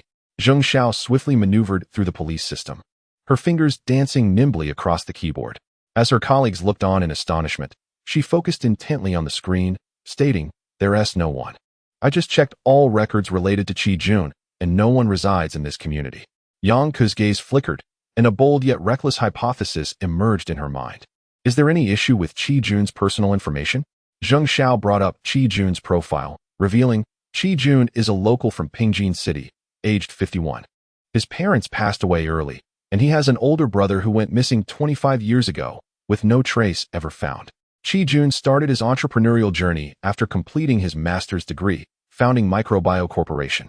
His rags to riches story is quite inspiring. Zheng Xiao looked at Yang Ke. What are you thinking? It's hard to say. Let's wait for team leader Yi to arrive before discussing further. Yang Ke felt a heavy weight in her heart. Suspecting a connection between Qi Jun and the masterminds behind Chao Ying and Du Rintai's demise. Not only were they implicated, but Qi Jun might very well be among the primary conspirators. Why else would he venture into a resettlement area without any friends or family, especially during the time a crime occurred? Yang Ke found Qi Jun's behavior increasingly suspicious. Why would he go to such lengths to disguise himself? Even a billionaire corporate president shouldn't feel the need to hide from public view. The group continued to discuss, but reached no conclusions. At that moment, Yi Qinglong returned, his expression grim. Yang Ke inquired, what happened? Did Director Zhu refuse your request? Not a refusal. Director Zhu has agreed to report to Interpol regarding this matter. But the timeline is uncertain and could take quite a while. Zhou Tan reassured him, as long as we can investigate, that's what matters. Our fear lies in the inability to conduct an inquiry. As long as we uncover the truth, we will inevitably find the true culprit. However, Yi Qinglong understood that this investigation would be time-consuming, and he felt powerless. I have just stumbled upon some information that requires your attention, Yang Ke stated, looking intently at Yi Qinglong. Yi Qinglong, intrigued, responded, is there a new lead? Chapter 66. Utilizing every resource at our disposal, Yang Ke shared her suspicions with Yi Qinglong, asserting, I believe we should focus our investigation on Qi Jun. I have a strong intuition that even if he is not the mastermind behind Chao Ying and Du Rentai, he is certainly connected to them. Yi Qinglong recognized Yang Ke's unique perspective on cases, often yielding unexpected insights. Having partnered with her for some time, he held great trust in her instincts. Very well, let us prioritize our investigation on Qi Jun. He turned to Zhou Tan and Zhao Weihai. You two will go together to glean more information about Qi Jun. But proceed with caution, do not alert him. Understood, they replied, departing as instructed. Yang Ke then asked, what about Du Rentai's situation? What did Director Zhu say? Yi Qinglong sighed with a wry smile. What else could he say? He scolded me upon my entrance. However, he has taken on all the pressure and urged us to apprehend the perpetrator swiftly. Director Zhu has his burdens, as long as we have not captured the Grim Reaper. He will bear the weight of that pressure. Yang Ke sighed. Indeed, Director Zhu has it tough. We must expedite capturing the Grim Reaper. Zheng Xiao, still perusing Qi Jun's profile, suddenly uttered, Team Leader Yi, come quickly. Something seems amiss. What is it? What appears to be wrong? Yi Qinglong approached Zheng Zhao's computer screen. Zheng Zhao pointed to the section regarding Qi Jun's brother. Look here, Team Leader Yi. It states that Qi Jun's brother, Qi Ming, went missing 25 years ago, and Qi Jun filed a police report that year, which led to an investigation. However, the brother was never found. Strangely, 7 years later, Qi Jun abruptly withdrew the case. That year, his company faced a significant crisis and desperately needed funds to survive. During that period, Qi Jun was actively seeking financing. Yi Qinglong remained silent, but he too felt a sense of unease brewing within him. Zheng Zhao continued. The information indicates that, during that year, Qi Jun secured funding. But the identity of the financier remains unknown, and the amount was a staggering 50 million. At that time, Microbio was merely a small company with little renown, primarily engaged in the biological field. It raises the question of why anyone would invest a substantial sum in such an obscure enterprise. 50 million was indeed a considerable amount in that era, and any prudent individual would refrain from investing in a company of such modest stature. Zheng Zhao's remarks were cogent. Microbio was merely an inconspicuous entity, and securing even a few million in funding would have been quite an achievement. However, the sudden influx of 50 million raised suspicions. Moreover, in the same year, Qi Jun withdrew the case regarding his brother's disappearance. What could be the reason for this? Had he abandoned hope, or had he found something? Yi Qinglong promptly called Zhou Tan to relay his recent speculations, advising him to gently inquire about Qi Jun's brother without being too direct. After Zhou Tan acknowledged the instruction and ended the call, Yi Qinglong contemplated why he refrained from contacting Zhao Weihai. Despite Zhao being the former captain of the criminal police and the special investigation team, Yi Qinglong preferred to have others communicate directives to him, preserving Zhao's dignity. Upon reviewing the information, Yi Qinglong increasingly suspected Qi Jun's involvement. Additionally, Microbio had dealings with Chao Ying and Du Rentai. Considering this, Yi Qinglong glanced at the clock, noting that there was still some time before the end of the workday. He suggested to Zheng Xiao and Yang Ku that they venture out to investigate Mingqi Herbal Medicine and Rentai Hospital. After returning to his residence, Yi Bo reflected on the entire sequence of events, ensuring accuracy before allowing himself to relax. He then began to strategize for the next phase of his plan. In truth, the next plan was already underway, with Li Zhe and Hu Bing having commenced their roles. However, Yi Bo sought to eliminate any possibility of error. He would not tolerate any unforeseen complications as the plan unfolded. Thus, he meticulously rehearsed each step to ensure flawless execution. Even in the event of a mistake, a contingency plan would be enacted immediately. Consequently, Yi Bo would rehearse each plan dozens of times before finalizing it. An hour passed before Yi Bo stretched lazily, confirming that everything was in order. At that moment, the phone rang. He picked it up to see that it was Zhou Tan's sister, Zhou Wan, calling. Recently, Zhou Wan had been contacting Yi Bo with increasing frequency, which began to irk him. Nevertheless, he recognized her potential utility as a cover should his identity come into question, prompting him to maintain the connection. Hello? Yi Bo answered, his tone remaining gentle. What are you up to, Yi Bo? Zhou Wan's voice held a hint of anticipation. Nothing much, just finished writing a draft. What's up? There's a new escape room that just opened. Are you interested? Yi Bo had already deduced her intention. Every conversation with Zhou Wan seemed to revolve around inviting him out, whether for meals or amusement parks. Although he had developed a certain fondness for the cheerful girl, he was the type to extinguish such feelings the moment they arose. After all, the stakes of his endeavors were monumental. One could lose their head for such things in ancient times. Yi Bo retained a flicker of goodwill, albeit meager. However, he was determined to make use of it. An escape room, you say? I must admit, I find it quite intriguing, but I'm currently swamped with work. How about I invite you once I wrap up? Sounds good. Just remember to let me know when you're free, okay? Don't forget. I won't forget. Yi Bo hung up the phone, retrieved a ledger, and glanced at a particular name. I believe you are involved in this business. It seems fitting to resolve your situation as well. Chapter 67. The arrival of the divine guest and the secrets of Sunshine Mental Hospital. At that moment, a series of rustling sounds accompanied by voices reached his ears. All right, just place it here. You all bring the items up while I handle the rest. Could it be that new neighbors were moving in? Yi Bo pondered. This floor housed only 3 residents. He occupied one unit while the other 2 remained vacant. This arrangement was advantageous, allowing him to operate without disturbance or concern about his peculiar activities being discovered. However, the arrival of a new neighbor limited his freedom of movement, necessitating vigilance regarding the neighbor's actions. Knock, knock, knock. The sound of a door echoed. Ibo approached and opened the door to reveal a young man with a warm smile, clad in athletic wear that accentuated his distinctive aura. Hello. I'm the new tenant here. My name is Baition. I look forward to being neighbors, the man said, extending his hand. Ibo raised an eyebrow and shook his hand. I'm Ibo. Your name is quite interesting. Haha. Many have remarked on the peculiarity of my name. Baition chuckled. Allow me to assist you. It appears you have quite a bit to move. No need. I can manage. Baition waved him off. I've hired a moving company. They will help me. Thank you, though. Ibo did not press further, recognizing that their acquaintance was still nascent. Had Baition not knocked, Ibo would have preferred to remain uninvolved, for upon their first meeting, he sensed something disingenuous in Baition's smile, an instinct that had served him well on numerous occasions. As night fell and the clock struck midnight, Ibo had already settled into bed. The darkness enveloped the room, rendering visibility non-existent. Suddenly, the door handle turned gently, accompanied by a faint sound that, though slight, resonated loudly in the stillness. Ibo's ears perked up, yet he remained motionless, curious about the intruder's identity. Could it be a thief? The door creaked open, and a shadowy figure slipped inside with near-silent footsteps, moving to stand by Ibo's bed, watching him intently. After a lengthy pause, the figure spoke. Stop pretending. Rise.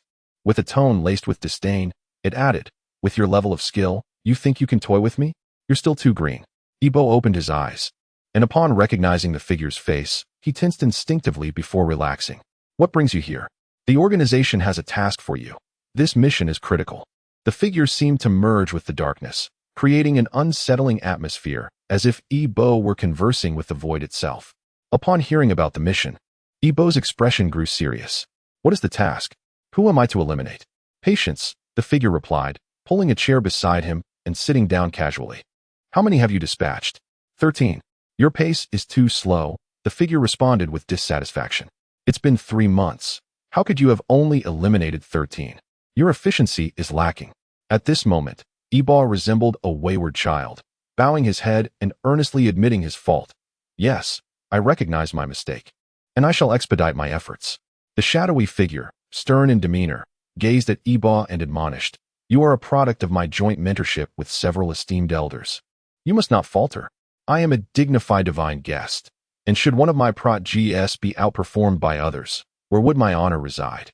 The shadow represented the aforementioned divine guest, who had provided Ibo with South African bullet ants through the black deal while addressing the Liu family.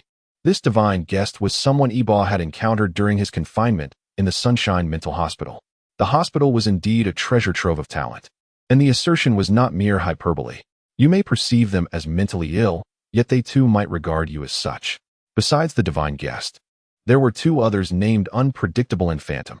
Ibo was unaware of their real names, only familiar with their code names, as all individuals within the organization bore their own aliases.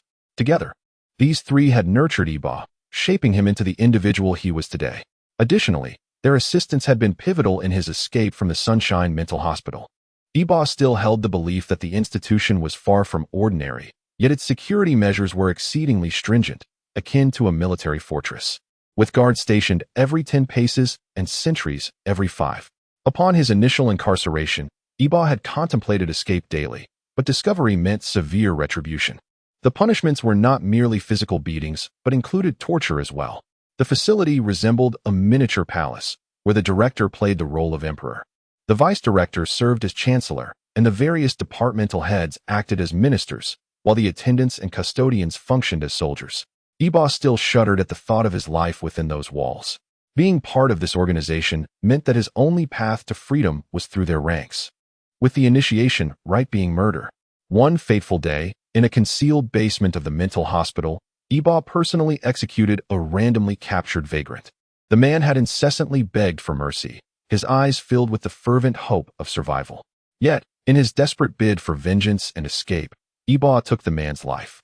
It was only later that he learned the vagrant was a fugitive, a murderer, who had evaded capture for 3 years.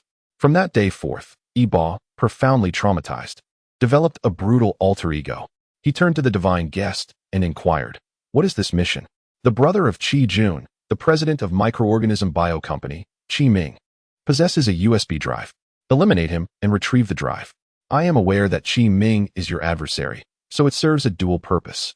Iba nodded. I shall remember. I will kill him. The divine guest nodded in satisfaction. Remember, attend to your own matters swiftly. The organization requires you. It is best not to entertain any other thoughts. The organization is not something that the mere God organization can contend with. As he spoke, the divine guest's gaze was sharp as a sword, even in the enveloping darkness of night. Iba could sense the intensity of his scrutiny. Otherwise, your life can be taken at any moment. Iba lowered his head, trembling violently. I understand. You need not worry.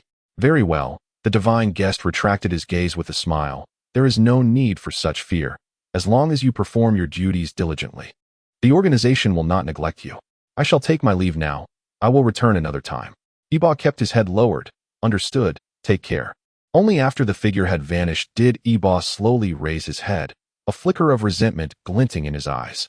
Do not rush. Your turn will come soon enough. The name of the divine guest also appeared on Iba's list.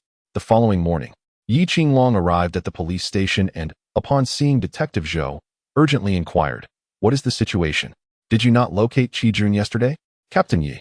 Upon our arrival yesterday, Qi Jun was absent from the company, and we also searched his home without success. We inquired with those close to him. Even his wife was unaware of his whereabouts. Nearby, Zhao Weihai nodded.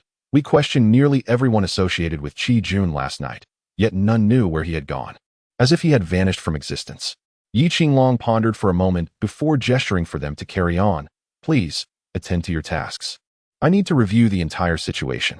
We will convene once everyone has arrived.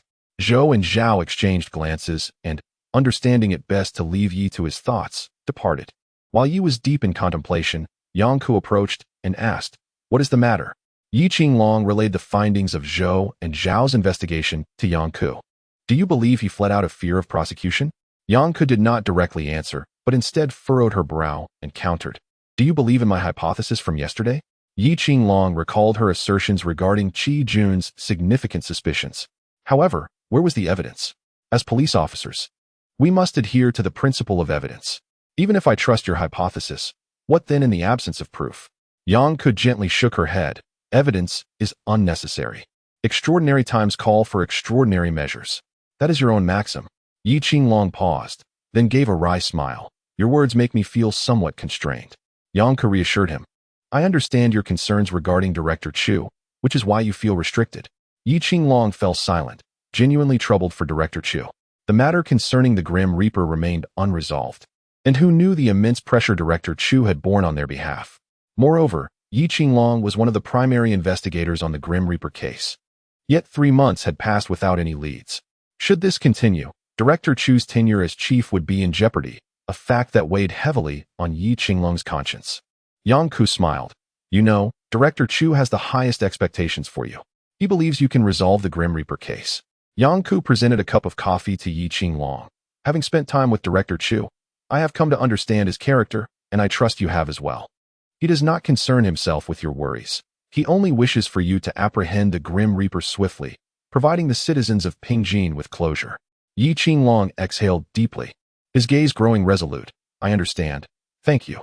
Seeing Yi regain his composure brought Yang Ku joy. Now that you are back on track, hurry along. Everyone awaits your guidance. Upon returning to the Special Investigation Team's office, Yi Qinglong addressed the gathered members. I believe you are all aware of our current predicament. The primary suspect is Qi Jun. Though we lack evidence, it is imperative we locate him. If we can find him, we may glean insights into the Grim Reaper's target. He then turned to Zheng Xiao, decisively stating, time is of the essence. Immediately investigate Qi Jun's last known whereabouts. Zheng Xiao received the order and swiftly began working on the computer. Moments later, he reported, Captain Yi, I've located it. Qi Jun's last mobile signal was traced to this location 2 days ago. The team gazed at the red dot on the screen. This place is. Yi Qinglong scrutinized the position. Lanxiang Guyuan, a private estate in Pingjin valued at 600 million. Zheng Xiao, is this Qi Jun's property? Zheng Xiao's fingers danced across the keyboard. It is not the case. The original owner of Lanxiang Guyuan was Zhuo Tang, an immensely renowned philanthropist who passed away 7 years ago. His son, Zhuo Hozhao, inherited the estate, which remains under his name to this day. Zheng Xiao, Promptly contact the transportation department and have them assist in the investigation by retrieving all surveillance footage from the roads surrounding Lanshan Guyuan for a thorough examination. Understood. Zhou Tan, you and Haigu take a team and head to Lanshan Guyuan immediately to investigate what Qi Jun discussed with Zhao Hozhao and uncover the nature of their relationship. Got it. Subsequently, Yi Qinglong turned to Yang Ku and said, "You shall accompany me for another visit to the Weiwu Biotechnology Company." Yang Ku nodded in agreement. All right, let us proceed. Yi Qinglong turned to leave, but paused, suddenly recalling something. He addressed Zheng Xiao, "Please. Could you also check the company and personal account transaction records of Qi Jun, Du Rintai, and Xiaoying for any irregularities?" Zheng Xiao nodded affirmatively, understood. Once he had finished issuing instructions, Yi Qinglong exited the police station. On the way, Yang Ku, puzzled, inquired, "Do you suspect there is a connection among Qi Jun, Du Rintai, and Xiaoying?" Yi Qinglong furrowed his brow. "It is merely a suspicion, but we must investigate further to ascertain the truth." Moreover, Yi Qinglong gazed deeply ahead, lost in thought. "What else?" Yang Ku, noticing he had trailed off, asked curiously. "Nothing significant, just a conjecture that may be rather far-fetched. I shall disclose it once I have confirmed my suspicions." The two arrived at the Weiwu Biotechnology Company, where they were received by the CEO. "Greetings, I am Chen Ziwen, the CEO of Weiwu." Clad in professional attire, Chen Ziwen extended her hand towards Yi Qinglong with a businesslike smile. "Hello, Miss Chen. We are police officers." Yi Qinglong presented his badge. "We wish to inquire about your president." Mr. Qi Jun. Chen Ziwen appeared momentarily taken aback, but quickly regained her composure. "Please, officers, come in and let us sit down to discuss." Once seated in a lounge, Chen Ziwen poured tea for Yi Qinglong and Yang Ku before asking, "What would you like to know about President Qi?" Yang Ku began jotting notes while Yi Qinglong replied with a smile, "There is no rush, Miss Chen. Your company primarily focuses on biological research, correct?"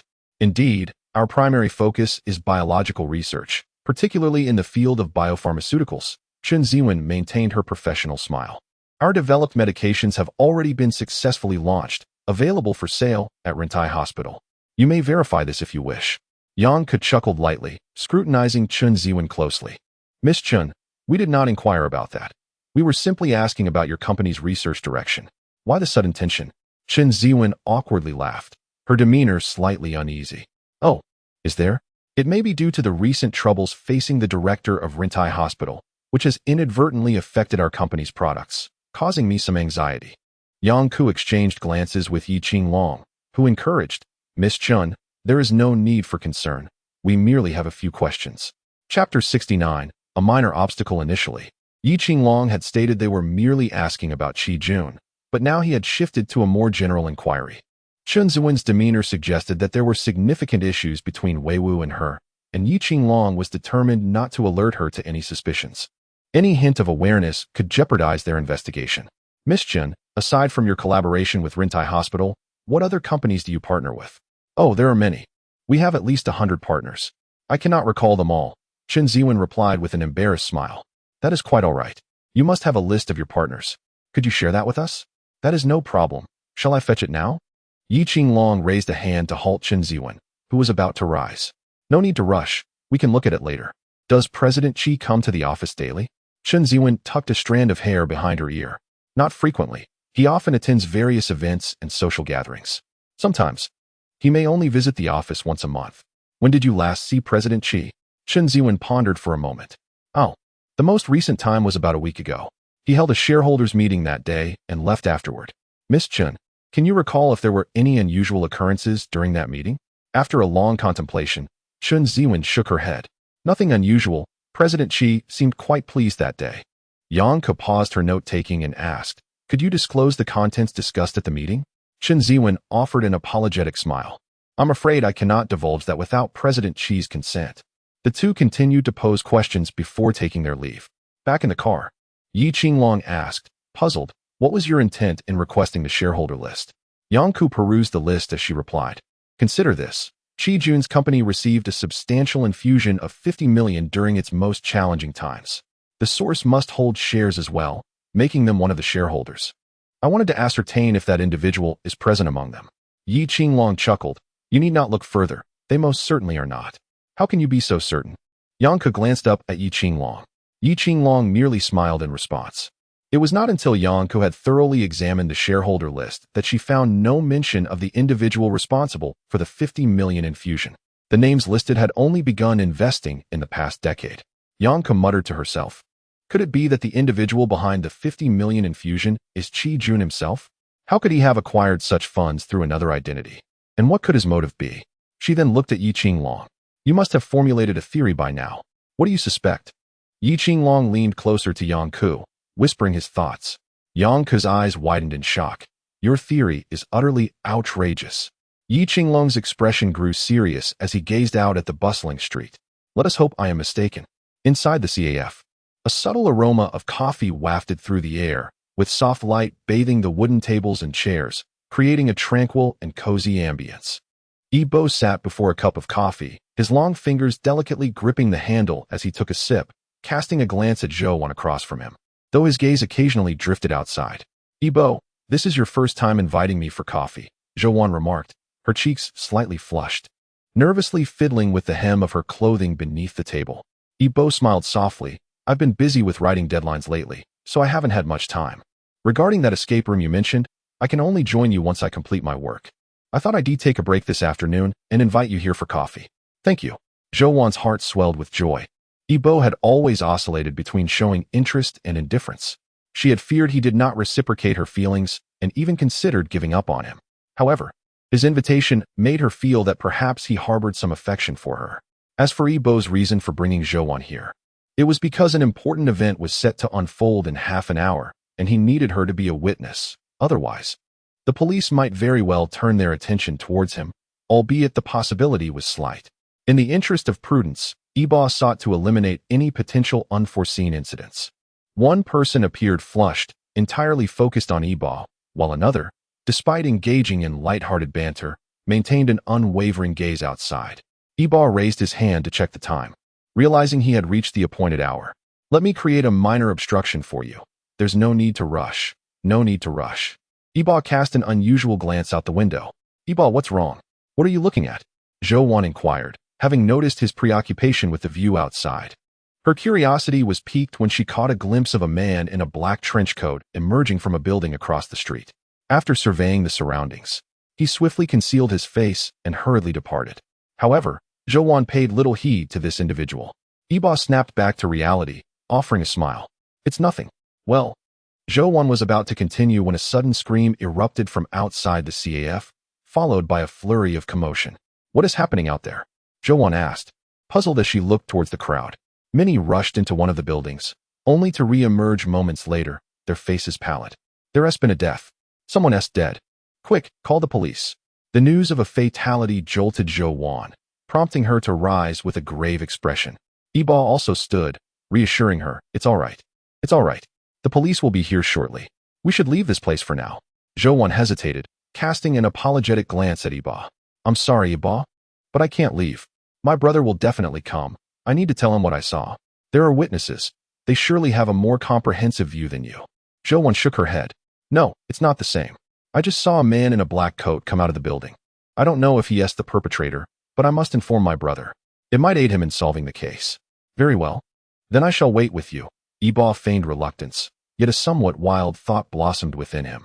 This is an opportunity. Captain Yi, soon we shall meet for the first time. I wonder how you will feel upon seeing me.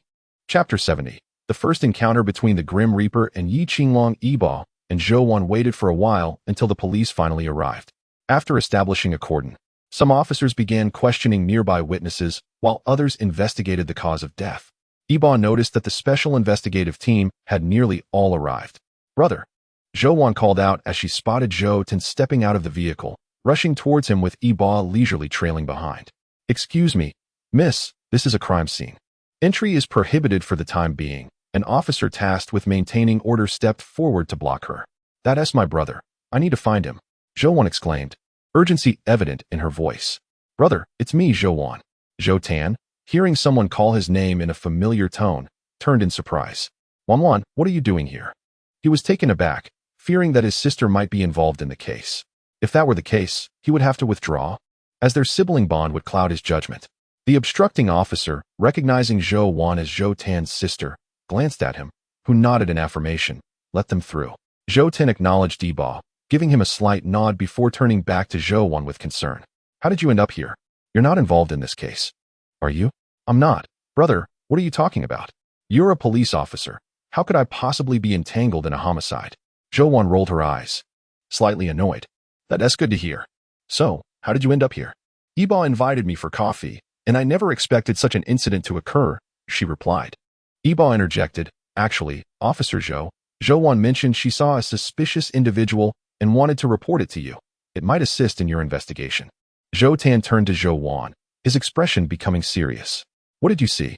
At that moment, Yi Qinglong approached, overhearing their conversation.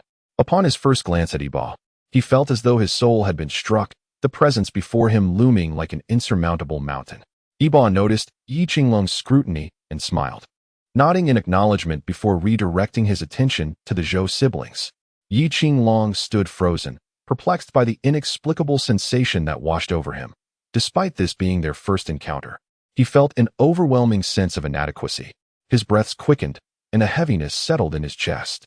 After hearing Zhou Wan's account, Zhou Tan turned to Yi Qinglong. Captain Yi, I'd like to request assistance from the traffic department to find the man in the black trench coat. Captain Yi? Captain Yi? Yi Qinglong snapped back to reality, his mind still lingering on Zhou Tan's words as he nodded absently. All right, we'll proceed with that. Are you all right? Zhou Tan inquired, noticing something was amiss with Yi Qinglong. Are you feeling unwell? Perhaps you should rest. I'm fine, Yi Qinglong replied with a smile. Zhou Tan, why don't you introduce me to these two?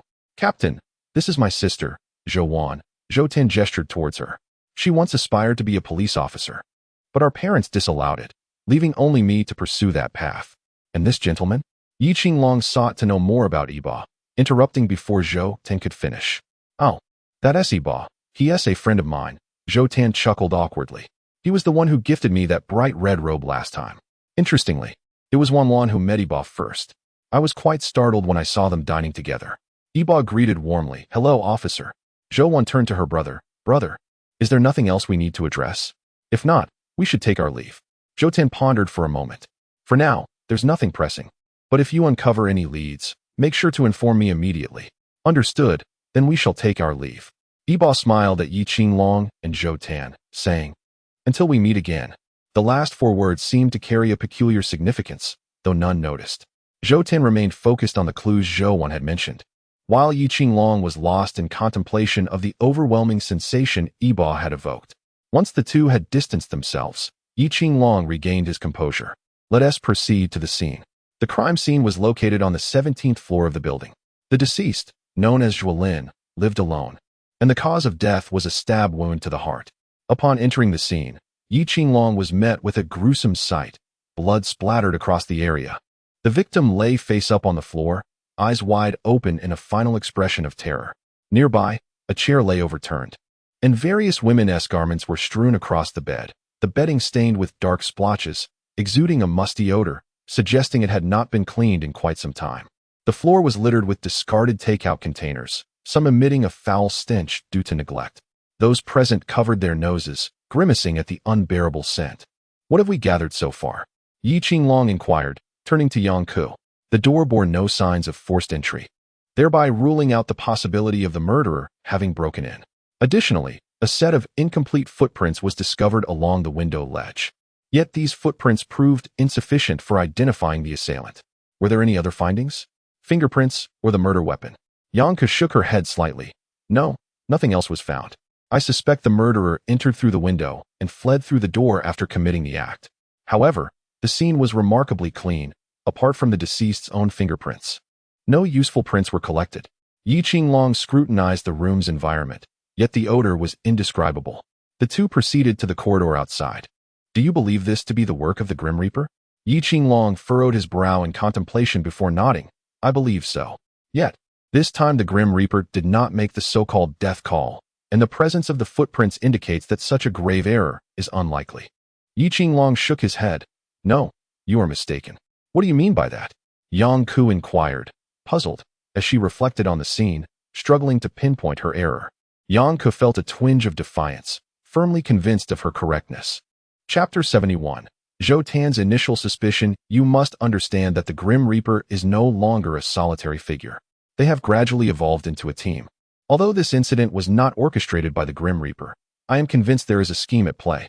Yi Qinglong spoke with unwavering certainty. Yang Ke felt a pang of shame. I cannot believe I overlooked the fact that the Grim Reaper has accomplices. Yi Qinglong reassured her. In truth, many have forgotten this detail, but the presence of the Grim Reaper's involvement raises the question, why leave those footprints intentionally? Yi Qinglong found this perplexing. In his mind, the Grim Reaper would never commit such an oversight, and any accomplice would need to exercise utmost caution. Thus, the footprints must have been deliberately left behind. Why would they do so? Yi Qinglong murmured. Could it be they wish to provide us with a clue? With this thought, Yi Qinglong returned to the crime scene. The footprints were split between the outer and inner window ledges, obscured by the window's track in between. Nevertheless, the sill's width was 30 centimeters, allowing the front and back of the shoe to be discerned. The shoe size appeared to be 26 centimeters, corresponding to a size 42, typical for adult males. However, the pattern on the sole struck Yi Qinglong as oddly familiar. Yang Ke, wearing a mask, approached. What have you discovered? Yi Qinglong pointed to the sole's pattern. Take a look. I feel this pattern is somewhat familiar, yet I cannot recall where I have seen it. Yang Ke focused intently for a moment, then shook her head. I do not recall having seen this pattern. I remember you have a friend in design, correct? Send it to him and see if he can provide any leads. Yang Ke nodded. All right. I will take a photo and send it to him to see if he can identify the brand of this shoe. Yi Qinglong examined the entire crime scene once more, finding no further clues. In this case, Yibo had a dual objective, to achieve his own goals while also providing the police with investigative leads. After all, Yibo was now aware that Chao Ying and Du Rintai's backer was Qi Jun, information he had gleaned from Du Rintai, though Yibo harbored doubts about its veracity. Thus, he had to locate Qi Jun to ascertain the truth. On the day Du Rintai was murdered, Yibo sent Hu Bing and Li Zhe to find Qi Jun.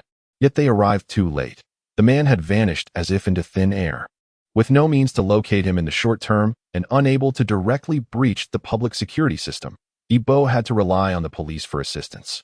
However, fearing the police might lack direction, he provided them with a line of inquiry. While he could not speak for others, he knew Yi Qinglong would certainly grasp the situation, as their initial meeting had left Yibo with a sense of awe. In truth, they were of a similar ilk. Such individuals, as police, could solve cases with remarkable acuity, and as criminals, they would undoubtedly vex law enforcement. Had they both been on the same side, no case would remain unsolved. Yet, ultimately, they were destined to be adversaries. In a residential complex, a man wearing a baseball cap and mask entered, carrying a bag. He arrived at the base of a building, entered the elevator, and pressed the button for the 7th floor. Upon reaching the 7th floor, he glanced around, detected no anomalies, and opened the door to enter. No one is following you, right? Another man emerged from a nearby room, eyeing the newcomer. No one is following me. You can rest easy, brother. The man removed his hat and mask, sitting down on the living room sofa, lighting a cigar. Had anyone been watching, they would have noted the striking resemblance between the two men. Qi Jun, the president of Weiwu Company, shook his head slightly. There are no unusual occurrences outside. The police are unlikely to find this place, so you need not worry, brother. The other man was Qi Jun's older brother, Qi Ming. Qi Ming cursed under his breath. Damn the Grim Reaper. Where did he come from? Qi Jun hesitated before inquiring. Brother, do you really intend to leave? What? Should I just stay here and wait to die? Qi Ming shot Qi Jun a dangerous look. You're not having second thoughts, are you? No. Not at all. Qi Jun hastily clarified. What I meant was, why are you still hiding here instead of making your escape? Do you think I want to stay? Damn it, there are still matters to settle here. If I could leave, I would have done so long ago.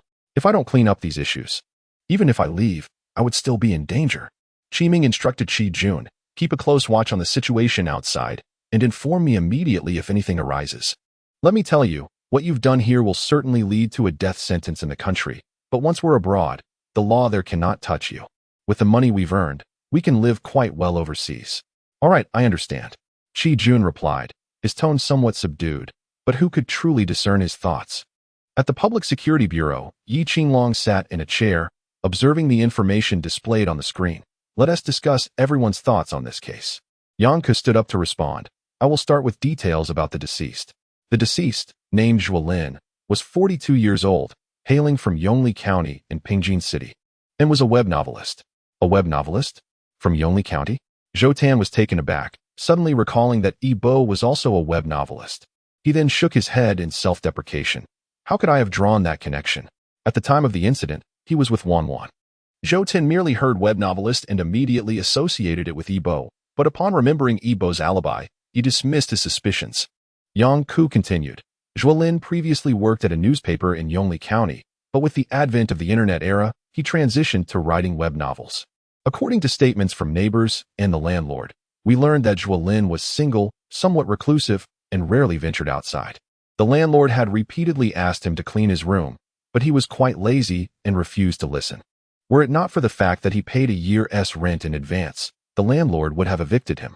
Zhuolin met his demise from a single stab wound to the heart. At the scene, no fingerprints were discovered, only a pair of footprints, which are currently being compared by experts.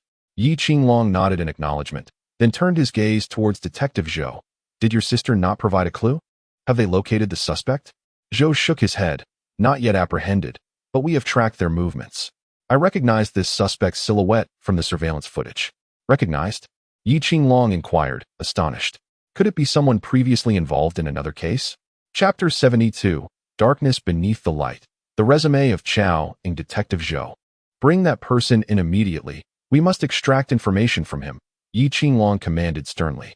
Regardless of the suspect's identity, any suspect must be brought in for questioning. However, Yi Qinglong had a nagging intuition that this individual might not be significantly connected to the case. The footprints seemed to be the focal point. I understand. I have sent someone to search. They should return shortly, Zhou replied. Yi Qinglong then turned to Yang Ku. Have there been any leads regarding the footprints? All of Yi Qinglong's hopes rested on those footprints. He did not wish for his efforts to be in vain. I know you're anxious, but please be patient. Yang Ku gently shook her head. We are still investigating, and I believe results will emerge soon. Zhao Weihai approached, stating, Captain Yi, after our thorough search, we've nearly completed the on-site investigation, but, noticing Zhao Weihai's hesitation, Yi Qinglong inquired, what is it? Speak freely. Hesitantly. Zhao Weihai continued, I retrieved all the surveillance footage from that building. Coincidentally, the building's exterior was under repair, and the murderer disguised themselves as a worker to enter through the window and kill the victim. However, Zhao's expression turned perplexed. Yet, there are no signs of the killer's departure. This revelation left everyone present in a state of confusion. Could the surveillance have been tampered with? Yi Qinglong speculated, recalling how, during the Li Meng case, he realized that the perpetrator was undoubtedly a highly skilled hacker. Altering surveillance footage would likely be child's play for such a person. Zhao Weihai remained silent, shifting his gaze to Zheng Xiao, the technical expert, who was unrivaled in her understanding of digital matters within the precinct. Zheng Xiao paused her work and shook her head. I'm afraid to disappoint you, but the surveillance footage has not been tampered with. I found no signs of editing. Yang Ku, unwilling to concede, asked, so there are no traces of the killer in the outdoor footage? Zheng Xiao shook her head again. No. I reviewed the copied footage thoroughly, and there are no indications of the suspect. Yang Ku, in disbelief, murmured, how could this be? Is it possible that this isn't the work of the Reaper, but rather a genuine ghost? No, the essence of the matter remains unchanged. Yi Qinglong suddenly grasped a crucial aspect, an epiphany striking him. Under the bed, he lamented, when we arrived, the murderer must have been hiding beneath the bed. That cannot be. I checked. The space beneath the victim's bed was flush with the ground. Unless the killer could transform into a sheet of paper, it would be impossible. Zhao Weihai countered, unwilling to accept the notion of letting the perpetrator slip away, as it would undermine their professionalism. Upon hearing Yi Qinglong's hypothesis, Yang Ke quickly comprehended. Offering a rueful smile, it is conceivable, none of us thought to lift the bed and check. There surely was enough space underneath to conceal a person. Precisely, Yi Qinglong asserted gravely. At the time, we suspected this case was the Reaper's doing, and considering previous cases, each victim met an extraordinary fate. We naturally assumed the Reaper employed some method to kill the victim, overlooking the scene itself. After processing Yi Qinglong's analysis, Zhao Weihai became convinced and felt a surge of regret. I will return to the crime scene immediately. Yi Qinglong did not hinder him, instructing, retrieve a copy of the surveillance footage from after we left. Understood. Zhao Weihai responded without looking back. He felt no resentment towards Yi Qinglong. Realizing this was their singular opportunity to apprehend the killer, perhaps even unmask the Reaper, now slipping through their fingers. Seeing Zhao Weihai's demeanor, Zhou, who had accompanied him for years, sought to smooth over the tension. He did not want Zhao to provoke Yi Qinglong's ire, as such an incident could lead to Zhao being reassigned to a different department, potentially damning his career. Rest assured, I am not so petty. Yi Qinglong cast a glance at Zhou. Zhou scratched his head, offering a sheepish grin. By the way, have you made any progress on investigating Lanxiang Guiyuan? What is the relationship between Qi Jun and Zhou Hozhao? Reflecting briefly on the matter, Zhou replied, upon meeting Zhou Hozhao. He stated there was no significant relationship with Qi Jun, only some business interactions. Their acquaintance arose from a fortuitous circumstance. On the day Qi Jun approached Zhou, he sought to persuade him to invest in their research project. However, they did not discuss much, and Zhou ultimately declined. I reviewed the nearby surveillance footage, but the estate is rather secluded, and there are few cameras on the route. I could only locate footage of Qi Jun leaving. His subsequent whereabouts remain a mystery. Yi Qinglong furrowed his brow in contemplation, suspecting Qi Jun's involvement was substantial, yet he had vanished at this critical moment. To Yi Qinglong, it seemed Qi Jun had fled out of fear of culpability. The immediate priority was to locate Qi Jun swiftly. However, how to proceed was beyond Yi Qinglong's grasp at that moment. Zheng Xiao, how is the analysis of the financial transactions involving Qi Jun, Chao Ying, and Du Rentai progressing? Nearly complete. Zheng Xiao had not paused in her efforts, diligently pursuing the matter. While speaking, her fingers danced over the keyboard, and she continued, I have unearthed some leads. As she spoke, Zheng Xiao projected the contents of her computer onto the screen. I initially examined Chao Ying's account transactions and discovered that 10 years ago, she received a sudden deposit of 1 million, which originated from Qi Jun. Moreover, I found that Chao Ying's resume is fraudulent. Zheng Xiao opened Chao Ying's resume, which claimed she graduated from a prestigious medical university, attaining multiple research patents through a combined master's and doctoral program. However, upon further investigation, it was revealed that Chao Ying had not even completed middle school. Her illustrious credentials were entirely fabricated. At this point, Zheng Zhao's frustration bubbled over. Do you know what Chao Ying was doing 10 years ago? The others shook their heads, bewildered by her indignation. 10 years ago, she was a courtesan, part of a scam operation. I cannot fathom how Qi Jun noticed her and gifted her 1 million, after which she began working for him. Yi Qinglong inquired with interest. How did you uncover this information? Chapter 73. Consuming 20 skewers of lamb kidneys, I traced her browsing history on various websites and the explicit videos she had posted. Although she deleted those videos, the internet retains its memory. A simple search reveals everything. Zhou's face turned somewhat sheepish. Zheng Xiao. Can such information truly be retrieved regardless of how much time has passed? This is not a certainty. It is merely that the website has long ceased operations and is in a nearly abandoned state, with the server not undergoing any updates, which is why I could access it. If it were a currently functioning website, attempting to retrieve browsing history from several years ago would most likely be futile. After all, websites require regular updates. Upon hearing this, Detective Zhou sighed in relief. That's good, that's good.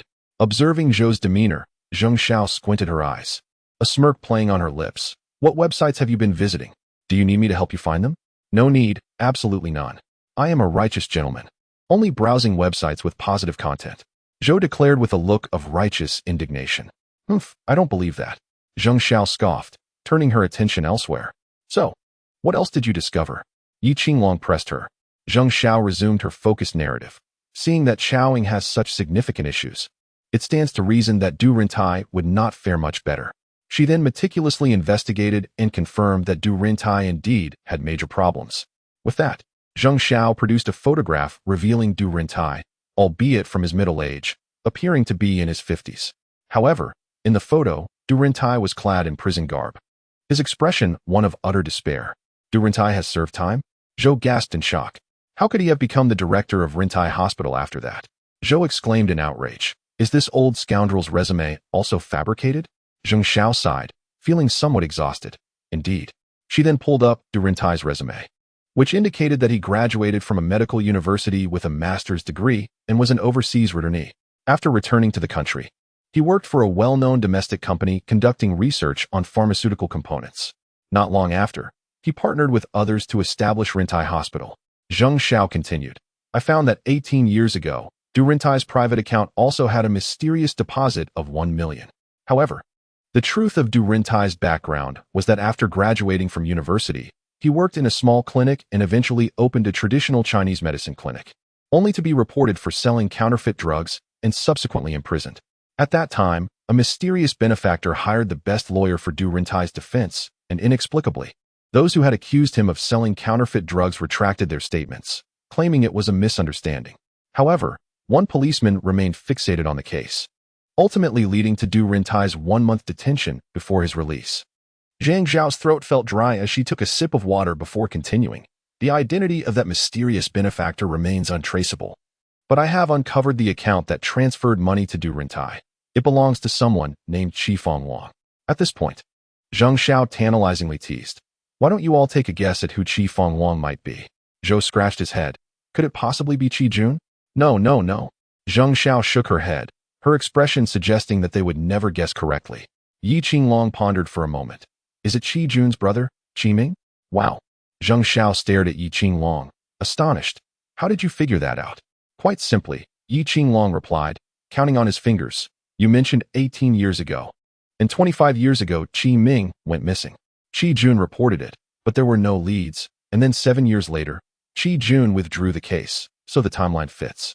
Besides, your expression just now gave it away. It clearly indicated that this was someone we wouldn't expect.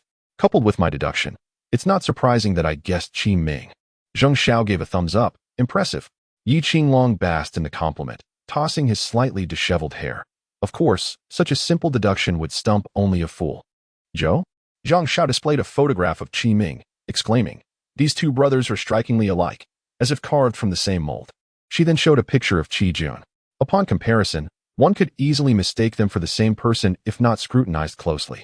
Yi Qinglong solemnly stated, "Thus, Qi Fengwang is merely a guise for Qi Ming. His disappearance was merely a ruse designed to deceive. Therefore, the mysterious benefactor you mentioned must indeed be Qi Ming. I believe there is a strong likelihood it is him, particularly since Qi Ming transferred 1 million to Du Rentai, although the purpose remains unclear.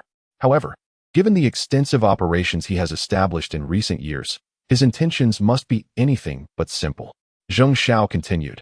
"Moreover, in recent years, Mingqi Medicinal Materials, Weiwu Company, and Rentai Hospital have maintained financial interactions. I conducted a thorough investigation and found nothing unusual. It appears to be merely business transactions." At this juncture, the circumstances had become increasingly clear. Chao Ying and Du Rentai's superior was evidently Qi Ming, while Qi Jun lurked in the shadows. Qi Ming, meanwhile, remained in plain sight, even under the police's nose. However, sensing the situation was dire, the two brothers vanished without a trace, leaving no leads to follow. Where could they have gone? Yi Qinglong frowned in contemplation, yet despite his efforts, he could not arrive at a conclusion. Seeing Yi Qinglong's troubled expression, Yanka glanced at the time and realized it was already time to clock out. "Since we can't seem to unravel this mystery right now, why don't we go out for some barbecue? My treat. Clearing our minds and relaxing a bit wouldn't hurt." Yi Qinglong glanced at her, understanding her intent, and gave a wry smile. "All right, let's call it a day. Zhou, call Hai Ge and tell him not to return to the precinct. Instead, he should come meet us." "Understood." Upon hearing about the food, Zhang Zhao's eyes lit up. "Great. I adore barbecue. I want to eat 100 lamb skewers." Yanka chuckled. "Sure. As long as you can stomach it, you can eat 200. "Yay. Yanku, I'm ready." Zhang Xiao exclaimed, bouncing along with them. Zhou raised his hand, exuberantly declaring, "Then I'll have 20 lamb kidneys." "Humph." Zhang Xiao shot Zhou a friendly gesture. "That'll be the end of you." Chapter 74. A criminal and 4 officers enjoy barbecue. Soon, the inky darkness of night enveloped the sky. As nightfall approached, street vendors began their bustling activities, with the aroma of smoke wafting gently through the warm evening breeze. Yibo arrived at the largest night market in Pingjin City, his solitary figure starkly contrasting with the surrounding clamor. Today marked the 20th anniversary of his family's passing. After paying his respects at home, Yibo suddenly felt an overwhelming chill, an unsettling coldness that drove him to seek warmth. Yet, in this vast city, he found no place to belong. Standing there, lost in thought, perhaps in that moment he had reverted to being a normal person. Just as Yibo was lost in his reverie, someone suddenly tapped him on the shoulder. "Yibo, what a coincidence. You're here too." His body instinctively reacted, nearly prompting him to retaliate. But he managed to suppress the impulse. Turning around, he was surprised to see Zhou, along with Yi Qinglong, Yongku, and others. Zhou, what a coincidence. Ibo quickly composed himself and greeted Zhou and the others with a smile. Hello, good to see you again. Yi Qinglong, recalling their earlier encounter, felt a familiar sense of rivalry. Zhou was delighted to run into Ibo. Ibo, we are here to grab a bite as well. How about we join forces? No need. I'm just here to wander around, and I'll be heading back shortly. I wouldn't want to interrupt your gathering. Yi Qinglong urged him to stay. Nonsense. Since you are Zhou's friend, you are our friend too. Since fate has brought us together, why not enjoy it together? After all, the merrier at the night market. Yi Qinglong sought to seize the opportunity to learn more about Iba, for Iba was the first individual to evoke in him the exhilarating sensation of encountering a worthy adversary. More importantly, Yi Qinglong felt an inexplicable sensation upon meeting Iba, a feeling that was difficult to articulate yet akin to a lump lodged in his throat. Yongku, noticing Yi Qinglong's sentiments, couldn't help but cast a lingering glance at Iba. She was the one who understood Yi Qinglong best. Anyone capable of eliciting such a proactive invitation from him would undoubtedly be remarkable, yet Yongku had yet to discern what made this person extraordinary. Iba, unable to refuse, could only offer a wry smile and acquiesce. The sight of a criminal dining with 4 police officers at a barbecue was likely a scenario that would terrify any other felon. After all, there was a renowned detective among them, not to mention an elder investigator who had yet to arrive. They settled at a small stall and placed their orders. Yi Qinglong turned to Iba first, saying, Iba, I'm uncertain who is older between us, so I shall address you as such. To which Iba internally scoffed, of course. He was the elder. However, he merely smiled and replied, It matters not. Any form of address is acceptable. Yi Qinglong nodded and inquired, Iba, where do you hail from? Iba had long prepared for questions regarding his identity, offering a bittersweet smile as he responded, I am from Yongli County, though I have spent most of my time striving in Pingjin City.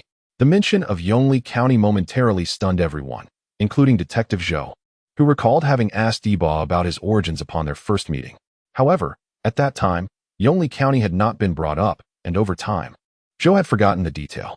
Now, with Iba's recollection, Zhou's gaze turned thoughtful as he asked, Iba, I remember you mentioning your parents' divorce, that you lived with your father, correct? Iba nodded, a hint of melancholy crossing his features. Indeed, the court awarded custody to my father, but as I previously mentioned, he tragically passed away in an accident after a night of drinking. He then added, however, many years have passed, and I have long since come to terms with it. Yongku exchanged glances with Yi Qinglong before asking, when did you arrive in Pingjin City? Approximately 21 years ago, Iba reflected. I was too young to remember much. After my parents' divorce, my father brought me to the city. He observed their reactions and chuckled. What is the matter? I assure you, I am not a criminal. I merely write novels and lack the audacity to engage in any wrongdoing. The group shared an awkward laugh. No, we are merely curious. If it bothers you, we shall not pry further. The mention of Yongli County always stirred unease among them, and as soon as they heard those 3 syllables, they felt overwhelmed. Soon, their skewers arrived. Detective Zhou, keen to lighten the atmosphere, remarked, Come, let us eat. I am famished. Zheng Xiao eagerly grabbed a skewer of lamb. The aroma of spices mingling with the meat overwhelmed her senses, and she could no longer restrain herself, with her stomach already growling. This is exquisite, she exclaimed, her eyes sparkling with delight as she devoured the lamb without a care for her refined image.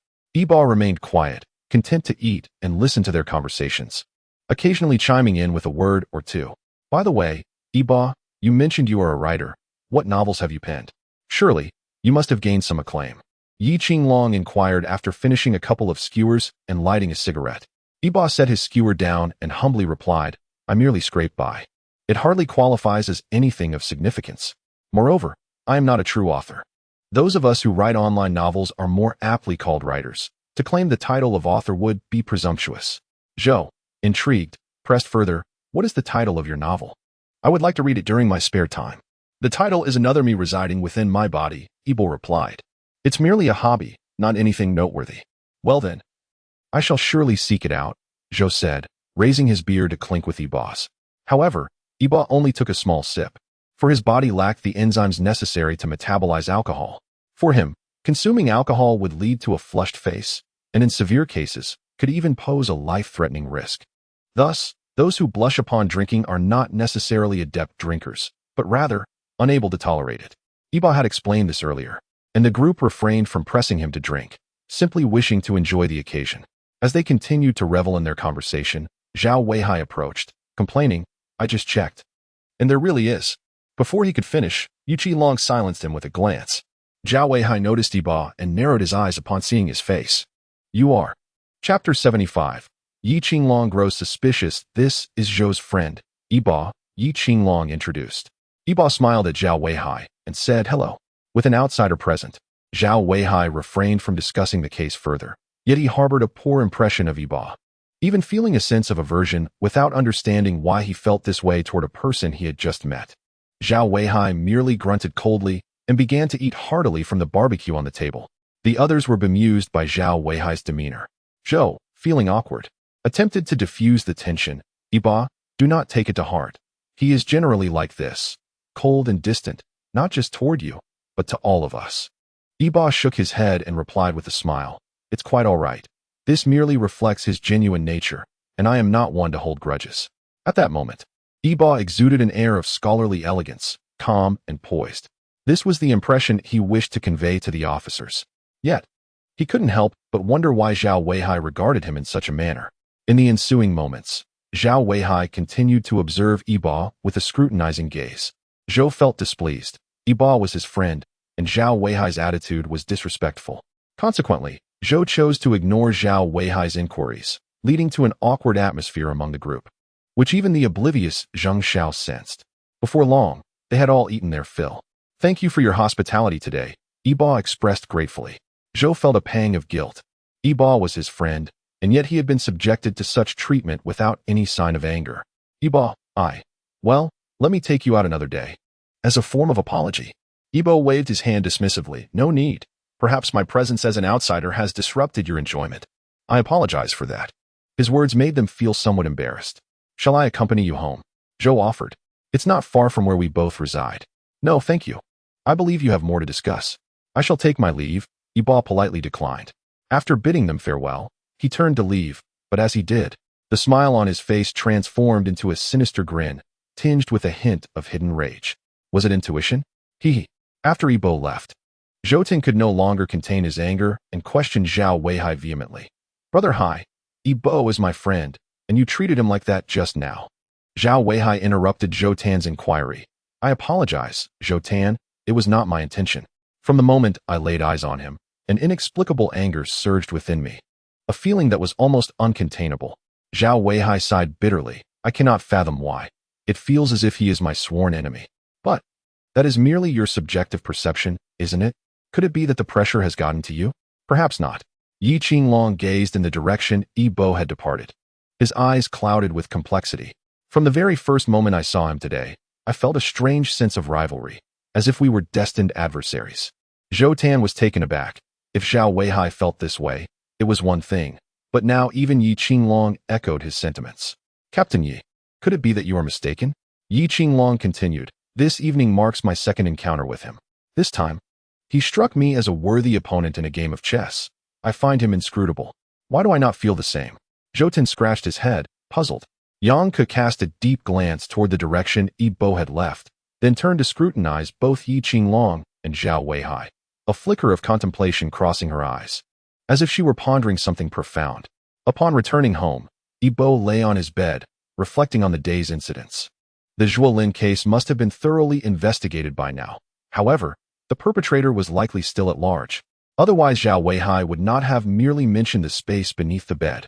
Judging by Yi Qinglong and Zhao Weihai's reactions today, it was evident they had noticed me, which meant I must proceed with utmost caution in my subsequent actions. "Brother, are you really all right?" Jiang Rue, her youthful visage tinged with worry, appeared beside him. Her eyes filled with concern. Ibo smiled gently, reaching out to caress his sister's cheek. "Do not fret, dear sister, they cannot harm me. As long as I do not reveal any vulnerabilities, they shall not uncover my true self. But you just mentioned that Yi Qinglong and Zhao Weihai have already taken note of you." Jiang Rue's brows furrowed deeply, forming a small character. Ibo couldn't help but chuckle. "What are you laughing at? I am worried about you, and you still find it amusing." Jiang Rue stamped her small foot, her tone urgent. Ha ha ha, rest assured, Yibo said, gently teasing Jiang Rui's small nose. They have merely taken notice. It is of no consequence. Your brother is quite capable, and the police will not apprehend me. Upon hearing this, Jiang Rui finally relaxed. In the ink-black void of the night, Yibo spoke to the air, sometimes punctuated by light laughter, and if one listened closely, they might discern the tinkling laughter of a little girl, though it quickly dissipated into the atmosphere. The following day, at the Pingjin City Public Security Bureau, Zhou Tan emerged from the interrogation room, a look of helplessness etched on his face. It seemed he was somewhat reluctant, wishing to return for further questioning. However, he understood it was futile, as the individual inside was nearly terrified to the point of wetting himself.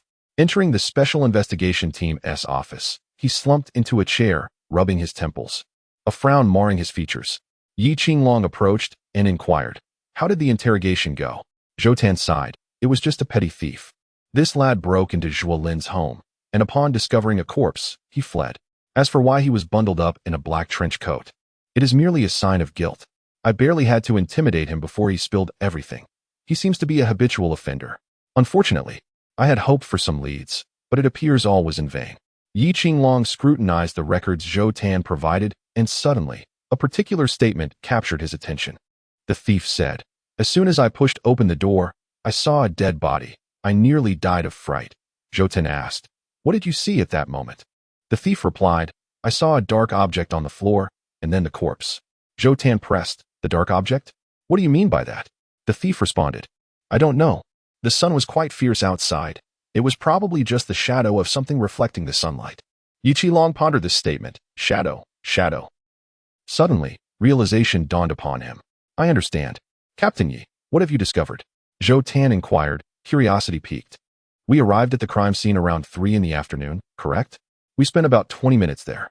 This thief claimed the sun was fierce, yet when we arrived, the windows were closed and the curtains drawn. How could he know the sun was fierce? Why?" Zhou Tan felt perplexed. The reason is that the thief did not see the sun at all. He was looking at the lamp by the window. "How is that possible?" "Captain Yi, do not jest," Zhou Tan retorted immediately. "This thief's eyesight cannot be so poor that he confuses sunlight with lamplight. Indeed, under normal circumstances, he would not make such an error." Yi Qinglong pointed to his own eyes. "But what if he witnessed something utterly shocking or terrifying?" In such moments, the brain instinctively transmits commands, and light is perceived as the safest entity. People are drawn to well-lit areas. Yi Qinglong took a sip of water and continued. "Thus, in that instance, he subconsciously mistook the light from the lamp for sunlight, and the shadow on the floor likely belonged to the murderer.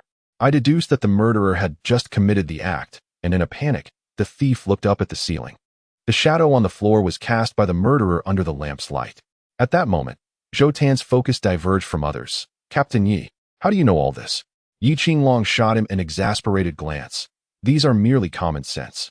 Zhou Tan fell silent. He feared that if they continued this conversation, Yi Qinglong would discern his lack of intellect. "Should we not have the thief describe the shadow in detail?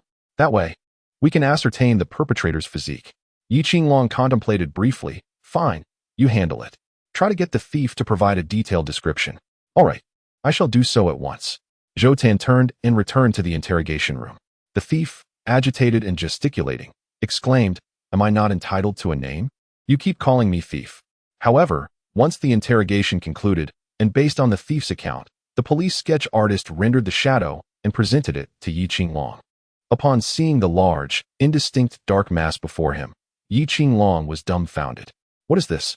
Zhou Tan, feeling awkward, explained, "This was drawn based on the thief's description. It may have been a bit abstract." Yi Qinglong trembled, pointing at the amorphous dark shape. You call this abstract?" Zhou Tan found himself at a loss for words, and with resignation, replied, "This is what the thief described. I am powerless to change it." Yang Ku, unable to watch any longer, took the statement and said, "Let me see." Yang Ku was not just an exceptional criminal psychologist. In truth, she possessed knowledge surpassing even Yi Qinglong's. However, until now, she had not been able to shine. This was because she lacked the innate talent that Yi Qinglong possessed. His sensitivity to crime was instinctual, coupled with an extraordinary logical reasoning ability, rendering any case before him utterly transparent, except for the case of death itself. However, in terms of more intricate details, Yi Qinglong is not as adept as Yang Ku. It can be said that the two complement each other's strengths, making them the most suitable partners. Yang Ku obtained the confession of a thief and, based on his narrative, created a new sketch. Zhou Tan looked on in astonishment as Yang Ku diligently worked on the drawing, not daring to interrupt. He turned to Yi Qinglong and asked, "Captain Yi, does Sister Yang really know how to draw?"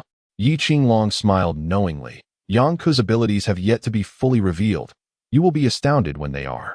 Zhou Tan gave a thumbs up. "Captain Yi, you and Sister Yang truly are a perfect pair. You are well aware of her talents." "Of course," Yi Qinglong replied, lighting a cigarette and tossing his hair back with a flare. "We have engaged in deep communication. I understand her, and she understands me." At this proclamation, an immediate silence enveloped the office. All eyes turned to Yang Ku, then back to Yi Qinglong, and collectively they raised their thumbs in acknowledgement. "NB class."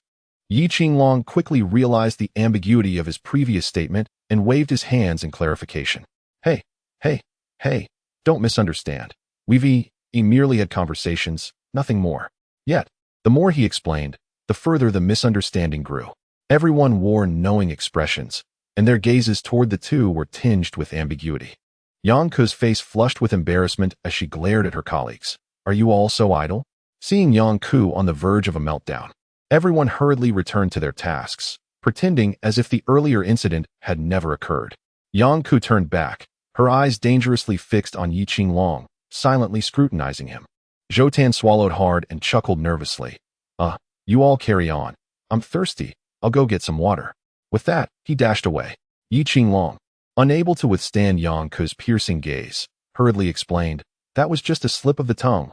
Please don't misunderstand." "Misunderstand my foot." Yang Ku snapped, delivering a sharp stomp on Yi Qinglong's instep. "Ouch!" Yi Qinglong yelped, and before he could recover, Yang Ku gripped his shoulders and delivered a swift knee strike, resulting in a muffled thud. The male officers instinctively covered their groins, wincing at the sight. Yang Ku, fuming, stormed out. In reality, both Yang Ku and Yi Qinglong harbored mutual feelings for one another, yet neither had the courage to break the ice. Yang Ku's shyness as a woman and Yi Qinglong's obsession hindered any further thoughts, burying their emotions deep within. Nonetheless, today's commotion had unveiled their delicate connection to everyone present. Yang Ku, being particularly reserved, desired to keep her first experience of love from being trivialized by ambiguous remarks. If Yi Qinglong were to openly acknowledge it later, that would be one thing, but his insistence on clarifying only added to her frustration. Eventually, Yi Qinglong regained his composure, hissing as he inhaled sharply and picked up the sketch Yang Ku had completed. The drawing depicted a well-proportioned man with slender fingers, short hair, and slightly bow-legged legs. "Her skills remain undiminished," Yi Qinglong murmured in admiration. At that moment, Yang Ku returned, her expression serious. "The results of the footprints have come in." Everyone perked up. This was indeed a crucial lead. Yang Ku shared the data with Zheng Xiao, instructing her to project it on the screen.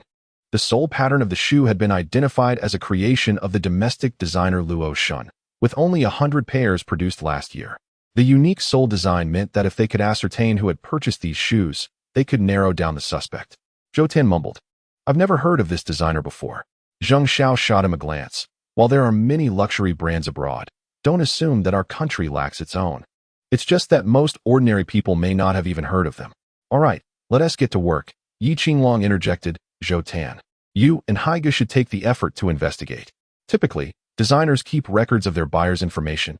You two go check." After Zhou Tan and his companion left, Yi Qinglong couldn't help but feel a surge of excitement. They were finally on the verge of discovering the identity of the perpetrator.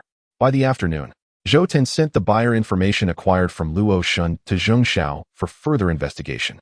As she delved into the data, she muttered, "The names of these individuals are quite intriguing. One is named Luo Shun. I almost thought it was a reference to the Luo Xinfu. There's also a Qi Feng Huang, sharing a name with the Ming Dynasty Emperor Zhu Hozhao. What are you mumbling about?" Yi Qinglong inquired, turning to Zheng Xiao. Nothing, she replied awkwardly, refocusing on the buyer information. Soon, she had gathered all the details. "Captain Yi, of the 100 individuals, 17 are from Pingjin City, while the rest are from other provinces." As she displayed the information of the 17 individuals, Yi Qinglong was determined not to overlook any details. "I'll contact Director Zhu. We need more manpower, and we should also reach out to our brothers in other provinces for assistance. He glanced at the team, his expression serious. This time, we must mobilize everyone and ensure no detail is overlooked. Understood, the team affirmed, setting off with a sense of urgency, fully aware of the seriousness of the situation. Meanwhile, Li Zhe and Hu Bing were at a restaurant, heartily consuming their meals. Li Zhe sighed. Where do you think the person we're looking for could be? We've been searching for days without a trace. Hu Bing, slurping his noodles, replied, There's no need to rush. Since he wants us to find him, we will. We have photos, after all. But this person is hiding too well. Where could he possibly be? Li Zhe lamented, recalling how much easier it was to locate individuals during his time as a private detective. He even wondered if the person had died or left the country, as he had some connections in the underworld that should make finding someone easier. Just be patient, Hu Bing's gaze shifted outside, and he suddenly fell silent. Noticing Hu Bing's abrupt silence, Li Zhe looked up. What's wrong? Look at that man in the black Olympic car, Hu Bing said. Li Zhe turned to see the man. What's the issue? What's wrong with him? That man is a police officer, Hu Bing replied in a hushed tone. I've seen him before. He was present when I was interrogated at the police station. But today isn't a day off, and it's working hours. Why is he in plain clothes here? Upon hearing Hu Bing's words, Li Zhe became serious, carefully observing the situation outside. To his dismay, he noticed 3 or 4 plainclothes officers lurking nearby. A sense of dread washed over him. Could it be that we've been exposed? No, it shouldn't be. Hu Bing reassured, scrutinizing the expressions of the plainclothes officers. They aren't targeting us. For ordinary criminals, plainclothes officers can easily intimidate them. However, for high-intelligence criminals, the disguises of plainclothes officers are often riddled with flaws, instantly revealing their true identities. Clearly, those who have been police officers for a long time carry an inherent aura of authority. Criminals are particularly sensitive to this presence. There was even a case where a plainclothes officer set up a pancake stall in an area frequented by criminals, and fortuitously, his business boomed that night. Due to his inexperience in making pancakes, he initially fumbled awkwardly, causing the customers in line to furrow their brows at the sight of the unrecognizable concoction in his hands, leading some to suspect he might be a thief impersonating a vendor. Ultimately, someone even called the police. Fortunately, the culprit was apprehended, though the officer in charge faced scathing criticism for nearly allowing the perpetrator to escape, a reprimand that was far from mild. As Li Zhe and Hu Bing observed, 2 officers emerged from a nearby hotel, the owner of the establishment warmly bidding them farewell, even offering complimentary meals in the future. After watching the officers drive away, the hotel owner's obsequious demeanor shifted to one of trepidation as he hurried back inside. Li Zhe and Hu Bing exchanged glances, and the former suggested, I'll go in. You wait outside for my news to avoid any unexpected encounters with the police. Hu Bing nodded. All right, be careful. Back in his office, the hotel owner, Qianan, finally exhaled deeply, his mind racing with uncertainty. Why had the police come so suddenly? What were their intentions? Had they uncovered something? After a prolonged moment of hesitation, Qianan retrieved his phone, swapped out the SIM card, and dialed a number. After 3 attempts, the call connected. What is going on? Are you aware of the time? Why are you calling? He suppressed his anxiety and recounted the earlier police visit, concluding with, surely, the police haven't caught on to anything, have they? You haven't spoken to anyone about this, right? The voice on the other end fell silent for a moment before responding, why would I tell anyone? Especially with the leverage you hold over me. I do have to be mad to do that. All right, I understand. Just don't concern yourself with this matter. With that, the call ended abruptly. Staring at the disconnected phone, Qian's fury boiled over, and he smashed it into pieces. Damn it, truly infuriating. I hope you can hide in Jingmu Garden for the rest of your lives. Li Zhe took one last glance at Qian and before silently departing. Once on the street, he signaled to Hu Bing inside a CAF before leaving.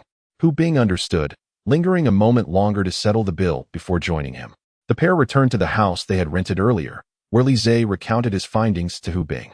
After a moment of contemplation, Hu Bing affirmed, this must be accurate. Let us relay this information to the Reaper. After all, we are working for him, and ultimately, he will decide. After hanging up the phone, Ibo stretched and gazed out at the fading sunlight with a smile. At last, I found you. However, Ibo did not hastily rush to Jingmu Garden.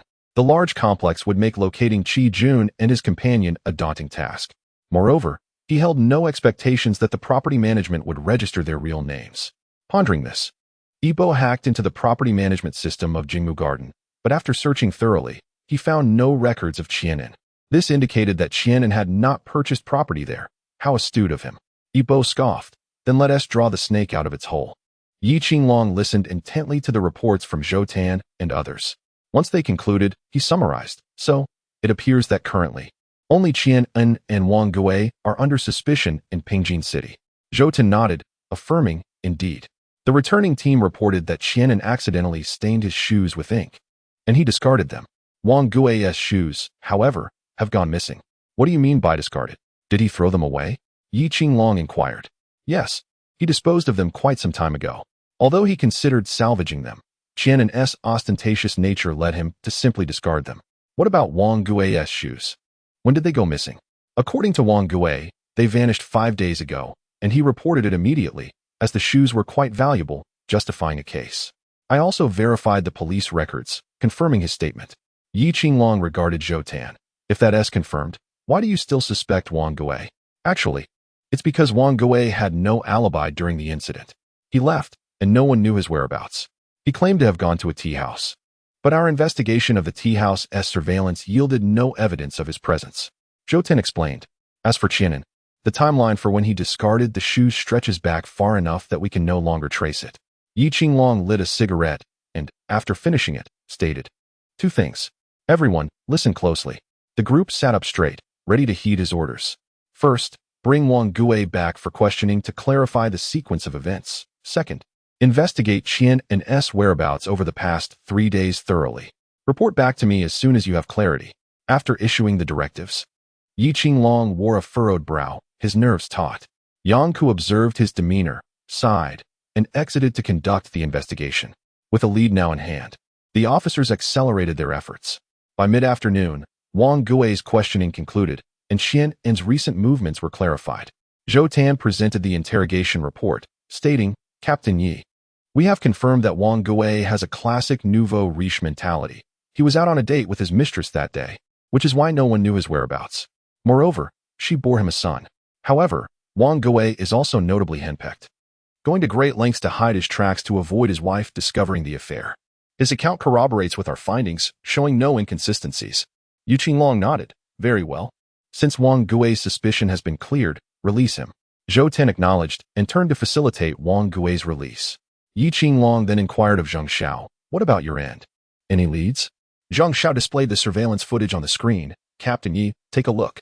The footage depicted Qianan conversing with a man in black wearing a baseball cap at the entrance of a community. Their brief discussion concluded as they parted ways. Yi Qinglong furrowed his brow, recognizing the location. Isn't that the community where Du Rentai was killed?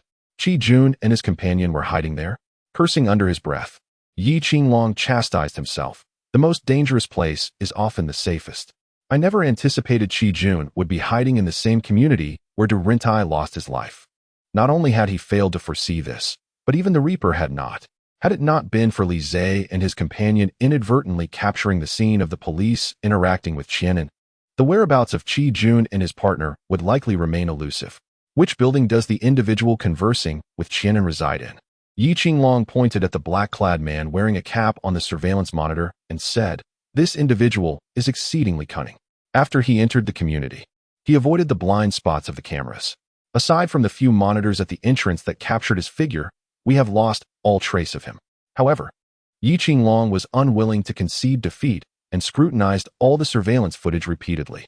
Regrettably, he could find no trace of the man. I refuse to believe he can evade capture forever. Yi Qinglong pounded the table, causing the water cup to jump slightly. After a moment of contemplation, he declared, gather the personnel immediately and set up a perimeter around Jingmu Huayuan. We must apprehend him this time. He added, everyone should be in plain clothes.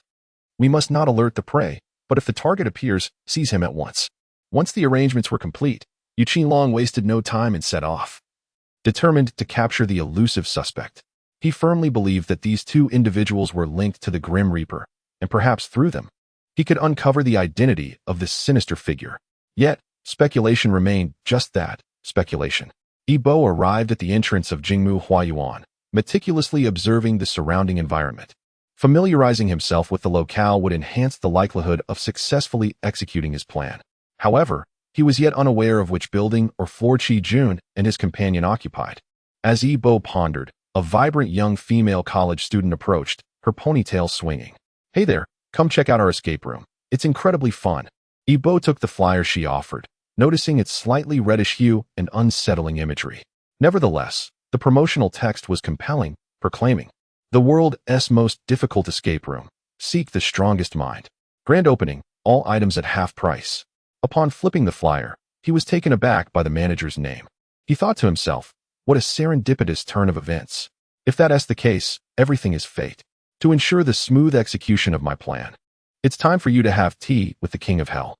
Seeing Yi Bo still examining the flyer, the college student, her big eyes sparkling, urged, "You should give it a try. It's quite affordable." Yi Bo smiled, "Sure, what's your name? I'll mention it when I get there to help boost your sales." The girl blushed. "My name is Chin Chin. Just say Chin Chin when you arrive." Yi Bo replied, "Thank you."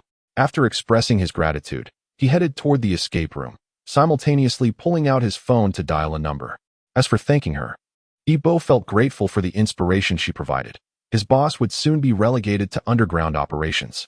Upon arriving at Jingmu Huayuan, Yi Qinglong instructed through his earpiece, "Attention all teams, keep your eyes peeled. The moment you spot the target, apprehend him without hesitation." The response was unanimous. Received. In the office of the community's property management, Yi Qinglong fixated on the surveillance feeds, determined not to overlook a single detail.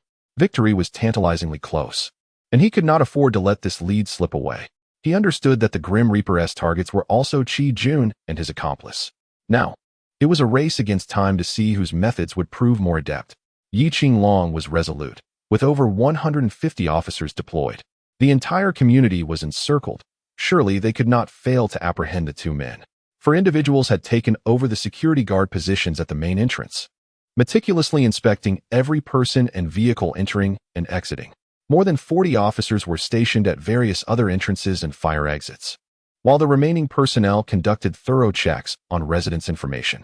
Yi Qinglong scoffed, "I refuse to believe that with this many people, we cannot locate them."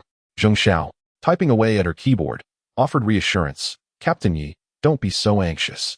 With our meticulous preparations, Chi Jun and his companion cannot possibly escape." The police had taken over all security duties in the community, and the security guards were all smiles, relishing the fact that they could collect their wages without working. Yi Qinglong remained silent, continuing to observe the monitor. Rubbing his temples, he turned to Yang Ku. "Why do I have this lingering sense of unease? This operation is foolproof. Isn't it?" Yang Ku, noticing the bloodshot eyes of Yi Qinglong, felt a pang of sympathy. "No plan is without flaw," she replied. "You've done everything within your power. Rest assured, our comprehensive deployment ensures we cannot fail to capture these two men." Yi Qinglong let out a bitter laugh. "Since my encounters with the Grim Reaper, his schemes have proven too intricate. Even I find myself outmatched. If our plans aren't executed to perfection, the Grim Reaper will truly be beyond our control."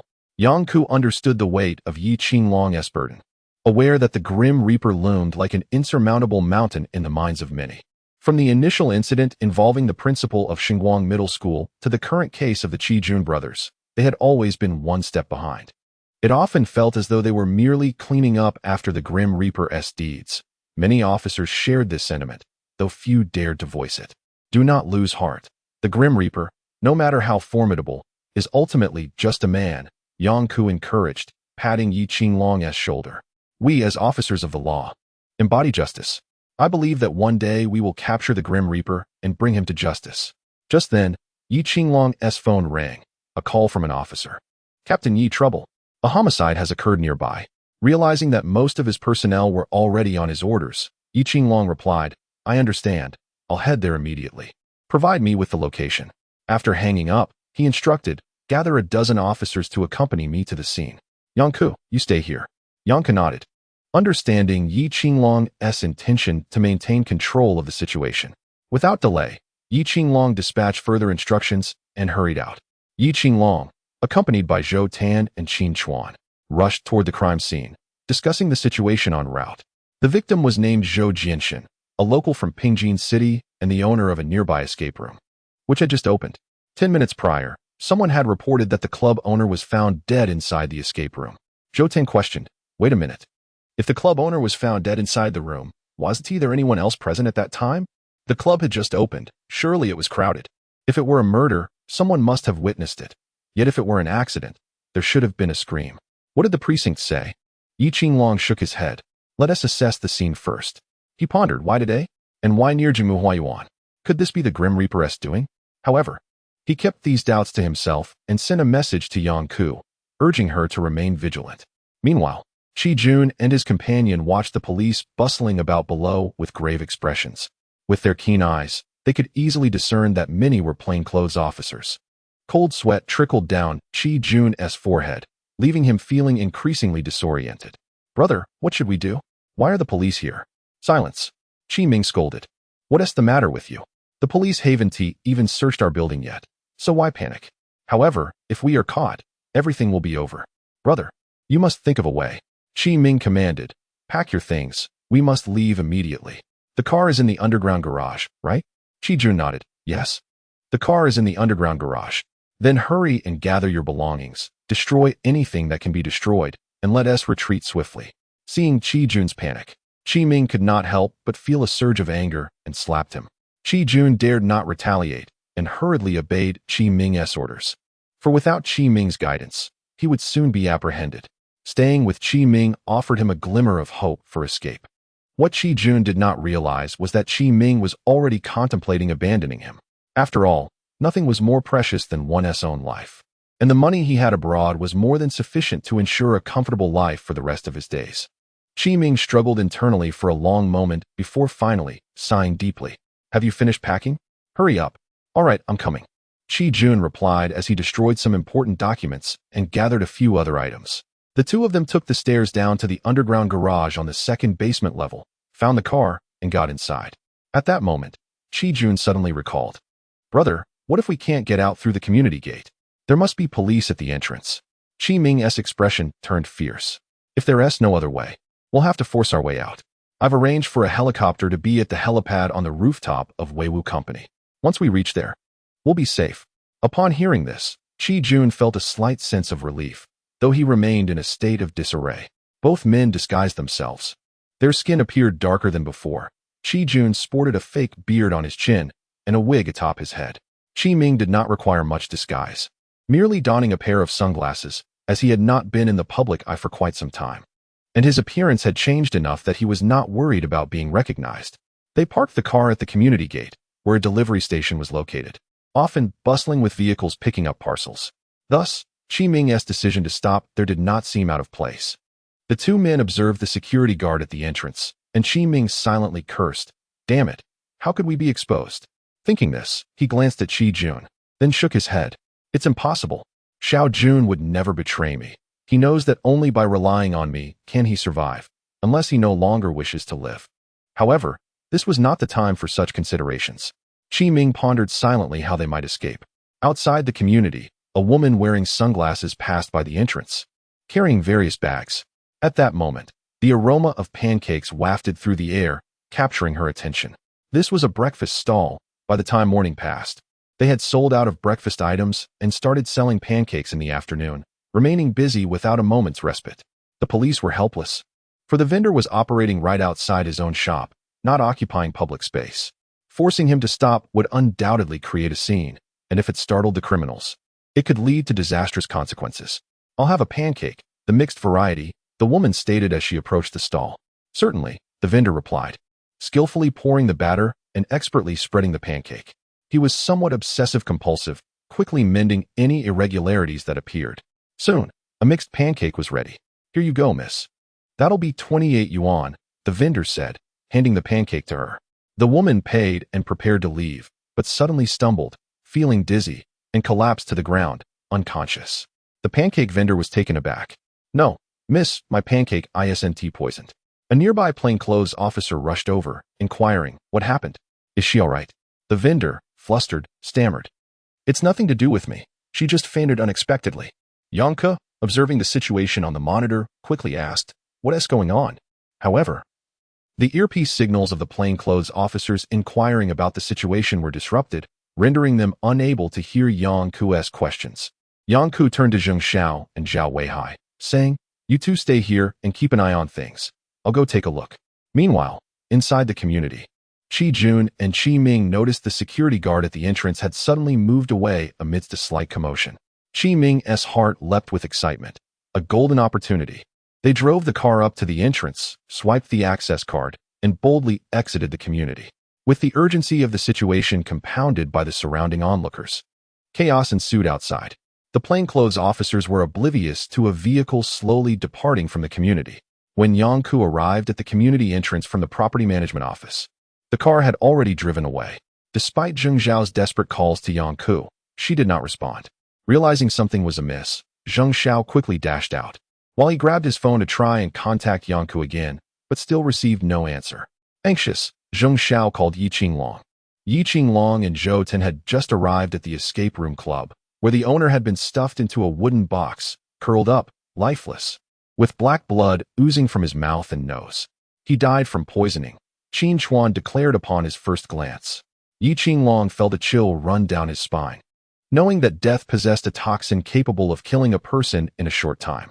Qin Chuan leaned in to sniff, frowning. It's ether. It seems the murderer first incapacitated the victim before poisoning him. Can you identify the toxin? Is it the one used by death previously? Qin Chuan glanced at the color of the blood. I can't say for certain. We need to analyze it back at the lab. Yi Qinglong's unease intensified. Zhou Ten noticed Yi Qinglong as concern. Captain Yi, let us not rush. We should first gather evidence. Yi Qinglong understood that haste would be futile and nodded in agreement. They began collecting evidence while ensuring that the report from the informant was thoroughly documented. Understood. As Yi Qinglong picked up the phone to inquire about the situation from Yang Ku, he noticed Zheng Zhao was calling. Captain Yi, it's bad. Zheng Zhao's urgent tone immediately changed Yi Qinglong's expression. I'm heading back right away. Quickly tell me what happened. Yang Ku pushed through the crowd, only to discover that the woman who had fainted was none other than Miao Man Man. Yi Qinglong and the others had long suspected her of assisting death, yet they had no evidence to detain her. Even earnest persuasion had proven futile. Miao Man Man was impervious to both coaxing and threats. Seeing Miao Man Man frequently present in the area sent chills down Yang Ku's spine. However, there was no time for hesitation. She made a swift decision and instructed the two officers, quickly, take her to the hospital. Ensure she is closely monitored. She must not escape. The crowd surrounding them erupted with murmurs. Who are you? Do you know this person to be making such demands? Are you sure you're not human traffickers? Is this some new scheme of yours? Call the police and let them handle this. They must not be allowed to leave. The onlookers became increasingly agitated, encircling Yang Ku and her team, insisting they could not let them go. However, when some individuals took out their phones, they discovered there was no signal. Upon hearing the words no signal, Yang Ku's mind went blank. She pulled out her own phone and confirmed the absence of service. This meant that after Miao Man Man fainted, Zheng Zhao must have discovered something and attempted to contact her, but was unable to reach her. At this moment, disregarding the risk of exposure, Yang Ku brandished her police badge before the gathered crowd, declaring, "We are police officers, and this individual is a suspect. We must take her into custody." Observing Yang Ku reveal her identity, the other officers followed suit, displaying their badges as well. Upon seeing the badges, the crowd finally relaxed their vigilance. For in the eyes of ordinary citizens, the police are the most trustworthy individuals. Yang Ku hastily pushed through the throng, heading toward the property management office. Just as she stepped through the community entrance, she heard Zhang Zhao's voice calling out, "Sister Yang, did you hear that?" "Sister Yang." Yang Ku replied, "Zhang Zhao, what just happened?" Without pausing for details, Zheng Zhao quickly explained. The woman collapsed, and a vehicle took the opportunity to drive away. I've already informed Captain Yi, and he has gone after them. Hearing that Yi Qinglong was in pursuit, Yang Ku sighed in relief, instructing, Zheng Zhao, send me the vehicle's location on my phone. I will head over as well. You and Brother Hai should coordinate here. Understood, Sister Yang. I've sent the location to your phone, Zheng Zhao confirmed. Meanwhile, Qi Jun, who had just escaped, could hardly believe his luck. Is this really it? We've escaped? Qi Ming, with a grave expression, urged, enough chatter, we're almost at the company. Quickly call to have the helicopter prepared. Qi Jun complied, dialing the number, while Qi Ming's face was etched with concern, knowing that the situation was likely orchestrated by someone. However, he could not ascertain whether the person was an enemy or an ally. Chapter 81. The curtain begins to fall. Everything felt far too coincidental, almost incredulous. They discovered the police just as they were inspecting a nearby building. When they debated whether to charge indirectly, chaos erupted at that very moment. Qi Ming was convinced that such a sequence of events could not be mere happenstance. Was it the Grim Reaper? If so, why not simply eliminate them? It would be a trivial task for someone of such capability. Yet, if not the Grim Reaper, who else could be so benevolent as to save them? Qi Ming was overwhelmed with thoughts, never considering that the organization would come to their aid, as it simply would not engage in such actions. He firmly believed that should they be captured, the organization would stop at nothing to eliminate them. However, there was no time for contemplation. They were still fleeing for their lives. Ignoring the red lights, Qi Ming pressed the accelerator, inciting the drivers he overtook to curse him vehemently. Their expressions suggested that all his ancestors had suffered calamity. At breakneck speed, the duo finally reached the company in record time. Rushing to the rooftop, they were dismayed to find the helicopter had yet to be activated. Qi Ming shouted, "What are you doing? Didn't I tell you to start it? What on earth are you doing?" His response was met with a crossbow bolt. Thud. Qi Ming felt the piercing pain of the bolt embedded in his body, an intense agony that rendered him unconscious as he crumpled to the ground. Qi Jun, witnessing this, nearly lost his wits, desperate to cling to life. With only pleas for mercy in his mind, he knelt and begged the figure before him not to kill him. However, the outcome was not in his favor. As he looked up, another crossbow bolt found its mark in his chest. Thud. Qi Jun collapsed, losing consciousness as well.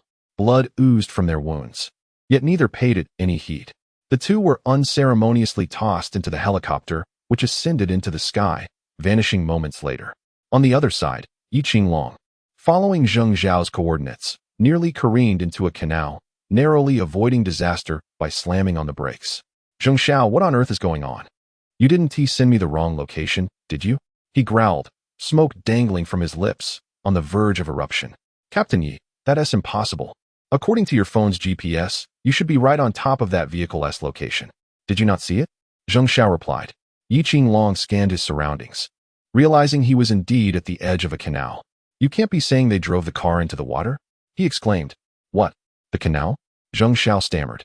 And then a flurry of sounds erupted. "Damn it, I've been hacked. Captain Yi, give me 2 minutes."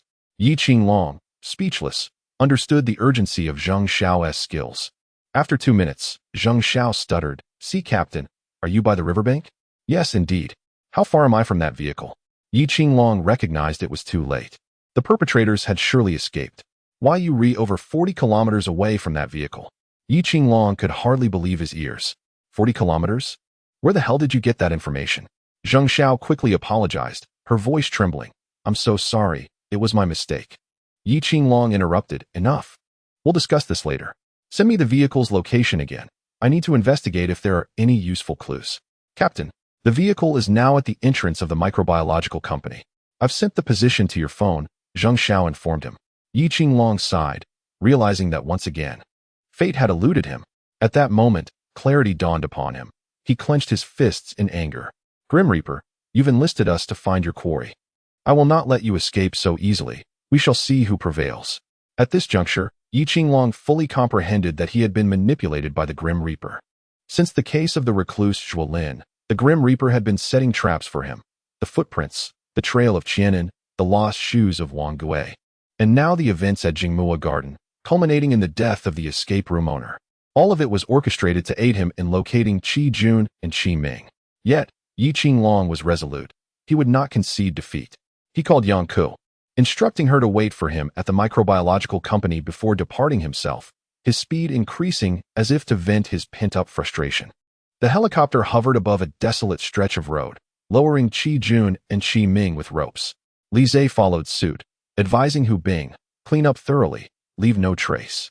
Hu Bing nodded silently, and once Li Zhe descended, she piloted the helicopter away. Li Zhe then retrieved a vehicle hidden nearby, tossing the unconscious duo inside before driving off. After nearly 2 hours, they arrived at an abandoned farmhouse in the countryside. Surrounded by silence and nearing midnight, only distant village lights glimmered in the dark. Li Zhe dragged the two into the farmhouse, closing the door behind him as he departed. His task was complete. It was now the Grim Reaper's responsibility to resolve the matter. Though curiosity gnawed at him, urging him to uncover the Grim Reaper's identity, reason prevailed, cautioning him against such folly. To do so would ensure he never saw the light of day again. Thus, he quelled his curiosity and drove the vehicle to a junkyard for destruction. Qi Ming struggled to lift his eyelids, greeted by an abyss of darkness that seemed poised to engulf him. Where was he? He understood that his situation was dire, yet the searing pain in his chest caused him to grimace in agony, as he felt an overwhelming sense of weakness engulf him. A profound lethargy swept through his entire body. Where are we? At that moment, Qi Jun regained his senses, and upon seeing the surrounding darkness, a wave of fear instantly filled his heart, prompting him to cry out. Silence! Qi Ming rebuked sharply. Can you not show some resolve? After all these years, you remain the same. Brother, where are we? Have we been kidnapped? How would I know? Qi Ming retorted in exasperation, yet he felt powerless. They were both too weak to even move. At this moment, Qi Ming realized that their predicament rendered them utterly vulnerable, as if awaiting the butcher who had yet to arrive. Brother, we can't possibly have been taken by the Grim Reaper, can we? Qi Jun trembled, aware that death was imminent, yet the anticipation of it was the most terrifying part. Just then, a click echoed as the doorknob turned. Chapter 82. Qi Jun. Qi Ming. The end of the scene. The door swung open, and moonlight rushed into the room, briefly illuminating their surroundings. Before them stood a figure wearing a half-black, half-white fanged mask, exuding an aura as chilling as death itself, capable of freezing everything in its path. As the Grim Reaper stepped into the room and closed the door behind him, the sliver of moonlight was severed, plunging the room once more into impenetrable darkness. Suddenly, a flicker of flame emerged from the shadows, illuminating the space. Yibo lit a candle and placed it on a nearby table. The flickering flame cast eerie shadows, making the deathly mask appear even more sinister. You.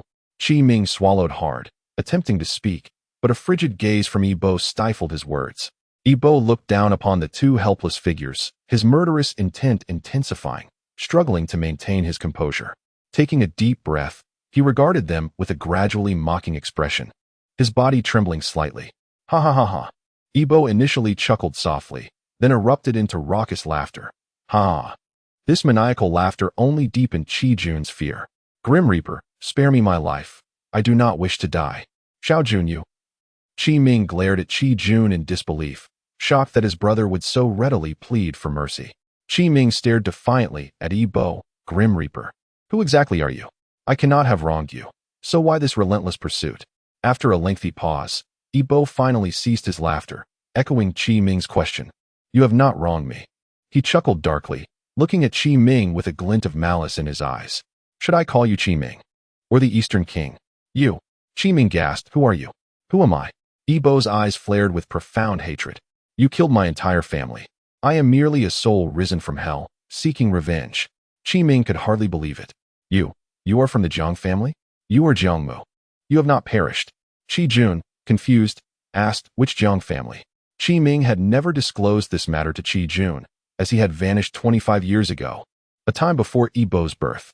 At that time, Qi Jun was unaware that his brother had become the Eastern King of the Divine Organization. The Jiang family massacre had no bearing on Qi Jun, yet Qi Ming suddenly burst into laughter. Ha! Jiangmu, you are quite the talent. Why not join us? If you do, I will overlook past grievances, and we can stand on equal ground. Qi Ming genuinely admired Yibo. With such formidable logic, he wished to recruit him. However, at this moment, Yibo longed to kill him swiftly. Tilting his head slightly, Yibo addressed the void beside him. Sister, did you hear that? He actually wants me to join him. How absurd.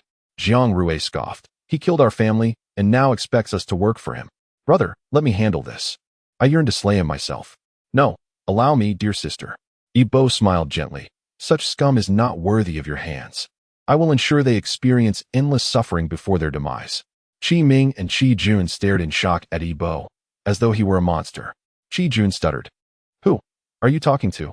Yibo ignored him, donning gloves and beginning to search Qi Ming's body, ultimately locating a coveted item. Upon seeing it in Yibo's possession, Qi Ming gasped and struggled fiercely. No, you cannot take that. Return it to me, quickly. Yibo regarded the item with disdain, tucking it into his pocket. You have no right to make demands. He then delivered a swift kick to Qi Ming's chin, the sound of dislocation echoing, followed by a cascade of blood. Qi Jun trembled violently, paralyzed by the fear of death, his voice faltering. A foul stench soon filled the air as he lost control of his bladder. Yibo cast a disdainful glance at him before producing a butterfly knife and swiftly severing Qi Jun's carotid artery, blood gushing forth like a fountain, splattering across the room. Qi Jun clutched his neck, attempting to staunch the flow, but the wound was too severe and deep to contain. He yearned to cry for help, but no sound escaped his lips. Yi Bo coldly observed as Qi Jun's initial struggles faded into weakness, his hand dropping from the wound. Ultimately, Qi Jun convulsed a few times before lying still, his pupils dilated. Yi Bo turned his attention to Qi Ming, a sinister smile curling his lips. I have several questions for you. Answer truthfully, or you will suffer far more than your brother. Acknowledging his dire circumstances, Qi Ming nodded. Yi Bo adjusted his chin before inquiring, I ask you. Half an hour later, Yi Bo regarded Qi Ming, who too had suffered a severed artery. His expression unwavering. Qi Ming glared at Yi Bo with venomous hatred. Though unable to speak, Yi Bo could decipher his thoughts. You have broken your word. Huh? Yi Bo scoffed derisively. You do not deserve an easy death. This fate is far too lenient. Otherwise, I could flay you alive. Qi Ming ceased his struggles, gasping futilely, his mouth moving without sound. Eventually, the blood ceased to spray, and a thick stench of blood permeated the room. Yi Bo opened the door to leave, and at that moment, the moonlight seemed to find its way back into the room, yet the overwhelming stench of blood, reminiscent of a hellish scene, made it retreat once more. Chapter 83. Grim Reaper, you must be Jiangmu. Yi Bo retrieved a mobile phone, donned a voice changer, and dialed Yi Qinglong. It was time to summon the police to investigate the case. At that moment, the special investigation team had not rested. Each member sat before a cup of robust, fragrant coffee. Yi Qinglong emerged from the chief's office, returning to find his colleagues appearing utterly exhausted. Very well. Let's call it a day. Everyone should head home and rest well. You may arrive an hour late tomorrow. Upon hearing this, no one protested, for they had all been deprived of rest in recent days, enduring high-pressure work during the day and late-night shifts. Even the strongest among them could not bear it, and Yi Qinglong understood their plight. Under the watchful gaze of their comrades, Qi Jun and Qi Ming had managed to escape, and their whereabouts remained unknown, leaving the others somewhat disheartened. Nevertheless, as the captain, Yi Qinglong could not afford to display any signs of despondency. His own dismay would only exacerbate the collective morale. Recognizing the pivotal role of spirit in their endeavors, he understood that it was imperative for everyone to rest and recalibrate their mindset. Just as the group was about to depart, Yi Qinglong's phone rang, startling him with an unfamiliar number. He halted the group and activated the speakerphone. Ah, Captain Yi, greetings. This is the Grim Reaper, came a mocking voice. The others drew closer, intent on hearing the ensuing conversation. Yi Qinglong replied with resignation, What do you want? You've taken our people. Are you here to gloat? Oh no, Captain Yi, you misunderstand. I merely wish to inform you that your comrades are in Xia Village, Yongle County. We welcome your arrival to retrieve them. The voice continued, flippantly. Yi Qinglong harbored no hopes that Qi Ming and Qi Jun were still alive, and he shifted the conversation to another topic. Grim Reaper, you must be Jiangmu. Although framed as a question, his tone conveyed certainty. The others gasped in disbelief. They were all aware that Jiang Mu had perished at sea, a task undertaken by Qin Chuan.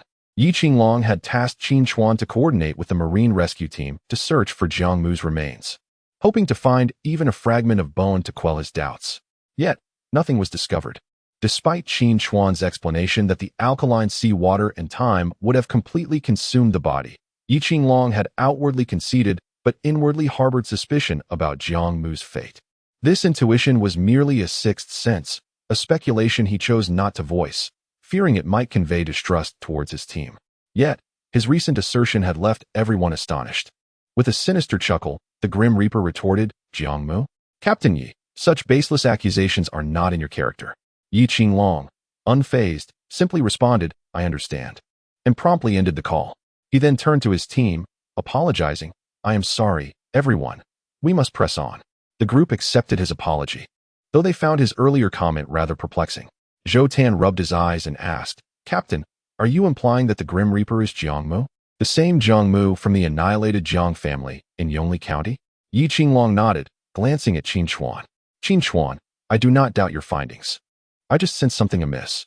I was merely seeking confirmation. Qin Chuan, typically taciturn and a forensic expert, shook his head in understanding. I have not given it much thought. Rest assured, Captain. Yi Qinglong, familiar with Qin Chuan's demeanor, said, Let us proceed to examine the body. On the way, Yang Ku, seated in the passenger seat, hesitated, her thoughts unvoiced due to the presence of others in the back seat. She knew Yi Qinglong well enough to grasp the implications of his exchange with the Grim Reaper, and she feared the potential consequences of his actions. If his suspicions proved true and were discovered, it could jeopardize not only his career but also lead to imprisonment. Throughout the journey, Yang Ku remained deeply troubled, even missing Yi Qinglong's call. "Rest assured, I am not acting recklessly," Yi Qinglong assured her with a smile. Yang Ku gazed at him, her concern increasingly evident, and nodded slightly without further comment. They arrived at the edge of Yonli County, near the border with Yongchuan County, where a dilapidated house stood at the end of a field, seemingly abandoned for years. Upon exiting the vehicle, Yi Qinglong was met with a pungent, metallic scent of blood. The group exchanged solemn glances as they surveyed the forsaken structure. "Everyone, stay alert. Prioritize your safety," Yi Qinglong cautioned, drawing his firearm and cautiously approaching the building. Zhou Tan and the others followed suit, their tension palpable. The door was unlocked, and Yi Qinglong gently pushed it open, sensing no immediate threat before forcefully swinging the door wide. A wave of blood stench surged outward, overwhelming the group. Upon witnessing the gruesome scene inside, most of them recoiled in horror, except for Yi Qinglong and Qin Chuan, who remained composed. After some time, the others regained their composure, albeit still grimacing, and began to investigate the scene. Soon, police officers arrived to cordon off the area and assist the investigative team. The examination continued until midday the following day, at which point the bodies had been removed for autopsy. Upon returning to the precinct, each person bore the weight of exhaustion, their eyes shadowed with fatigue. After finishing a cigarette, Yi Qinglong rallied his team. "Everyone, let's lift our spirits. We will finish early today. Go home and rest well." Qin Chuan, having completed the autopsy, held the report and spoke first. "I'll begin. The identities of the deceased have been confirmed as the brothers Qi Ming and Qi Jun. Their cause of death was identical, fatal arterial lacerations leading to exsanguination." He paused before continuing. "However, I noted that Qi Ming's jaw was dislocated, likely caused by the assailant before being reattached." Yi Qinglong interjected, "You mentioned Qi Ming's dislocation. What of other injuries?" "There are indeed," Qin Chuan replied. "Both bodies exhibit chest wounds, suggesting they were pierced by a projectile, likely a crossbow bolt or similar cold weapon." Yi Qinglong nodded for him to proceed. "I also discovered traces of ether around Qi Jun's mouth and nose, and both had traces of procaine in their bloodstream, a short-acting anesthetic that induces rapid unconsciousness. That concludes my findings." After Qin Chuan sat down with his coffee, Yi Qinglong turned to Zhou Tan and the others. "What have you all found?" Zhao Weihai, looking somewhat defeated, replied, "I've interviewed residents in the nearby villages, but nothing unusual has surfaced." "I have some findings," Zhou Tan chimed in. "I discovered several sets of footprints at the crime scene, but one set appears peculiar." Yi Qinglong recalled noticing the footprints, but had not focused on them at the time. Now intrigued, he asked, "What is peculiar about them?" Zhou Tan gestured to Zheng Xiao, who projected the footprint photos onto the screen. Zhou Tan pointed to one set, stating, "Observe this set. The edges exhibit traces of feathering." Yi Qinglong scrutinized the photograph meticulously.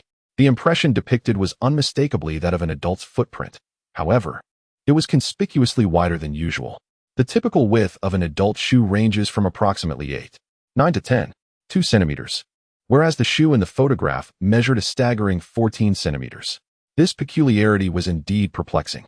Unless the individual stood over 2 meters tall, the corresponding length of the foot should also be considerably greater. Yet, the length of the footprint in the photograph conformed to that of an average adult, while its width transcended the bounds of normality. It was no wonder that Detective Zhou remarked upon the strangeness of the print. Detective Zhou continued, "Another photograph of a footprint was captured, but the impression is faint. The tread pattern has been sent for analysis, but results are pending." Yi Qinglong nodded in acknowledgement. "Allow me to share my conjecture," he began.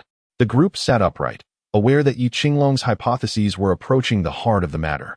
"Firstly, I regret to inform you of an unfortunate revelation. We have likely been manipulated by the Grim Reaper." "Manipulated? How could that be?" The others were perplexed, unable to discern how they had been ensnared. Yi Qinglong lit a cigarette and spoke slowly. "The Zhuolin case. Everything traces back to that discovered footprint. You are aware that the tread pattern originates from a renowned domestic designer, Luotian. I am certain that the Grim Reaper is aware of this. Yet he remains oblivious to Qi Jun's whereabouts. Thus, he deliberately left such a clue to divert our attention towards Qianan, leading us to uncover Qian and traces at Jingmu Huayuan. Consequently, the Grim Reaper could ascertain Qi Jun's hiding place. Detective Zhou raised a question, but we were dressed in plain clothes. How could the Grim Reaper know our movements? Zheng Xiao interjected, somewhat irritably. If I were the Grim Reaper, I would closely monitor the police station after laying such a trap. Moreover, the Grim Reaper has accomplices. Any action on our part would surely be reported back to him immediately.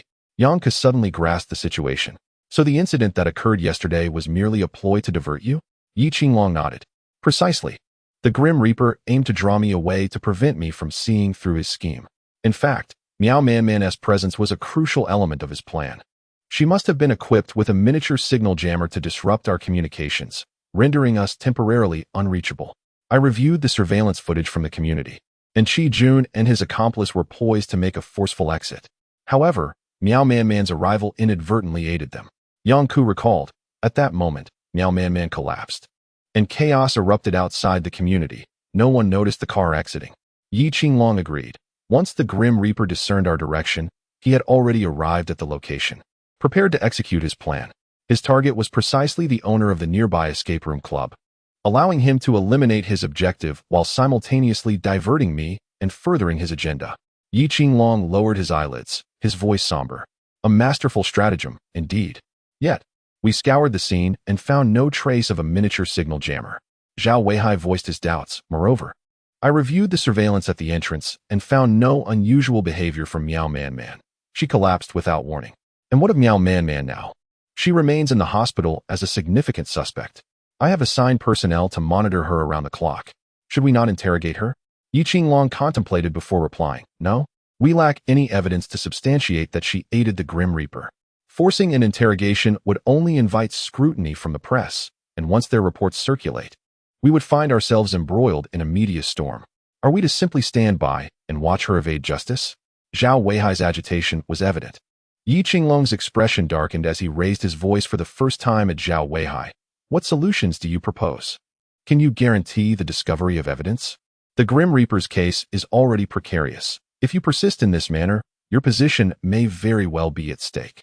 Zhao Weihai fell silent, flustered. Then what do you suggest we do? Yi Qinglong, too, found himself at a loss. The Grim Reaper's actions left scant evidence. He had harbored doubts regarding whether the footprint was intentionally left or an inadvertent slip. Nevertheless, they had already traced the lead, and it was imperative to pursue it.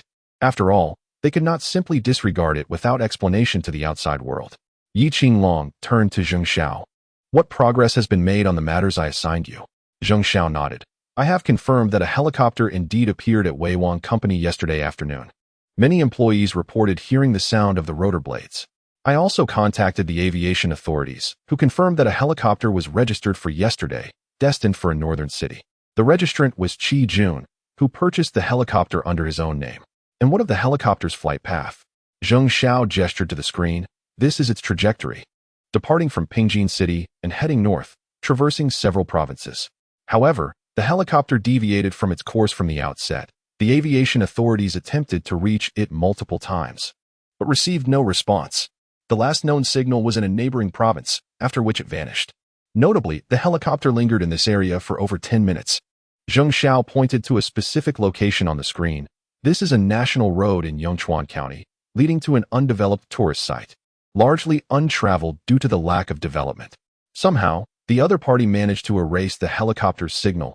From this point onward, it completely disappeared. Yi Qinglong nodded, intending to give orders, but upon noticing the fatigue etched on everyone's faces, he decided otherwise. Let's call it a day. You may leave early. I will send your tasks to your phone shortly. For now, that will suffice. Meeting adjourned. With that, Yi Qinglong exited. Yang Ke followed closely behind, intent on validating her suspicions regarding Yi Qinglong's true intentions. Chapter 85. Yi Qinglong's true thoughts. The two arrived at the playground behind the police station. Yang Ke spoke first. Is it as I suspect? Yi Qinglong remained silent, merely extracting a cigarette to smoke. The rising smoke obscured his eyes. After a prolonged pause, he finally spoke. If not this way, how could I capture that group? Yang Ke, anxious, retorted. But do you comprehend the consequences of your actions? Consequences? regardless of what they may be. I will bear them all. You will bear them? Can you truly shoulder such a burden? Yang nearly shouted, from this moment on. I implore you to abandon that notion. Yi Qinglong chuckled bitterly, turning to face her. Yang, you understand the situation better than I do. Our goals align. We both seek to dismantle that divine organization. If we do not eradicate it completely, do you grasp what the repercussions will be? I do not know what the consequences will be. Yang Ke's eyes glistened with unshed tears as she gazed at Yi Qinglong. But I know that if you proceed, it will lead to irredeemable ruin. If the truth comes to light, all that you have painstakingly built will be obliterated, and you will find yourself marked with shame. Last night, that phone call with the Grim Reaper was indeed a confirmation, wasn't he it? Although the other party did not explicitly state it, I could discern that you had already completed the initial formal communication. I am indifferent, Yi Qinglong murmured, yet did not respond to Yang Ke's inquiry. Yang Ke, you understand me best and know me more than anyone else. I hope you will not hinder my actions. Furthermore, I have discovered that the divine organization encompasses more than just Qi Ming. Their reach is extensive. If such a terrifying organization still exists in this world, how many lives would be lost? Yang Ke realized she could no longer persuade him. Yi Qinglong's resolve was unwavering. Sighing, Yang Ke said, "Take care of yourself," before turning to leave. In that fleeting moment, she made a certain decision. Yibo shut down his computer, having scheduled the latest chapter for timed release. As he received a message on his phone, the tension in his mind instantly eased. One issue resolved. But what about the next? Just as Yibo was pondering this, a sudden knock echoed from outside. Knock, knock, knock. Yibo pulled himself back to reality and peered through the peephole, discovering it was his neighbor who had moved in recently. What could he want? Yibo felt a twinge of confusion. The neighbor, named by Tian, had declined Yibo's offer of help when he had seen him moving in. They had only crossed paths once, so Yibo was uncertain of Bai Tian's intentions now. Opening the door, Yibo smiled. "Ah, it's you." Bai Tian responded with a gentlemanly smile. "You remember me. My name is Bai Tian." "Yes, I remember you. Your name is quite unique." Yibo inquired. "Is there something you need?" "Oh no, nothing urgent. I just moved here and am not very familiar with the area. Besides, a distant relative is not as good as a close neighbor, right? Let's keep in touch. I cooked some dishes and would like to invite you for a drink." I think I'll pass. I have things to attend to later." Yibo declined outright, sensing an underlying motive. In today's society, many people remain strangers to their neighbors, sometimes going years without speaking. The coldness of human nature has rendered everyone distant, starkly different from the amiable interactions found in rural communities. Come on. There are only the two of us in this building. We will surely engage with each other in the future. This could help strengthen our bond," Bai Tian insisted with excessive enthusiasm, making Yibo feel somewhat overwhelmed. After a moment's contemplation, Yibo relented. "All right then, I suppose I shall graciously accept." He was curious to discover what trick Bai Tian was attempting to play, what his true motives were. Initially, Yibo regarded Bai Tian as an ordinary person, but as days passed, he noticed the neighbor seldom left his home.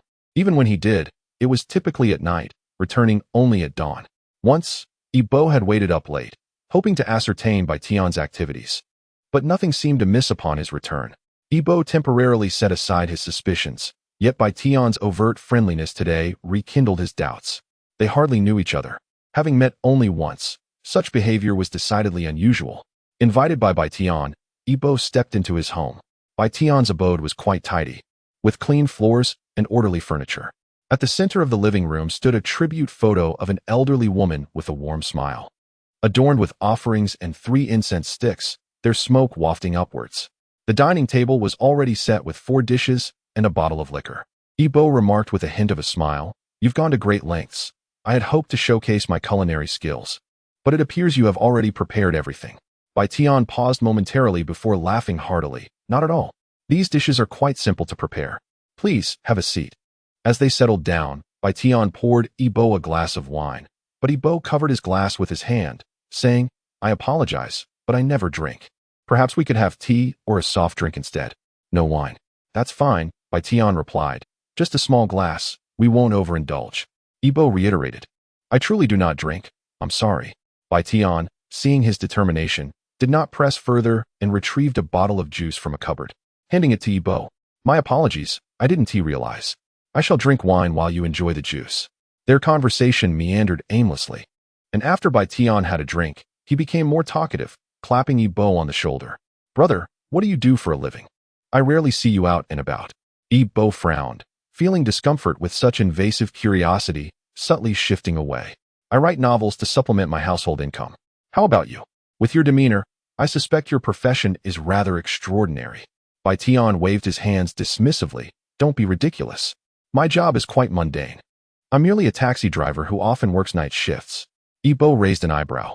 But wouldn't it be more lucrative to drive during the day when there are more passengers?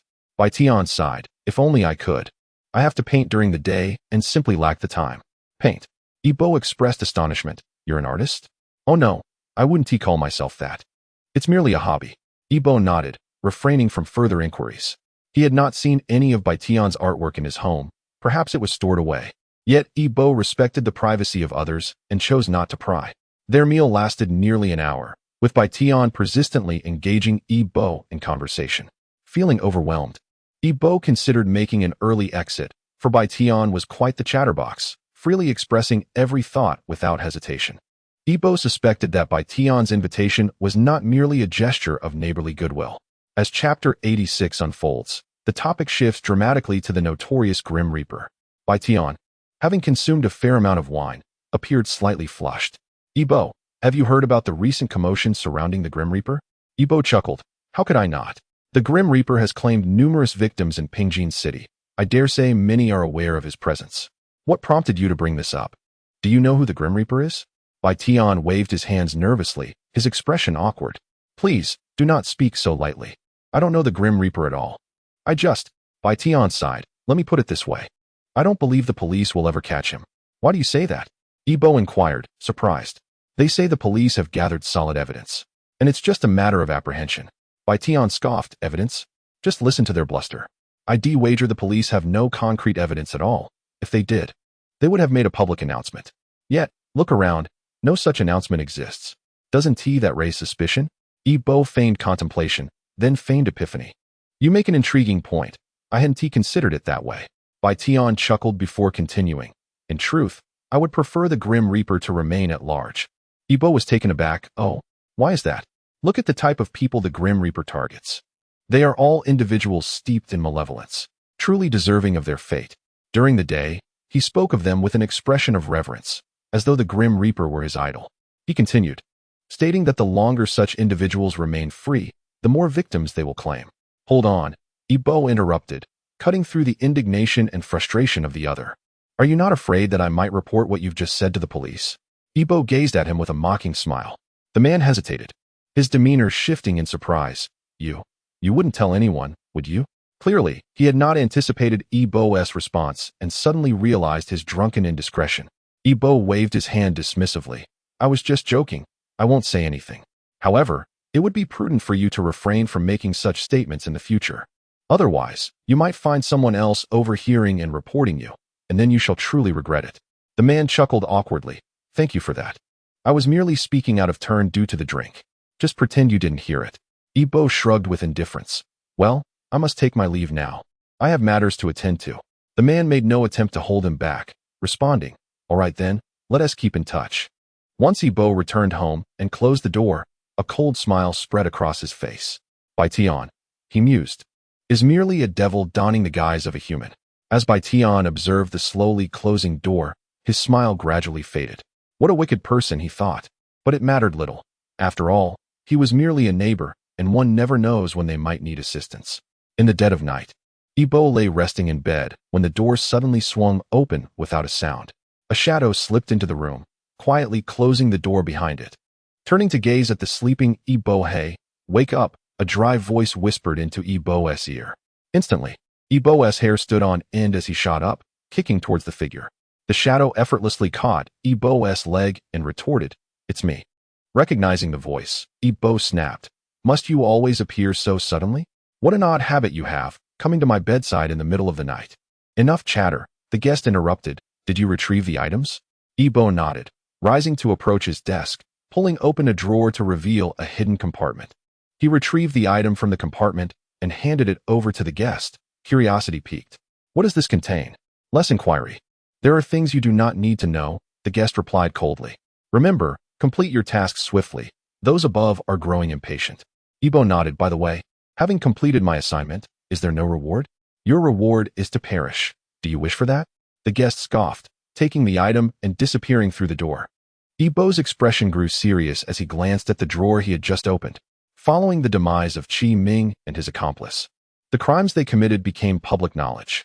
The Public Security Bureau of Pingjin City announced that Weiwu Company was suspected of conducting illegal human biological experiments, resulting in the deaths of 47 individuals. The company's legal representative, Qi Jun, and the actual mastermind, Qi Ming, have been dealt with. This announcement was made officially. It would not do to suggest that Qi Ming and Qi Jun had been slain by the Grim Reaper. Such a statement would drastically undermine the police's credibility among civilians, leading to unprecedented consequences. Fortunately, the true circumstances of this event were known only to those within the organization. After careful deliberation, this decision was reached. Thus, Pingjin City remained in a state of uneasy tranquility, beneath which lay a brewing storm. Ibo was busy refining his subsequent plans. He had already learned that the Southern King of the Divine Organization trained assassins, yet he was deeply concealed, making him difficult to locate. The identity of the Western King remained unknown, but this posed no challenge for Ibo, as he had his suspicions. Though unconfirmed, once verified, he would strike decisively. The Eastern King, Qi Ming, had already been dealt with. Now, Ibo's focus shifted to the Northern King. Having gleaned information about the Northern King from Qi Ming, he prepared to set his plans into motion. A month passed, and the weather grew progressively colder. During this time, Ibo refrained from any criminal activity, instead searching for leads on the Northern King, which unexpectedly involved the overseas Loli Island. This revelation astonished Ibo, as he had not anticipated any foreign connections. Chapter 87. Taking on a new case. Thus, Ibo acquired relevant information regarding Loli Island through various channels. This matter had circulated online for some time, with many observing the unfolding drama surrounding it. The Loli Island incident had surged to the forefront of trending topics, not solely due to the island itself, but because someone had released a list. This list contained the names of individuals who had indulged in hedonistic pleasures on the island, many of whom were well-known figures. Notably, it included a former president and even the first lady of a certain country who had partaken in the revelries of Loli Island. Among them was a renowned individual, long deceased, whose legacy as one of the greatest physicists endured. He had even left behind 6 prophecies, 3 of which had already come to fruition. Such revelations left people utterly astounded. The origins of Loli Island stemmed from a foreign tycoon who purchased an island in the Caribbean, where he kept numerous girls and invited many notable individuals for extravagant indulgences. The list was a record of those who had visited the island for pleasure. After this scandal broke, the tycoon was imprisoned in what was said to be the most secure prison in the United States. Yet, astonishingly, he committed suicide within these heavily fortified walls. The list ripped away the fade of the foreign elite, leaving no trace behind. Everyone was incredulous. The list not only exposed those involved, but also revealed numerous heinous crimes, inciting public outrage. Ibo furrowed his brow as he perused the reports on Loli Island, initially believing himself to be thoroughly corrupt, only to discover that there were those whose depravity exceeded his own. With a sigh, Ibo incinerated the documents and began to strategize his next moves. However, a news segment on television captured his attention. Recently, 2 rape murder cases had occurred in the city, where the perpetrator abducted young, beautiful women under the cover of darkness, committing unspeakable acts before killing them. Disturbingly, after the murders, the assailant posed the victims' bodies in a kneeling position, raising questions about the nature of these crimes. Ibo frowned at the news. If such incidents were taking place, he would have to postpone his plans. The impact of these occurrences was significant, particularly for the young women of Pingjin City, who had become increasingly wary of venturing out at night, filled with fear and trepidation. Within the Public Security Bureau of Pingjin City, in the office of Director Chu, he addressed Yu Qinglong with a smile. "Qinglong, what is your perspective on these recent rape murder cases?" Yu Qinglong looked at Director Chu in surprise. "I have no particular opinion. This case is not under our Special Task Force's jurisdiction. What could I possibly say?" Realizing that Director Chu had summoned him for a reason, Yi Qinglong prepared for the worst. Director Chu poured a cup of tea for Yi Qinglong, smiling broadly. "Taste this. It's premium Longjing tea. I only bought 2 taels, and today you're fortunate to share in it." Yi Qinglong did not touch the cup of tea, merely stating, "Director Chu, you summoned me." You can't possibly expect our special investigation team to take over this heinous murder case, can you? Director Chu appeared somewhat awkward. You know, the personnel in your special investigation team are exceptionally skilled, especially with you, the renowned detective in our police force. He continued to shower praises upon Yi Qinglong, nearly elevating him to celestial heights. After all, Yi Qinglong was not a member of their department.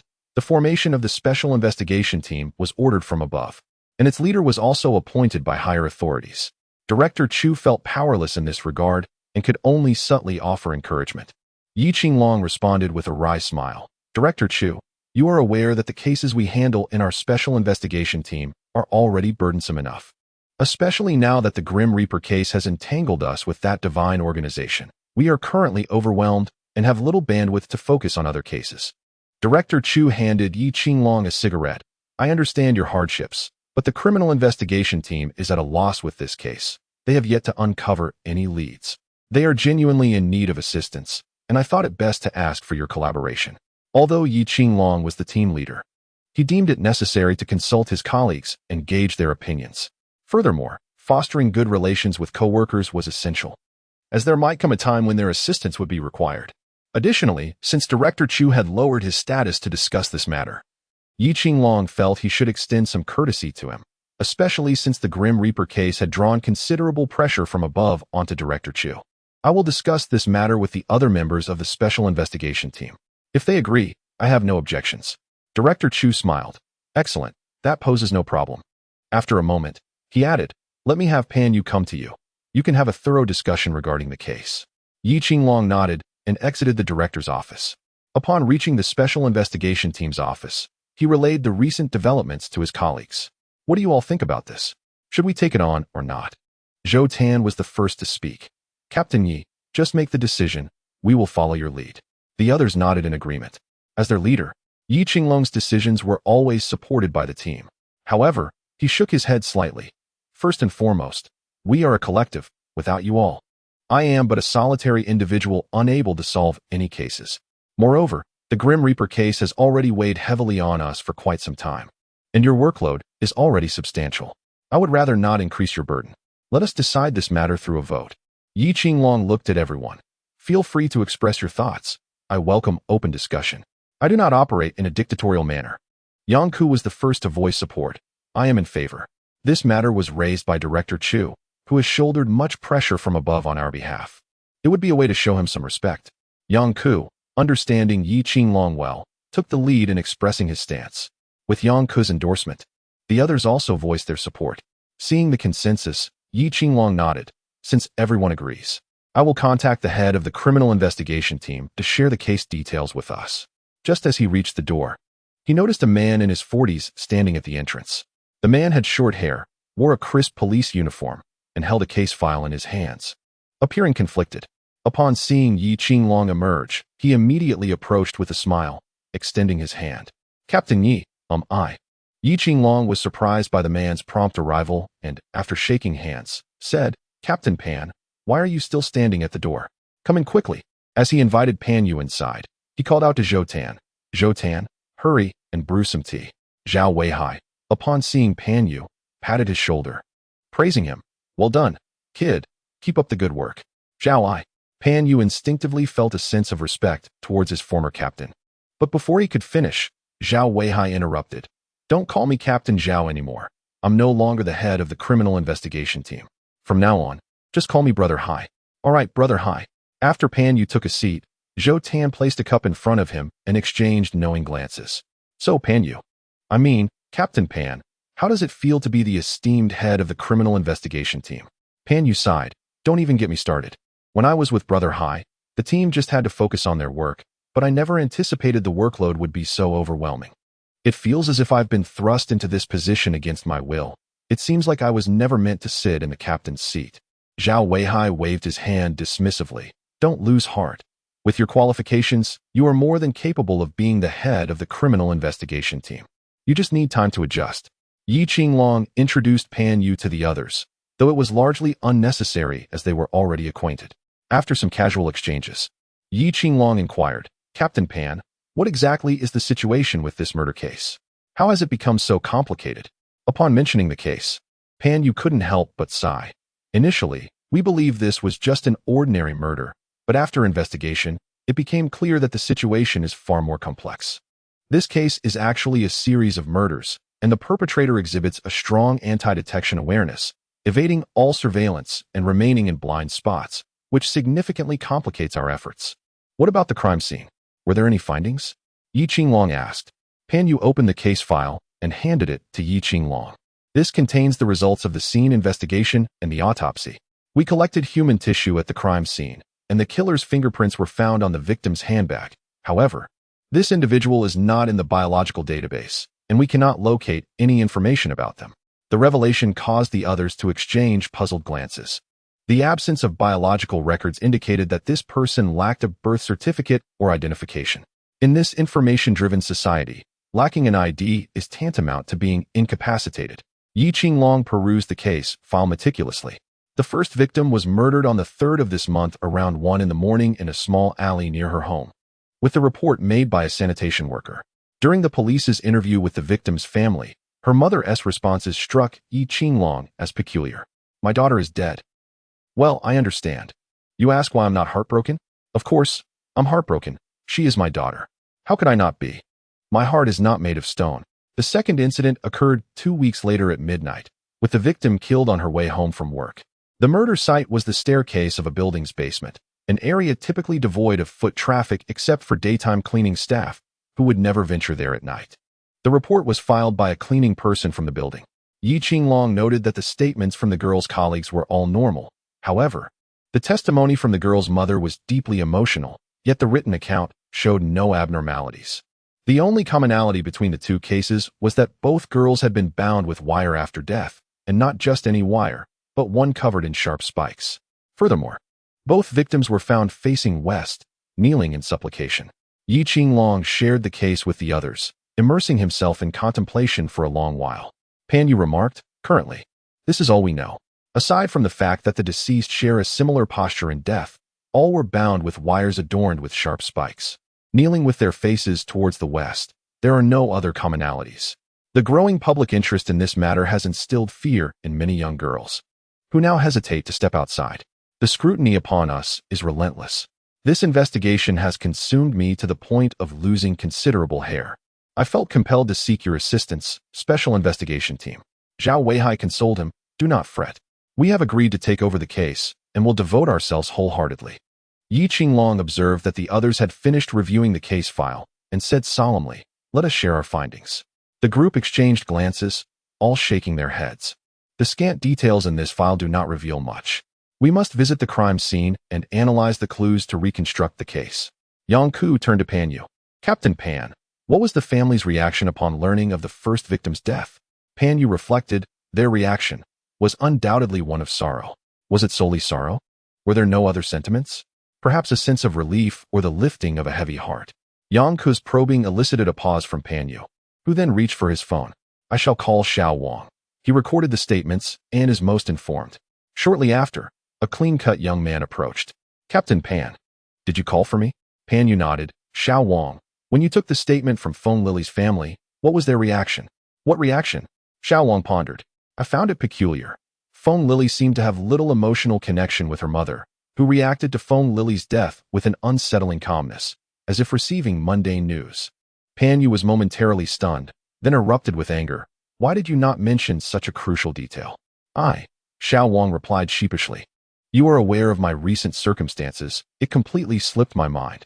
Pan Yu was at a loss for words, his frustration palpable at such a significant clue being overlooked. Yi Qinglong interjected, calm down, Captain Pan.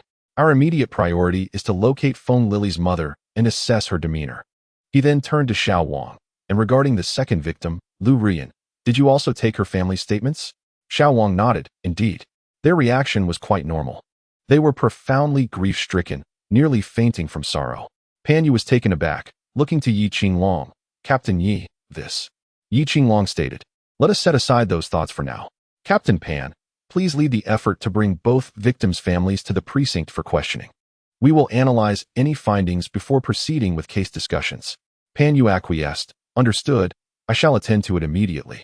Once Pan Yu departed, Yi Qinglong continued. Now, let us return to our own cases. Although we have taken on this serial murder case, we must not neglect our own matters. He glanced at Zhou Zhan. Have you dispatched personnel to monitor Miao Man?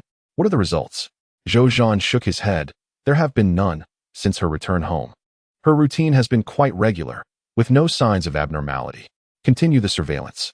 Inform them that there must be no room for complacency. Understood. Yi Qinglong then turned to Yang Ku, who appeared lost in thought. What preoccupies you? Yang Ku snapped back to attention, speaking softly. I sense something amiss. What seems off? Yang Ku retrieved the case file, pointing to the deceased photographs. What does this posture resemble? The group gathered around, staring at the images, puzzled. I know, Zhou Zhan exclaimed, raising his hand. It resembles a plea for forgiveness. Zheng Xiao shot him a disapproving glance. You must be joking. It hardly resembles that. Zhou Zhan flushed, attempting to defend himself, but faltering, finally muttering. With such language, no man will ever want you. What did you say? Zheng Xiao exploded, gripping Zhou Zhan's collar, glaring menacingly.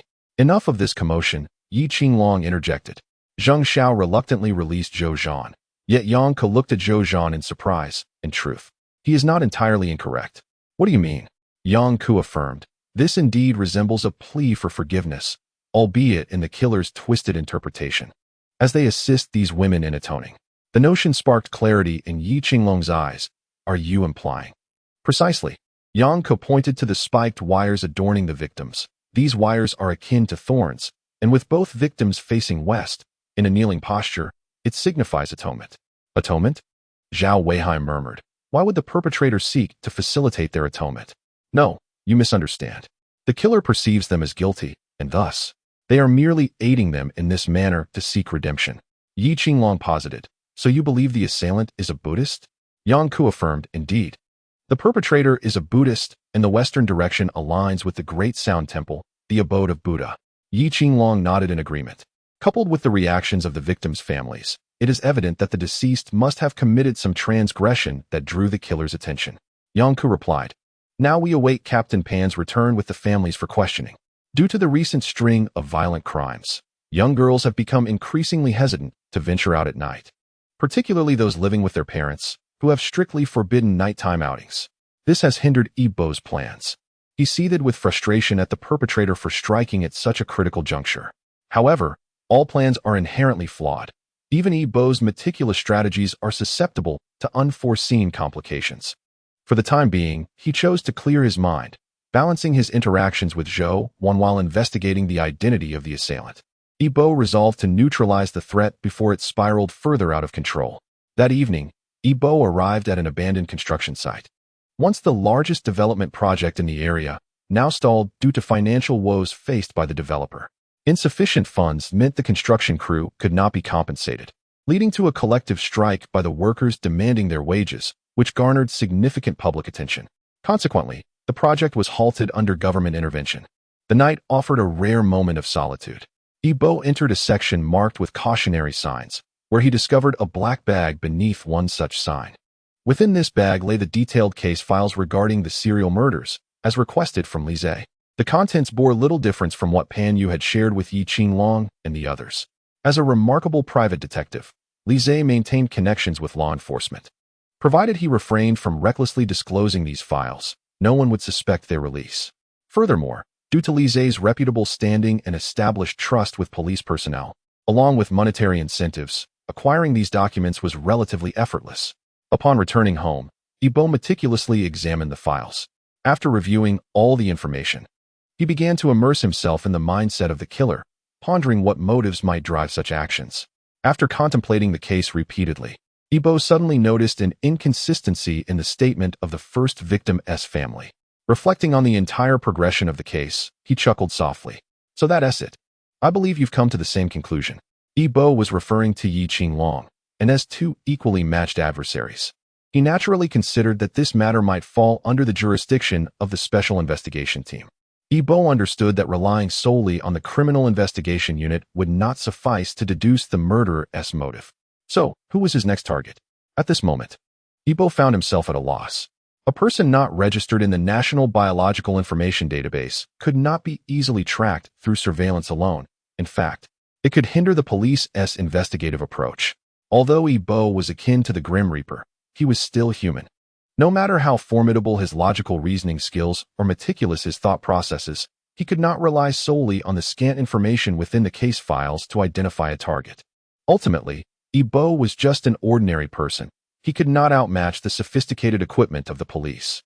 However, his advantage during the commission of his crimes stemmed purely from the fact that he possessed the list.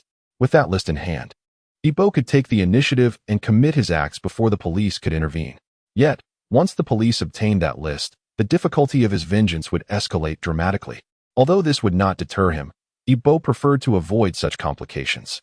He had never intended to oppose the police. His objective was simple: revenge.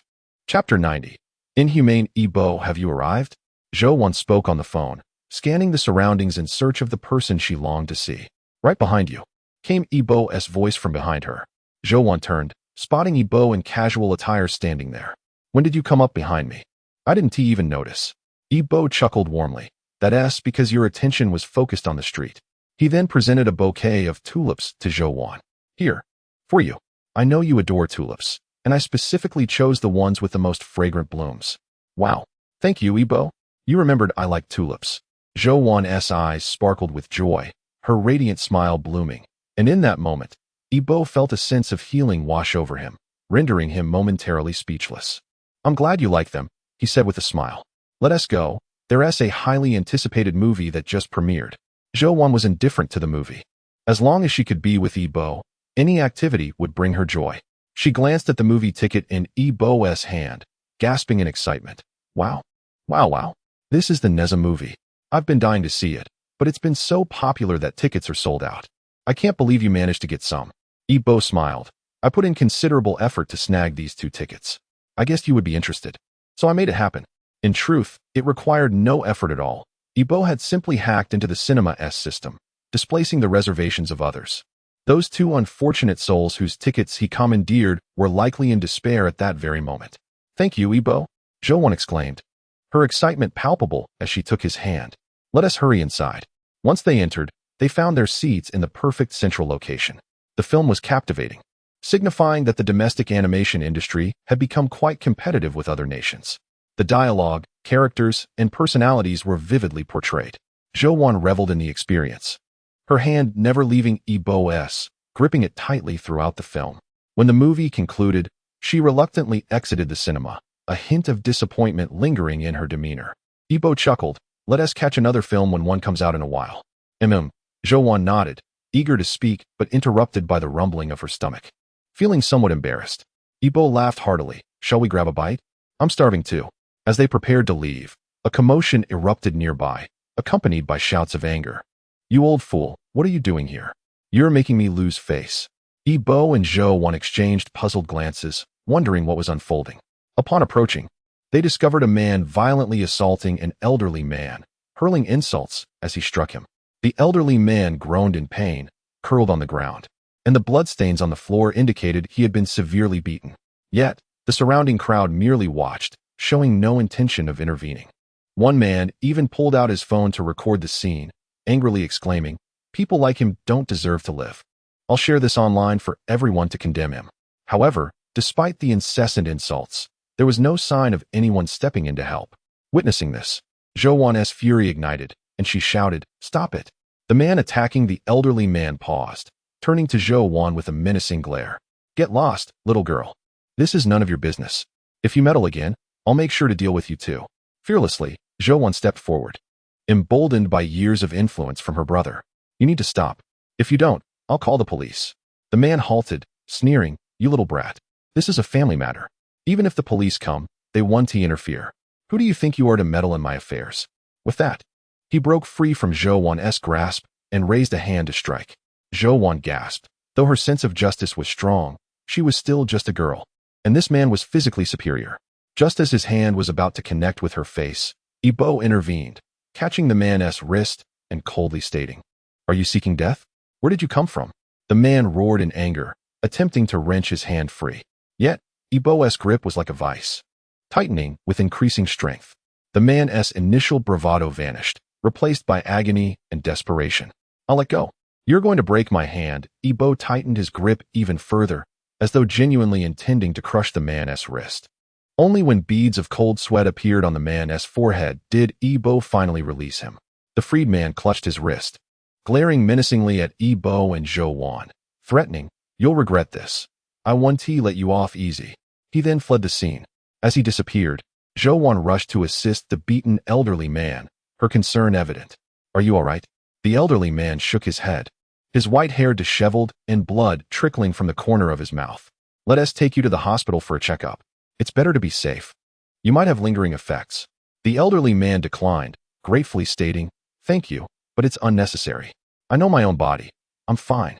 Ebo stepped in, urging, "It's still best to get checked. Don't worry, I'll cover the expenses."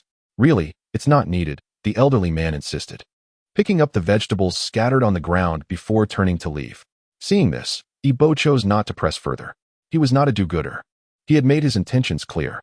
However, since the elderly man was adamant about not going to the hospital, there was little Ebo could do. He couldn't forcibly drag someone to the hospital for a checkup, as that would not only fail to help, but might also raise the elderly man's suspicions, resulting in adverse effects. Zhou Wan watched the frail figure of the elderly man limping away, her eyes glistening with unshed tears. From the moment that man spoke, it was apparent that the two were clearly mother and son. Why would he treat his mother in such a manner? What deep-seated animosity could exist between them that would lead to such violence? Just as Ebo was about to speak, his peripheral vision caught a fleeting glimpse of a familiar figure in the corner. How strange. I must be imagining things. Who could that person be? Chapter 91. Dare to disrupt my plans. I shall take your life. Upon returning to the special investigation team, Pan Yu was approached hurriedly by Yi Qinglong, who inquired, "What did you find out?" After extensive questioning, it appears that both Feng Lili and Lu Ruyan have troubled relationships with their families, Pan Yu replied, lighting a cigarette. Feng Lili has been aimless since childhood. After graduating from middle school, she mingled with unsavory characters and has had 3 recorded abortions. Her mother frequently reprimands her. But to no avail, Feng Lili continues her reckless ways, and it is not uncommon for them to come to blows. Moreover, Feng Lili's mother has attempted to sever ties with her on multiple occasions, but others have always intervened. He continued, as for Lu Ruyan, she suffers from a princess syndrome despite lacking the fortune that typically accompanies such a title. Her family was once well off, but Lu Ruyan was spoiled by her mother from a young age, spending extravagantly and ultimately succumbing to the toxic influences of online culture, which led her to pursue cosmetic surgery. Her family vehemently opposed this decision, yet she was so willful that she even stole her mother's bank card to fund her procedures. Now, the family's finances have nearly been depleted due to her extravagance. Pan Yu sighed. In both cases, the common thread is a rift between the children and their parents. For instance, Feng Lili's mother displayed little sorrow upon hearing of her daughter's death, while Lu Ruyan's parents were indeed saddened, as she was their daughter. But their grief was fleeting. Yi Qinglong turned to Yang Ku. "It's your turn now. Share your insights." All eyes turned to Yang Ku, who pondered for a moment before stating, "These 2 cases reveal irreconcilable conflicts between the victims and their relatives, resulting in a lack of profound grief from the families after the deaths. The perpetrator, having witnessed these conflicts, perceives the actions of the children towards their parents as unfilial." After a pause, Yang Ku continued, "From a psychological standpoint, the perpetrator's actions can be seen as a form of retribution." Retribution? The others appeared puzzled. Why would it be considered retribution? Isn't that merely selective killing? Yang Ku shook his head. "I suspect the perpetrator had a confrontation with their family, only to experience a moment of regret at the last moment, leaving them haunted by unresolved feelings. They may have channeled this regret into harming those whom they perceive as being ungrateful to their parents. Furthermore, I theorize that the perpetrator's spree will not end with these 2 individuals. There will certainly be more victims." Yi Qinglong nodded and addressed Pan Yu. "Team Pan, you must remain vigilant during this period. Ensure your team is cautious. This perpetrator is ruthless. If encountered, do not confront them directly. Always operate in pairs." Pan Yu, maintaining a serious demeanor, acknowledged, "Understood. I will make the necessary arrangements." "Wait," Yi Qinglong instructed, turning to Zhou Tan and Zhao Weihai. "You 2 should bring a few more individuals to assist Team Pan." Once Pan Yu departed, Yi Qinglong fell into deep contemplation. Noticing this, Yang Ku approached him with concern. "What troubles you? What are you pondering?" Yi Qinglong furrowed his brow. "Why is this individual absent from our biological gene database? With today's technological advancements and corresponding measures, How could such a person exist? What are you implying? Yang Ke discerned an underlying meaning in Yi Qinglong's words. Consider this. Such a person must have attended school from birth, engaging in education, living, working, and even visiting internet cafes, all of which require identification. In our society, living without identification is nearly impossible. How could they survive? Even if they temporarily found a way to evade identification, prolonged exposure would inevitably raise suspicions. Yang Ke grasped Yi Qinglong's implication. Are you suggesting that this perpetrator is affiliated with the divine organization? Yi Qinglong nodded. Precisely. Could they be a member of the divine organization? Yang Ke sighed. Are you feeling a bit paranoid? This is clearly a series of heinous murders. How could it possibly relate to the divine organization? You're overthinking this. Let us hope that is the case. Yi Qinglong gazed out at the falling leaves, lost in thought. Yibo spent the day accompanying Zhou Wan, who reluctantly returned home late at night. He realized that Zhou Wan had completely succumbed to her feelings, and he secretly regretted his actions. What would he do if Zhou Wan confessed her feelings to him? Yet, for the success of his plan, Zhou Wan was an indispensable element. No matter how callous Yibo might be, over time, he would inevitably soften under her influence. Regardless, his objective remained unchanged. He would only reveal the truth to Zhou Wan once his revenge was complete. At that point, no matter how Zhou Wan viewed him, he would remain silent. All people and matters must take a back seat to the pursuit of his vengeance. As he reached his floor, Yibo was about to retrieve his key when he heard a faint sound behind him. Instantly on guard, he continued to unlock the door and stepped inside. Once inside, a figure from earlier appeared in the hallway, confirming Yibo's entry. Once he was certain that the hallway was empty, the figure erased all traces of their presence and entered the room. This cautious demeanor did not escape Yibo's notice. Ah, so that's how it is. At that moment, seeing the earlier figure, Yibo's thoughts became clear. Dare to disrupt my plans? I will take your life. At this moment, Yibo's previously genteel facade faded away, replaced by the chilling, malevolent aura of a reaper. The following day, the police station received a report. A corpse was discovered by the riverside in the city. Upon receiving the call, Pan Yu and his team swiftly mobilized, with the Special Investigation Unit rushing to the scene. When Yi Qinglong and his team arrived, the area had already been cordoned off, with officers meticulously processing evidence. What is the situation? Yi Qinglong approached Pan Yu directly. Pan Yu, his expression grave, replied, The deceased is named Zhao Su, a male. The report was made by an elderly gentleman who was out for a morning jog. And the cause of death? Yi Qinglong asked, glancing towards the body where Qin Chuan was performing the autopsy. Let's see if the reporting individual can provide any clues, Yi Qinglong suggested. However, upon meeting the reporting gentleman, disappointment washed over the team. The elderly man was visibly shaken, nearly paralyzed by fear. He could barely stand, and even when seated, his legs trembled uncontrollably. Yi Qinglong sighed. Let us not press him further. We should focus on calming his nerves. As he spoke, Yi Qinglong surveyed the surroundings. The crime scene was located beneath a bridge near the road, where several tattered blankets lay strewn about. What is the story behind those blankets? Pan Yu called over a colleague named Xiao Wang. What can you tell me about the blankets under the bridge? Is it possible someone is living here? Xiao Wang remarked. Captain Pan, these are the abodes of some nearby vagrants. I have already sent someone to verify whether any of them witnessed the events of last night. It seems these vagrants are not to be underestimated. After deep contemplation, Yi Qinglong said, Pan Yu inquired with curiosity. Not to be underestimated? Why is that? Chapter 92. Are you on a date? Yi Qinglong pointed to a bag next to the tattered quilts. This bag? Is there something special about it? Pan Yu picked up the seemingly simplistic bag, which bore a prominent lettered. Yang Ke approached, and with a mere glance, understood why Yi Qinglong had made such a statement. This bag was a limited edition from abroad, reportedly designed by a world-renowned designer commissioned by DS Company. Furthermore, it was not something that could be purchased with wealth alone. One had to be invited by DS Company to have a chance of acquiring it, as it represented the hallmarks of high society.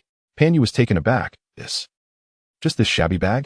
I initially thought the $100 cloth sold by that fruit company for wiping phone screens was outrageous. Yet there's something even more absurd. Yang Ke laughed. Well, now you've seen it for yourself. Indeed, it is truly eye-opening. There is no limit to absurdity, Pan Yu suddenly thought. Since this bag appears here, it is likely that these vagrants have been involved in some form of burglary. However, Yi Qinglong shook his head. Let's pull up the surveillance footage first. I suspect these vagrants are actually wealthy youths in disguise, masquerading as homeless. There are many individuals with such tendencies. Some men even enjoy dressing as women, creating an unsettling ambiguity about their gender. Yet Pan Yu had encountered cases involving such individuals before, so he was not overly surprised and promptly ordered an investigation. Additionally, I suspect these individuals may have encountered some misfortune and we must locate them swiftly. Encountered misfortune? Pan Yu was taken aback, then quickly realized, you mean they must have seen something, and in their panic, they forgot to take this bag with them? Precisely. Yi Qinglong nodded. We must find them quickly. Moreover, they are not alone. If there are multiple individuals, the perpetrator likely had no opportunity to eliminate them all, so one must still be alive. All right, I will arrange for a search immediately. At that moment, Qin Chuan had concluded the autopsy. The time of death was approximately 10 hours prior. The murderer had initially struck the victim's occipital region with a blunt instrument, causing a skull fracture. Furthermore, I noticed drag marks on the victim's legs, indicating that this was likely not the original crime scene. The cause of death was excessive blood loss. Qin Chuan continued, additionally, I extracted some fingerprints and human tissue from the victim's leather jacket. You may take them for identification. Subsequently, Qin Chuan surveyed the scene and coldly stated, I have no further business here. I shall take my leave. After speaking, he turned to gather his equipment and prepare to depart. Everyone had grown accustomed to Qin Chuan's demeanor. Pan Yu smiled wryly. Qin Chuan's abilities are indeed formidable. With his meticulousness, he would excel as a detective. Everyone has their own perspectives. Let's not dwell on that for now. Yi Qinglong patted Pan Yu's shoulder and approached the location of the victim's demise. Yi Qinglong still harbored a question. If this was not the original crime scene, where had the victim been attacked? Moreover, observing the amount of blood at the scene, there were no traces of blood beyond a meter from the victim's body. How had the assailant managed that? Suddenly, Yi Qinglong had a flash of insight. Captain Pan. Upon hearing Yi Qinglong call him, Pan Yu hurried over and asked, What is it? Have you discovered something? You must immediately instruct a search within a 2-kilometer radius centered on this crime scene. The original crime scene should lie within this distance, where there should be significant blood traces.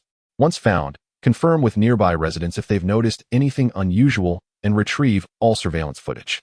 Understood. I will take care of it. In the presence of Yi Qinglong, even the captain of the police force, Pan Yu, found himself sidelined. Not only was Yi Qinglong's rank superior, but the meticulousness of his reasoning was also beyond Pan Yu's capabilities. This endeavor occupied nearly an entire day. Yi Qinglong glanced at the time, realizing it was close to quitting time, and decided against going back to the police station. Yang Ke suggested they go for a drink. Yi Qinglong pondered briefly and replied, Very well, I shall accompany you.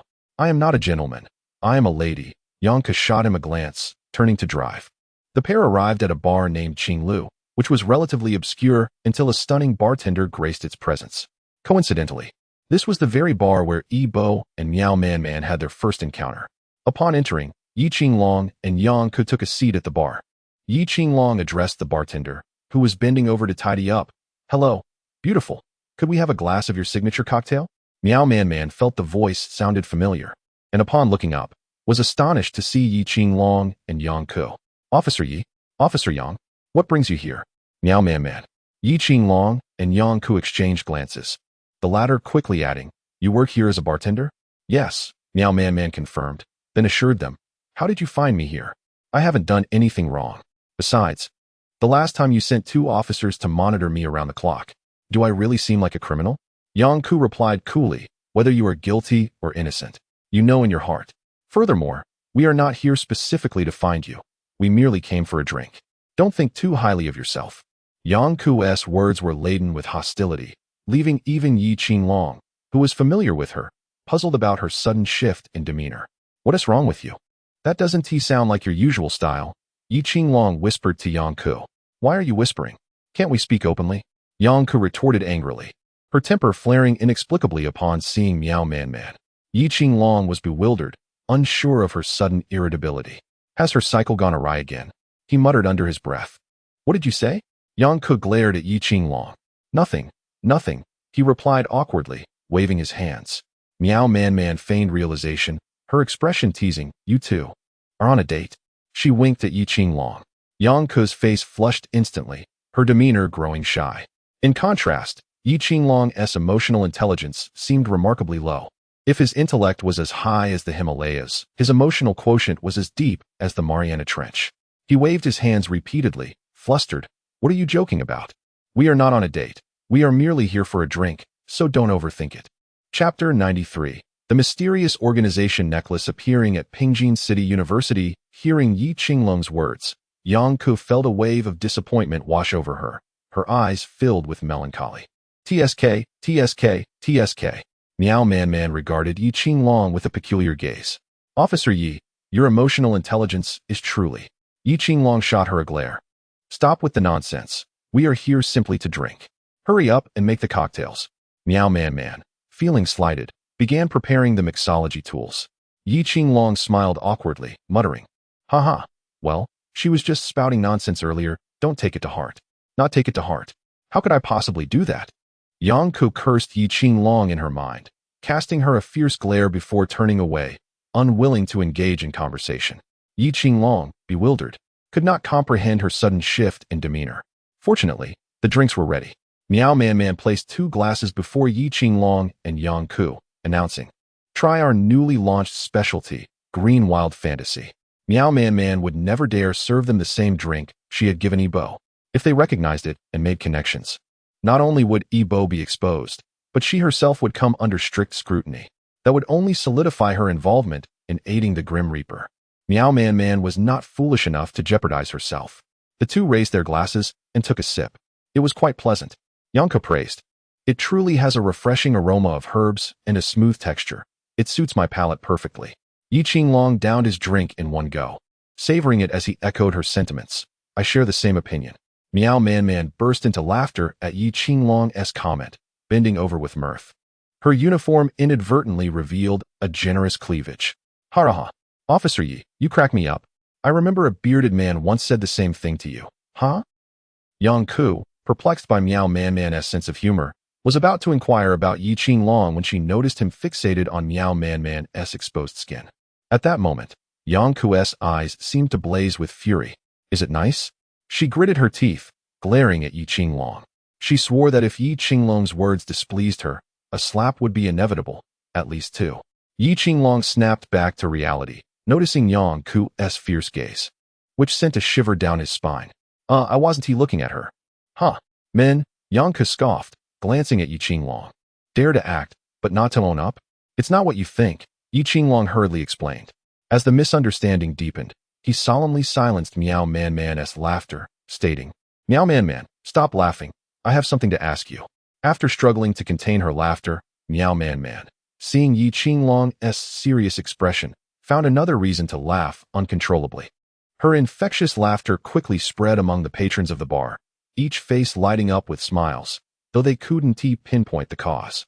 Yi Qinglong, exasperated, signaled Yang Ku to intervene and stop Miao Man. Yang Ku rolled her eyes at him, turning her back in defiance. At that moment, she resembled a jealous vinegar jar. She instinctively glanced down, then at Miao Man, muttering, What is so great about that? Yet, despite her words, envy flickered in her eyes. Yi Qinglong grew anxious, having noticed something and wanting to ask Miao Man, but her laughter showed no signs of abating. Stop laughing. Yi Qinglong slammed his palm on the bar, the resounding noise silencing the entire establishment. Everyone froze. Miao Man abruptly ceased her laughter, staring at Yi Qinglong in bewilderment, unsure of his sudden outburst. Yang Ku sensed something was amiss. Yi Qinglong was not one to act impulsively, indicating he had discovered something. With that thought, she set aside her jealousy, deciding to confront Yi Qinglong later. Disregarding the disapproving gazes from others, Yi Qinglong pointed at the necklace adorning Miao Man's chest, asking, Where did you get that necklace? Miao Man looked down in confusion. I found it. What's wrong? The chain was silver, linking to a crystal that bore a cloud-patterned emblem within. I thought it was quite beautiful and well-crafted, so I decided to wear it. Is there a problem? Realizing the gravity of the situation, Miao Man added softly, Officer Yi, if you like it, I can give it to you, but I truly found it. I didn't steal or snatch it. Yang Ku, upon seeing the emblem on the necklace, gasped in shock. This is... Yi Qinglong and Yang Ku exchanged glances, and she instructed Miao Man. Take off the necklace. Let me examine it closely. All right. Meow Man Man reluctantly complied, knowing she could not keep the necklace under the scrutiny of their expressions. She removed it and handed it to Yang Ku, who scrutinized the emblem within the crystal and nodded affirmatively. It's that emblem, no doubt. Both felt a name surface in their minds, the divine organization. Yi Qinglong murmured, why? Is it possible that their emblem is not solely a tattoo? Why would they inscribe it on a necklace? He turned to Meow Man Man with a dangerous glint in his eyes. Where did you find this necklace? Meow Man Man stammered, realizing that Yi Qinglong had refrained from arresting her thus far due to a lack of evidence. However, he could still detain her for a few weeks if he wanted. Meow Man Man felt unfortunate. Who would have thought such a trivial necklace would attract their attention so intensely?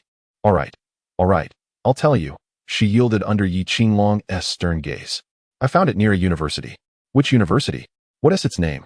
Meow Man Man weakly replied. Ping University. Yi Qinglong muttered, Pingjin University? Why would it be there? What were you doing at Ping University? I was all alone in Pingjin City, feeling increasingly isolated. So I went there to soak in the youthful atmosphere, Meow Man Man explained, pouring herself a drink. That day, coincidentally, there was an event organized by the students. And I wanted to join in the fun, but I ended up discovering this necklace in a corner. Chapter 94. The Ping University Dismemberment Case. Speaking of Ping University, one cannot overlook the infamous Ping University dismemberment case from 2 years ago. The incident stirred quite a commotion in Pingjin City. A female student, Yang, was brutally murdered. Her body was cooked and dismembered into over 2,000 pieces. However, only a portion was recovered, while the rest remains missing. The public was left aghast, denouncing the perpetrator's cold-bloodedness and cruelty. The Pingjin City Public Security Bureau promptly organized a special task force to search Ping University and conducted a thorough investigation in concentric circles around it. After some time, the case turned into a cold one. Nevertheless, the police did not abandon the pursuit of the truth, and the case was not subject to any statute of limitations. They speculated that the perpetrator was likely a butcher or a doctor due to the meticulous and clean manner in which the body parts were arranged, indicating that only someone with exceptional knife skills could accomplish such a feat. Yet, Yi Qinglong and Yang Ku were oblivious to this detail. Unable to contain his excitement, Yi Qinglong immediately asked Meow Man Man, where did you find it? Take us there. Now, Meow Man Man protested, please, Officer Yi, I'm still on duty. Moreover, it's dark outside. What could you possibly see? I'll say it again, take us there. Otherwise, you will accompany us, Yi Qinglong insisted, enunciating each word. Yang Ku also stated, this matter is of great importance. I kindly ask for your cooperation. Although Meow Man Man was reluctant, she had no choice but to comply with their demands, as she did not wish to visit the police station. And this case had no direct connection to her or the specter of death. Please wait a moment. I will inform my boss and then escort you, she said. A few minutes later, Meow Man Man followed Yi Qinglong and his companion into the car. Under Meow Man Man's guidance, the trio arrived at the southern wall of Ping University. Meow Man Man alighted from the vehicle and surveyed her surroundings. If we proceed a bit further, there should be a corner where I found it, she remarked. The car drove a few hundred meters forward, and indeed, they encountered an inconspicuous corner not far from the intersection, where a surveillance camera could capture the scene. Yang Ku approached Meow Man Man and inquired, are you certain this is the spot? Of course, I am sure. At that time, those university students were holding an event. I came from that intersection and encountered them. There were too many of them, so I had to stand at this corner to let them pass. And that's when I noticed the necklace, Meow Man Man explained.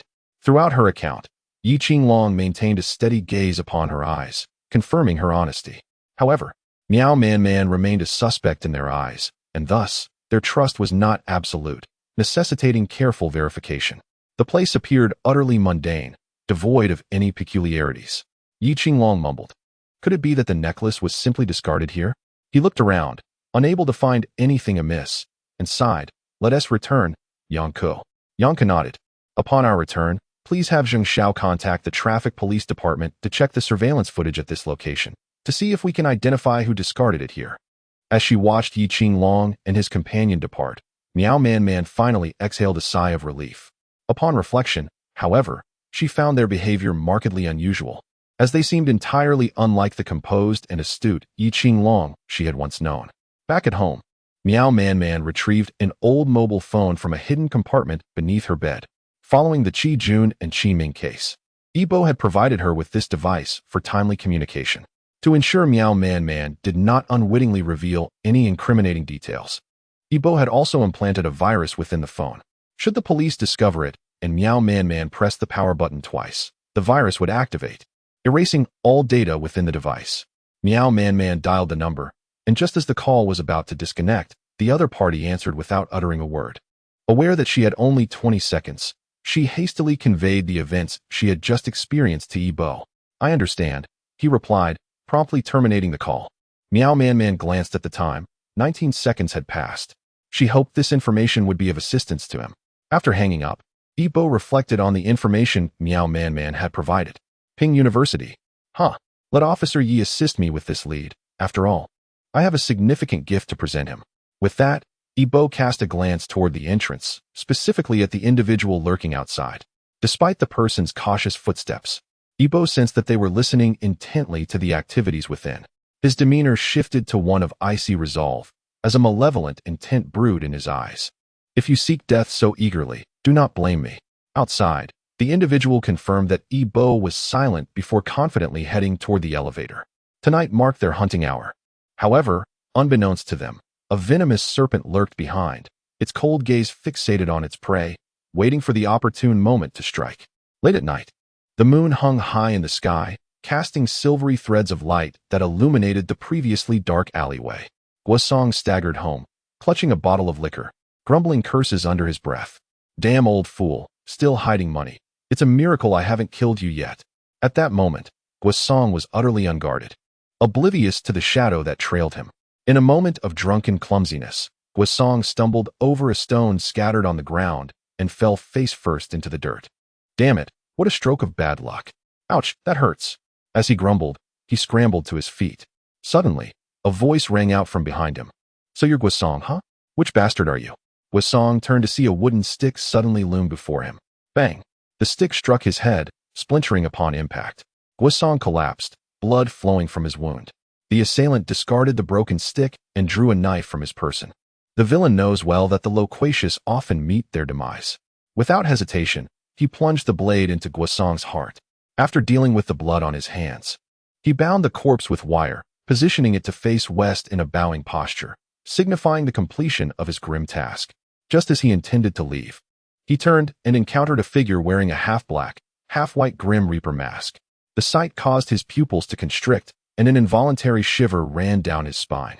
Chapter 95. By Tion's Past Under the Moonlight. The Grim Reaper mask emanated an unsettling aura, its cold eyes fixated on Bai Tian. Before a word could be uttered, Bai Tian felt his legs weaken with fear. "Why you? Grim Reaper, what do you want?" He stammered, his teeth chattering. What do I want? Why? To kill you. Of course, the Grim Reaper replied, each word striking Bai Tian's heart like a lethal arrow. Cold sweat beaded on Bai Tian's forehead as he stammered. "I haven't wronged you. Why do you wish to kill me?" "Enough with the useless chatter," Ebo scoffed, harboring deep resentment for Bai Tian's interference with his plans. To Ebo, Bai Tian was expendable. The number of lives Bai Tian had taken held no significance to Ebo. His only concern was the disruption Bai Tian caused. Ebo advanced step by step toward Bai Tian, the Grim Reaper mask on his face seeming to curl into a sinister laugh. "Wait," Bai Tian exclaimed in panic. "I have crucial information for you. If you kill me, you'll never learn the identity of the Western King." Upon hearing Western King, Ebo halted his advance. "You know the Western King?" Yes. I know who the Western King is, but you must swear not to kill me first," Bai Tian pleaded, trembling as if standing on the edge of a precipice. Ebo had recently eliminated the Eastern King from the Divine Organization, and the Northern King was next on his agenda. The greatest source of his frustration was the Western King, shrouded in mystery, with no information about him to date. Bai Tian's offer of information regarding the Western King was a most unexpected boon. Ebo regarded him coldly and commanded, "Come with me." Bai Tian followed in trepidation, fully aware that escape was futile, for Ebo had him firmly within his grasp. Unbeknownst to Bai Tian, Ebo's true identity was that of his neighbor. Even if Bai Tian attempted to flee, Ebo was confident he would return home, for in times of fear, individuals instinctively seek the safety of their homes, the place they deem most secure. After some time, Ebo emerged from a dilapidated pipe, casting a glance back at the lifeless Bai Tian. He coldly remarked, I did vow not to kill you, but I have never been one to honor my promises. The following day, a call to the police station reported the discovery of a body at 13 Jintong Road. Upon arriving at the police station, Yi Qinglong and his colleagues received news that compelled them to spring into action. However, before they could reach the entrance, a police officer jogged towards them, exclaiming, "Captain Yi! Captain Yi, there is a package for you, but it lacks a sender's name." The absence of a signature instinctively caused Yi Qinglong to halt, as it reminded him of a previous package sent by the Grim Reaper, which also bore no identification. Yang Ku and the others paused too, for they regarded the case of the Grim Reaper as paramount. Yi Qinglong accepted the package from the officer's hands. "Zhou Tan, Yang Ku, you and Brother Hai should head to the scene and assist Captain Pan," he instructed. Zhou and Yang complied and drove off, while Yi Qinglong took the package to his office.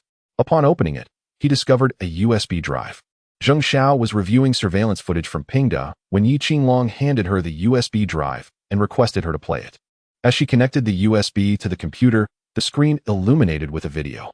On it, a man clad in black knelt on the ground, his face ashen. "My name is Bai Tian, and today I confess my crimes," he began, unfolding the narrative of his misdeeds. "The recent string of serial rapes and murders were perpetrated by me. I am here to acknowledge my guilt." Beside him, Yibo interjected coldly, "Why did you kill them?" Yi Qinglong and Zheng Xiao exchanged bewildered glances at this revelation. Had the Grim Reaper assisted in capturing the perpetrator, even compelling him to confess? Bai Tian's expression morphed into one of deep resentment. Because they deserved to die, they dared to speak disrespectfully to their own mother, even resorting to violence against her.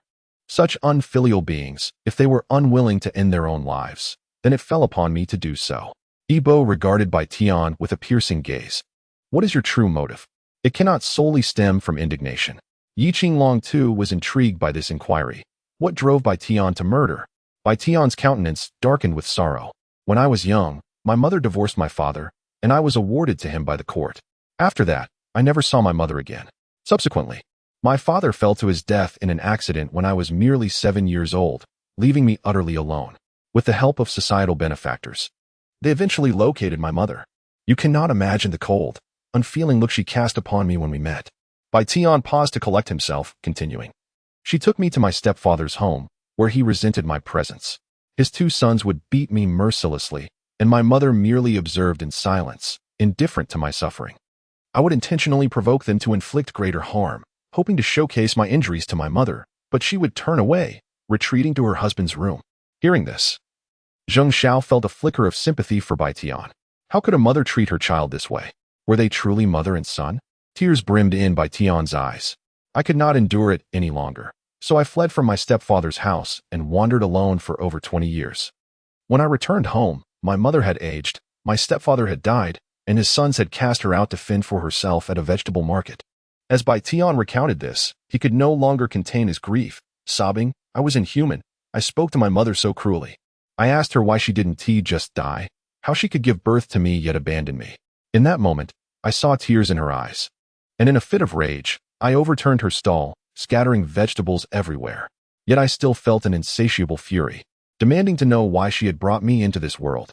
Yi Qinglong lit a cigarette, glancing over at Zheng Xiao, who was wiping away tears. He exhaled deeply, grappling with the weight of childhood experiences that could irrevocably shape a person's life. Bai Tian steadied himself, sharing, "My mother remained silent, and I assumed it was out of guilt.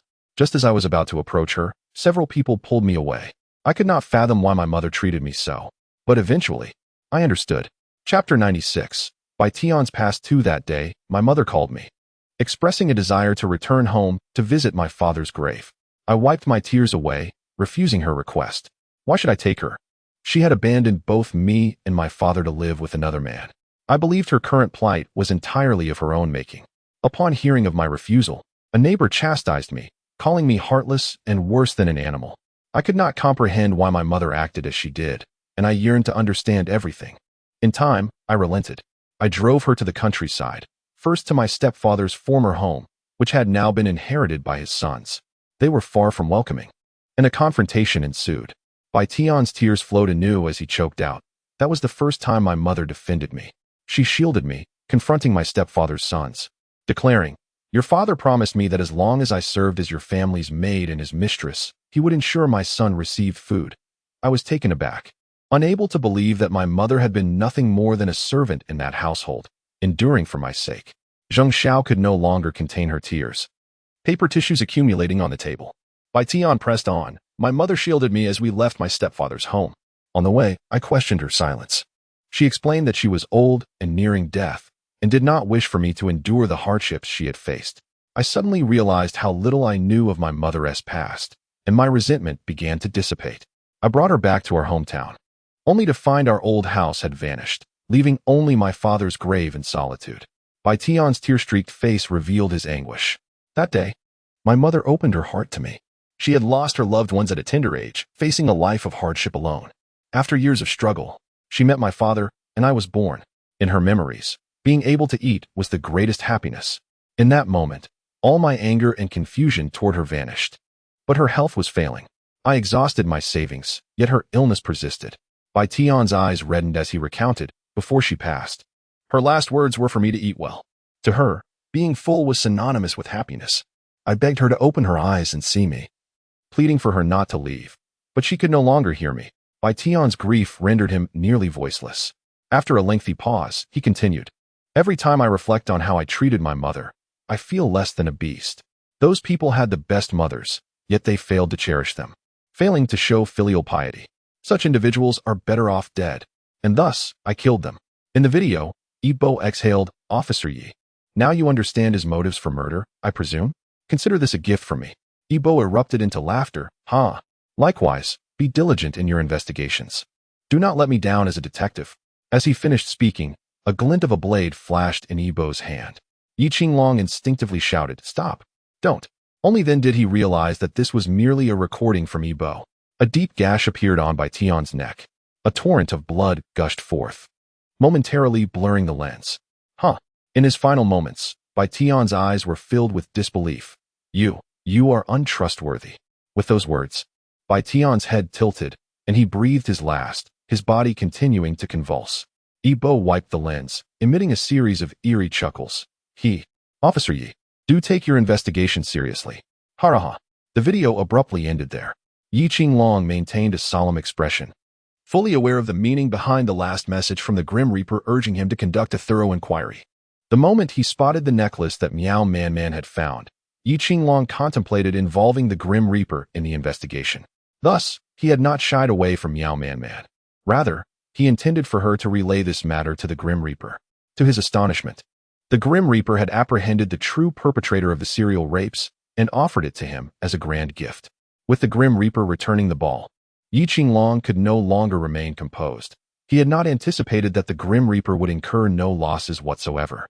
However, the gift from the Grim Reaper was indeed quite fitting, as the murderer was not recorded in their genetic database, compounded by his formidable counter-investigation abilities.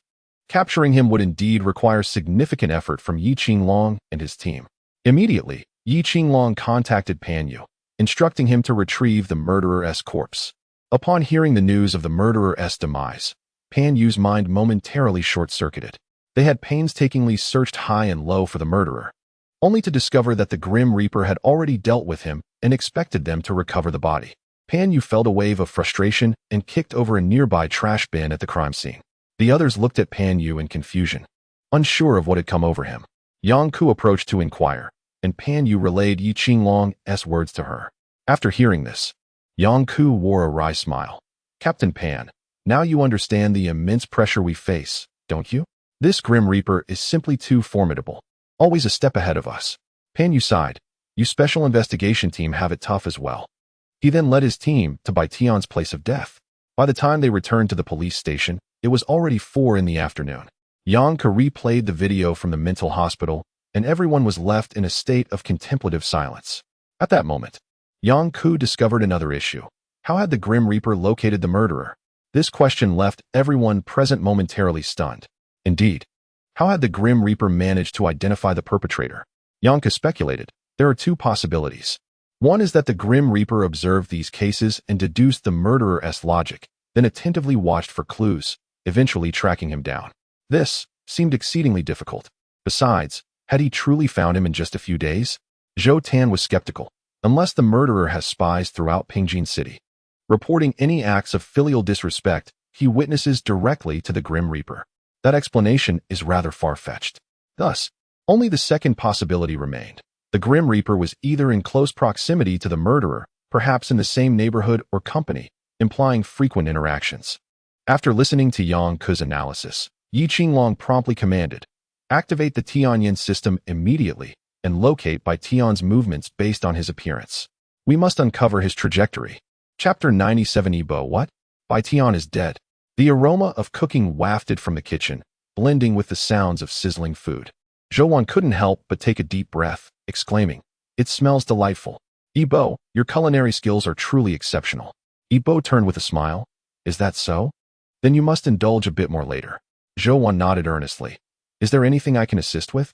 Yibo recalled the first time he had invited Zhou Wan, Zhou Tan, and Tong Tong over, where Zhou Wan had boasted about her cooking skills but nearly set the kitchen ablaze.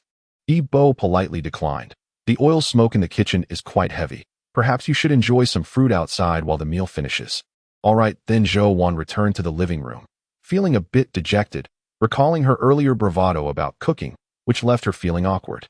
Just as she settled down, there was a knock at the door. She walked over to open it, revealing a bewildered Zhou Tan. "Brother, Wan Wan." They both exclaimed simultaneously, "What are you doing here?" Zhou Wan wore a guilty expression as if caught sneaking a snack. I came to visit Yibo." "Zhou Wan, who has arrived?" Yibo emerged from the kitchen, wiping his hands, and upon seeing Zhou Tan, exclaimed, "Zhou Tan, what a surprise." Zhou Tan glanced between Yibo and Zhou Wan. "You two, are you in a relationship?" "Oh brother, what are you saying?" Zhou Wan stomped her foot, shyly retreating to the living room, leaving Zhou Tan in a daze. Yibo noticed several police officers in uniform meticulously searching Bai Tian's residence across the street. Residents upstairs and downstairs peeked out curiously, murmuring among themselves. Yibo questioned, "What is going on? Did Bai Tian do something wrong? Do you know him?" Zhou Tan scrutinized Yibo. Yibo offered a rueful smile. "I merely know him. We aren't well acquainted. He invited me over for dinner once after moving in about a month ago." "Just acquainted? Why would he invite you over?" Yi Qinglong approached Yibo, inquiring. Yibo turned to Yi Qinglong, smiling. "Oh, it was you. At that time, I found it rather off-putting, but he said distant relatives are not as helpful as close neighbors. I thought, since he is a neighbor, it would be beneficial to maintain good relations in case of future needs, so I accepted." While Yibo spoke, Yi Qinglong scrutinized his eyes, aware that one could often discern truthfulness through them. However, Yi Qinglong evidently found nothing amiss. He then asked, "Have you lived here long?" Yibo nodded. "Indeed. I've been here for quite a while and rarely go out. Officer Yi has visited me. You can ask him." Zhou Tan affirmed, "That is true. My last visit was a couple of months ago." Yibo chuckled. "You visited in August. It's nearly November now. How could you forget so easily?" "Oh, haha." Zhou Tan laughed awkwardly. "Is that so? It's been so long. I've been swamped with work and forgot." At that moment, an officer approached. "Captain Yi. We've completed our investigation." Yi Qinglong nodded at Yibo and stepped aside to listen to the officer's report. "Captain Yi. Bai Tian was well acquainted with the residents above and below.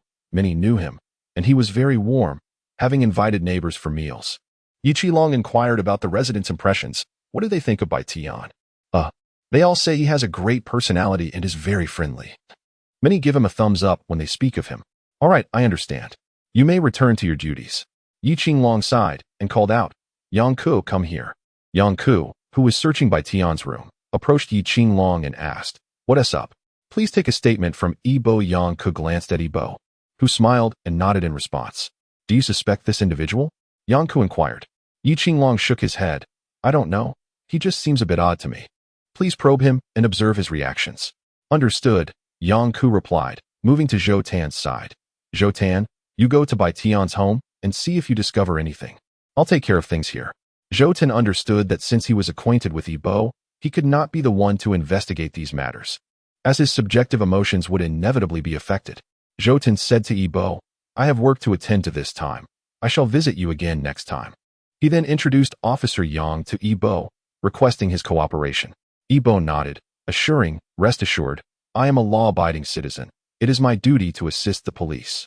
With a smile, Yibo suggested, "Shall we step inside to converse, Officer Yang?" Yang nodded and followed Yibo inside, immediately enveloped by the delightful aroma of the food. How exquisite. I didn't realize Mr. E was such a talented chef, she exclaimed. Not at all, you flatter me. Ibo replied modestly. Zhouwan chimed in. Indeed, Ibo's culinary skills are remarkable. After tasting his cooking last time, I have been unable to forget it. I apologize for the sudden visit, which may have caught him unprepared. Yangku, surprised, asked, Wan, may I call you that? Of course. My brother has always called me that, Zhouwan replied. Yangku then inquired. So, you came uninvited? Mr. E didn't invite you? Zhouwan nodded yes. I brought some dishes as well. I didn't arrive empty-handed, though I may have imposed a bit on Ibo. Ibo laughed. It's no trouble at all. I am delighted to have company, especially since I am alone at home. Yangku turned to Ibo, asking, Could you share your thoughts on your neighbor's daytime demeanor? Ibo pondered for a moment before responding. He is quite affable and possesses a refined disposition. I haven't interacted with him extensively, so my impressions are limited. Yangku recorded Ibo's words and continued. What do you know about his daily routine or occupation? Ibo nodded. He mentioned that he drives a taxi at night and paints during the day. Driving a taxi at night? Yangku frowned, questioning. Surely the daytime clientele is far greater. Why would he choose to work at night? Did you not find that suspicious? Suspicious? Why should I question how he chooses to live? It is his prerogative, and I have no right to interfere. Besides, it is a matter of his privacy. Why would I doubt it? Ibo replied with a smile, leaving Yangku momentarily speechless. Curiously, Ibo asked, by the way, what has happened to him during the day? Where is he now? Yangku looked at Ibo, enunciating each word. He has passed away. Dead. He is dead? Ibo's eyes widened in disbelief as he stared at Yangku. Chapter 98. The organization, clue of the necklace. Ibo escorted Yangku to the door, smiling. Take care, Officer Yang. Zhouwan playfully added from behind. If you have the chance, you must try Ibo's cooking. It is truly delicious. Yangku smiled. Absolutely. If the opportunity arises, we will certainly come to sample your culinary delights, Mr. E. You won't mind our visit, will you? Not at all. I would be thrilled to have you both. After all, how many people have the opportunity to befriend the police? Ibo laughed heartily. Yi Qinglong awaited at the entrance. Casting a knowing glance at Ibo, don't worry, we will come. Dismissed. Yi Qinglong commanded, and the officers quickly gathered their tools and descended in an orderly fashion. Zhou Tan lingered to speak with Zhouwan. After dinner, return home. Understood? Got it, brother, Zhouwan murmured, her cheeks flushed. Zhou Tan shot Ibo a warning glance.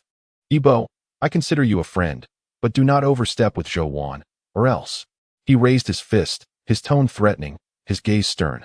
Ibo chuckled. Come on, Officer Zhou. Do you really doubt my character? Zhou Tan contemplated, acknowledging that after spending time with Ibo, he found him trustworthy. I hope so, he concluded, following the police team downstairs. After Ibo closed the door, a mischievous glint appeared in his eyes as he watched the departing officers. Zhouwan reverted to her carefree self, exclaiming, Oh no, we've taken so long that the food will get cold. Don't worry, I'll just reheat the dishes. Ibo reassured her. Inside the police station, Yangku took a sip of her coffee, pondering, Do you suspect him? Yi Qinglong nodded, then shook his head. I can't be sure. He was present during the Zhuolan case, and this neighbor South residence is so close, just across the hall. The likelihood seems slim. Yangku considered for a moment. That is true, but what will you do next? I'll have someone retrieve the surveillance footage from that floor. Let us review it. The incident occurred last night, and if the footage has been tampered with, Ibo's suspicion will remain unshaken. And if it hasn't been tampered with? If it hasn't been altered? Yi Qinglong mused. Then we should seek another opportunity to probe him further. At that moment, Zheng Xiao interjected. Captain Yi, we've found something in the surveillance. That was quick. Yi Qinglong exclaimed, eager to see the footage. Zheng Xiao displayed the video from the previous night, showing the neighbor opening the door, quietly closing it, and pressing his ear to Ibo's door, listening intently for several minutes before stealthily departing. The footage abruptly ended at that point. Yi Qinglong queried, Why didn't it continue? Zheng Xiao replied, Captain, the subsequent footage is the same. No one else appeared. Not even Ibo? Zheng Xiao shook his head. Yi Qinglong's expression turned uncertain as he pondered. Could it be that I was mistaken? Yangku approached to console him. Stop overthinking it. If you truly believe in your perspective, let us confirm it. He wouldn't refuse our invitation to visit, would he? She winked at Yi Qinglong. Yi Qinglong sighed. I suppose that's the only option. He then turned to Zheng Xiao. How is the surveillance from Ping University coming along? Zheng Xiao lamented, Captain Yi. Reviewing a month's worth of video is quite overwhelming for me alone. Upon hearing this, Yi Qinglong felt a twinge of embarrassment, realizing he had overlooked the burden placed on his team. I'll find you some assistance. He promptly called Pan Yu. Pan Yu, who had been contemplating how to express gratitude to the task force, immediately brought 5 people along upon hearing Yi Qinglong's request. Captain Yi, you can count on them. The serial murder case had troubled them for quite some time, and it was only due to Yi Qinglong's efforts that it was resolved. Thus, they were deeply appreciative of him and eager to assist. Zheng Xiao wasted no time assigning tasks to each of them, relieved to have help in lightening his workload. Zhao Weihai and Zhou Tan greeted Pan Yu warmly, having noticed Yi Qinglong's serious demeanor as he scrutinized the footage, ensuring no one would dare disturb him. Yang Ku sighed, sipping her coffee, and took out the necklace, hoping to uncover additional clues. What's this necklace? Pan Yu looked on, somewhat bewildered. Have you seen this necklace before? Yang Ku asked him, her gaze filled with uncertainty. Yi Qinglong, snapping back to attention, also looked at Pan Yu. As the entire task force stood in stunned silence, the atmosphere thick with tension. Pan Yu swallowed hard. Why are you all staring at me? Is this necklace a significant clue? Zhao Weihai urged. Enough of the idle chatter. Just tell me where you saw this necklace, when, and where. Make it clear. Pan Yu, sensing the gravity of the situation, responded without hesitation. I noticed this necklace on one of my daughter's classmates. My daughter had invited her over, and she even showcased it proudly. What is the name of your daughter's classmate? Can we still contact her? Pan Yu inquired. Let me call my daughter right away and ask, he said, activating the speakerphone in front of everyone. After a few rings, a sweet voice answered, Hello, Dad. Daughter, I need to ask you something, and I expect you to be truthful, Pan Yu stated. Dad, what is it? She replied. Do you remember your slightly headstrong classmate? You had invited her to our home before. Dad, are you talking about Sun Jiao Jiao? Yes, that's her. Didn't she flaunt her necklace back then? With quite an attitude? It's her, Dad. Why are you asking about her? Has something happened to Jiao Jiao? Pan Yu's daughter questioned, puzzled. That's not your concern. Just give me her contact information and home address. Got it. I'll send it to you right now. After hanging up, Pan Yu soon received Sun Jiao Jiao's contact details. Yi Qinglong decisively instructed, Yang Ku, Zhou Tan, you two come with me. Hi Gu, you and team leader Pan assist in investigating Sun Jiao Jiao's situation at school. After issuing the orders, they began to take action. Chapter 99. A grievous car accident. Sun Shang had grown weary of his daily life as a taxi driver. Every day began and ended the same, leaving home at 7 in the morning to seize the 2-hour commission-free window for more fares. Returning home only around 10 at night after a grueling 14-hour shift. When would this monotonous existence end? As Sun Shang gazed at the 2 young women in the back seat through the rearview mirror, his eyes roamed over their slender figures, stirring feelings long dormant within him. He fantasized about a future where he was wealthy, driving a sports car surrounded by a throng of young women. At that moment, he would be indifferent to their intentions, as long as they fed his vanity and brought him satisfaction. Such was the fantasy of a middle-aged man in his 50s. Alas, dreams remain mere illusions. A sharp insult jolted Sun Shang back to reality. What are you staring at? Take a good look in the mirror at yourself, you balding old man. A heavily made-up woman with large, wavy hair noticed Sun Shang's gaze and shot him a disdainful glance. The woman next to her chimed in mockingly, right? At your age, you should be more realistic.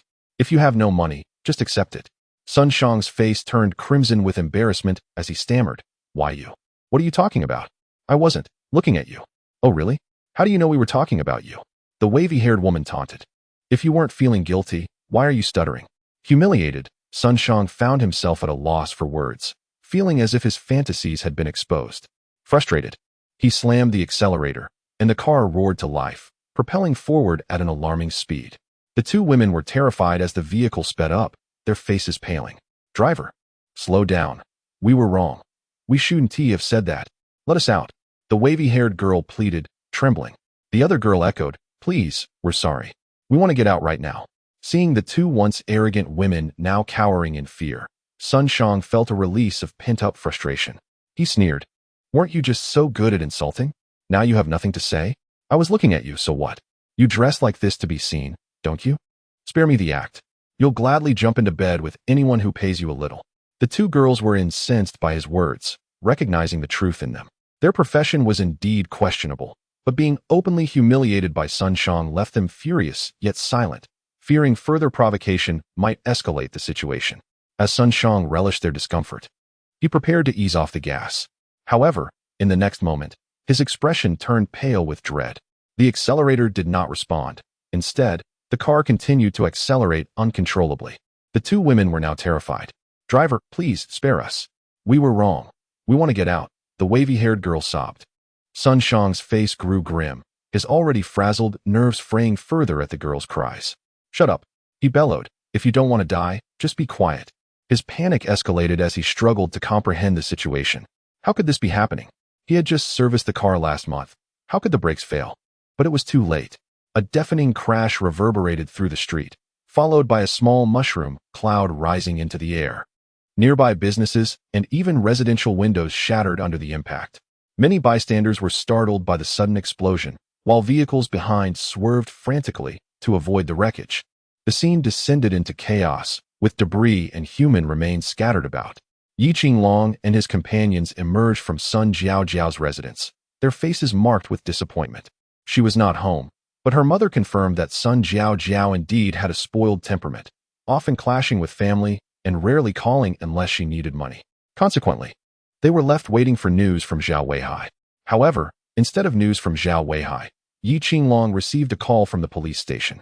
"Team Leader Yi, there has been a massive explosion on Qingqing Road. A car, along with its driver and 2 passengers, has been destroyed. You should come and take a look." "Understood. We're on our way." After hanging up, Yi Qinglong and his team drove to the scene, which was already cordoned off with police tape. "What is going on here?" Yi Qinglong inquired upon seeing Qin Chuan and Zheng Xiao present. Zheng Xiao responded, "Team Leader Yi, the cause of the accident is still under investigation. But the explosion from a vehicle was equivalent to a small C4 bomb, suggesting foul play." The trio was taken aback. Zhou Tan was the first to ask, "Is this a murder?" Zheng Xiao nodded. "Preliminary analysis indicates that, but further testing is required." Yi Qinglong glanced at the chaotic scene. Wasn't there supposed to be 3 victims? What are their names? Have their identities been confirmed? "This has already been established," Zheng Xiao replied, pulling out his laptop. Fortunately, during the explosion, the license plate was blown away, and through searching the license plate number, we discovered that the owner of the vehicle is named Sun Shang. Sun Shang is a taxi driver, and his order system along with the vehicle surveillance system provided information about 2 passengers, one named Lu Qing and the other Wang Xiaoyan. Prior to their demise, the 3 engaged in a verbal altercation, which prompted Sun Shang to accelerate in an attempt to vent his anger. We suspect that the car's braking system had been tampered with, leading to its eventual collision with a nearby guardrail. Zheng Xiao was indeed correct. The footage from the car's surveillance camera is transmitted in real time to the terminal, and this can be easily verified with the rental company. Not far away, in front of the hotel's floor-to-ceiling windows, Ibo coldly observed the scene, thinking to himself, "Another one dead. It won't be long." At that moment, a woman rushed towards the crime scene. The officers immediately intervened. "Ma'am, you cannot enter." Yi Qinglong, hearing the commotion, instinctively turned around and exclaimed upon seeing her, "It's you?" Chapter 100. The Internet Keyboard Warrior. The woman was none other than Sun Jiaojiao's mother, Chunlan. With tears in her eyes, Chunlan disregarded the officer's warnings. "That is my husband. You must let me in." "Let her in," Yi Qinglong urgently instructed the officers. Once inside, Chunlan fell to her knees before Yi Qinglong, pleading, "Officer Yi, I beg you, you must seek justice for my husband. His car was just serviced last month. How could it possibly malfunction? Someone must have set him up." Yi Qinglong helped her to her feet, reassuring her, "Mrs. Chun, please remain calm. We will uncover the truth."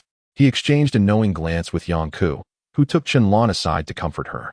Meanwhile, Yi Qinglong continued to examine the crime scene meticulously. Nearby, Qin Chuan, wearing gloves, carefully collected fragments to piece together later. Just then, another vehicle arrived. Zhao Weihai and Pan Yu stepped out, accompanied by a girl with tear-stained cheeks. "She is?" Yi Qinglong inquired of Zhao Weihai. Zhao Weihai explained, "This is Sun Jiaojiao. We found her just as she received a call from her mother, informing her that her father had had an accident. We thought you would want to see her here, so we brought her along." Yi Qinglong nodded and addressed Sun Jiaojiao, "My condolences." Sun Jiaojiao was engulfed in sorrow. The pain of losing a loved one is a universal experience, though she faced it earlier than most.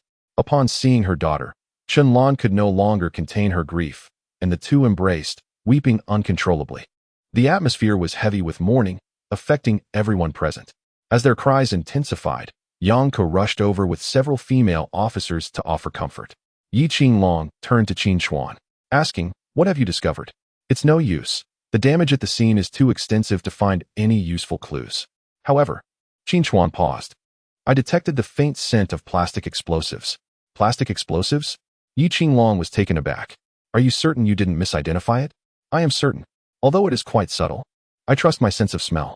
I cannot mistake the scent of polyisobutylene." Yi Qinglong's expression grew grave. "This is troubling. It indicates that someone possesses a significant quantity of C4 within Pingjin City. If these explosives were to be detonated in a crowded area, the consequences would be catastrophic." Yi Qinglong swiftly took out his phone to report this matter to Chief Chu, requesting an immediate citywide lockdown to locate the C4. However, just as he was about to make the call, a message from an unfamiliar number appeared. "The explosives are in the underground warehouse at number 27 Pingyi Road, Officer Yi. You need to hurry." Yi Qinglong momentarily froze, realizing that this message was from the Grim Reaper. Anger welled up within him. He could not directly reveal that the Grim Reaper had provided this information, lest others suspect collusion between them. After all, why would the Grim Reaper disclose the location of the explosives to him and not to anyone else? For now, Yi Qinglong could only subtly guide his colleagues to the location given by the Grim Reaper to uncover the explosives. "Damn it, this is clearly intentional," Yi Qinglong cursed inwardly. He was acutely aware that this case was orchestrated by the Grim Reaper, which further fueled his frustration. That damn scoundrel. Meanwhile, Yi Bo returned to his residence and opened his computer, staring at a post on a web page. The content dated back over a decade. What really happened in the Jiang family massacre in Yongli County? The post was lengthy, exceeding 10,000 words. Clearly crafted by a marketing account aimed at attracting attention and generating traffic. The comments below were filled with outrage, condemning the perpetrator's cruelty and bloodlust. Netizens expressed their indignation, demanding severe punishment for the murderer and justice for the deceased. Recently, this post had resurfaced, and the comments were also the latest responses from the past few days. Without exception, netizens were incensed. Yet, one comment stood out as particularly discordant. Why was the Jiang family exterminated? Surely they must have committed some heinous act to warrant such a fate.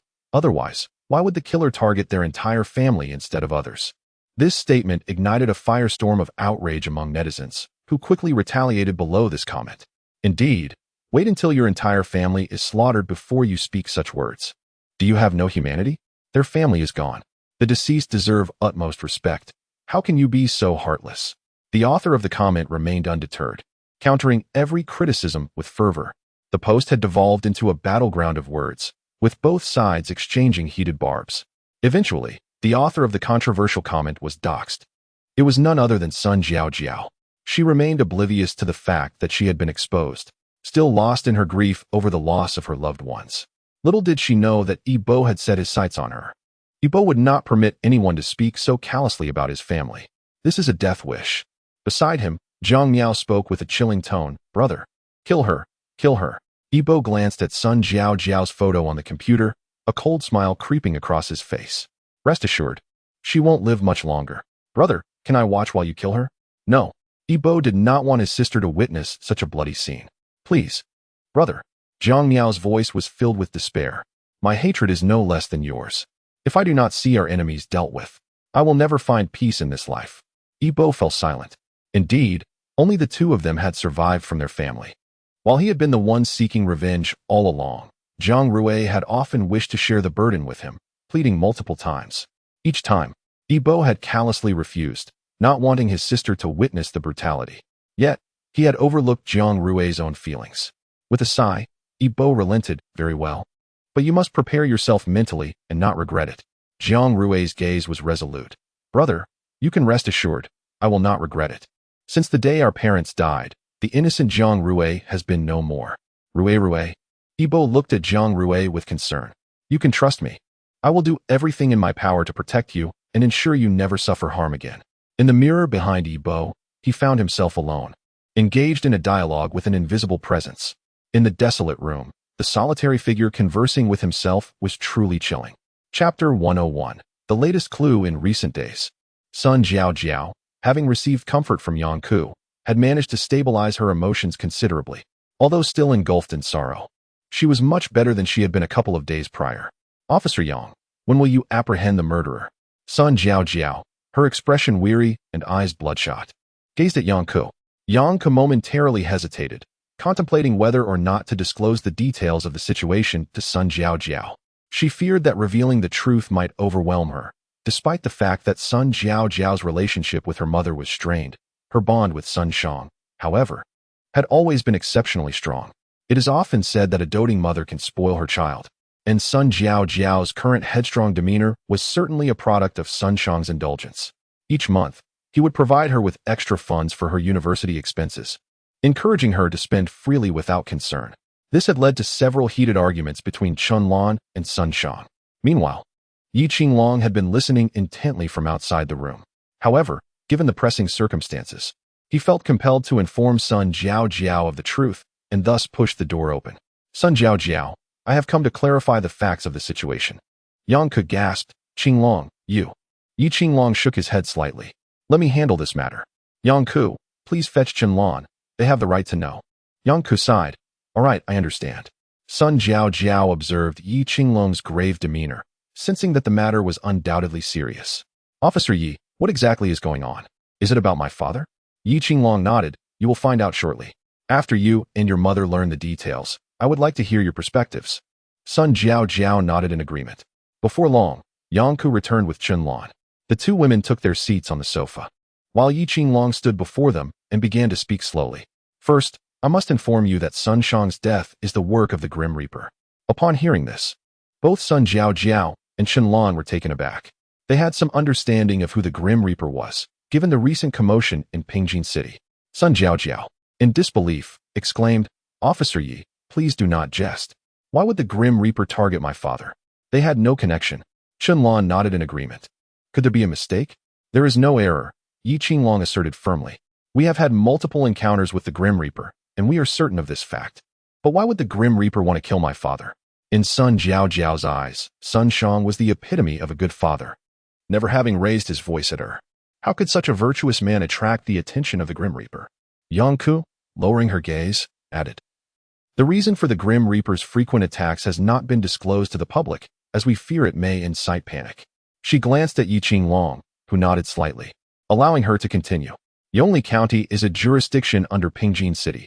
You are aware of this, correct? Sun Jiao and her mother nodded.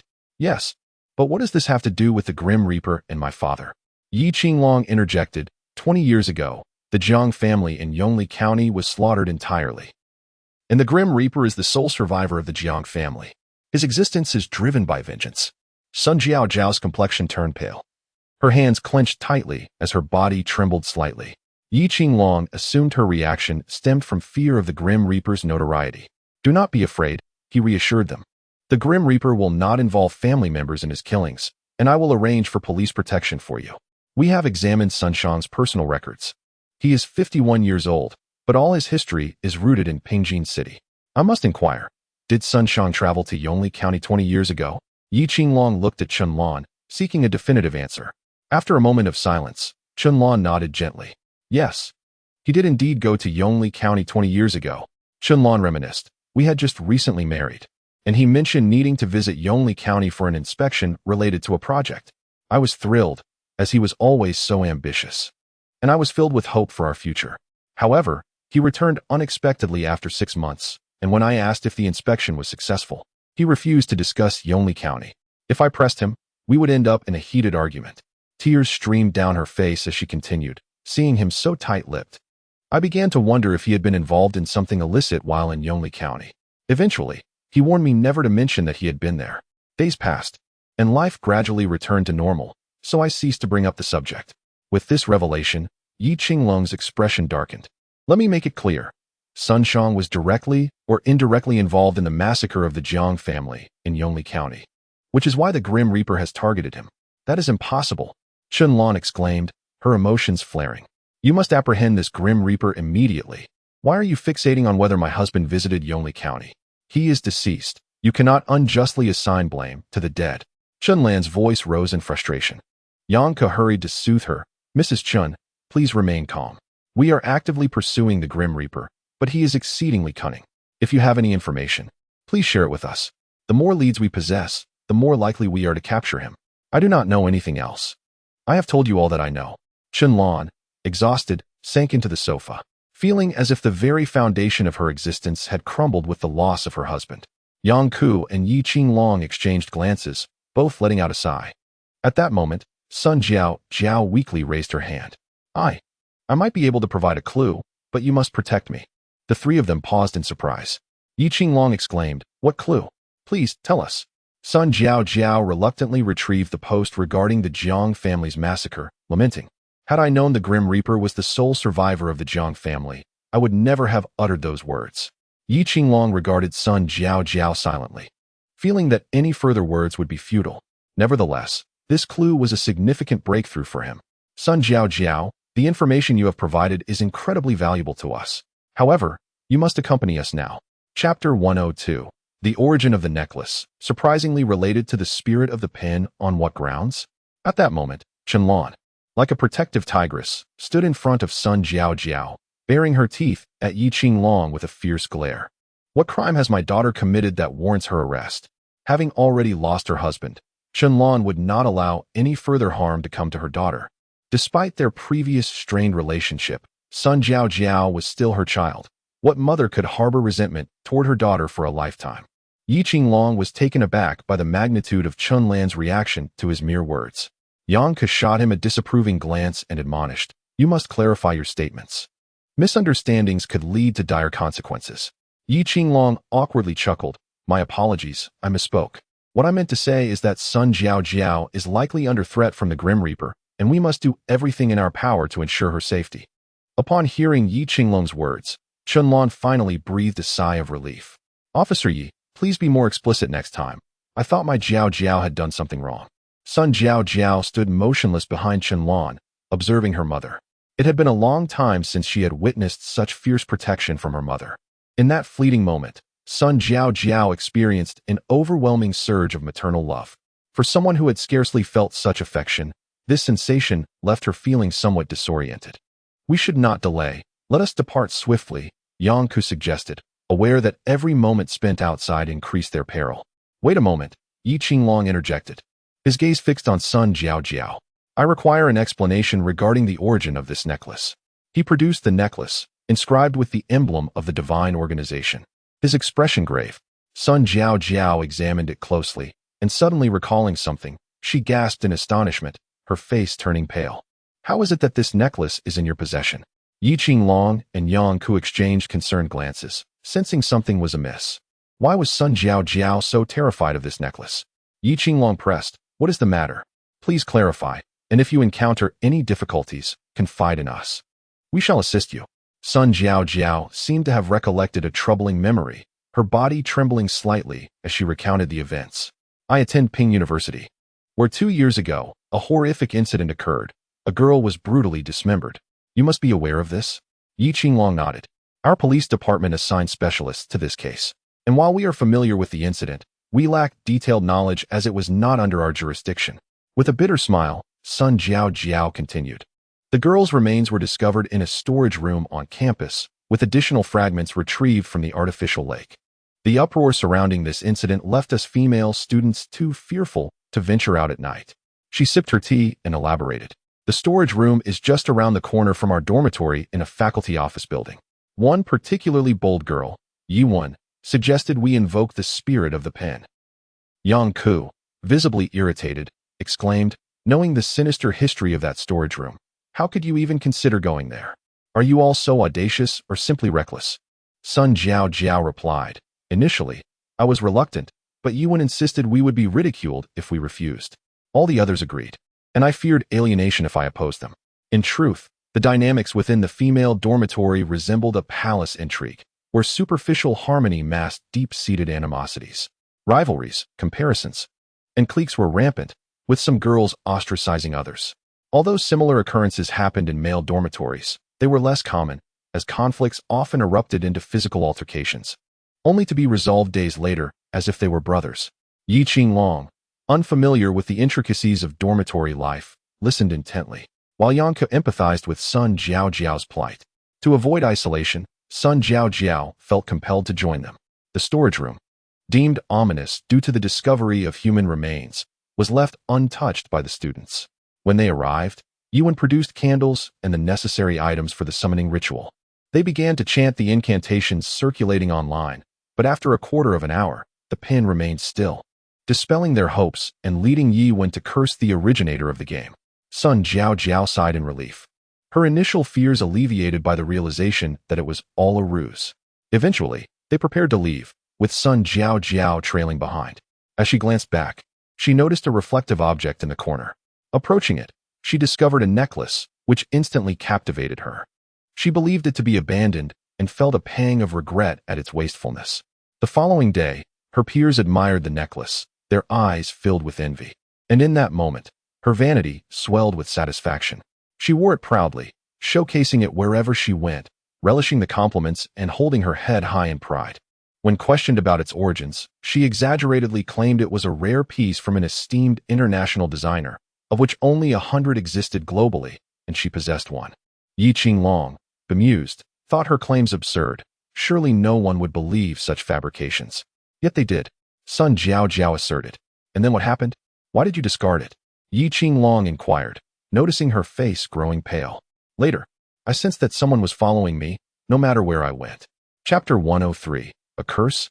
A ghost? Someone following you? Yi Qinglong gasped in alarm. Did you see who it was? What did they look like?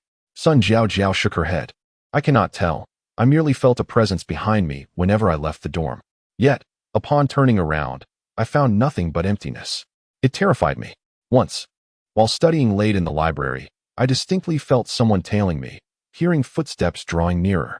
Fortunately, I encountered a classmate, or I might have faced grave danger that night. Fear etched on her face. Sun Jiao continued. I began to suspect it was linked to the necklace. I feared it bore a curse, that anyone who picked it up would be doomed. But Yangko interjected with a light laugh. Your vanity was so gratified by the necklace that you couldn't bear to part with it, could you? Sun Jiao nodded in acknowledgement. Qianlan, upon hearing this, retorted angrily, why did you not confide in your family about such occurrences? Yangko restrained Qianlan, soothingly saying, let us not be irate. I believe Jiao refrained from sharing out of filial piety. As is common, people often share only good news. Qianlan sighed. I simply wish to spare you all from worry. My father works so hard, and I do not want to burden him with my troubles. Yangko praised. Jiao is a good child. Your relationship merely suffers from a lack of communication. With open dialogue, there is nothing you cannot address. Sun Jiao nodded. I wished to keep the necklace, but an incident forced me to discard it. What incident? The others gasped in surprise. It was a weekend when we decided to watch a film. Afterward, it was late, and we returned to the dorm around 10. I saw a shadow standing on our balcony, staring directly at me. Yangku, sensing her distress, enveloped Sun Jiao in a comforting embrace, whispering, do not be afraid. Clearly, that experience had left a profound psychological scar on her. Yangku gently inquired, do you still remember the appearance of that figure? He seemed quite tall, almost as if his head was about to touch the ceiling, dressed entirely in black, and he appeared to be floating. Floating? Yangku and Yi Qinglong exchanged glances, the latter asking, how did you see that he was floating? Sun Jiao answered in unison, our balcony is quite long. He didn't move an inch and just floated from one end to the other. I was terrified. I didn't dare to return to the dormitory for fear that he might kill me. That night, I spent it outside and only returned at dawn. After I got back, I felt increasingly uneasy about this necklace. It seemed as if it was truly cursed, entangling me. So, I discarded the necklace, but, what happened next? The suspense lingered as she continued. The next day, I discovered that the necklace had suddenly reappeared at my bedside. It had already ensnared me. As long as I lived, it would continue to cling to me. Hearing this, Yi Qinglong's first instinct was to conclude that this situation was undoubtedly human-made.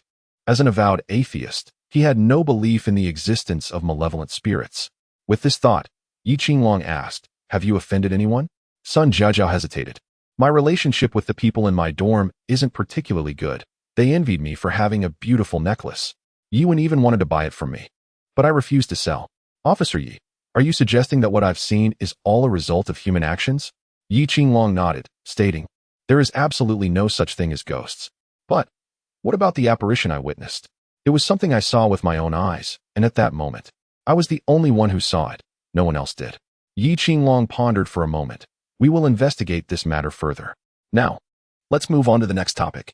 Sun Jiajiao nodded. Later, I fell gravely ill, and during my sickness, I often had nightmares. Once, when everyone else had gone to class, I forced myself to go to the playground and toss the necklace over the courtyard wall. Since then, the necklace has never reappeared, and inexplicably, my illness vanished from that day forward. I thought perhaps the curse had transferred to someone else. Yi Qinglong pulled up the surveillance footage. Did you throw it here? After viewing it, Sun Jiajiao nodded. Yes, that's the spot. Yang Ku asked. Did you never suspect how the necklace ended up in that storage room? Sun Jiajiao sighed. At first, I was just being vain. Why would I inquire about it? I loved that necklace, and if the owner found me, I surely wouldn't want to part with it again. Later, when I was ensnared by the curse, all I could think about was getting rid of the necklace. I had no time to ponder its origins. Yi Qinglong sighed. All right, we understand the situation now. Please come with us. We will ensure your safety. Sun Jiajiao hesitated. Can I just stay at home? Do not forget, you are still a target of the Grim Reaper. Ask yourself, if a family of the Grim Reaper has been slain and their family is being slandered, what would you think? Moreover, the Grim Reaper is vengeful. He will not tolerate anyone defaming his family. To put it plainly, you are in grave danger. Are you certain you wish to remain at home? Upon hearing Yi Qinglong's words, Sun Jiajiao immediately replied, I will go with you. After a brief exchange with Chen Lan, the three of them finally departed. Yi Qinglong's intuition proved correct. Yi Bo was indeed devising a method to eliminate Sun Jiajiao. Yi Qinglong was astute.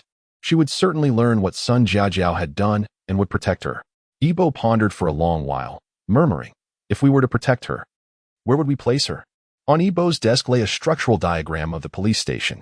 The matter concerning Sun Jiajiao would mark the first overt confrontation between Yi Qinglong and Yi Bo previously. Yi Bo had already decided whom to kill, unbeknownst to the police. However, this time was different. Yi Qinglong aimed to protect her, while Yi Bo sought to eliminate her. Should she be placed in the highly secure police station, under 24-hour protection, or hidden away in some secluded location? Chapter 104. Major discovery in the Pingda dismemberment case at Pingjin University. Yi Qinglong and Yang Ku directly arrived at the institution. The bizarre account recounted by Sun Jiajiao compelled them to investigate further. Simultaneously, Yi Qinglong sensed that the origin of the necklace was far more complex than it appeared. It was certainly not merely discarded in that abandoned storage room. Upon identifying themselves, they met with the president of the university, Wu Wei, an elderly man nearing 60, on the cusp of retirement. Originally, he had hoped to elevate the university one last time before retirement, but 2 years prior, a dismemberment case had severely impacted him. His aspirations for accolades were dashed, and now he merely wished for a peaceful retirement. When Pan Yu had come to the school, he had been greatly alarmed, fearing another incident had occurred. Just as Pan Yu left, Yi Qinglong and Yang Ku arrived, and as members of the special investigation team, Wu Wei feared his career was drawing to a close.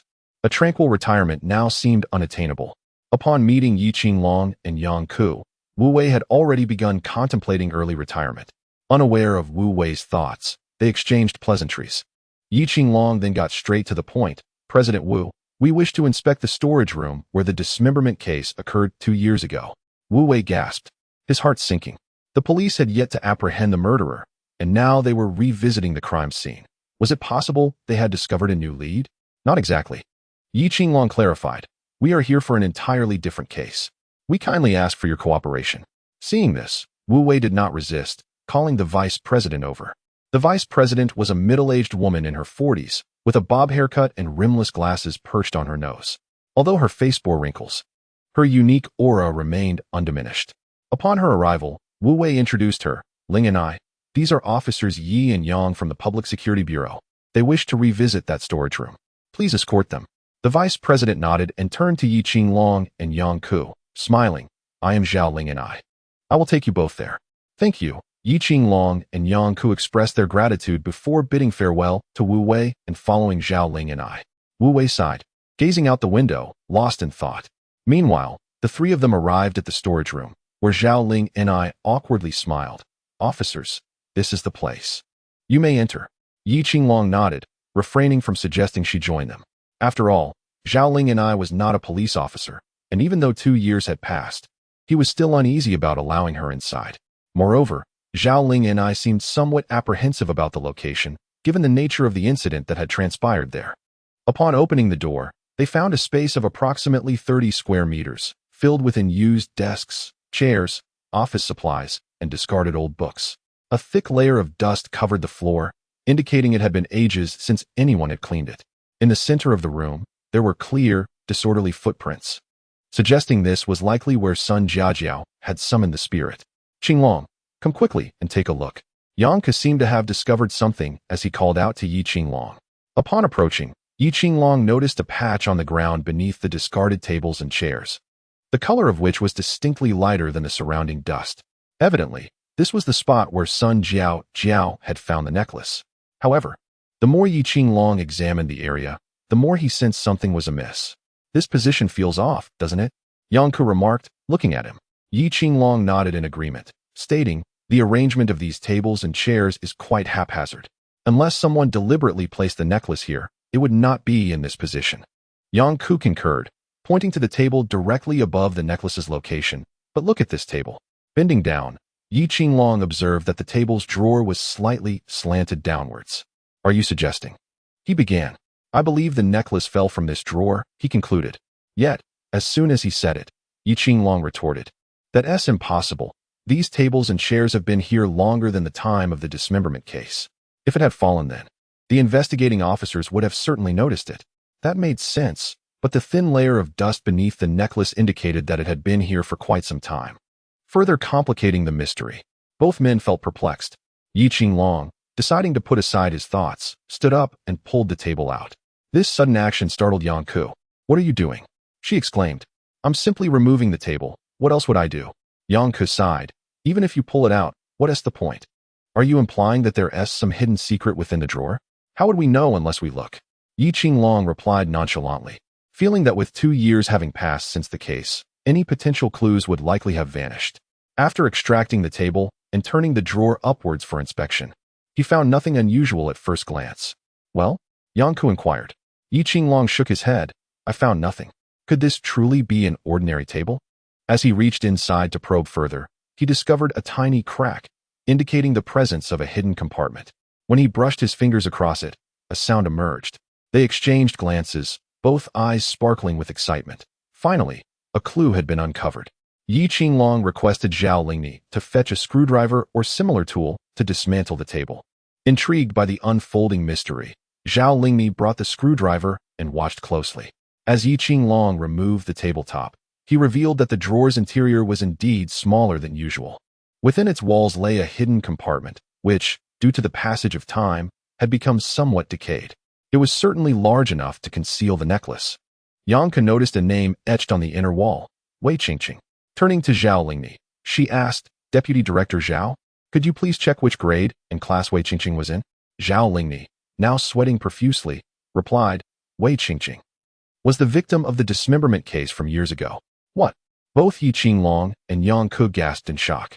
Years prior, Wei Qingqing had mysteriously disappeared from school, but it had only been for a day. At the time, no one had paid it much mind. Coincidentally, the school was in the process of replacing old furniture, and Wei Qingqing's belongings had been moved to the storage room by her classmates. 2 days later, after the new furniture was installed, the school finally began to take her disappearance seriously. All attempts to contact Wei Qingqing failed, and her concerned roommates reported her missing to the police.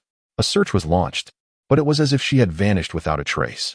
After several days, some students discovered human remains in the storage room while placing old books inside. This revelation prompted the police to take immediate action, dispatching a special investigation team. However, many fragments of the remains were never found, nor had any trace of the perpetrator been uncovered. The special unit left after only a week of investigation. Yi Qinglong and Yang Ke exchanged knowing glances, realizing the gravity of the situation. Perhaps the true killer behind the Pingda dismemberment case was connected to the death organization, and this incident might intertwine with the case of the Grim Reaper. The likelihood of these two cases being investigated together was high. Recognizing the urgency, they decided to return to the police station to devise a plan. Before leaving, however, Yi Qinglong had one last matter to address. Why had Sun Jiaojiao discarded the necklace only for it to return mysteriously? And what caused her to see a bizarre shadow on her dormitory balcony? The answers lay with Sun Jiaojiao's roommates. Yi Qinglong asked Zhao Lingni to locate them. After some coaxing and intimidation, the girls finally confessed that they were responsible. It turned out that after Sun Jiao flaunted the necklace, she belittled the jewelry worn by Yi Wen and her friends, calling it worthless trash. Enraged, Yi Wen and her companions decided to teach Sun Jiao a lesson. While Sun Jiao slept one night, Yi Wen secretly applied a hallucinogenic substance to the necklace, coupled with their subtle psychological manipulation. This instilled a sense of fear in Sun Jiao. When Sun Jiao first confided in her roommates about feeling pursued, they knew their plan had succeeded. Yet, Yi Wen still felt unsatisfied and increased the dosage, which led to Sun Jiao seeing the strange figure on the balcony. As for why Sun Jiao kept discarding the necklace only for it to reappear shortly thereafter, it was simply because Yi Wen and her friends followed her, retrieving it each time she attempted to throw it away and placing it back on her bedside. Thus, the enigma surrounding Sun Jiao's bizarre experiences was finally unraveled. Yi Qinglong reprimanded the girls sternly, stating that their actions constituted a crime. Had it not been for their status as students, they would certainly face arrest. The girls were terrified. A criminal record would tarnish their future prospects, especially regarding public service examinations. Sensing it was time to ease the tension, Yangku suggested they wait for Sun Jiao to return to school to apologize properly. The girls, now in tears, readily agreed. Finally, Yi Qinglong and Yangku made their way back to the police station.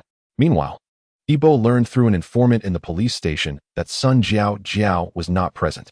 This indicated that she was likely hidden away by Yi Qinglong.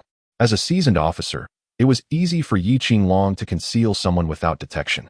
Yibo, having hacked into the city's traffic surveillance system, replayed the footage of Yi Qinglong leaving Sun Jiao's home multiple times. Knowing Yibo was a hacker, Yi Qinglong anticipated that he would utilize the road monitors to track Sun Jiao. Therefore, upon reaching the outskirts of the city, Yi Qinglong took care to avoid being seen on camera. The vast expanse of Pingjin City's outskirts was too extensive for Yibo to monitor effectively. Suddenly, Jiang Rui interjected, Sun Jiao must have her own means of living and sustenance, right? Why not approach the situation from that perspective? Yibo let out a bitter smile, responding, Rui, do you really think Yi Qinglong hasn't considered this? He is known as a detective in the police force for good reason. His foresight is exceptionally thorough. This angle won't yield results. Yibo was not particularly concerned about Yi Qinglong assigning 24-hour protection to Sun Jiao. Rather, he feared that Yi Qinglong might hide her away. After all, within the confines of the police station, she would be present, and there would always be opportunities to infiltrate. However, the current predicament was that they could not locate her at all. Without even a sighting, how could they execute their plans? Yibo contemplated silently, then retrieved a map of Pingjin City, scrutinizing it intently. After considerable thought, he marked a specific area on the map with a pen. This is it. Since we cannot find her, we shall draw the snake out of its hole. Upon returning to the police station, Yi Qinglong and Yangku immediately convened the special task force to discuss their strategy. After Yi Qinglong recounted his findings in detail, he looked at the others then asked, Do you agree to merge the two cases for investigation? The rest of the team remained silent, evidently pondering the feasibility of a combined investigation. Zhou posed a question. Captain Yi, the reasoning seems a bit tenuous. To merge the cases based solely on a necklace, what if it leads to no conclusions? Zhao Weihai concurred, nodding in agreement. The Reaper murdered Sun Shang, while the dismemberment case pertains to this necklace. The only commonality between the two cases is indeed that necklace. Yet, Wei Qingqing is dead, and this necklace was found by Sun Jiao. I fail to see how this shared element justifies a combined investigation. The others echoed Zhao Weihai's sentiments. This marked the first instance where Yi Qinglong's proposal did not garner support. Acknowledging the weakness in his argument, he felt the weight of leadership for the first time. I will formally request a combined investigation from higher authorities. Your duty is to comply with the arrangements. Faced with his resolute demeanor, the team relented and agreed. Chapter 106. The peculiar homicide. Recently, Su Wei had been in a rather dismal mood. Her husband had taken a mistress, and shockingly, this mistress had the audacity to confront Su Wei, proclaiming that Su Wei was merely the third party in her relationship with Gao Tong. The mistress implored Su Wei to facilitate their union, asserting their genuine love for one another. Su Wei had last heard such shameless words in the past. Infuriated, she immediately engaged in a physical altercation with the mistress. While Gao Tong stood by, seemingly entertained, showing no intention to intervene. As their struggle escalated, with hair being torn out in clumps, Gao Tong finally stepped in to separate them. In truth, he had lost interest in his wife, whose figure had gradually changed. He had long considered divorce. However, his involvement with the mistress was merely a fleeting amusement. In Gao Tong's words, dating a woman who worked in a nightclub was acceptable, but marriage? That was out of the question. Yet, Su Wei refused to agree to a divorce, and the mistress was relentless in her pursuit. In a moment of desperation, Gao Tong devised a scheme to bring the two women face to face, subtly encouraging the mistress to confront Su Wei. Initially, the mistress had felt inferior, aware that her status as the third party would tarnish her reputation. However, upon seeing Su Wei's altered appearance, she regained her confidence, realizing her youth and beauty outshone Su Wei's. After their scuffle, both women were disheartened by Gao Tong's indifferent demeanor. They had misjudged him. Ultimately, Su Wei initiated divorce proceedings, and the mistress ceased her relentless pursuit, choosing to walk away. Satisfied with how events unfolded, Gao Tong felt elated and decided to unwind at a bar. Su Wei packed all her belongings and called a moving company to assist her. Just as she stepped outside, a shadow suddenly descended from above. Life is rife with unforeseen misfortunes. No one knows what the next moment holds, whether life or death, or what trials may come. Bang! Pft! Crash! The surrounding pedestrians froze for a moment, then screamed and scattered in panic. A torrent of crimson blood splattered from Su Wei, drenching those nearby. Chaos ensued as people, unaccustomed to such scenes, some fainted from fear or the sight of blood. Fortunately, a few remained composed and quickly dialed for help. Within the Pingjin City Police Department, Yi Qinglong was troubled. Under his firm insistence, the Reaper case and the dismemberment case were ultimately merged for investigation. Yet several days passed without any new discoveries, aside from confirming that the necklace had belonged to the dismemberment victim, Wei Qingqing. At that moment, Director Zhu entered the Special Task Force office. Upon his arrival, everyone stood, perplexed as to his purpose. Yi Qinglong, you need to head to Yanjiang Road. A homicide has occurred there, and it is rather peculiar. Go investigate. Yi Qinglong was taken aback. Director Zhu, we are responsible for the Reaper case. Surely other teams could handle a peculiar case? The oddities of this case are on par with those of the Reaper. Director Zhu replied gravely. I suspect this may be the work of the Reaper. You must go to the scene and investigate. After hearing this, Yi Qinglong nodded. We will set out immediately. He signaled to Zhou Tan and the others to depart. Yi Qinglong, wait a moment, Director Zhu called out. Is there something else, Director Zhu? Yi Qinglong turned, curious. Director Zhu looked at him earnestly. I cannot intervene in this case. You must investigate it thoroughly. Yi Qinglong raised an eyebrow, puzzled. What do you mean? Director Zhu sighed. The victim is Su Wei, my first love. Huh. Yi Qinglong's eyes widened in surprise, as if he had learned a shocking secret. It was wise for Director Zhu to refrain from involvement, as his lingering feelings for Su Wei could cloud his judgment. Thus, Director Zhu had personally come to the task force, urging them to investigate the scene. Understood, Director Zhu, Yi Qinglong acknowledged, grasping the underlying message. Rest assured. With those words, Director Zhu felt a measure of relief. On the way, Yanjiang Road, Yi Qinglong glanced at the case details on his phone, his eyes suddenly widening. Stop the car, quickly. He seemed to have realized something, urgently calling for a halt. Zhou Tan slammed the brakes, pulling over to the side of the road, confused by Yi Qinglong's sudden urgency. Captain Yi, what's wrong? Yi Qinglong's mind surged with a troubling thought. The words Yanjiang Road echoed relentlessly in his head. No, I must confirm this, he declared, stepping out of the car and addressing Yang Ku in the vehicle behind them. I need to verify this matter. Yang Ku looked at him, bewildered. What matter? Suddenly, a look of realization washed over her, and her expression turned grave. You mean? Yes, exactly what you think. Yi Qinglong affirmed, his demeanor darkening. Yang Ku wasted no time, opening the car door and stepping out. You go ahead, we'll take another car. Zheng Xiao, who was in the same vehicle as Yang Ku, looked perplexed. Captain Yi, what are you all talking about? I don't understand. There's no time for explanations. Yang Ku assisted Zheng Xiao in exiting the vehicle, urging her to hurry and let team leader Yi take the wheel. Zheng Xiao swiftly complied. Yi Qinglong settled into the driver's seat, his expression grave as he turned to Yang Ku. Once you arrive at the scene, relay the specifics to me. I must ascertain her safety. Understood, you can go with peace of mind, Yang Ku assured him.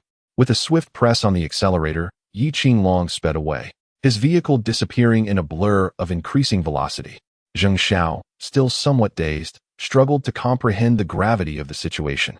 Although she recognized every word exchanged between Yi Qinglong and herself, their collective meaning eluded her.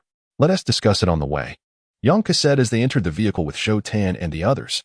Yi Qinglong's demeanor remained somber, his thoughts consumed with silent prayers. Please, let there be no mishap. Let there be no mishap. Throughout the journey, Yi Qinglong disregarded several red lights, his adept driving averting potential calamities. After 20 frantic minutes, he arrived at a temple bustling with visitors, all there to pay their respects and light incense. Upon disembarking, a young monk rushed to greet him, hands clasped in reverence. Amitabha, esteemed benefactor. Yet, by the time the monk raised his gaze, Yi Qinglong had already vanished inside, making his way straight to the rear courtyard. A sign warned of restricted access, but Yi Qinglong, driven by urgency, kicked the door open and strode boldly inside.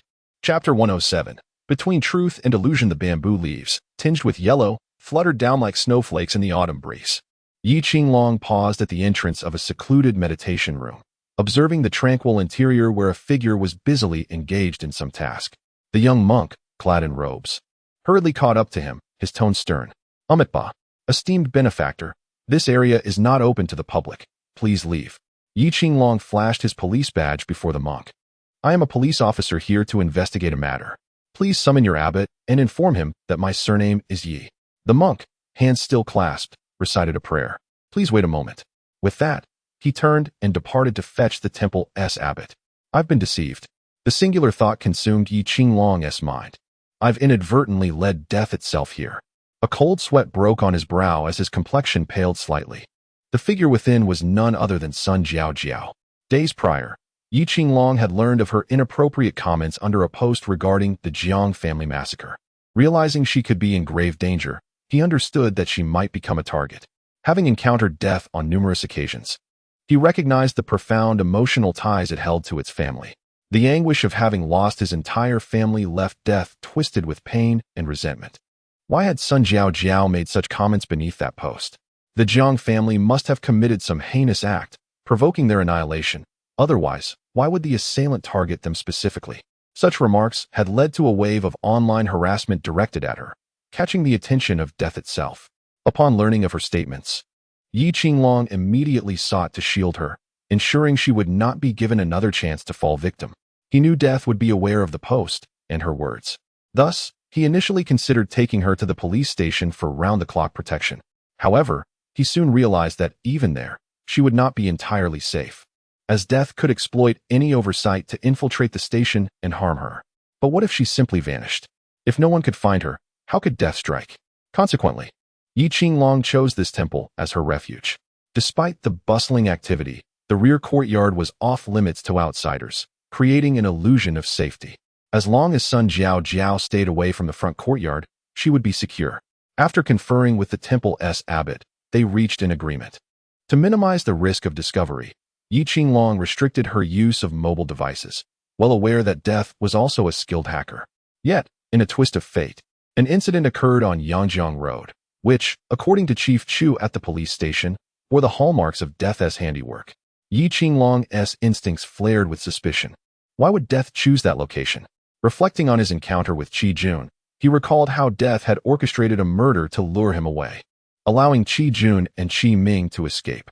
He feared that death had employed the same tactic again, now aware of Sun Jiao's south hiding place. Anxiety knotted him as he drove hastily to the temple, but upon arrival, he found everything intact, devoid of any signs of a crime. It dawned on him that he had fallen into a trap. Death did not know the precise location of Sun Jiao, only a general vicinity. Yet, Death had likely surmised that she would not possess any electronic devices, thus employing a ruse to mislead Yi Qinglong into investigating personally, allowing Death to follow and uncover her hiding spot. Clapping resounded as Yi Bo emerged from the shadows, wearing a half-black, half-white mask resembling fangs, his eyes glimmering with mockery. Officer Yi, I never anticipated you would conceal this woman here. Yi Bo surveyed the surroundings, his demeanor playful. This truly is a splendid location. I must thank you, Officer Yi, for the guidance. Ha ha ha. Yi Qinglong's gaze turned icy as he confronted Yi Bo. Death. What do you know? How much do you know?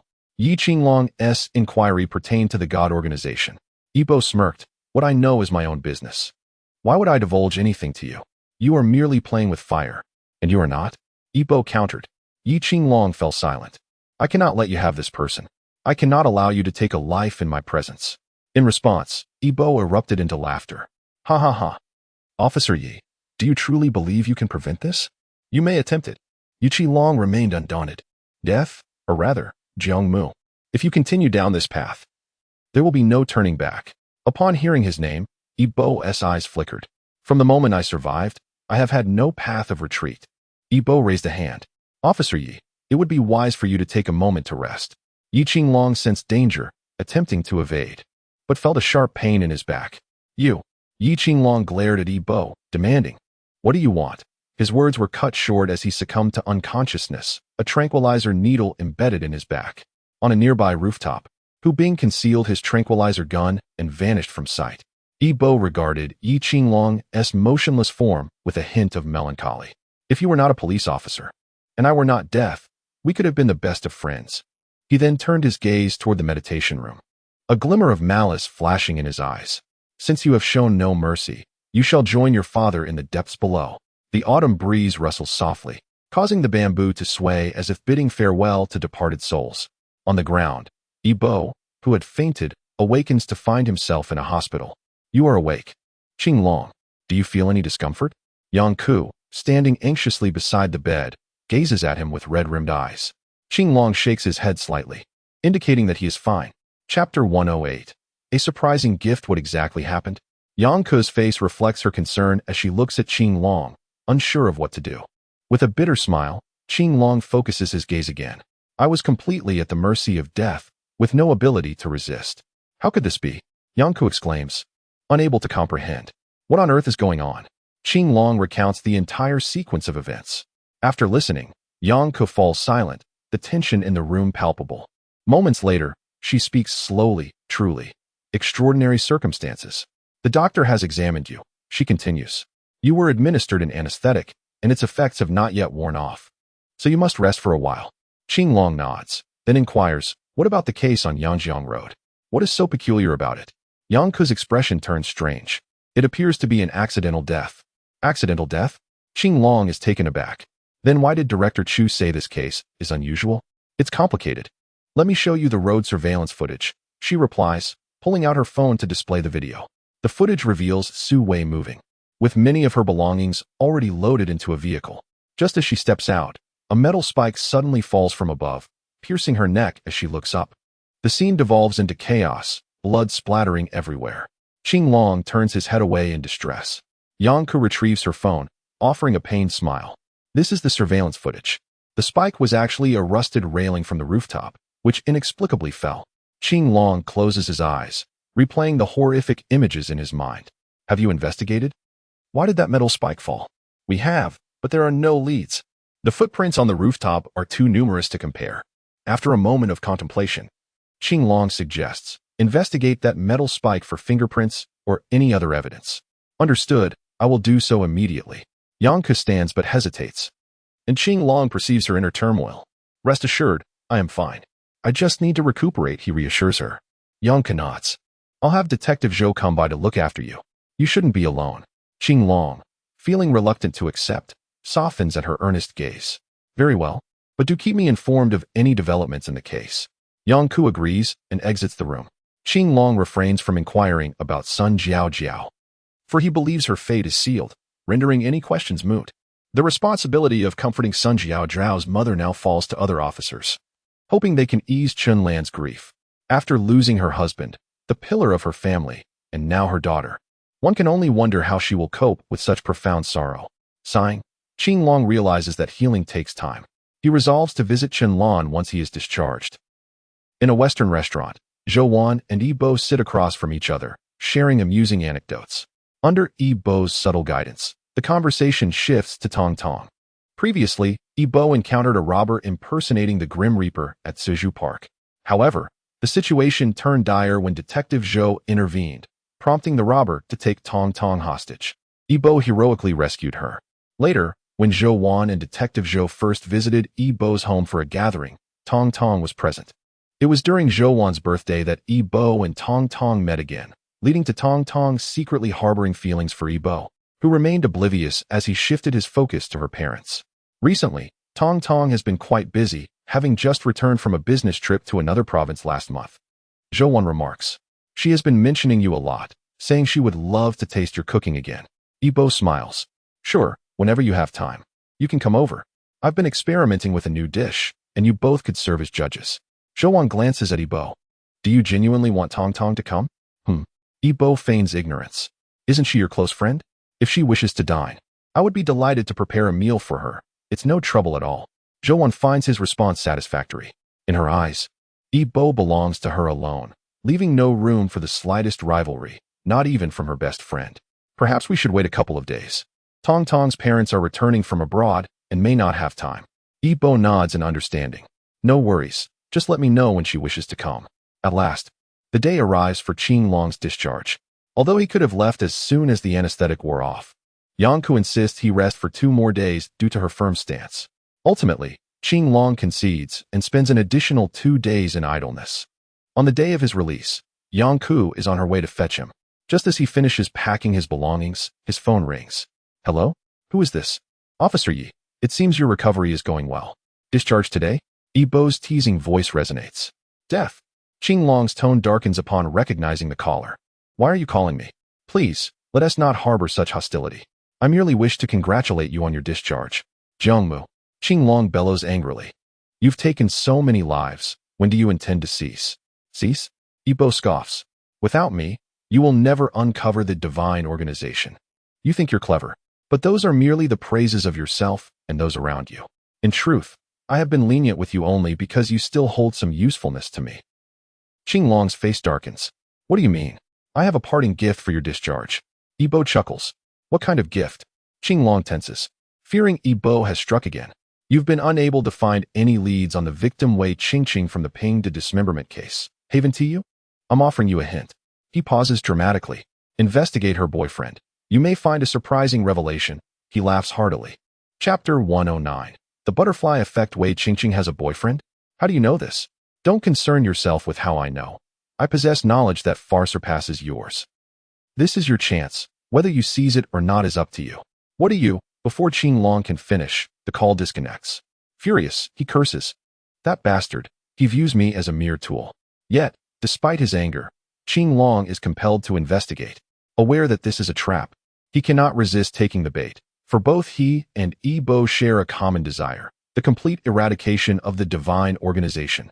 After hanging up, Yi Bo gazes at a photograph displayed on his computer. In the photograph, a middle-aged man dressed in athletic attire wears a warm smile, evoking a refreshing sense of spring.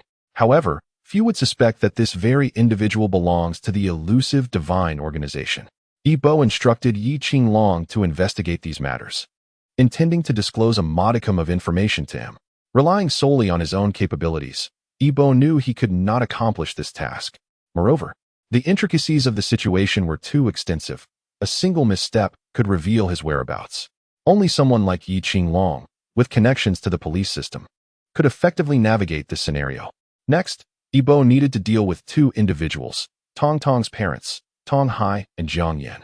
20 years ago, Tong Hai and his wife Jiang Yin visited Yongli County to see a friend. One night, while taking a stroll, they witnessed the sudden eruption of flames at the Jiang family home, shrouded in thick smoke. Instead of rushing to extinguish the fire, they inquired among the locals about the location. Upon learning it was the Jiang residence, they began to plot. Tong Hai instructed Jiang Yin to find a place to hide while he went to investigate. Fortuitously, amidst the chaos, Tong Hai managed to steal a wooden carving, which they later sold, providing the initial capital for their current wealth. Originally, they planned to return to their homeland after the storm had passed, but due to unforeseen issues with their company, they faced impending bankruptcy if they did not return promptly. Over the past week, Yi Bo had been tailing Tong Hai and Jiang Yin, devising a plan based on their movements. In his possession was an invitation to a charity gala organized by a foreign trade company in Pingjin City, which both Tong Hai and Jiang Yin were set to attend. Along with various business owners and general managers, Yi Bo obtained the structural blueprint of the Kaiyuan Grand Hotel, the gala's venue, and after meticulous examination, finalized his strategy. Meanwhile, At the Pingjin City Public Security Bureau, Yi Qinglong scrutinized the surveillance footage of Su Wei's murder, having viewed it over a dozen times. Captain Yi, is there an issue with the surveillance video? Zhou Tan inquired, noticing Yi Qinglong's fixation. Yi Qinglong shook his head. No problem. Zhou Tan, perplexed, asked. Then why keep watching it?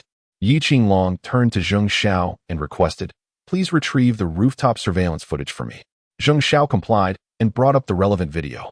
It depicted a repairman shielding his eyes from the sun, inadvertently stepping back and losing his footing, ultimately leaning against a railing with a corroded iron spike. The spike, already precarious, wobbled and then fell, tragically impaling Su Wei. Others had watched this footage numerous times without identifying any discrepancies. As for the repairman, he had already been taken into custody. Yang Ku approached, offering Yi Qinglong a cup of coffee. Have you gleaned anything from this? She asked, although labeled an accident. The circumstances felt too fortuitous. How coincidental that the iron spike fell precisely as Su Wei emerged. Yi Qinglong was skeptical of such serendipity. The events appeared calculated. Zheng Xiao interjected. Captain Yi, from my perspective, it seems to be an accident. While the source was sunlight, we can't hold the sun accountable, can we? Zheng Xiao's words sparked an epiphany in Yi Qinglong. Yes, sunlight. There's an issue there. His declaration left everyone momentarily stunned, gazing at him as if he were foolish. Are you suggesting we prosecute the sun? Zheng Xiao asked incredulously. Yi Qinglong, undeterred, ordered Zheng Xiao immediately retrieve all surveillance footage from the vicinity within a 300-meter radius. What have you deduced? Yi Qinglong intently studied the footage, slowly articulating the butterfly effect. Yang could gasp. You mean? Yi Qinglong solemnly affirmed. It must be the butterfly effect. Clarity washed over Yang Ku as she processed the implications. By that afternoon, all surveillance footage had been compiled. Yi Qinglong meticulously reviewed each video, finishing late into the evening. He organized his findings and pointed to the first video. Observe this, he urged. The screen revealed a paper airplane drifting down to the ground, exquisitely designed and vibrant. At that moment, a child holding a balloon approached. As the child reached for the airplane, they inadvertently released their grip on the balloon, which soared into the sky, drawing the attention of passersby. The video cut off there. Yi Qinglong retrieved the second video, which showed the balloon ascending. An elderly woman on the third floor instinctively reached for it, but missed, allowing it to float higher. On the ninth floor, a woman holding a mirror caught sight of the balloon and attempted to grasp it. The mirror reflected sunlight directly into the repairman's eyes, prompting him to shield himself. This chain of events ultimately led to the iron spike's fall. The room fell silent, the gravity of the situation settling heavily upon them. Do any of you have anything to say? Yi Qinglong broke the silence. Yang Ku offered a bitter smile. What can we say? The butterfly effect has been weaponized against us, and we cannot apprehend it. Yi Qinglong recognized the collective despondency, mirroring his own feelings, yet as the lead investigator, he resolutely maintained his composure. Very well, I will draft a report on this case for higher authorities. He then addressed the team. I have another matter to discuss. They sat attentively as Yi Qinglong continued. Zhou Tan and Hai Go, you are to visit Ping University and investigate the victim of the dismemberment case, Wei Qingqing, to uncover the identity of her boyfriend. Yang Ku, accompany me to Chenlan's place to purchase some gifts. Expenses will be reimbursed later. Additionally, we will visit Wei Qingqing's family to ascertain if there were any unusual occurrences prior to her incident. Turning to Zheng Xiao, he added, your task is crucial. Investigate Wei Qingqing's financial transactions for any anomalies, particularly between communication platforms and bank accounts. Zheng Xiao nodded earnestly. Understood, Captain Yi. I will begin the investigation immediately. These will be your assignments for tomorrow. For now, you may leave for the day. There is no need to report to the bureau tomorrow. Yang Ku, puzzled, asked, why investigate whether Wei Qingqing had a boyfriend? Yi Qinglong could not disclose that this was a clue provided by death itself. To do so would jeopardize his position within the task force and subject him to scrutiny. At this juncture, he could not afford to withdraw. He needed to unravel every thread of this mystery. I suspect that necklace was either a gift or a token of affection. Perhaps it signifies a relationship Wei Qingqing kept secret. This clue is of paramount importance and must be thoroughly investigated to uncover the identity of Wei Qingqing's concealed boyfriend. Zhou Tan and Zhao Weihai exchanged a knowing glance. Their expressions serious. We will visit first thing tomorrow morning. However, Yang Ku, having been Yi Qinglong's partner for many years, harbored a different perspective. Once Zhou Tan and Zhao Weihai departed, she cast a profound glance at Yi Qinglong. Though she uttered no words, her gaze conveyed a multitude of meanings. Your words cannot deceive me. I am aware of what you know, and I also know that you know that I know. Yi Qinglong felt his confidence wane under Yang Ke's penetrating stare and awkwardly stammered, Why are you looking at me like that?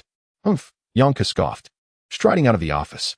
The following morning, Zhou Tan and Zhao Weihai returned to Pingda.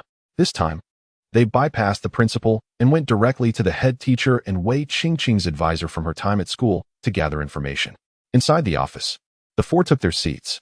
The head teacher, Cheng Gong, smiled and said, Officers, this is Li Exine, Wei Qingqing's advisor from back then.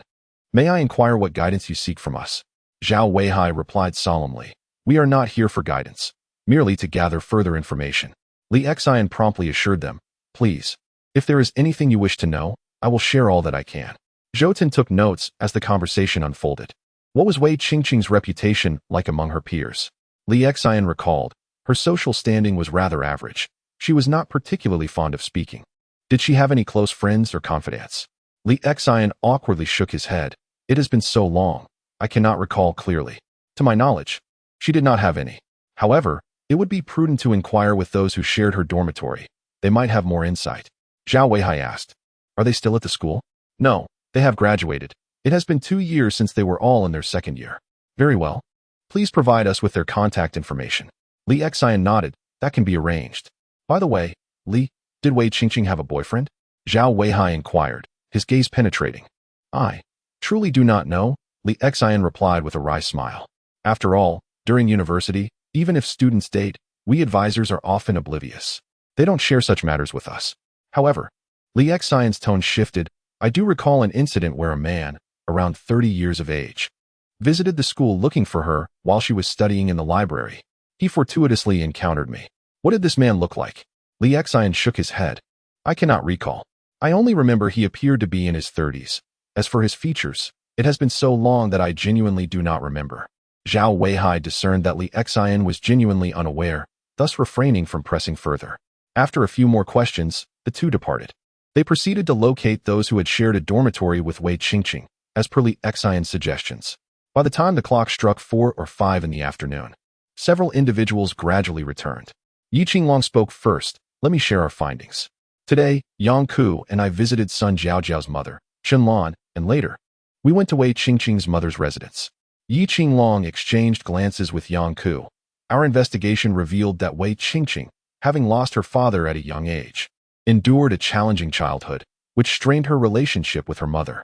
Furthermore, we discovered that she had indeed been in a relationship with a man in his 30s. This revelation led to a heated argument between Wei Qingqing and her mother, resulting in a bitter fallout. About a month later, Wei Qingqing was tragically murdered. Yang Ke continued, I theorize that due to her father's absence during her childhood, she may have developed a father complex. According to Wei Qingqing's mother, she had indeed been involved with a man in his 30s who happened to be a company owner. Unfortunately, the specifics of the company elude her. And given the passage of time, she has also forgotten details about his appearance. Having concluded her account, Yang Ke turned to Zhou Tan and Zhao Weihai. What have you two discovered? Zhao Weihai replied, through inquiries with Wei Qingqing's former dormitory mates.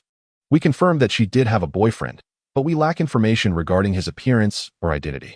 All we know is that he is a man in his 30s and a company owner. How shall we proceed with this limited information?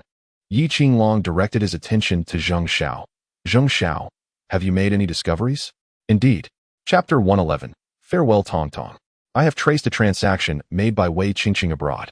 The amount was 200,000, spent on a Qing dynasty glass bracelet. Yi Qinglong was taken aback. How could a sophomore student afford 200,000 for a Qing dynasty bracelet? Can we trace where the funds originated? Zheng Xiao glanced at her computer screen. The transaction was made through Zunjian Auction House, a renowned auction establishment known throughout the country. They once auctioned a bronze artifact from the Warring States period for 300 million and employ numerous antique appraisal experts. Their evaluations have never been in error. However, Zunjian Auction House is not located in Pingjin City. It is in another province. Yi Qinglong turned to Zhou Tan and Zhao Weihai. You two should make the trip there. I will coordinate with the local authorities to assist you. Zhou Tan and Zhao Weihai nodded affirmatively, Understood. Suddenly, Yi Qinglong had a thought. Yang Ku, you should accompany them, as you may need to assist with the sketches. Your presence would negate the need for police assistance from their end. I understand. After finalizing their plans, the three agreed to depart the following day. 2 days elapsed. The frigid winds approached with brisk steps, seemingly displeased as they exhaled forcefully. Trees bent under its gusts, and fallen leaves danced in the air. Buzz, buzz, buzz. Suddenly, Yibo's phone vibrated. He glanced at the screen, noting the caller's identity. Hello, Zhouwan. Yibo, do you have time tomorrow evening? Yes. If it were anyone else, I would undoubtedly be busy. But for you, I am always available. Zhouwan's heart swelled with joy. Then would you accompany me to a gala tomorrow night?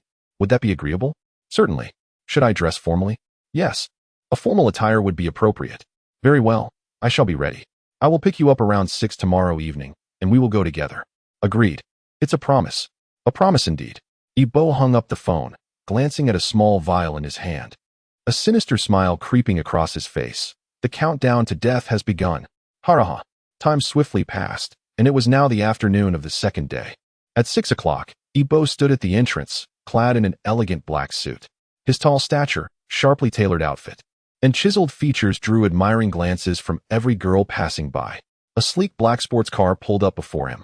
The window rolled down, revealing Zhouwan at the wheel. Her appearance today was strikingly different from her usual style. Typically, Zhouwan dressed like a neighborly girl, but today she exuded confidence, her long, dark hair neatly tied back. Yibo, get in, she said, flashing a sweet smile. Yibo opened the car door and took a seat. Nearby men looked on with envy, speculating that Yibo had secured a wealthy partner and was living off her fortune. They yearned for a similar fate, yet none could find a wealthy woman who would notice them. The girls were heartbroken, watching a handsome and dashing young man enter the car of a wealthy woman. They could only gaze helplessly as the engine roared to life, propelling the car forward. Zhouwan, you seem rather different today, Yibo remarked in astonishment. Really? In what way? Zhouwan replied, glancing at her attire while waiting for the traffic light, feeling that there was nothing amiss.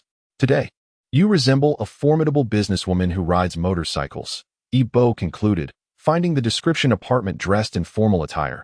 Zhouwan indeed exuded the aura of a professional powerhouse. And paired with the sports car, the contrast was striking. Zhouwan chuckled. I had no choice today. I dislike wearing formal clothes, but such an occasion demands it.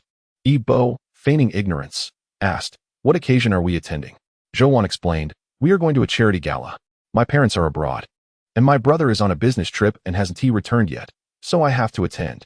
However, she expressed her disdain for such events, adding playfully, we shall simply indulge in food and drink without mingling with others.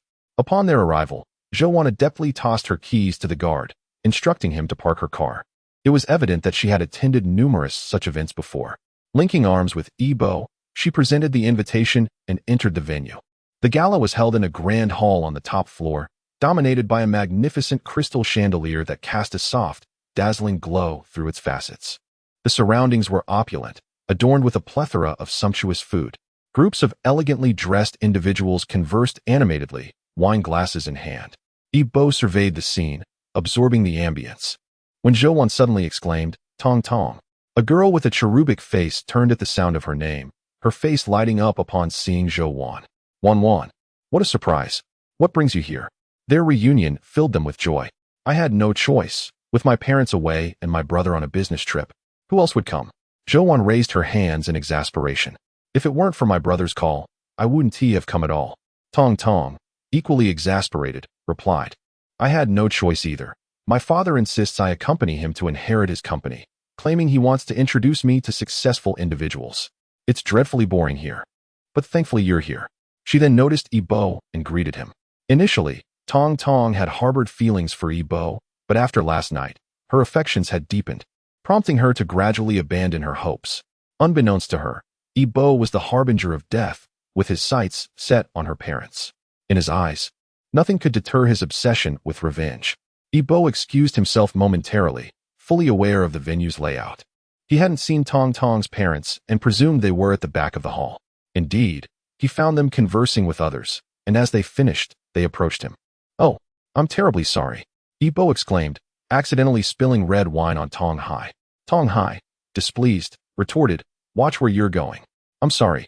I'm so sorry, Ibo murmured. I will compensate for your suit, truly. Dad, what is going on? Tong Tong and Zhou Wan arrived at the scene.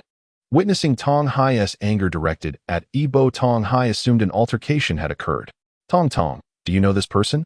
Dad, let me introduce him. This is Ibo. A few months ago, he saved me when I was in danger. He is my savior. Tong Tong anxiously sought to diffuse any tension between her father and Ibo. Upon hearing this, Tong Hai was initially surprised but quickly expressed gratitude. So you are the one who saved my daughter. I cannot forget this kindness. Thank you, young man. Ibo waved his hands modestly. I merely acted on impulse. It was nothing to dwell upon. Since you saved my daughter, how could you dismiss it? It's merely a suit. If it's stained, then so be it. Tong Hai enthusiastically invited. Join us for a drink. Dad, please don't get him drunk. Tong Tong shot a disapproving glance at her father. Tong Hai enjoyed drinking, often indulging in his extensive collection of vintage wines. After hearing Tong Tong's near-abduction story, he had been eager to meet Ibo to express his gratitude, never expecting their first encounter would unfold in such a manner. Consequently, Tong Hai and Ibo chatted as if they were old friends. At that moment, Jiang Yin spotted Zhou Wan lingering behind and exclaimed, Zhou Wan, what are you doing here? Where are your parents? Zhou Wan smiled. Hello, Auntie. My parents are still abroad, so I came in their stead. I see. Then you should stick with me today. Let me introduce you to some of our business associates. Jiang Yin took Zhou Wan by the hand, leading her back into the gala. Zhou Wan followed reluctantly, her spirit dampened by the situation she despised. However, out of respect for Jiang Yin, she felt unable to refuse. Tong Hai laughed heartily, pulling Ibo along. Come, let us have a drink. Ibo smiled wryly. I cannot refuse such hospitality. Tong Tong watched her father helplessly as he engaged Ibo in conversation, marveling at the young man's experiences. Just as Tong Hai was about to delve deeper into conversation with Ibo, a man in his 50s took to the stage. Ladies and gentlemen, may I have your attention, please? The hall fell silent as everyone turned to the speaker. This charity gala is organized by the Yuan Hang Foreign Trade Organization. I am Zhu Yuan Zhang, the chairman. Thunderous applause erupted, acknowledging the organization's significance in the city, with a market valuation exceeding 100 billion.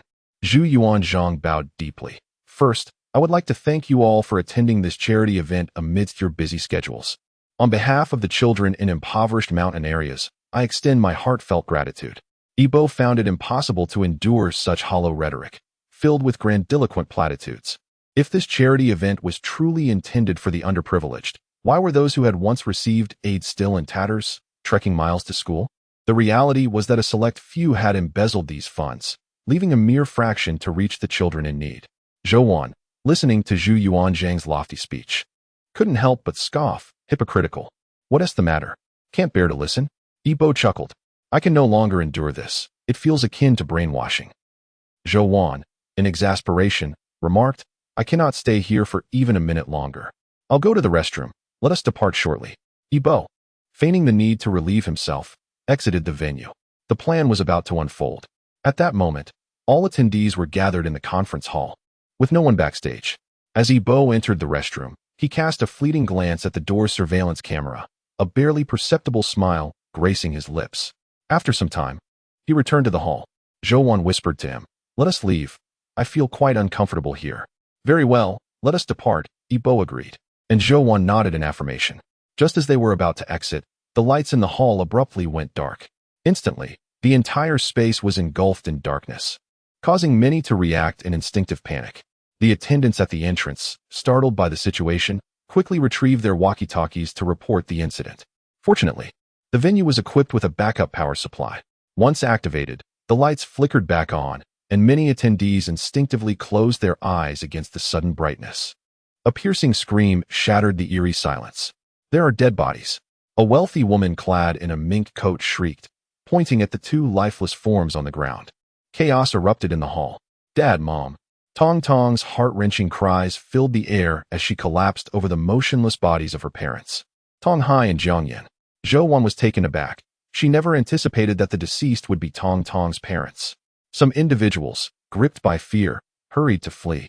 But the attendants at the entrance blocked their exit. No one can leave. We have already called the police. Anyone attempting to flee will be deemed a prime suspect. This declaration had a sobering effect. At the utterance of these words, the panicked crowd fell silent, for none wished to be labeled as a suspect, which could adversely affect their company's stock. Zhou Wan embraced Tong Tong, offering whispered words of comfort. Although her efforts seemed futile, as Tong Tong's closest friend, Zhou Wan was determined to support her.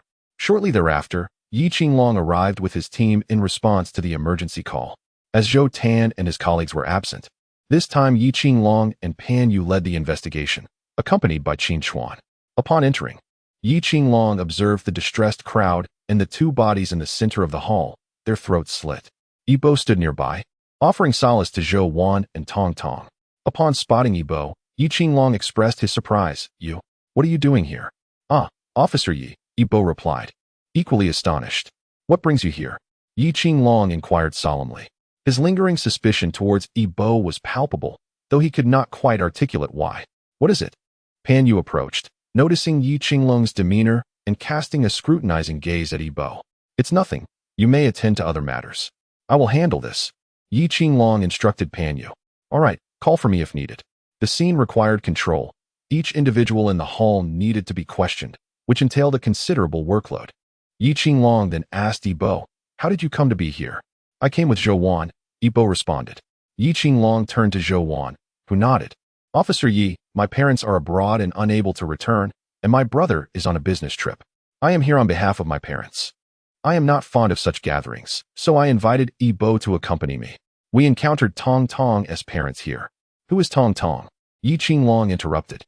Zhou Wan pointed to Tong Tong, who sat on the ground, weeping uncontrollably. "She is Tong Tong. Her parents have been murdered." With tear-filled eyes, Tong Tong gazed at Yi Qinglong, her voice hoarse. "Officer, I implore you to apprehend the murderer. I am now without my parents." Yi Qinglong gently assured her, "Do not worry. I will ensure the perpetrator is brought to justice for your parents." Yibo remained silent, contemplating the gravity of the situation. Yi Qinglong glanced at Zhou Wan. "Come with me. I need to take your statement."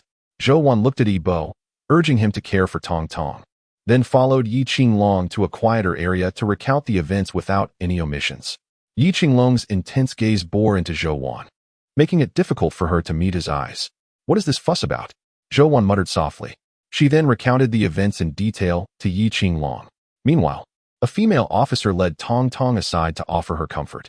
Qin Xuan meticulously examined the two corpses. Numerous officers were present, systematically questioning the attendees. Pan Yu approached Qin Xuan, inquiring, "What have you discovered?" The male victim sustained a wound to the heart, while the female suffered a severe